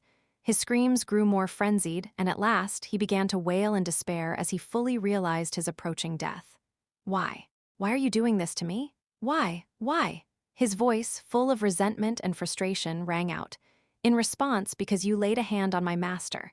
And a muttered whisper reached Draco's ears. It wasn't loud, but neither was it small. Just a quiet murmur. And then because I don't want to get scolded. With that soft whisper, recalling her red eyes, Sialrang crushed Draco's head with a loud crack. With her mission complete, Sialrang disappeared, leaving nothing behind. In mere 10 minutes, the Blood Sand Bandits, who had terrorized the desert under Kalman's name for over a decade, vanished from history. The next day, Alan, feeling the fatigue from his long travels melt away, received 2 pieces of news. The first was that entering the Forgotten City would not be possible for another 3 days. The second was Count. I heard that the Blood Sand Bandits who attacked us have been completely wiped out. The Blood Sand Bandits. It was the group that had attacked him not long ago, now apparently annihilated. Yes, they were completely wiped out. When? From what I've heard, it happened yesterday. An entire bandit group wiped out, and rumors already spread in a day. As Alan furrowed his brow in confusion, Evan nodded. The entire city is buzzing with the news. Apparently, the caravan that arrived earlier today shared the information. At Evan's words, Alan felt as if 1,000 question marks were hovering over his head. The Blood Sand Bandits weren't supposed to disappear for another 3 years, not unless they were dealt with by the protagonist, Eleven, as the original story dictated. Why on earth did they suddenly vanish? With a puzzled expression, Alon tried to figure it out, but I took care of it. The answer came far more simply than expected. You did? Yep, didn't I do a great job? At Xiaoreng's innocent grin, both Alon and Evan slowly opened their mouths in astonishment. You dealt with the blood sand bandits? Yup. Why? Alon asked instinctively. Well, didn't Master say so? Evan glanced at Alon as if to ask, did you? While Alon stared blankly at Evan. But that only lasted for a moment. You said you didn't want to see them again. I did say that, but if they're gone, you won't have to see them anymore, right? With a wide, innocent smile, Xiaoreng nodded as if Shed just solved a grand dilemma, leaving Alon with the same feeling he had when he first met Dusa, feeling that something about this was just too much. But that moment of bewilderment soon passed, and Alon suddenly thought of something and asked, Wait, so you wiped out the entire Blood Sand Bandit group all by yourself? That's right.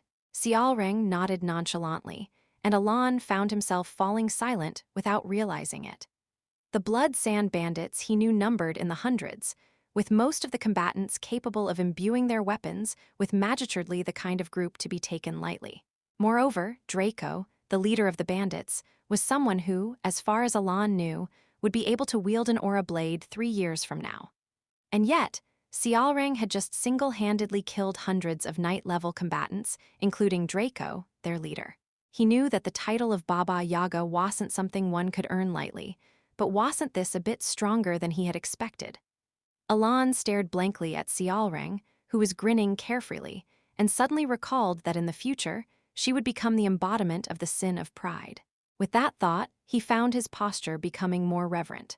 This was 3 days before their departure for the Forgotten City. At the time when Alon left for the desert city of Colony, a secret meeting was taking place in a small tavern in the eastern part of Tyria, the capital of the Kingdom of Asteria. So why did you call for me, Duke? I didn't think your intuition had dulled to the point where you had to ask, Marquis, said Duke Rimgrave, leader of the Royalist faction. At those words, Marquis Filboid, leader of the noble faction, sat down naturally and spoke. I assume this is about Count Palatio. You're a sharp. I called you because of Count Palatio, or more precisely, the Kalfa that those brats gathered together, Rimgrave replied. The Marquis nodded, as if no further explanation was needed. Having spent decades navigating the treacherous world of politics, they both easily understood that the Duke was seeking an alliance to bring down Kalfa. The Kalfa Group was an obnoxious organization that posed a threat to both the Royalist and noble factions, and it needed to be dismantled as soon as possible.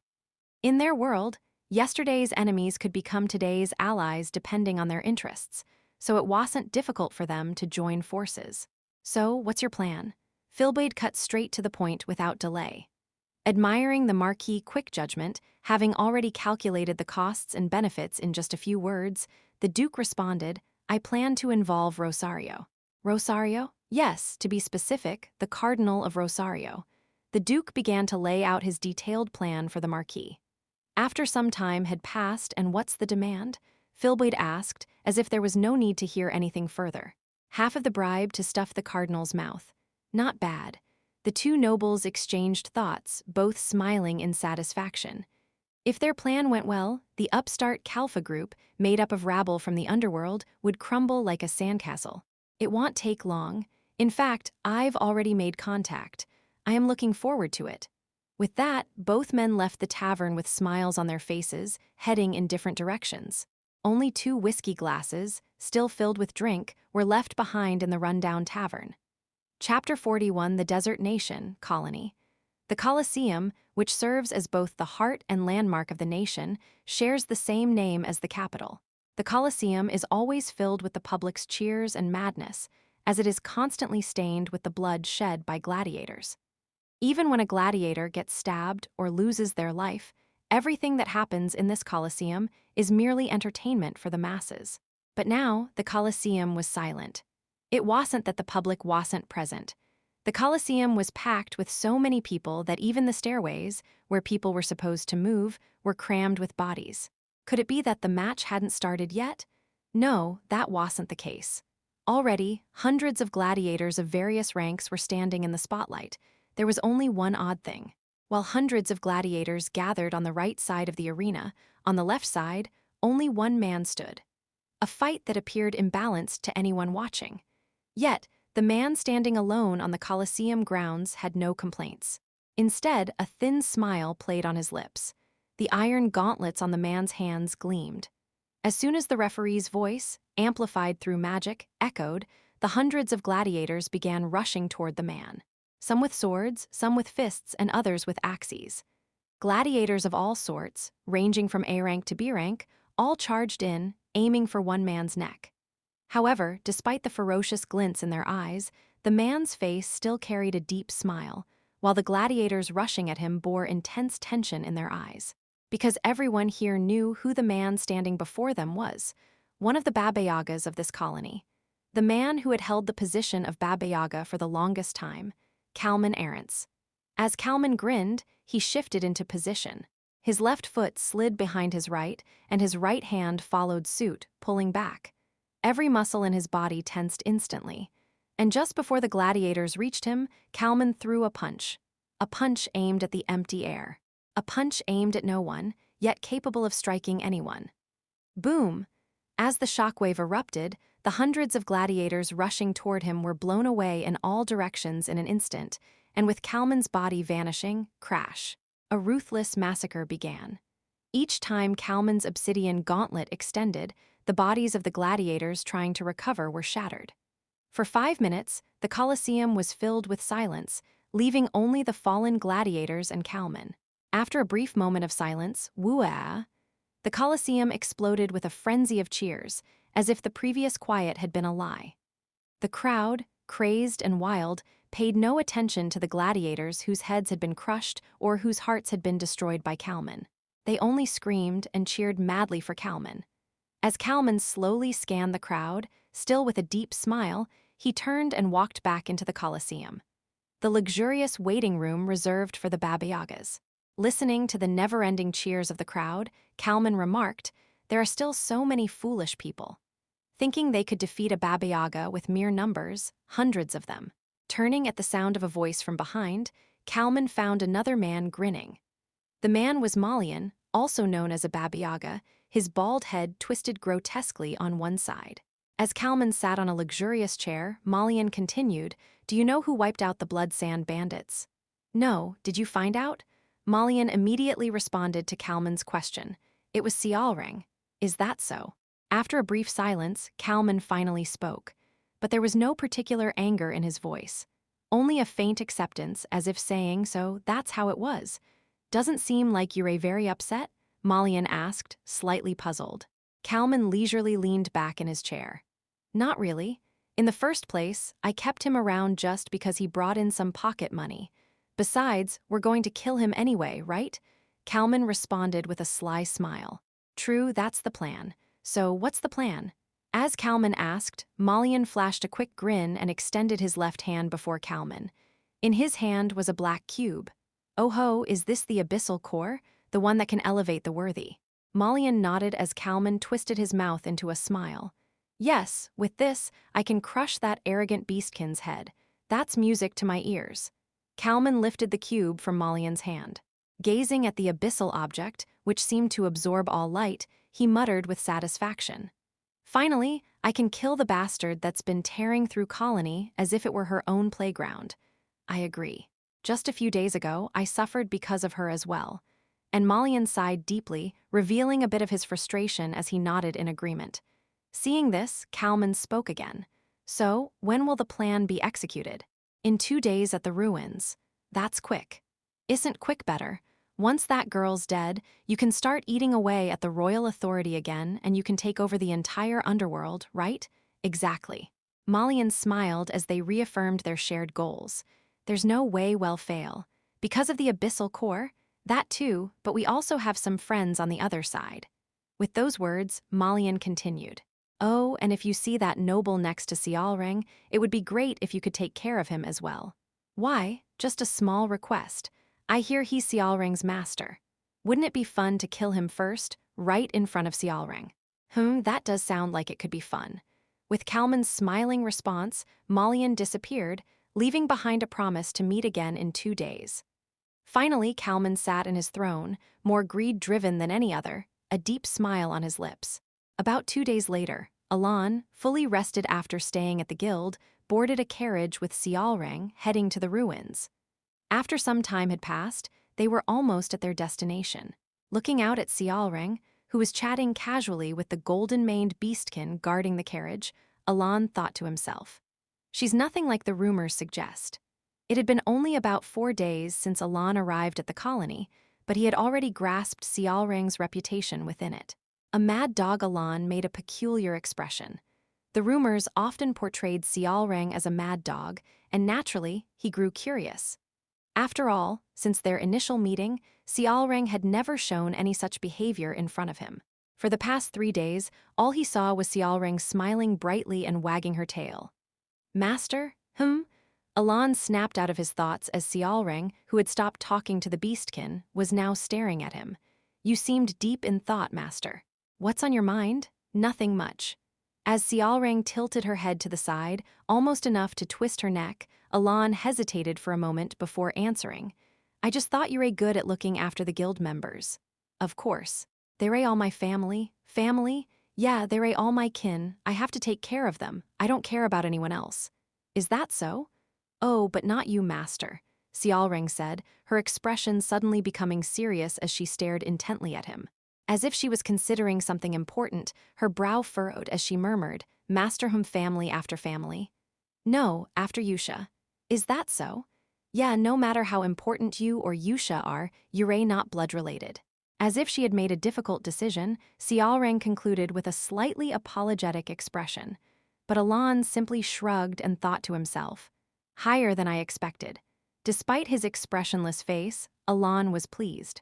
Considering that he had barely spoken to Sialrang, let alone exchanged letters, the fact that he was being treated as the third most important person in her life was quite satisfying. Does that mean if something dangerous happens later, I could probably ask for help once?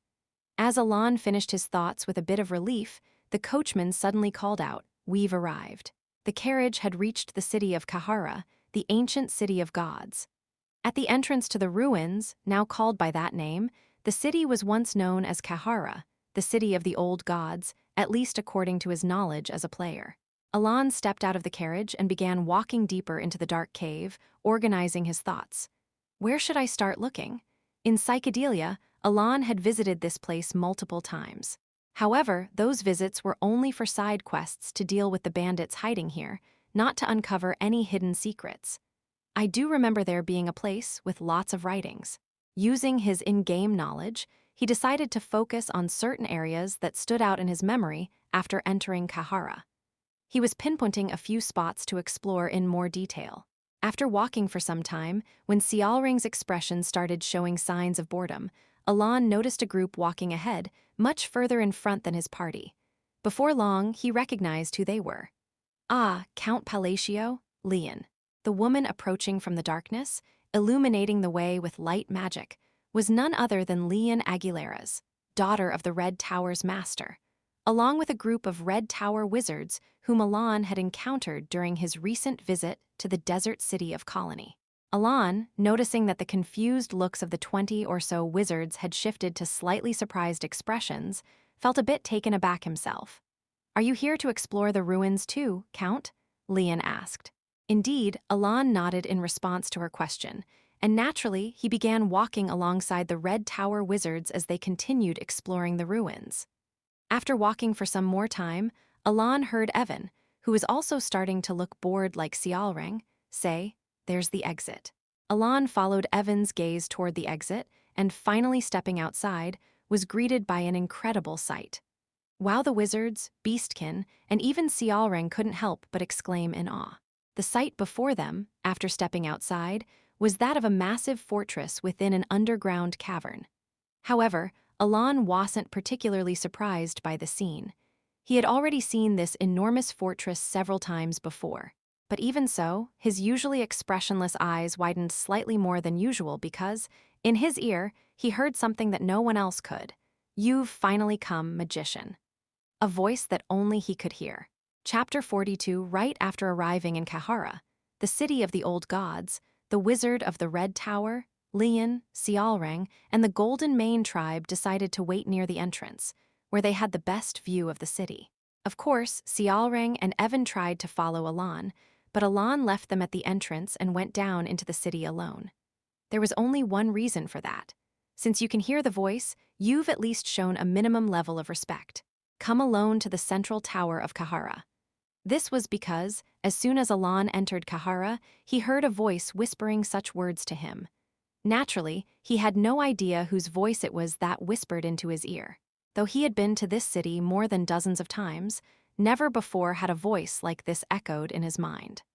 However, instinctively, he realized that it had something to do with the words left behind by a mysterious being. Without hesitation, he moved forward and finally arrived at the center of Kahara. It was less of a forgotten city and more fitting to describe it as a fortress, given how tall the tower was, especially for an underground structure. Staring at the tower blankly, Alan soon walked inside. Upon entering, what greeted him was a spiral staircase leading upward. Without a word, Alan began to climb the stairs. Flare. As he ascended the staircase, the lights began to ignite one by one, as if to illuminate his path. Though it was a situation he had never seen in the game, which made him hesitate momentarily, that was all. Following the lights, Alan continued his steps, and eventually, when he reached the top of the long staircase, he found a massive room. Rat-a-tat-tat. Along with the activation of a magic circle, he saw the previously empty room fill with enormous bookshelves. The bookshelves rose from the ground and soon covered the entire tower. At that moment, except for the sky and ground, there was no clear distinction between front and back. You've arrived. In fact, not all members of the Golden Mane tribe had an unusual affection for other bloodlines. Of course, compared to other beast folk, the Golden Manes had a relatively high species-wide affinity for each other. Though it meant little now, the Golden Mane tribe had once stood at the top of the beast folk hierarchy 500 years ago. But even so, their affection wasn't deeper than what they had for their own families. They merely had a slightly higher affinity for one another than for other species, and that was it. In the end, they were still strangers to each other. Nevertheless, the reason why Xiaoreng was so obsessed with her kin and cherished the Golden Mane tribe so deeply was because of her past. Her happiness lay in the past. She had enjoyed the days spent living with her kin, found fulfillment in helping her father wrap up the day, and was happy to sit at the table in the evening, eating meals with her family. The life she led in a community where only the Golden Mane tribe lived, where everyone was bound under the concept of kin, still remained a source of happiness for Xiaoreng. That's why Xiaoreng sought revenge against the Black Dragon, who shattered that happiness, and aimed to gather her kin to reclaim it. Her respect for the Great Moon also stemmed from that. She believed that the essence of the Golden Mane tribe, which Alan had given her, could bring her both revenge and happiness once again.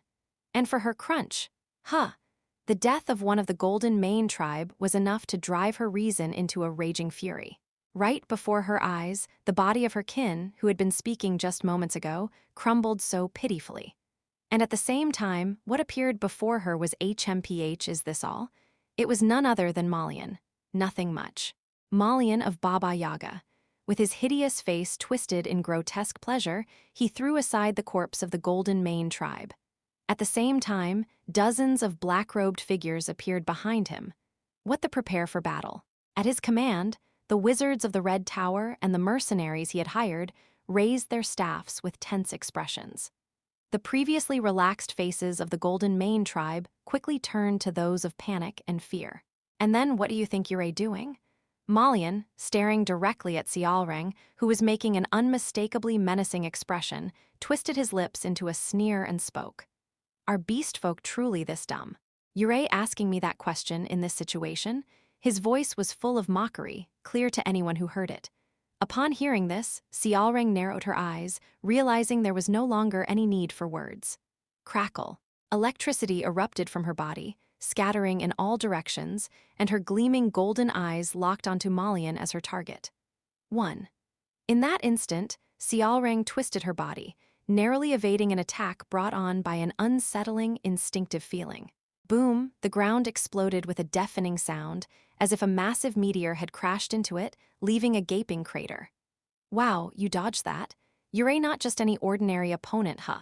Soon, a man who had completely demolished the entrance, Kalman Arentz, casually walked out of the dust with a deep grin. Seeing Kalman stand next to Malian as if they had planned it, Xiaoreng let out a bitter laugh. The events that had just transpired allowed her to grasp the situation. Xiaoreng clenched her fist tightly. Crackle! Electricity sparked to life in response to her will. Her stance made it clear that no more conversation was necessary. Wait, what is the meaning of this? We are wizards of the Red Tower, and you all are from Baba Yaga, aren't you? Unlike Xiaoreng, one of the wizards of the Red Tower desperately shouted in an attempt to escape the situation. As Malian turned his gaze toward them, the wizard added, Red Tower wizards, huh? I suppose it could cause some trouble if we mess with you. His words hung in the air. That's right. If any harm comes to us now, but... The wizard tried to continue, but Malian immediately interrupted, not allowing him even a moment's respite. That would only be a problem if any of you made it out alive, wouldn't it? With a twisted smile, Malian's words made the wizard's face go completely rigid. The wizard wasn't foolish enough to misunderstand his meaning. And so, Tusk, if only you hadn't made such a fuss, none of this would have been necessary. Why did you have to make things difficult for everyone? Now that I think about it, where's that noble we're supposed to take care of? He should have been with you, right? Well, we can deal with that after we kill this one first. Kalman casually responded to Malian's words and said, now, let's see. Black, sinister energy swirled around him, terrifying to anyone who saw it. Shall we run a little experiment? Boom. With that, the battle began, as Kalman hurled his fist toward Xiaoreng. Alan, realizing that the voice that had echoed in his mind was now coming from directly in front of him, lifted his head. There, sitting at a desk, was a figure. It was impossible to define its appearance. To be exact, it seemed as though something was constantly disrupting any attempt to describe its form. It looked human, beast-like, and monstrous all at once. As Alan stared blankly at the figure, whose shadow seemed to shift infinitely, it spoke. Do not stare too long. You won't be able to perceive my existence no matter how hard you try. With those words, Alan snapped out of his daze, remained silent for a moment, then asked, Who are you? If you cannot even comprehend my form, what makes you think you can comprehend my name? Did you know I was coming? How could I? Do you have any idea how long I've been trapped here? Yet, you spoke as if you did know. Not at all. Perhaps you were mistaken? Alan suddenly felt the urge to flick the head of the formless figure sitting before him, but he held back and spoke instead. I came here following the words of Ulthaltusser rather, of the mysterious entity. I had a hunch that might be the case. The figure responded in a slightly intrigued tone and continued. Did that being tell you its true name? Well, it seems reasonable enough to think you're worth testing. Alan fell silent for a moment as he watched the figure nod as if this conclusion was quite logical, then spoke again. Testing what exactly?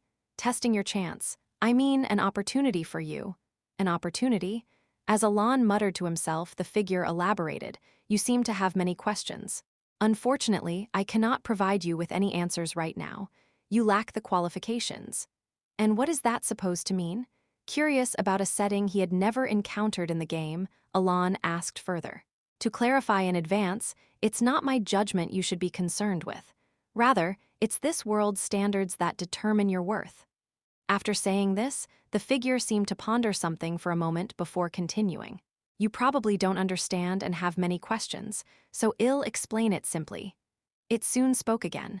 Before long, another outsider will descend into this world.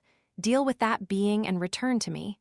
And if I do, then you will have met the minimum requirements to see me properly and have your questions answered. So you're saying I can't learn anything right now? Well, I can at least give you one hint. The figure, whose form was still too ambiguous to define, looked directly at Alan and smiled. Once you leave the tower, go and read the text at the easternmost end of this fortress. That should give you a general idea of the situation. The text at the eastern end, Alan murmured, and the figure dragged out its response before speaking again. Good, I've made my decision. In fact, my explanation ends here, but since you've come all this way, I'll share something interesting with you. Without giving Alan a chance to ask, the figure continued. In this world, beyond the use of incantations, there is a concept known as Sully, the natural order. Have you heard of it? Sully? Yes, and beyond that is self-manifestation, but that's still far beyond your reach. After murmuring to itself for a moment, the figure resumed explaining to Alon. Sully is the foundation for what those in this world call magic, though the fools who wield it barely understand its basics. I can see that you're better than they are, but you're still using it incorrectly. The figure continued speaking, as if it found the current situation amusing. The magic manifested through incantations follows the natural order. It's not something you can just throw together haphazardly. Only by following the natural order, carefully constructing the incantation, and invoking the proper name can true magic be performed. The figure raised a finger and added, "But even with this explanation, I doubt you'll understand. So, as a gift, I'll teach you the Sullyth natural order." It concluded by saying, "This is what true magic is." Chapter 43, the grotesque beast Malian fully recognized Xiaoreng's strength. The presence she had shown in the colony until now was even more intense than that of Kalman Arentz, who had been active as a Baba Yaga for an extended period. However, despite this, neither Malian nor Kalman thought they would lose to Xiaoreng in this fight. Both Kalman Arentz and the grotesque beast Malian were also Baba Yagas like Xiaoreng, and most importantly, they had absorbed the abyssal essence. Abyssal essence Malian didn't know exactly how the abyssal essence granted power. All he knew was that once someone of a certain rank used the abyssal essence, they were endowed with power in some way. But for Malian, that knowledge was sufficient. Even at that very moment as they fought Xiaoreng, both of them could feel that just by using the abyssal essence, they had become nearly twice as strong as they originally were. Crash, as Malian's fist struck the spot where Xiaoreng had stood, the chamber shook as if an earthquake had hit. Crack! With just a stomp from Kalman, the ground collapsed, and that wasn't all. Roar. Malian displayed her unbelievable power by tearing off the roof of the Forgotten City's castle and throwing it at Xiaoreng. The overwhelming strength, clearly beyond human limits, filled the mercenaries, magicians, and beastmen fighting against the assassins with despair. But despite this incredible display of power, the expressions on Malian and Kalman's faces were worsening as time passed. The reason was none other than Xiaoreng, who was still fighting against them. The golden-eyed Xiaoreng, who had vanished in a flash of lightning, suddenly appeared in front of Malian and struck him in the waist. After fending off Kalman Arentz's attack from behind, Xiaoreng landed a punch on him. Boom. Malian and Kalman were sent crashing into the wall of the large chamber, shattering it. How is this even possible? Malian scowled at Xiaoreng. Xiaoreng's body was indeed covered in wounds. Her shining hair was stained with blood, and her eerie body was marked with countless injuries. Yet despite all this, she was dominating. Even though they had absorbed the abyssal essence and become twice as powerful, the two Baba Yagas couldn't force her to retreat even an inch. "You monster!" Malian grimaced as she transformed her grotesque right hand into the shape of a sword. She's not even emitting black magic, so she hasn't absorbed the abyssal essence either. Despite not consuming the abyssal essence, her strength was overwhelming enough to dominate two Baba Yagas who had. It was clear defeating her with brute force was impossible. With his once confident expression now gone, Malian looked gravely at Kalman. Click. As if confirming a prearranged signal, Kalman clicked his tongue, then leaped forward toward the beastmen, not Xiaoreng. The moment Xiaoreng realized that Kalman was rushing toward Ralga, the member of her tribe who was leading the fight against the assassins, she immediately moved. Crack! She blocked Kalman's punch. Boom! The terrifying shockwave from just the clash of their fists made Xiaoreng grimace momentarily. But then she sensed something strange. Despite having a serious expression moments ago, Kalman now wore a clear, unmistakable smile on his lips. At that very moment Xiaoreng felt a searing pain in her back. She turned to look and there stood Ralga.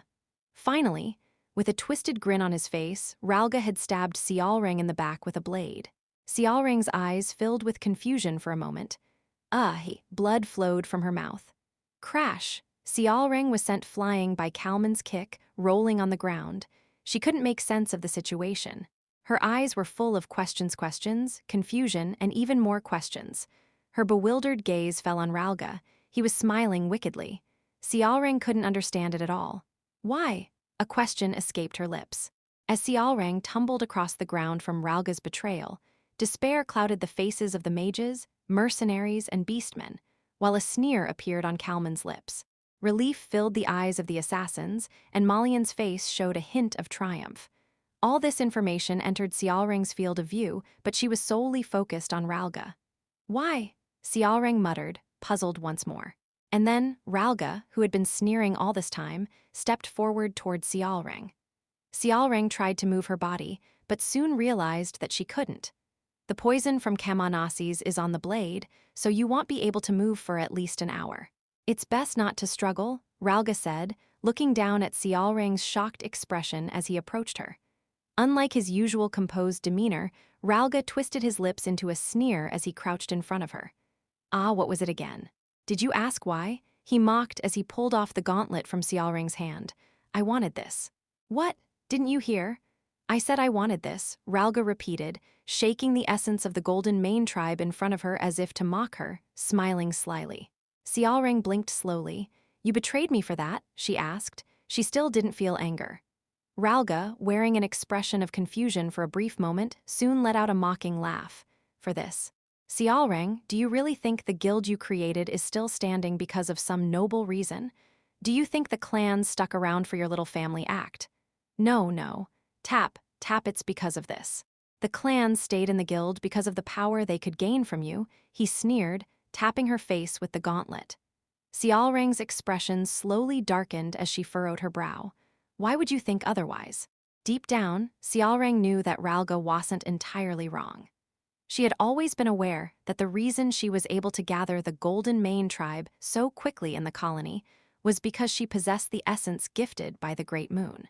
But even so, Sialrang hadn't believed that the clans had stuck with the guild solely for the essence this far into the journey. Even if they had gathered for power at first, Sialrang felt that the time they had spent together over the past 2 years since forming the guild was genuine, and she believed that she had been faithfully rebuilding her former family. No, she trusted in that belief. That can't be. Sialrang clenched her teeth, but Ralga didn't erase his mocking grin as he stared at her.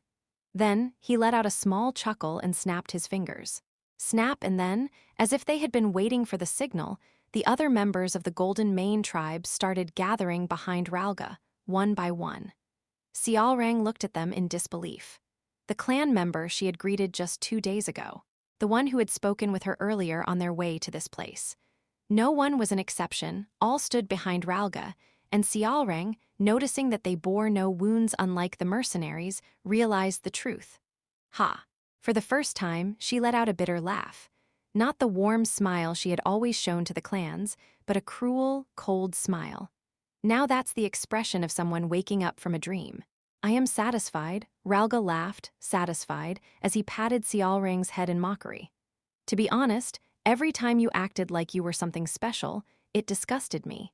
Using power you didn't deserve just because you got lucky, it was really hard to watch. How does it feel to wake up from that dream? Are the others also traitors? Sialrang answered his question with a question. Ralga, seeing the betrayal and hatred hidden behind her bitter smile, found it amusing, twisting his lips to respond. But before he could speak, that's enough. Let's wrap this up, Malian interrupted, stepping forward before Ralga could open his mouth. He transformed his arm into the shape of a sword and raised it, preparing to strike Sialrang down. It'll be a pain if she moves, so let's finish her off now. Just as Malian was about to execute Sialrang with his sword swoosh, a small question appeared on Sialrang's face, which had been filled with resignation just moments ago. And not just Sialrang. Ralga, who had been sneering, also looked puzzled. The mages and even Lian, who had been in despair, wore the same expression. Even Kalman, who had been smirking just a moment ago, now looked perplexed. The reason for this was it was because a large hole had appeared in Malian's head, who had been basking in triumph just moments before. Thud, Malian's body collapsed to the ground, lifeless. As everyone began to question the absurd death of one of the colony's Baba Yagas, Lian, who had been staring blankly at the scene, suddenly realized that her breath had turned into visible white vapor. At that moment, everyone present saw it. In the distance, from the forgotten city of the god Kahara, a man silently emerged. Crunch with each step he took, frost spread, freezing the ground beneath him, and a grayish-white magic from the bracelet on his left wrist enveloped his body like a thin ice barrier. Step, the man's stride was unwavering. Even though there was a Baba Yaga and dozens of enemies before him, his expression remained utterly indifferent. Without any emotion or reaction, he walked forward, and everyone began to tense up at his appearance. Ralga, who had been mocking Sialring moments ago, Kalman, who had been smiling confidently, and all the enemies present grew nervous as they watched the man with a blank expression. Because they had all witnessed it. They had seen Malian, a Baba Yaga, have his head pierced in an instant. As the man slowly approached, Ralga instinctively stepped back. And it wasn't just him. Every being identified as the man's enemy naturally retreated. Just standing there, his presence choked them, and they felt an overwhelming sense of helplessness and fear. Even Kalman, the strongest among them, felt it. What is that? His body recoiled as he stared at the man, who appeared with eyes so black and blue that he instinctively knew comprehending them would break his mind. Master, finally, the man, Alan, approached Sialring, who still had a sword lodged in her back, and stared at her intently. Ice crystal. He spoke a phrase, one different from anything he had said before. Chapter 44, Ice Crystal. As he confirmed the massive ice wall forming in front of him, Alan let out a deep sigh behind his expressionless face. What on earth is going on here? He was extremely confused by the situation. From Alan's perspective, it was understandable. While he was listening to a conversation at the tower in the center of the city, the whole area suddenly shook as if it were about to collapse, forcing him to rush out. And when he did, this scene unfolded before him. What's more, the situation went far beyond Alan's understanding. Those two, it looks like they used abyssal entities. Alan recalled the thick, dark energy flowing from the bodies of Malian and Kalman, who had just tried to kill Sialring. How? To his knowledge, abyssal entities weren't supposed to appear at this point. In the original storyline, these items only started to spread across the world after 2 of the 5 great sins showed up. The effect of these items was simple. Even if the one who absorbed the abyssal entity was weak, they would still gain divine power. Although its mechanism wasn't explained even in psychedelia, there were many speculations that abyssal entities were introduced in the game purely to balance the difficulty level. The enemies who used abyssal entities always became overwhelmingly stronger than before. So, while Alan was curious why Malian and Kalman had abyssal entities, he soon dismissed the thought. What mattered most now was not that, but how to overcome the current situation. Alan assessed the situation with cold precision. Remaining magic uses, 0. He had already used 3 spells to create the frigid wasteland, one to shoot and kill Malian when he tried to harm Sialring earlier, and one to shield himself from a possible attack. He could no longer use magic. That is, ordinarily. Gulp without hesitation, Alan uncorked a bottle hanging from his waist and drank it. It was a top-grade mana potion given to him by Penia, the Vice-Tower Master of the Blue Tower. With this, I can stall for time with 2 more spells, but the barrier will disappear in 20 seconds. After finishing the potion, Alan quickly turned his gaze toward the fallen Sialring. Having secretly prepared magic for a considerable amount of time to avoid detection, he had already grasped the rough sequence of events. Sialring's eyes, when he glanced down at her, were filled with emptiness, despair, and intense rage. Dark energy poured out from her entire body. Seeing her like that, Alan immediately took out another potion from his waist. It was the highest grade potion he had received half a year ago when many gifts had come pouring in for him. Drink this. Alan crouched down, pushed the potion into Sialring's mouth, and whispered to her. The only ones who betrayed you are those guys, so don't worry. Is that really true? Yes. He answered clearly, though in truth, Alan also didn't know how many of the Golden Mane tribe had sided with Ralga. Even if Sialring wasn't one to think deeply about such matters, it wouldn't take much reflection to realize that there wasn't much credibility in what Alan was saying. Still, the reason he lied was because, at this moment, he desperately needed her help. There's only one chance, and Sialring has to block their attacks until I can prepare my spell. Alan's magic took a long time to cast. He knew all too well how foolish it would be to expect the enemies to wait during that time. That's why Alan had Leto get Sialring, who was drowning in despair, to act immediately. Can you hold them off until I finish my spell? Alan had fed Xiaoreng the entire high-grade potion. Despite staggering slightly, she firmly stood up and nodded. Yes.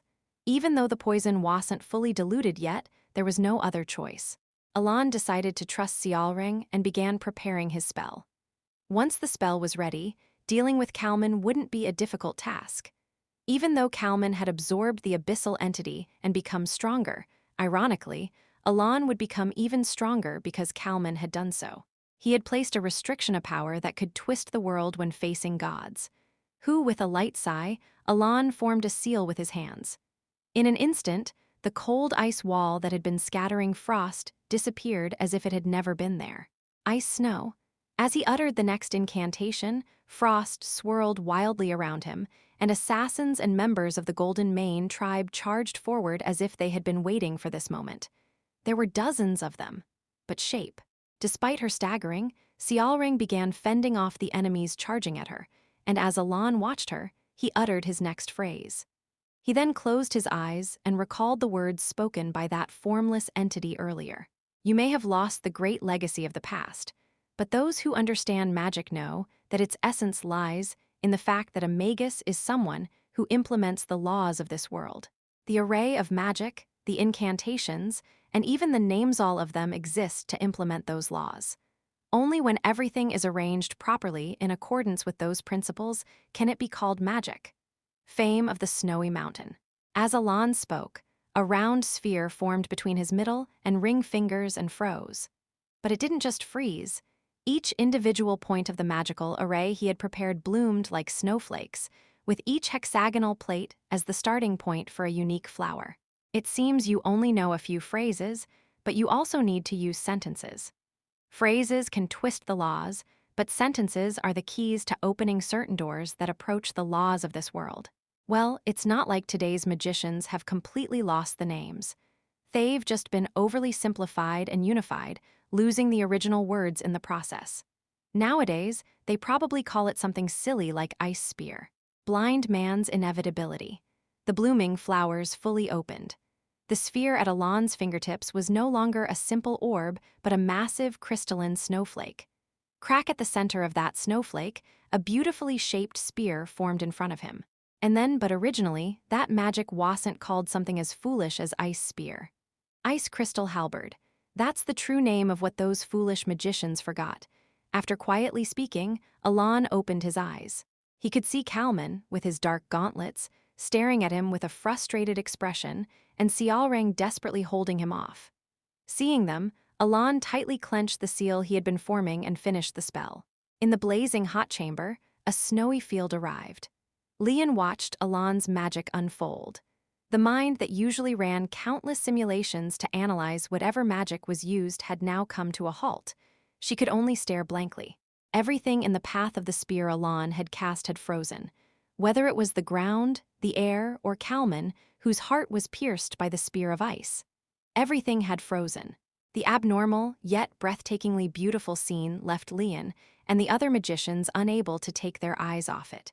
This is unbelievable. Is that a magician? The mercenaries, who had been filled with despair just moments before, all muttered in awe as they looked at Alan. Their eyes were filled with boundless reverence and awe. It was only natural.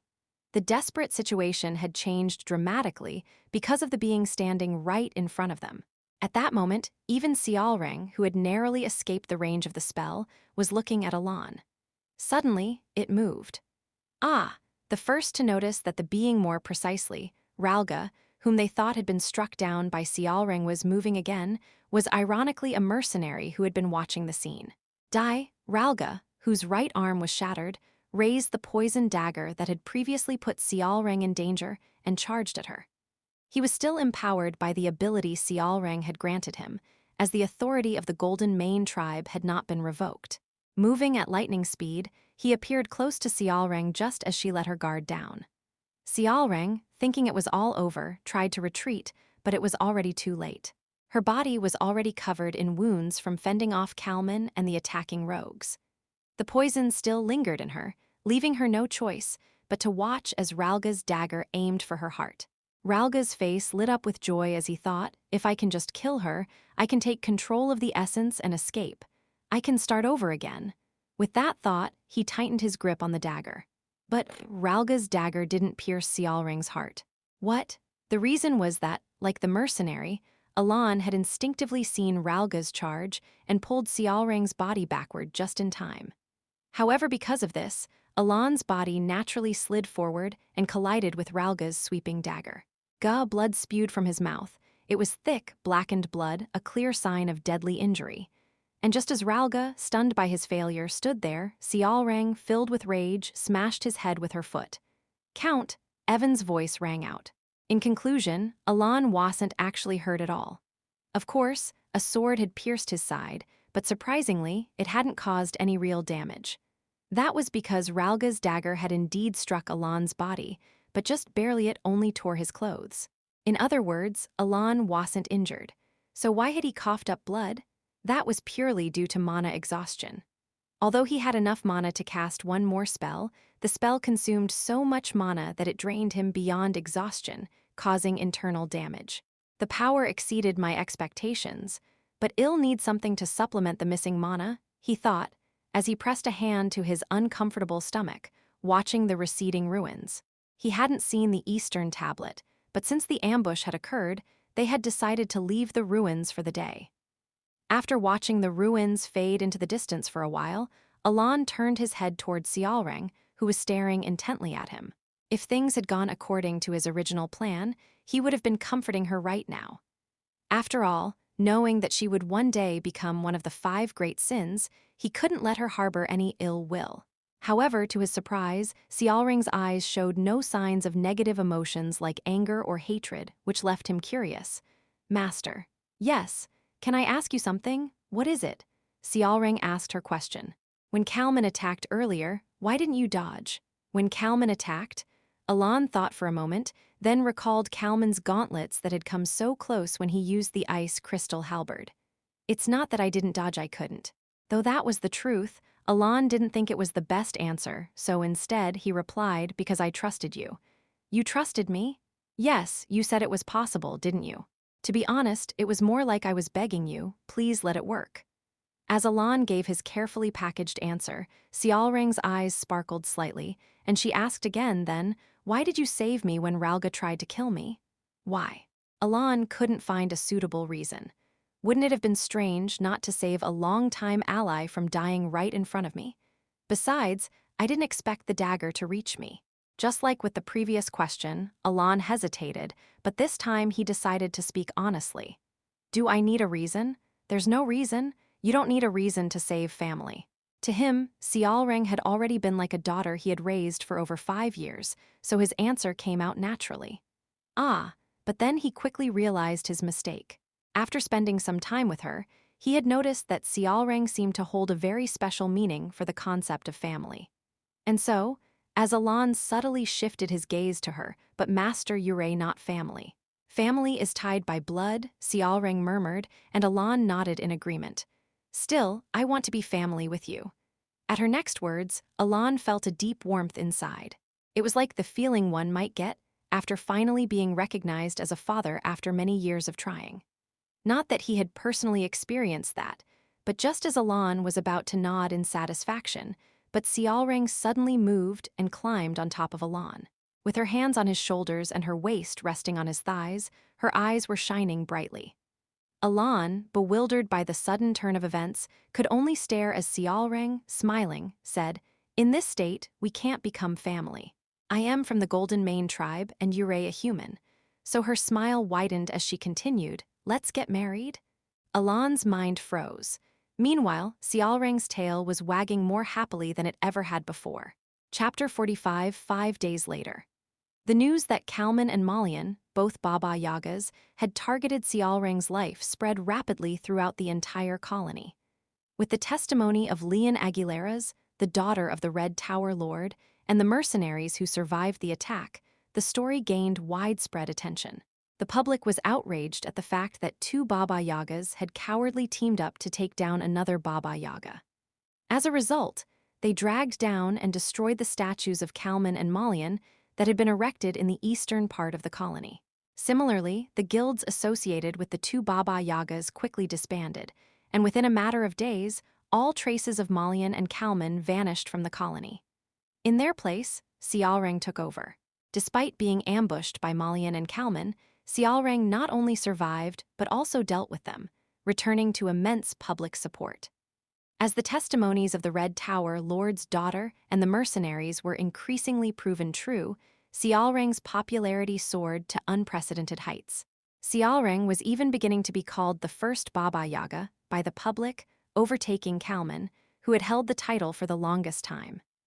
Additionally, Count Palacio, who was known to have greatly contributed to helping Sialrang deal with the two Baba Yagas, was also gaining massive attention. Currently, he was in the forgotten city of Kahara once more, checking something at the far eastern edge where he hadn't been able to visit last time. He was looking at the inscription on the eastern stone tablet. Alan, who had read all the words on the stone tablet during what could be considered either a long or short time, suddenly thought of a question. Wait a second, how am I reading this? The words written on the stone tablet were not in the common language of the continent, but despite being unfamiliar, Alan could naturally decipher them. It was as if he had been able to read them all along. With a puzzled expression, Alan decided to stop by the central tower and ask about this before heading back. As he turned around and began walking, he recalled the contents he had just read on the stone tablet, about foreign gods and gods. The Eastern stone tablet, recommended by someone who suggested it, might give him a rough idea of what was happening, contained stories related to foreign gods and gods. However, what stood out to him was that some parts differed slightly from the information he had obtained while playing psychedelia. Why are foreign gods and gods described in opposite ways here? In psychedelia, foreign gods and gods were clearly distinguished. Foreign gods referred to gods not originally from this continent, but rather deities born from people's beliefs or from other worldly realms. Gods, on the other hand, were beings that had existed since the beginning when there was nothing on the continent. As far as Alan knew, the 5 great sins were called gods in psychedelia, and the monstrous deity he encountered in the north was referred to as a foreign god. But on this stone tablet, the terms were reversed what he knew, as foreign gods were called gods, and the 5 great sins were referred to as foreign gods. Of course, the stone tablet didn't directly mention the 5 great sins or the foreign gods by name. Instead, the gods on the tablet were described in metaphors like those who value honor, those who seek forgotten death, or those who have delved too deeply into the mysteries of magic. However, having played psychedelia many times, Alan knew exactly who these metaphors referred to. He also knew that metaphors like the many-handed one and the one filled with greed and envy were referencing the 5 great sins. Alan thought for a moment before neatly folding that information away in his mind. Except for the fact that foreign gods were described as gods and vice versa, the information he read on the stone tablet didn't conflict with what he already knew. This was because the stories mainly told in psychedelia were about the future, not the past. I wish I could ask about this too. Alan organized the contents of the tablet in his mind as he walked toward the central tower. In conclusion, Alan could not encounter it again. This was because the door that had once been in the center of the tower when he first arrived in the city had vanished, as if it had never been there. He considered breaking through and climbing up, but didn't believe he would be able to meet it even then, so he ultimately decided to leave. Master. As soon as he stepped outside, he was greeted energetically by none other than Sialrang. Sialrang, who had looked bored while waiting for him, beamed the moment Alan appeared. Alan, who now sat with her in the carriage, heard, "Let's get married." It was the 19th proposal she had made in the last 5 days, leaving Alan with a troubled expression. Facing Sialrang, who had placed both her hands on his knees, Alan noticed that the distance between them had grown smaller over the days. Of course, Alan hadn't moved closer. Sialrang had been the one to close the gap. Sialrang perked up her ears and tilted her head slightly. Watching her tail swaying behind her, Alan let out a soft sigh. At first, it had felt heartwarming, like a cute daughter saying, "I want to marry Daddy." But now it was becoming a bit troublesome. "As I said before, I think of you as family." This was his 19th response, but we're not really family, and it was her 19th rebuttal. If we get married, everything will be solved. What problem? Well, become real family. Alan, looking at Xiaoreng's face filled with the expression of someone thinking, I am a genius, couldn't help but feel like this conversation had become like a dialogue loop in a game. Do you even know what getting married means? Alan, deciding to press the conversation forward a bit, asked this question after they had come to the same conclusion 19 times. Of course, I am confident I can make Master happy. However, realizing that even if he continued this discussion, the content would just circle back, he sighed. Xiaoreng, marriage is a serious matter. Think about it more carefully. I am serious. Think even more seriously. With that, he closed his mouth. At this point, he had no thoughts of marrying anyone. Additionally, even though he hadn't raised her himself, Alan still felt that Xiaoreng was more like an affectionate daughter to him. Shell stopped saying things like this after a few years. Some time passed, and by the time Xiaoreng's pout from being rejected multiple times faded away, they arrived back at the colony. Alan immediately prepared to leave. He would have preferred to leave a bit later, but due to the nature of the desert crossing, it was safer to travel with the merchant group that departed at specific intervals. And so, let's meet again next time. All right. You have to answer me then? Sure. Leaving behind a promise that felt like an empty pledge, Alan departed from the colony. Xiaoreng watched Alan and the merchant group disappear into the distance, only turning back to the guild once the carriage was no longer in sight. The guild, from which Ralga and her traitorous clan members had vanished, remained unchanged. Ralga's betrayal had enraged the clan that Xiaoreng had gathered, and many of them were genuinely concerned for her, having been shocked by the betrayal. The guild, which Xiaoreng thought was slowly becoming the ideal organization she had envisioned, should have brought her satisfaction. Should have. Xiaoreng let out a soft sigh. Instead of the usual smile she always wore, her face was now expressionless. It was because she had gained a certain realization from this experience. No matter how hard she tried, she could never regain the happiness she felt when she was younger. I don't want that. Xiaoreng's disinterested muttering quietly echoed through the empty room. It sounded normal, but in reality, her voice carried a hint of gloom. The realization that the happiness she believed she could find by creating a family was merely an illusion left her with a sense of loss.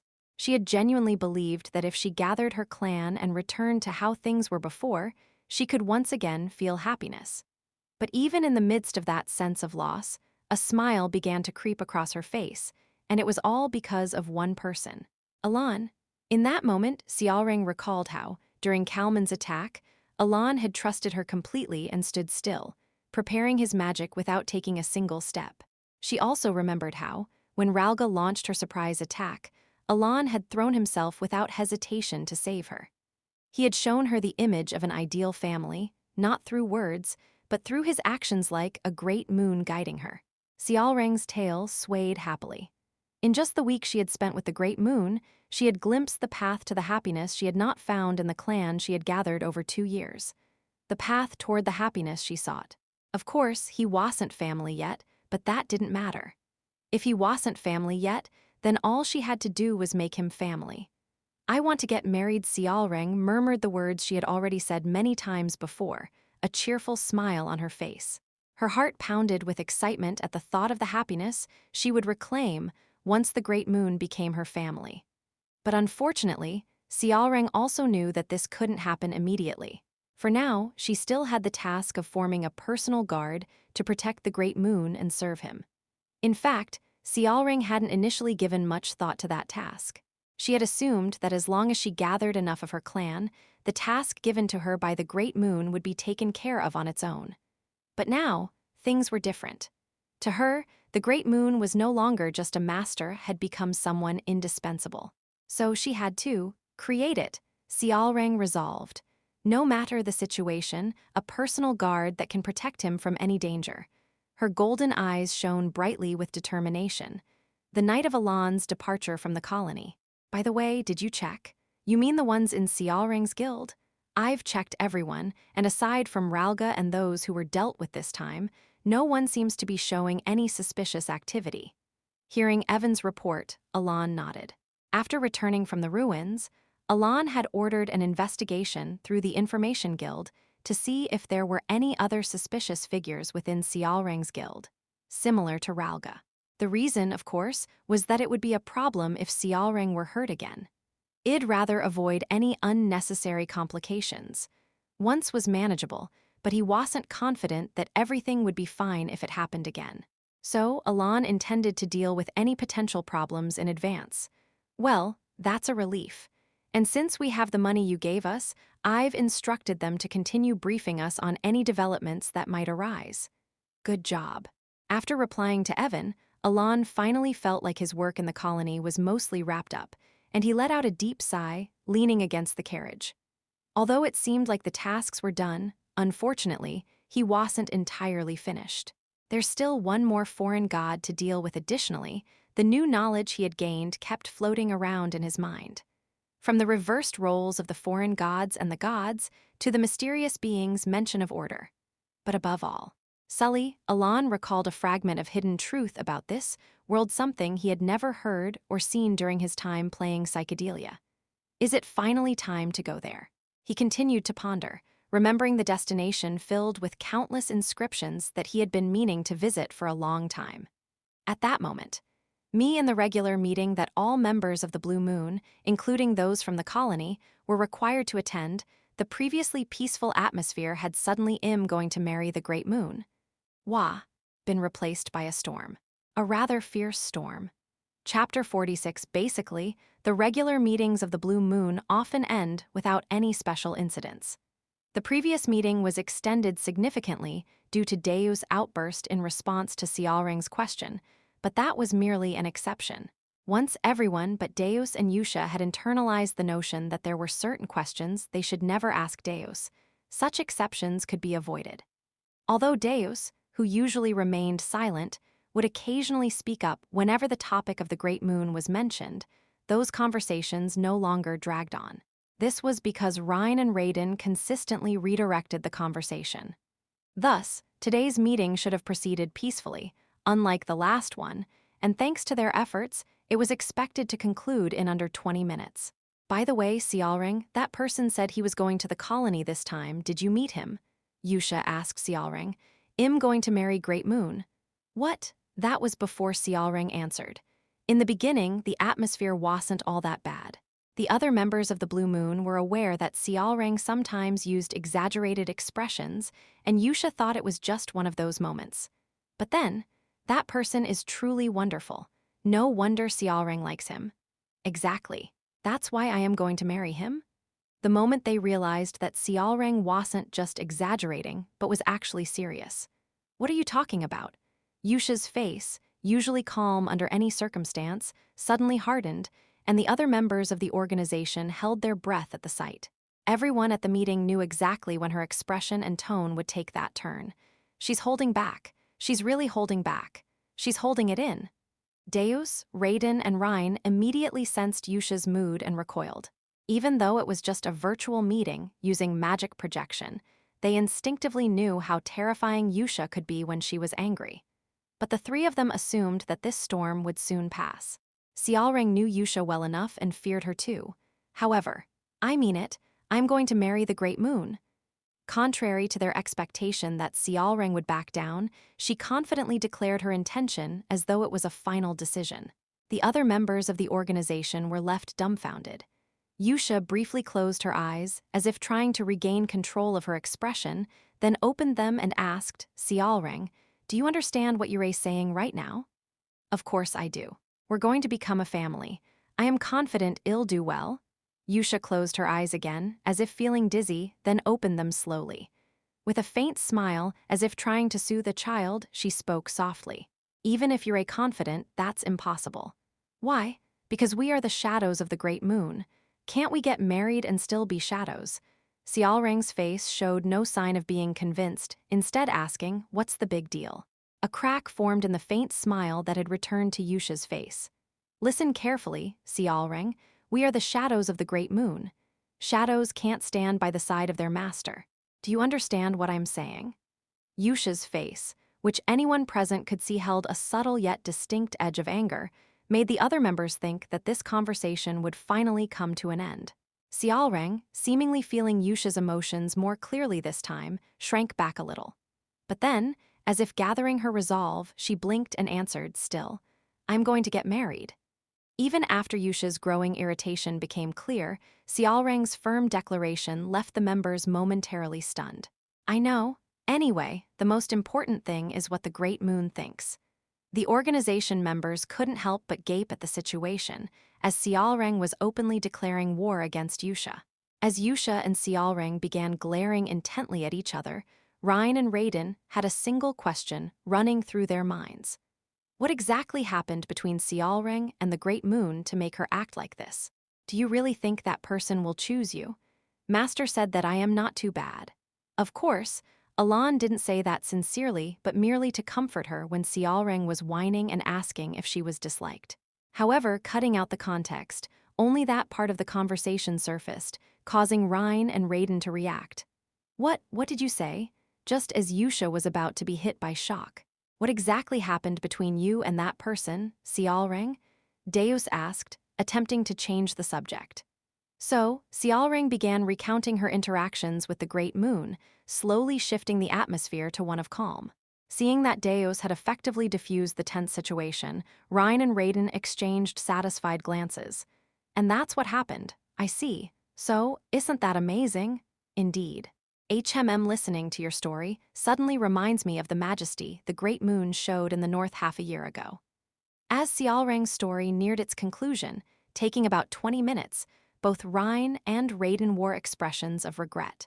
Deus, seizing the opportunity during their moment of carelessness, seamlessly shifted the conversation back to the events of half a year ago.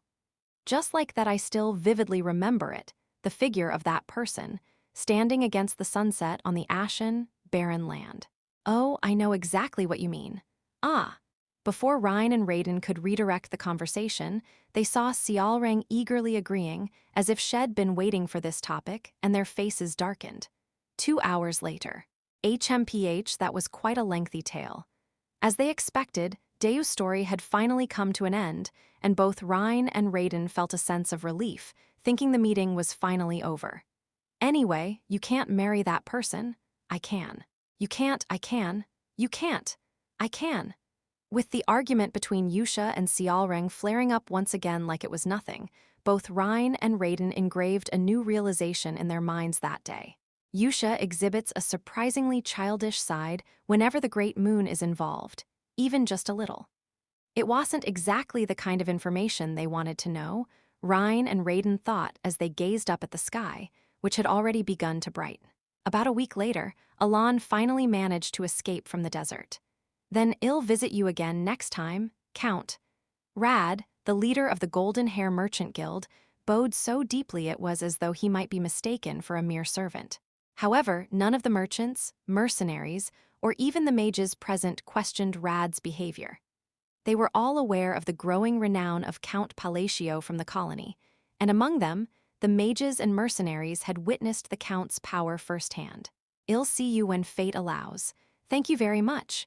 As Rad bowed at a 110-degree angle and began to prepare the Merchant Guild for departure, someone spoke. "Count." Just as the Count was about to climb into the carriage, a voice called out to him. It was none other than Lian, the daughter of the Red Mage Tower's master. "What's the matter?" he asked. "Are you planning to attend the magic conference next month?" Alan clicked his tongue, his face remaining expressionless. Magic conference, a magic conference. It was essentially an event where the mages from the various towers gathered once or twice a year to discuss the theories and experiments from their research and engage in friendly competitions. "I do want to go."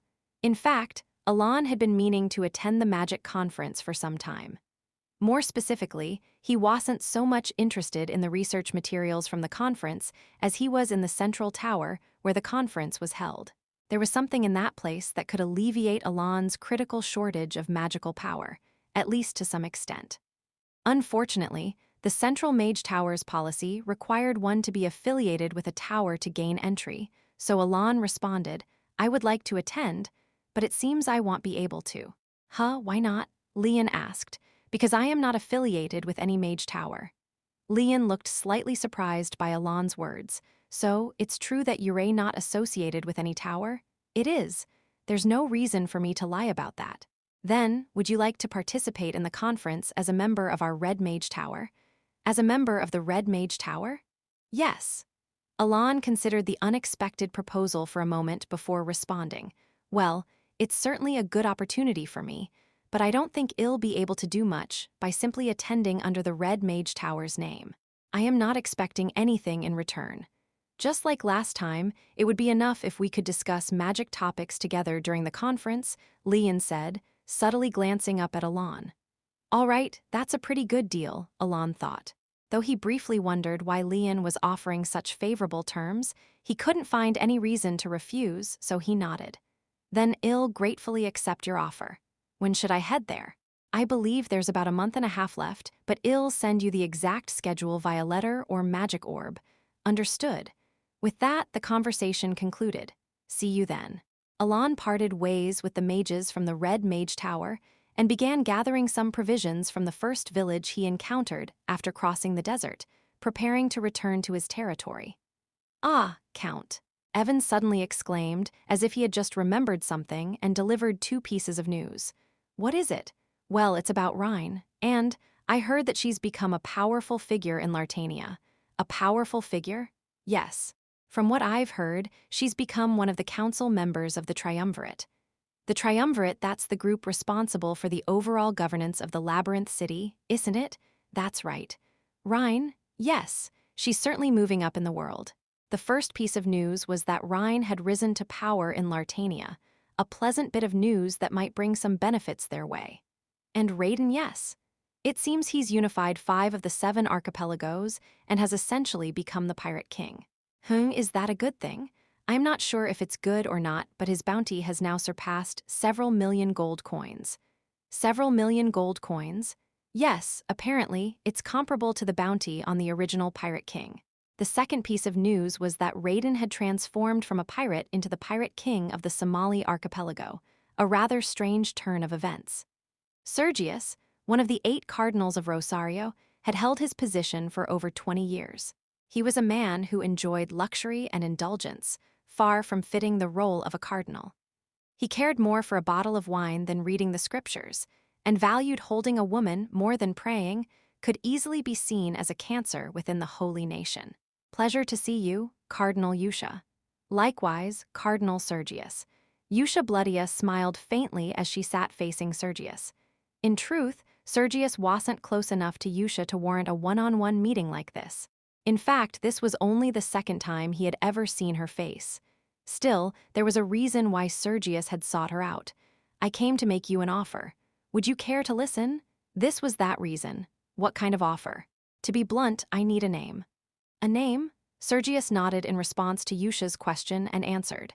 Yes, it seems there are those in league with impure elements on that side. You want to use my name for a conversion letter, correct? Exactly. A conversion letterate was a special letter that only the higher echelons of Rosario, specifically cardinals or above, could send. It was dispatched when there were suspicions that someone had allied themselves with heretics. To write such a letter, the approval of at least 2 cardinals was NOVELIGHT required. However, Sergius had no intention of sending the conversion letter for its proper purpose. The real reason was that he had accepted a bribe, and the reason he was now making this request to Yusha, whom he had never even properly met before, was if you lend me your name, I will make sure you're properly rewarded. Reward, you say? I'll refrain from saying anything about the suspicious death of Cardinal Biantria. How does that sound?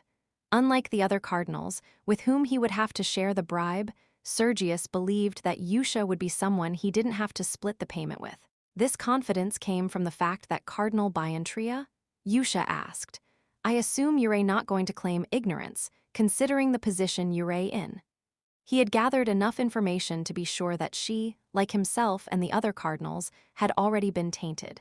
So let's not complicate things. If you lend your name for the conversion letter regarding Count Palacio, I'll keep silent about this matter. Confident in his leisurely approach, Sergius was ready to conclude the conversation. I see. The gentle smile that had adorned Yusha's face moments ago faded, and she posed another question. So what you're saying, Cardinal Sergius, is that you want me to lend my name? Yes, that's correct. To bury Count Alon Palacio. Yes, that's right, Sergius nodded, but as he did a soft, low chuckle escaped her lips. And then, the world turned red. Everything had happened so suddenly. Sergius, alarmed, tried to move, but soon realized that his body would no longer obey him. Along with this realization came an overwhelming sense of dread, and he instinctively turned his trembling head toward its source. And there he saw. The woman, who had been smiling warmly just moments ago, now stared at him with vividly crimson eyes. Did you just tell me anyone could see the unmistakable rage radiating from her? Y'all kill my god? It was in that moment that Sergius realized something had gone terribly wrong. Chapter 47 Crash. Both of Sergius' hands were shattered as if crushed by an invisible force, and a horrendous scream burst from his mouth. Ag! It wasn't just his hands. His arms, shoulders, and legs were mangled as if crushed by a press. A chilling scream echoed throughout Yusha's mansion. But Yusha, watching this gruesome scene, simply spoke with a calm expression, as if passing judgment on Sergius, whose body was now completely broken. Screaming like that won't bring anyone to save you. Save me, please. Sergius, his face full of terror, cried out to Yusha, who was watching him in the red world. Already suffering from unbearable pain, bodily fluids leaked from his eyes, nose, and mouth. His dignity as a cardinal was long forgotten. All he could do was scream, desperate to escape the agony. What are you talking about? Yusha, seemingly puzzled, locked eyes with Sergius, who was writhing on the ground, and opened her mouth again. Obviously, you're not going to die, right? As she spoke, a white light began to emanate from Yusha's hand. The powerful divine energy quickly started to heal Sergius' body, but no, stop. Sergius screamed even louder as he watched his body begin to heal. Then, the moment his body was fully restored, Sergius, filled with terror, looked up at Yusha, his whole body trembling. He was a pitiful sight, far removed from the dignity of a cardinal of Rosario. The fear from the repeated excruciating pain had already eaten away at what little remained of his dignity and faith. Even though he had suffered this torment countless times, he still couldn't comprehend the situation. The holy knights who never came, no matter how much he screamed. The pressure that kept him from moving his body as he wished. The way his body twisted like paper with a mere gesture from her. None of it made any sense. It was as if everything was incomprehensible. And so save me, please save me, he simply begged for mercy. Even though he didn't fully understand why he was being subjected to such horrors, he pleaded for forgiveness, as if asking for absolution from a god. However, crrrunch? Contrary to Sergius' desperate hope, his body began to slowly compress once more. His ears ringing with his own mad screams, he heard Yusha's voice. I keep telling you, you're not going to die.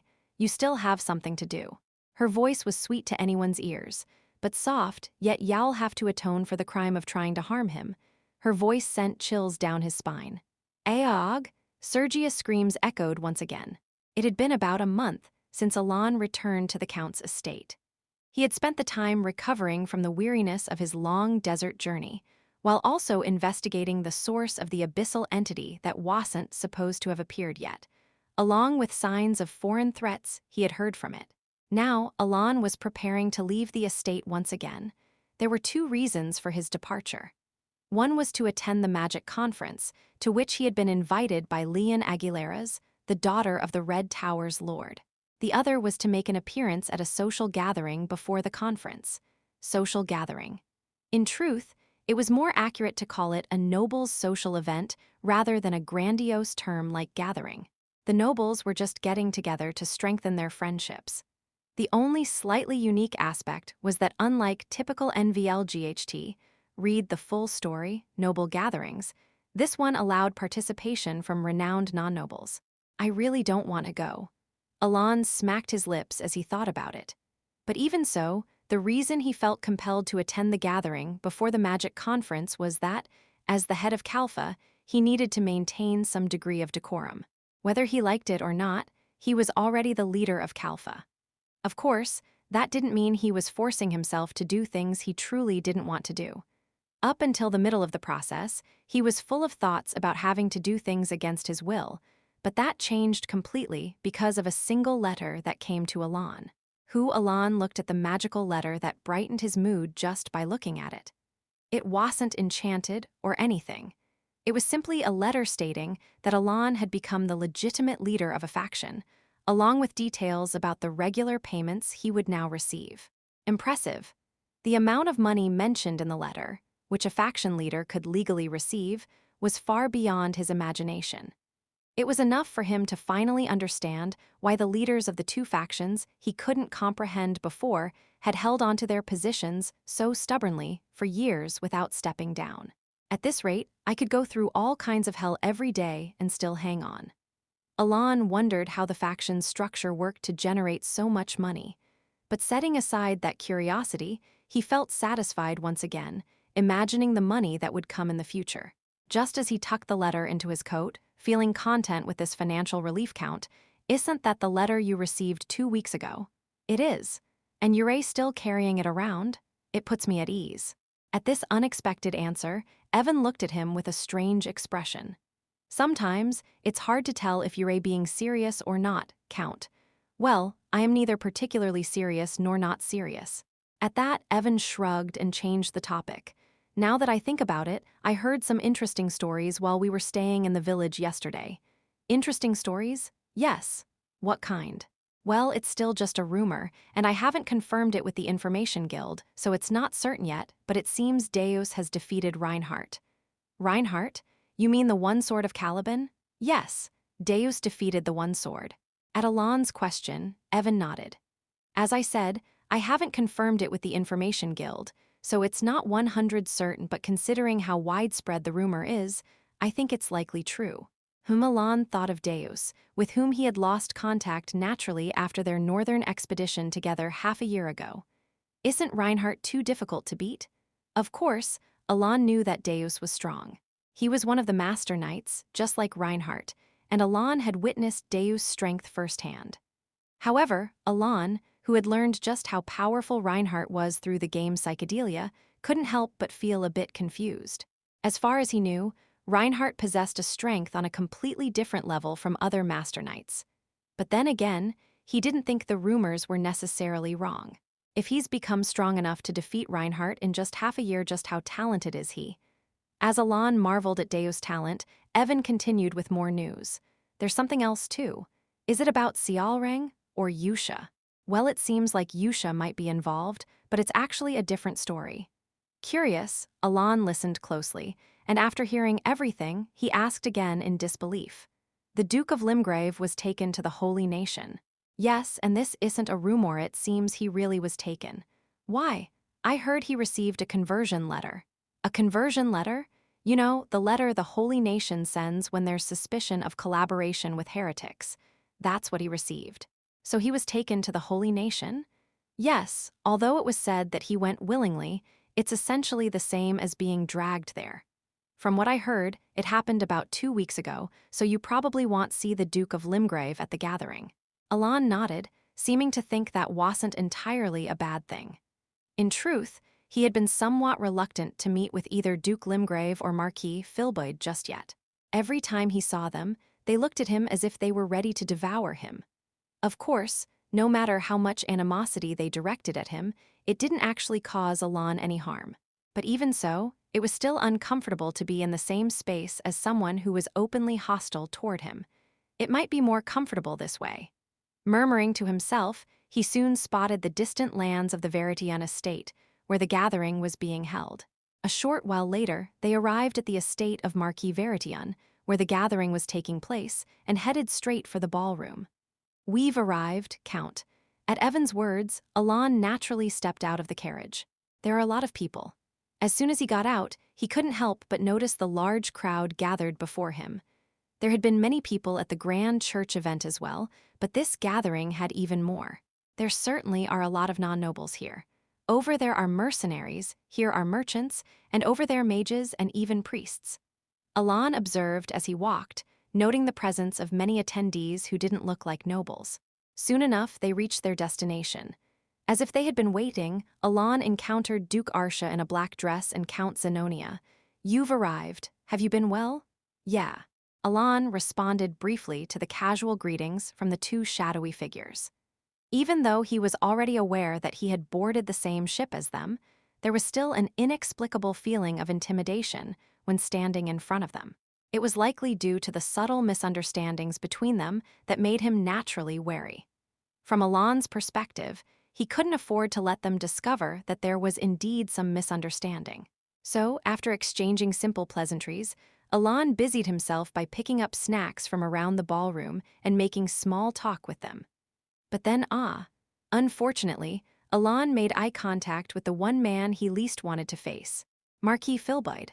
Up until just a moment ago, Duke Arsha and Count Zenonia had been engaged in conversation, but as soon as they saw Marquis Filboid, their lips shut tight.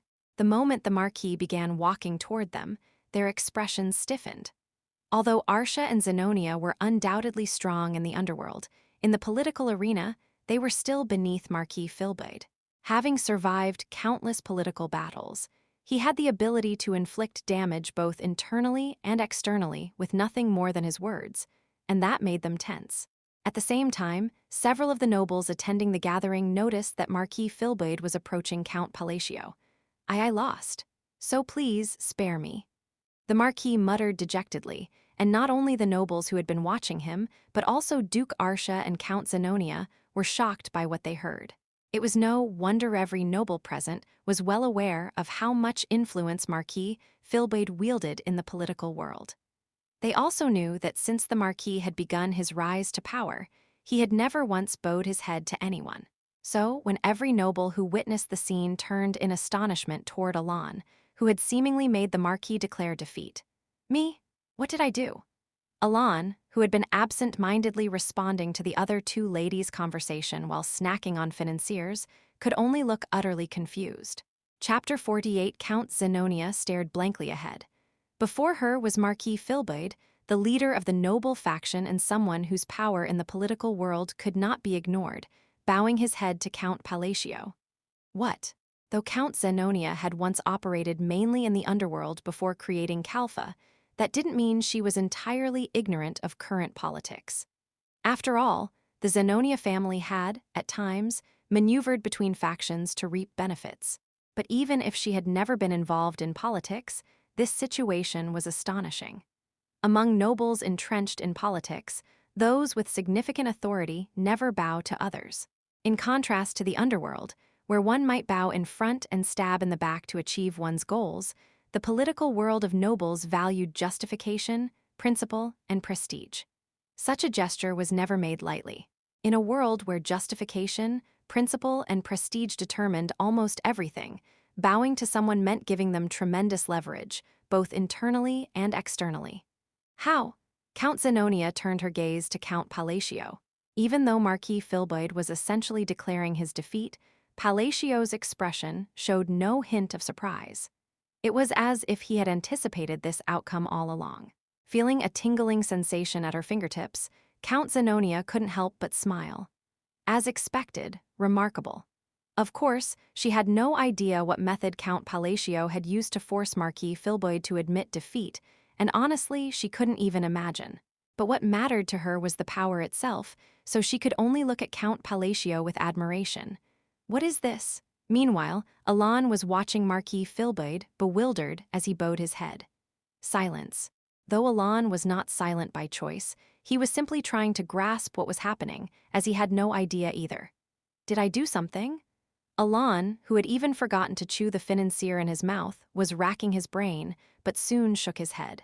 No matter how much he thought about it, he couldn't recall doing anything, and besides, he had been too busy to even consider dealing with Marquis Filboid. Did a rumor spread? Naturally, Alan began considering other reasons. Come to think of it, there had been rumors lately about my closeness with Sialrang. Alan thought of Duke Altia and Count Zenonia, who knew about the rumors spreading from the colony, but soon dismissed that theory. While it was true that he had been treated with respect by other nobles after the rumors spread, it still didn't make sense for Marquis Filboid to bow just because of Sialrang. As Alan continued to review one hypothesis after another, he eventually arrived at only one conclusion. What in the world did these two do? Alon subtly glanced over at Duke Altia and Count Zenonia, who were both staring intently at him. Even though he was ignorant of politics, he knew enough to realize how absurd it was for the leader of a faction to bow his head like this, so Alon found himself staring blankly at the two of them. He suddenly recalled that the two women behind him were supposed to become two of the three hidden powers of the Asterian kingdom. I need to be careful. Just as Alon finished his musings, truly, I have lost Marquis Filboid, the leader of the noble faction who had never bowed in public before, lowered his head even further and begged for forgiveness. And there was no trace of shame or anger in the Marquis' expression. In fact, his face was filled with fear. The reason for his fear was a single letter he had received a few days ago. Shortly after Duke Limgrave had been dragged to the Holy Kingdom after receiving a conversion letter, Filboid had received a letter as well. The letter didn't contain much. There was only a small magical orb and a single sentence. But that small magical orb and single sentence were enough to instill a chilling fear in Marquis Filboid. Because the magical orb, which was capable of storing a one-time video, had shown, I really don't know anything. I am so sorry. The image of Duke Limgrave, trembling uncontrollably, strapped to a white chair, as if triggered by a seizure, repenting. And after the magical orb finished playing, it shattered into pieces, leaving behind only the letter. You're next. That single sentence was written, but even that alone was enough to instill fear in Marquis Filboid, and he could easily guess where this backlash was coming from. Count Palatio. Marquis Filboid couldn't understand how Count Palatio had connections within the Holy Kingdom stronger than the high-ranking cardinals they had bribed. However, that wasn't the important issue. What mattered was that Duke Limgrave, who had been scheming with him to bring down Count Palatio, had been caught in the backlash and dragged to the Holy Kingdom, where he was left half destroyed. And the next target had been decided to be himself. If he hadn't received this letter, Marquis Filboid would never have bowed to Count Palatio. While receiving a conversion letter would certainly be a serious political issue, as long as he wasn't truly in league with heretics, there wouldn't be any significant personal danger. But Duke Limgrave had suffered this fate despite having no ties to heretics. In other words, it was highly likely that Duke Limgrave's downfall was entirely due to Count Palatio's scheming. Not wanting to be dragged off to the Holy Kingdom and meet the same fate as the Duke, Filboid, overcome by continuous fear, eventually bowed his head. Please, and not just bowing his head, dropped to his knees, completely prostrate on the floor. It was a desperate plea, expressing his desire to abandon his political career and live out the rest of his life in peaceful retirement. In response, amazing, as expected of the Count, Count Zenonia and Duke Altia looked at Alon with eyes full of admiration. Amazing. What in the world did he do? Alon glanced at Count Zenonia and Duke Altia with a somewhat uneasy expression. That day, ill-considerate. Alon, muttering something even he didn't fully understand, left the ballroom under everyone's gaze. This event cleanly erased any suspicion that Count Palatio might merely be a proxy leader to allow Altia and Zenonia to move more freely, which had lingered since Calfa's founding. About 3 days after the debate began, Alon left the Veritian estate and started moving east. The purpose of this journey was to participate in the Magic Society, which was essentially the reason for this trip. Because of this, he left the debate, which still had about 2 days remaining, and on the 5th day of his journey toward Bluegull, a territory near the Magic Society, as indicated in the letter from Leon, Alon heard from Evan that Marquis Filboid had finally received a conversion letter. He was dragged off in the end, Wasn't that your doing, Count? Me? Yes. Do you really think I had the time for that while I was with you the whole time? Well, that's true. Evan hesitated, then revealed his thoughts. These days, whenever I see you, Count, I get the feeling that you're hiding something. Me? What would I be hiding? I don't know, just magic and other things. Not too long ago, you said you weren't doing anything, but now you're suddenly the leader of a faction. Alon paused, thinking for a moment, then replied, becoming the leader was really just a coincidence.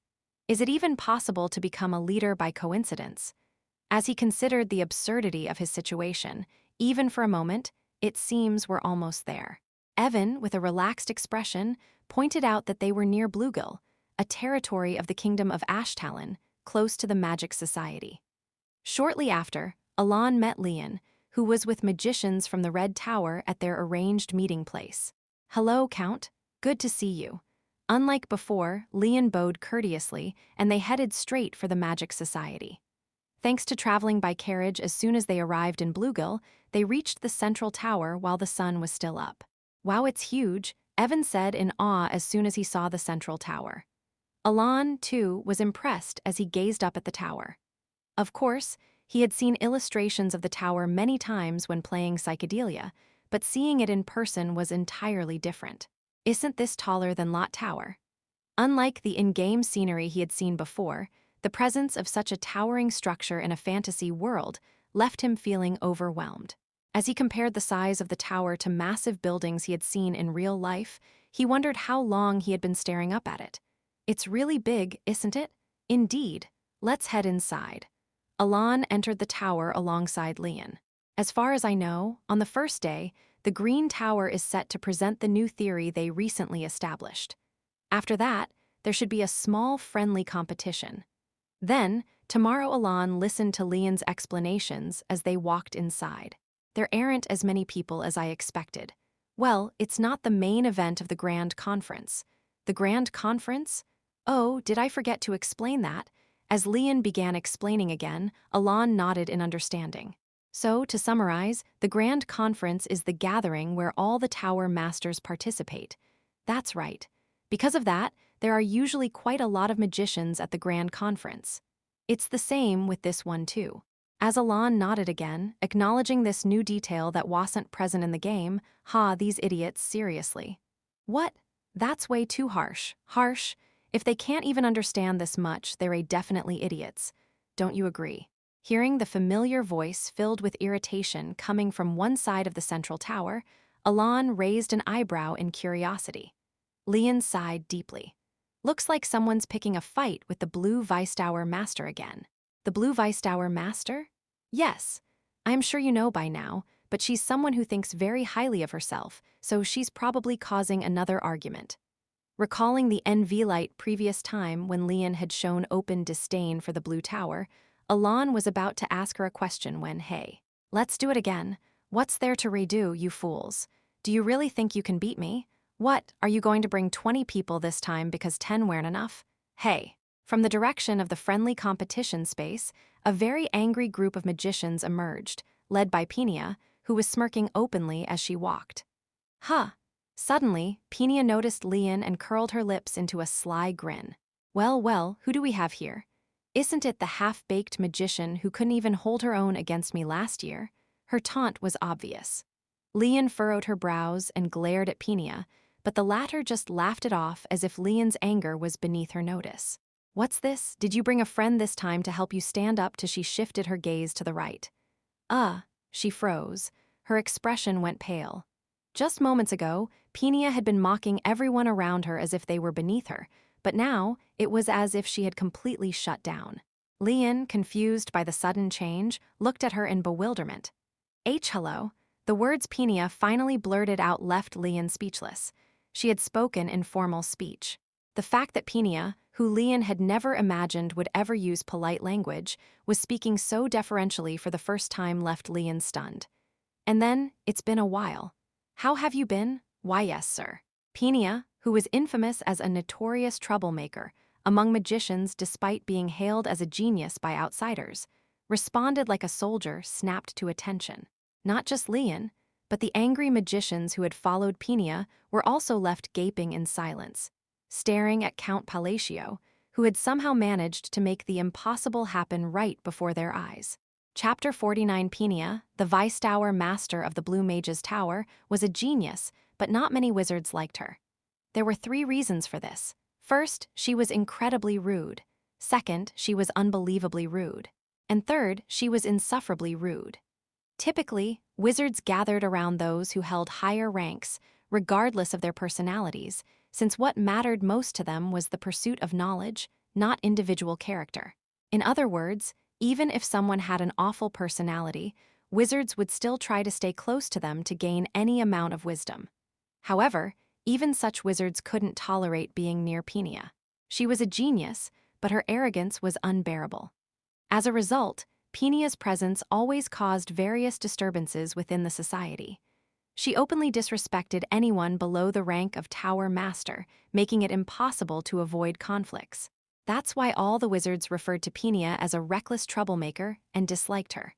Milan, a wizard from the Green Mage's Tower who had just fought with her, was no exception. He harbored deep resentment toward Peenia, to the extent that for the past 7 years, he had been dreaming of subduing her with his magic and making her apologize for the constant insults she hurled at him. Ever since he became a full-fledged wizard and could present theories at the society, she had tormented him. So Milan couldn't comprehend the situation unfolding before him. How long has it been? Almost more than half a year, I suppose. Why, yes, that's right. No need to be so formal. I think I told you last time that you could speak informally. Should I speak informally? Oh, now that I think about it, I did say to just do whatever feels comfortable. Do as you please. Milan blinked in disbelief at Peenia, who sighed in relief, clearly pleased that she could continue speaking formally. Is this an illusion spell? Worried that he might have fallen victim to one of Peenia's malicious illusion spells, he even cast a dispel magic, but the situation before his eyes remained unchanged. Anyway, it's nice to see you here. It's nice to see you too. The sight of Peenia, who never even spoke politely unless someone was at least a Tower Master, now behaving like a docile puppy showing its belly, was shocking to everyone. Even Milan's master, standing nearby, had already cast a dispel spell more than 5 times. The shock was that intense. But the surprises weren't over yet. By the way, did something happen? Oh, not that it's my place to interfere, but shouldn't wizards get along with each other? He wasn't reprimanding anyone, it was just a casual remark. But upon hearing it, Peenia turned and looked straight at Milan. I am sorry. She apologized. Every wizard present had a stunned expression. The notion that Peenia, the notorious troublemaker who seemed incapable of apologies, would bow her head and apologize felt too surreal to believe. Even Milan, who had spent 7 long years dreaming of this very moment, couldn't react despite finally receiving the apology he yearned for. How is this possible? Leon, who stood beside Alan, was also utterly bewildered, staring in disbelief between Peenia and Milan. A little while later, well then, I'll see you tomorrow. Why, yes, sir. Nodding eagerly at the man's words, Peenia scurried away like she was fleeing, and everyone's gaze naturally shifted to one person. Count Palacio, the man who had not only tamed the wild troublemaker, but seemed to handle her with ease. She seemed stiffer than last time, Alan thought to himself as he watched Peenia running off into the distance. Recalling that the nearby wizards and Leon were staring at him, mouths agape, Alan couldn't help but wonder. Did I do something wrong? Feeling slightly embarrassed, he shifted his eyes, trying to gauge the situation. After Peenia darted away in haste similarly, the wizards who were watching Alan realized that he was Count Palacio, and after expressing their mystified admiration, they departed. Peenia is called a troublemaker? Yes. How curious. Alan tilted his head as he listened to Leon talk about Peenia. I knew Peenia was quite arrogant in the game, but I didn't realize she was notorious enough to be called a troublemaker by the other wizards. Well, it wasn't a crucial plot point, so it makes sense it didn't come up. Thinking about how the protagonist would recruit Peenia as a companion several years from now, usually after half the kingdom had been destroyed, he shrugged. Actually, I am the one who should be asking. How is it that the troublemaker behaves so quietly in front of you, Count? At Leon's follow-up question, Alan fell silent for a moment.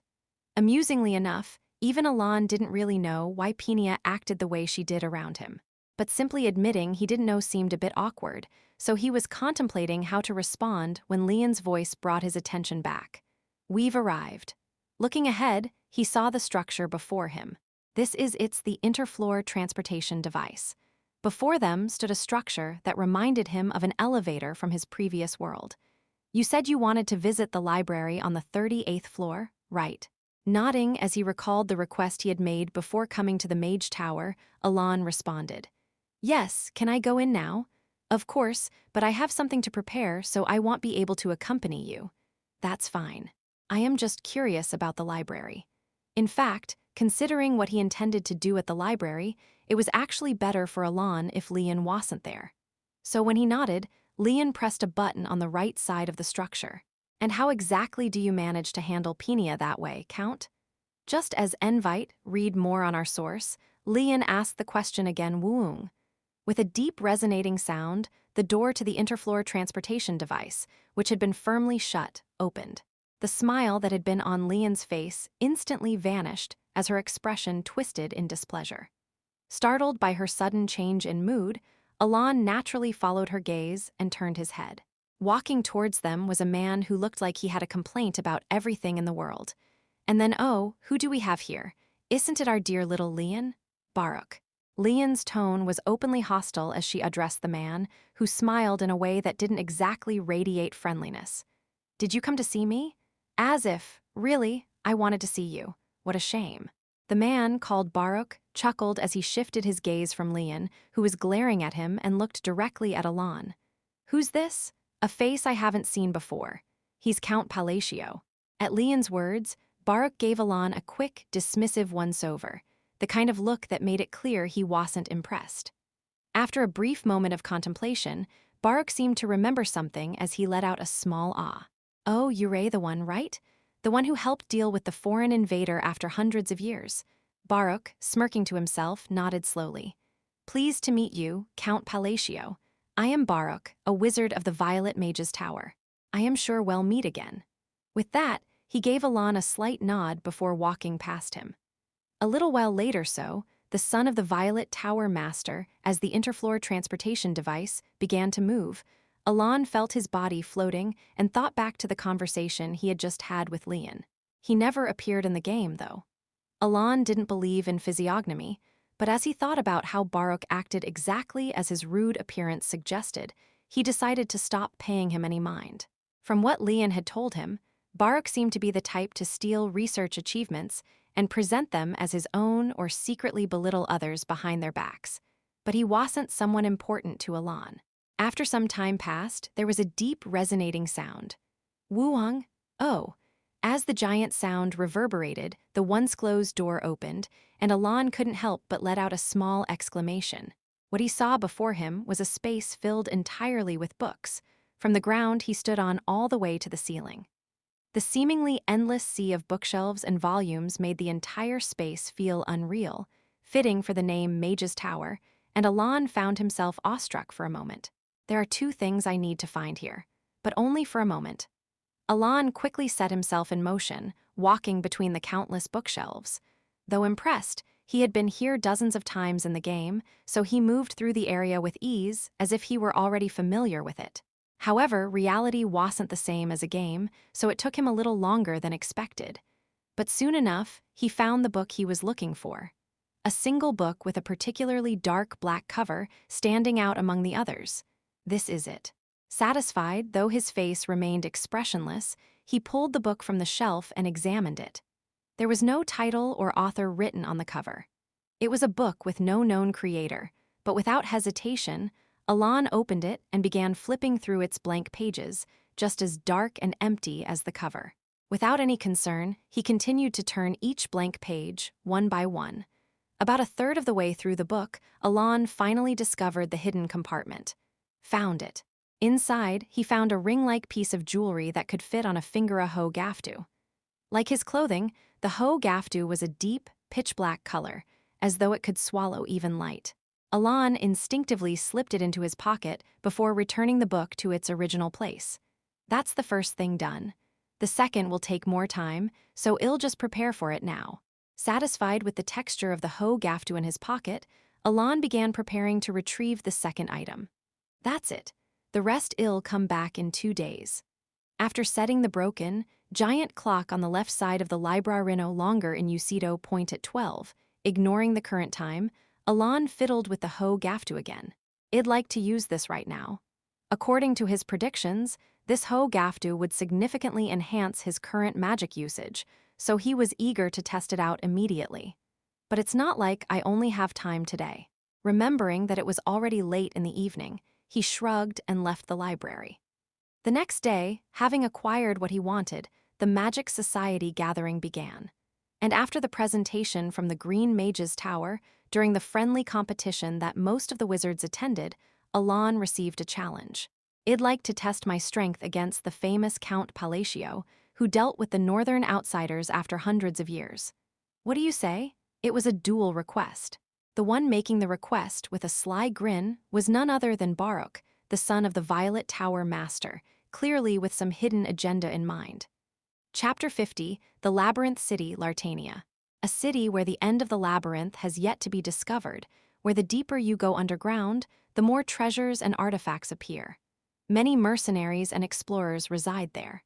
At the pinnacle of this city are the 5 great guilds: Bloody Iron, Terranomad, Arcadia, Ancient Tracker, Calamadra. These 5 guilds, as they are called, possess far superior power compared to any mercenary or explorer guild. The difference in strength between them and any run-of-the-mill guild was staggering. The guild leaders of these 5 great guilds were, in fact, no longer considered human. They were strong enough to be called superhumans. Among them was Aldrich, the leader of Bloody Iron, who once slaughtered over 1,000 monsters alone on the 10th floor, earning the nickname Butcher. He was currently descending into the labyrinth.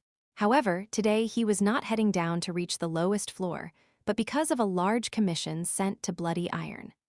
Capture one monster on the 20th floor. Aldrich, with a massive axe slung over his shoulder, wore a peculiar expression. For good reason, something about the request was strange. In the Lartania labyrinth, every 5 floors, there is a monster-free area, which doesn't quite fit the term labyrinth. As you descend further, these floors, called safety zones by mercenaries, start to contain unknown terrain or buildings. But one thing remained constant: there were no monsters. Yet this high-paying request was asking for a monster to be captured from one of these safety floors, the 20th floor.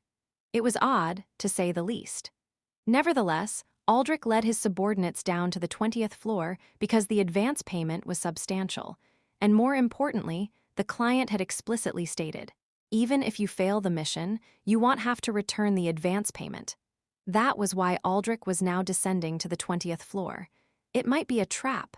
Though he entertained the thought, he wasn't particularly afraid. He had spent plenty of time on the 50th floor, considered the lowest level of the labyrinth, and was confident he could return even if something went wrong on the 20th floor. Thus, Aldrich and his subordinates descended the labyrinth. "We've reached the 20th floor." Soon, just as the client had said, they arrived at the 20th floor. The scene was filled with large ruins. "What's that? A monster?" "Boss, there really is a monster here." To their surprise, they saw a monster as the client had described. "But isn't that a goblin?" "Seriously?" And not just any monster, it was a goblin, considered one of the weakest monsters.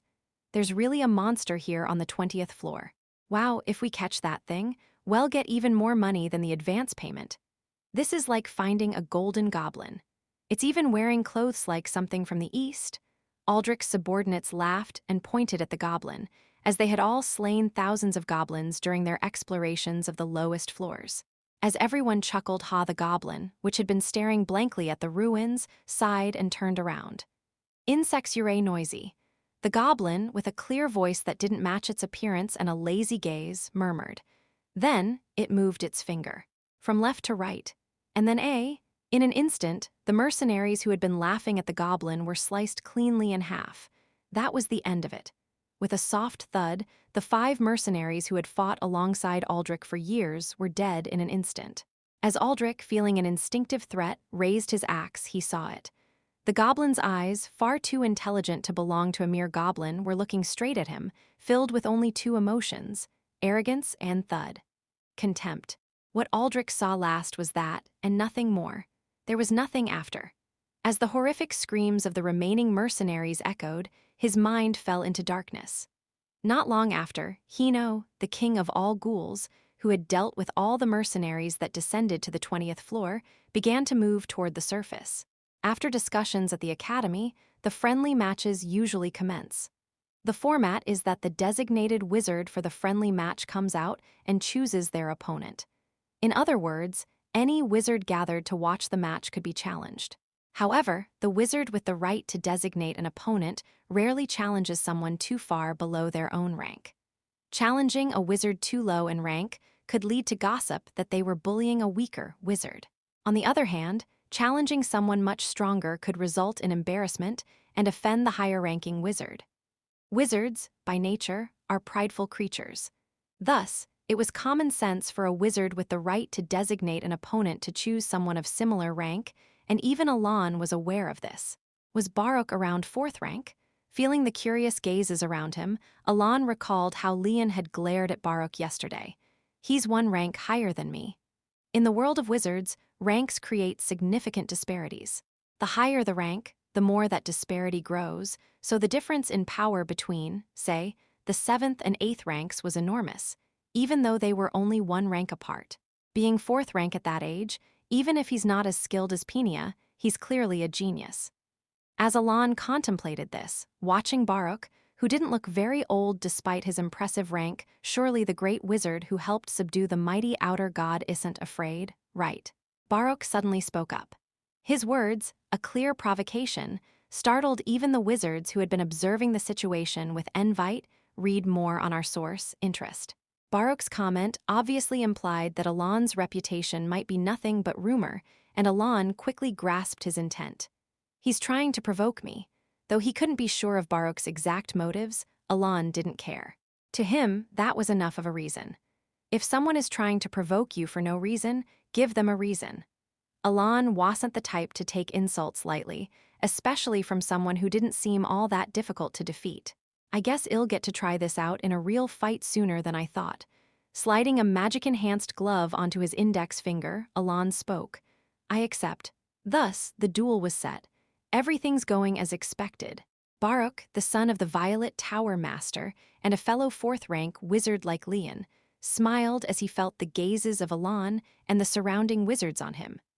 Provoking Alan into the arena had been part of Baruch's plan all along. More precisely, it was his plan to draw a bit more attention to himself. Although being the son of the Violet Tower Master already gave him considerable influence within the academy, Baruch wanted more. That's why he decided to use Count Palatio, who had just arrived at the academy the day before. Count Palatio, who always brought a whirlwind of rumors wherever he went. Smirking, Baruch glanced at Alan. He was well aware of the rumors surrounding Alan. It was said that Alan played a significant role in dealing with the outer god in the north. More recently, he had helped a golden flash subdue 2 ambushing Baba Yagas in the desert city of Colony. And as of yesterday, the most unbelievable rumor of all that he had somehow tamed the notorious troublemaker Penia was spreading. As a result, the Academy Wizards had elevated Alan's reputation based on these rumors. In other words, if the rumors were true, Baruch had made a foolish mistake by challenging him. But Baruch hadn't acted recklessly. He raised his right hand subtly and sent a trickle of magic into the plain ring he wore. Bzzz, the ring, emitting a faint hum that only the most observant wizards might notice, began to display a number. 3. Baruch grinned as he saw the number appear. The ring he wore was an artifact that could weakly project magic to roughly gauge a person's rank and magic power. As I thought, he's weak, just like yesterday. And just like the last time he checked before provoking him, the ring showed Alan's rank as 3. Baruch's confidence came from this ring. Though it wasn't particularly useful in most cases, it was invaluable within the academy for exposing wizards who exaggerated their rank. Thanks to this ring, Baruch had managed to rise within the academy by targeting those wizards who boasted false claims of power. And now I've hooked a big fish. Baruch had been able to provoke Alan without hesitation because of his confidence in the ring's accuracy. Are both sides ready? Ready. Yes. Responding to the question, Baruch casually summoned his magic. That rumor about him taming Penia is a bit concerning, but the ring is reliable. There's no way he's that strong because of his magic. Baruch pondered how to handle Alan. Should I finish this quickly? No, if I end it too fast, it won't have much impact. Maybe I should play with him a little. If I drag this out too long, it might backfire.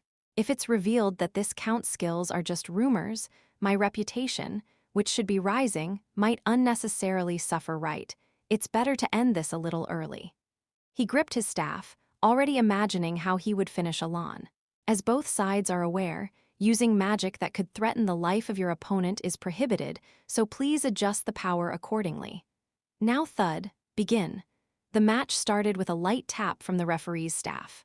Baruch, wearing a confident smile, moved to take action when he realized a white breath was escaping from his mouth. Dazed by the sudden event, which happened so quickly that he couldn't even register it properly, Baruch soon noticed the cold air filling his lungs. Just as he began to question it, what? Crack! He belatedly realized that his calves were freezing solid. Crack, crack, and not just his calves. Looking around, he realized that the entire arena was freezing over. White frost rapidly spread across the ground, quickly expanding its territory and turning everything in the vicinity into a frozen wasteland. And in the center of that frozen wasteland, he saw it.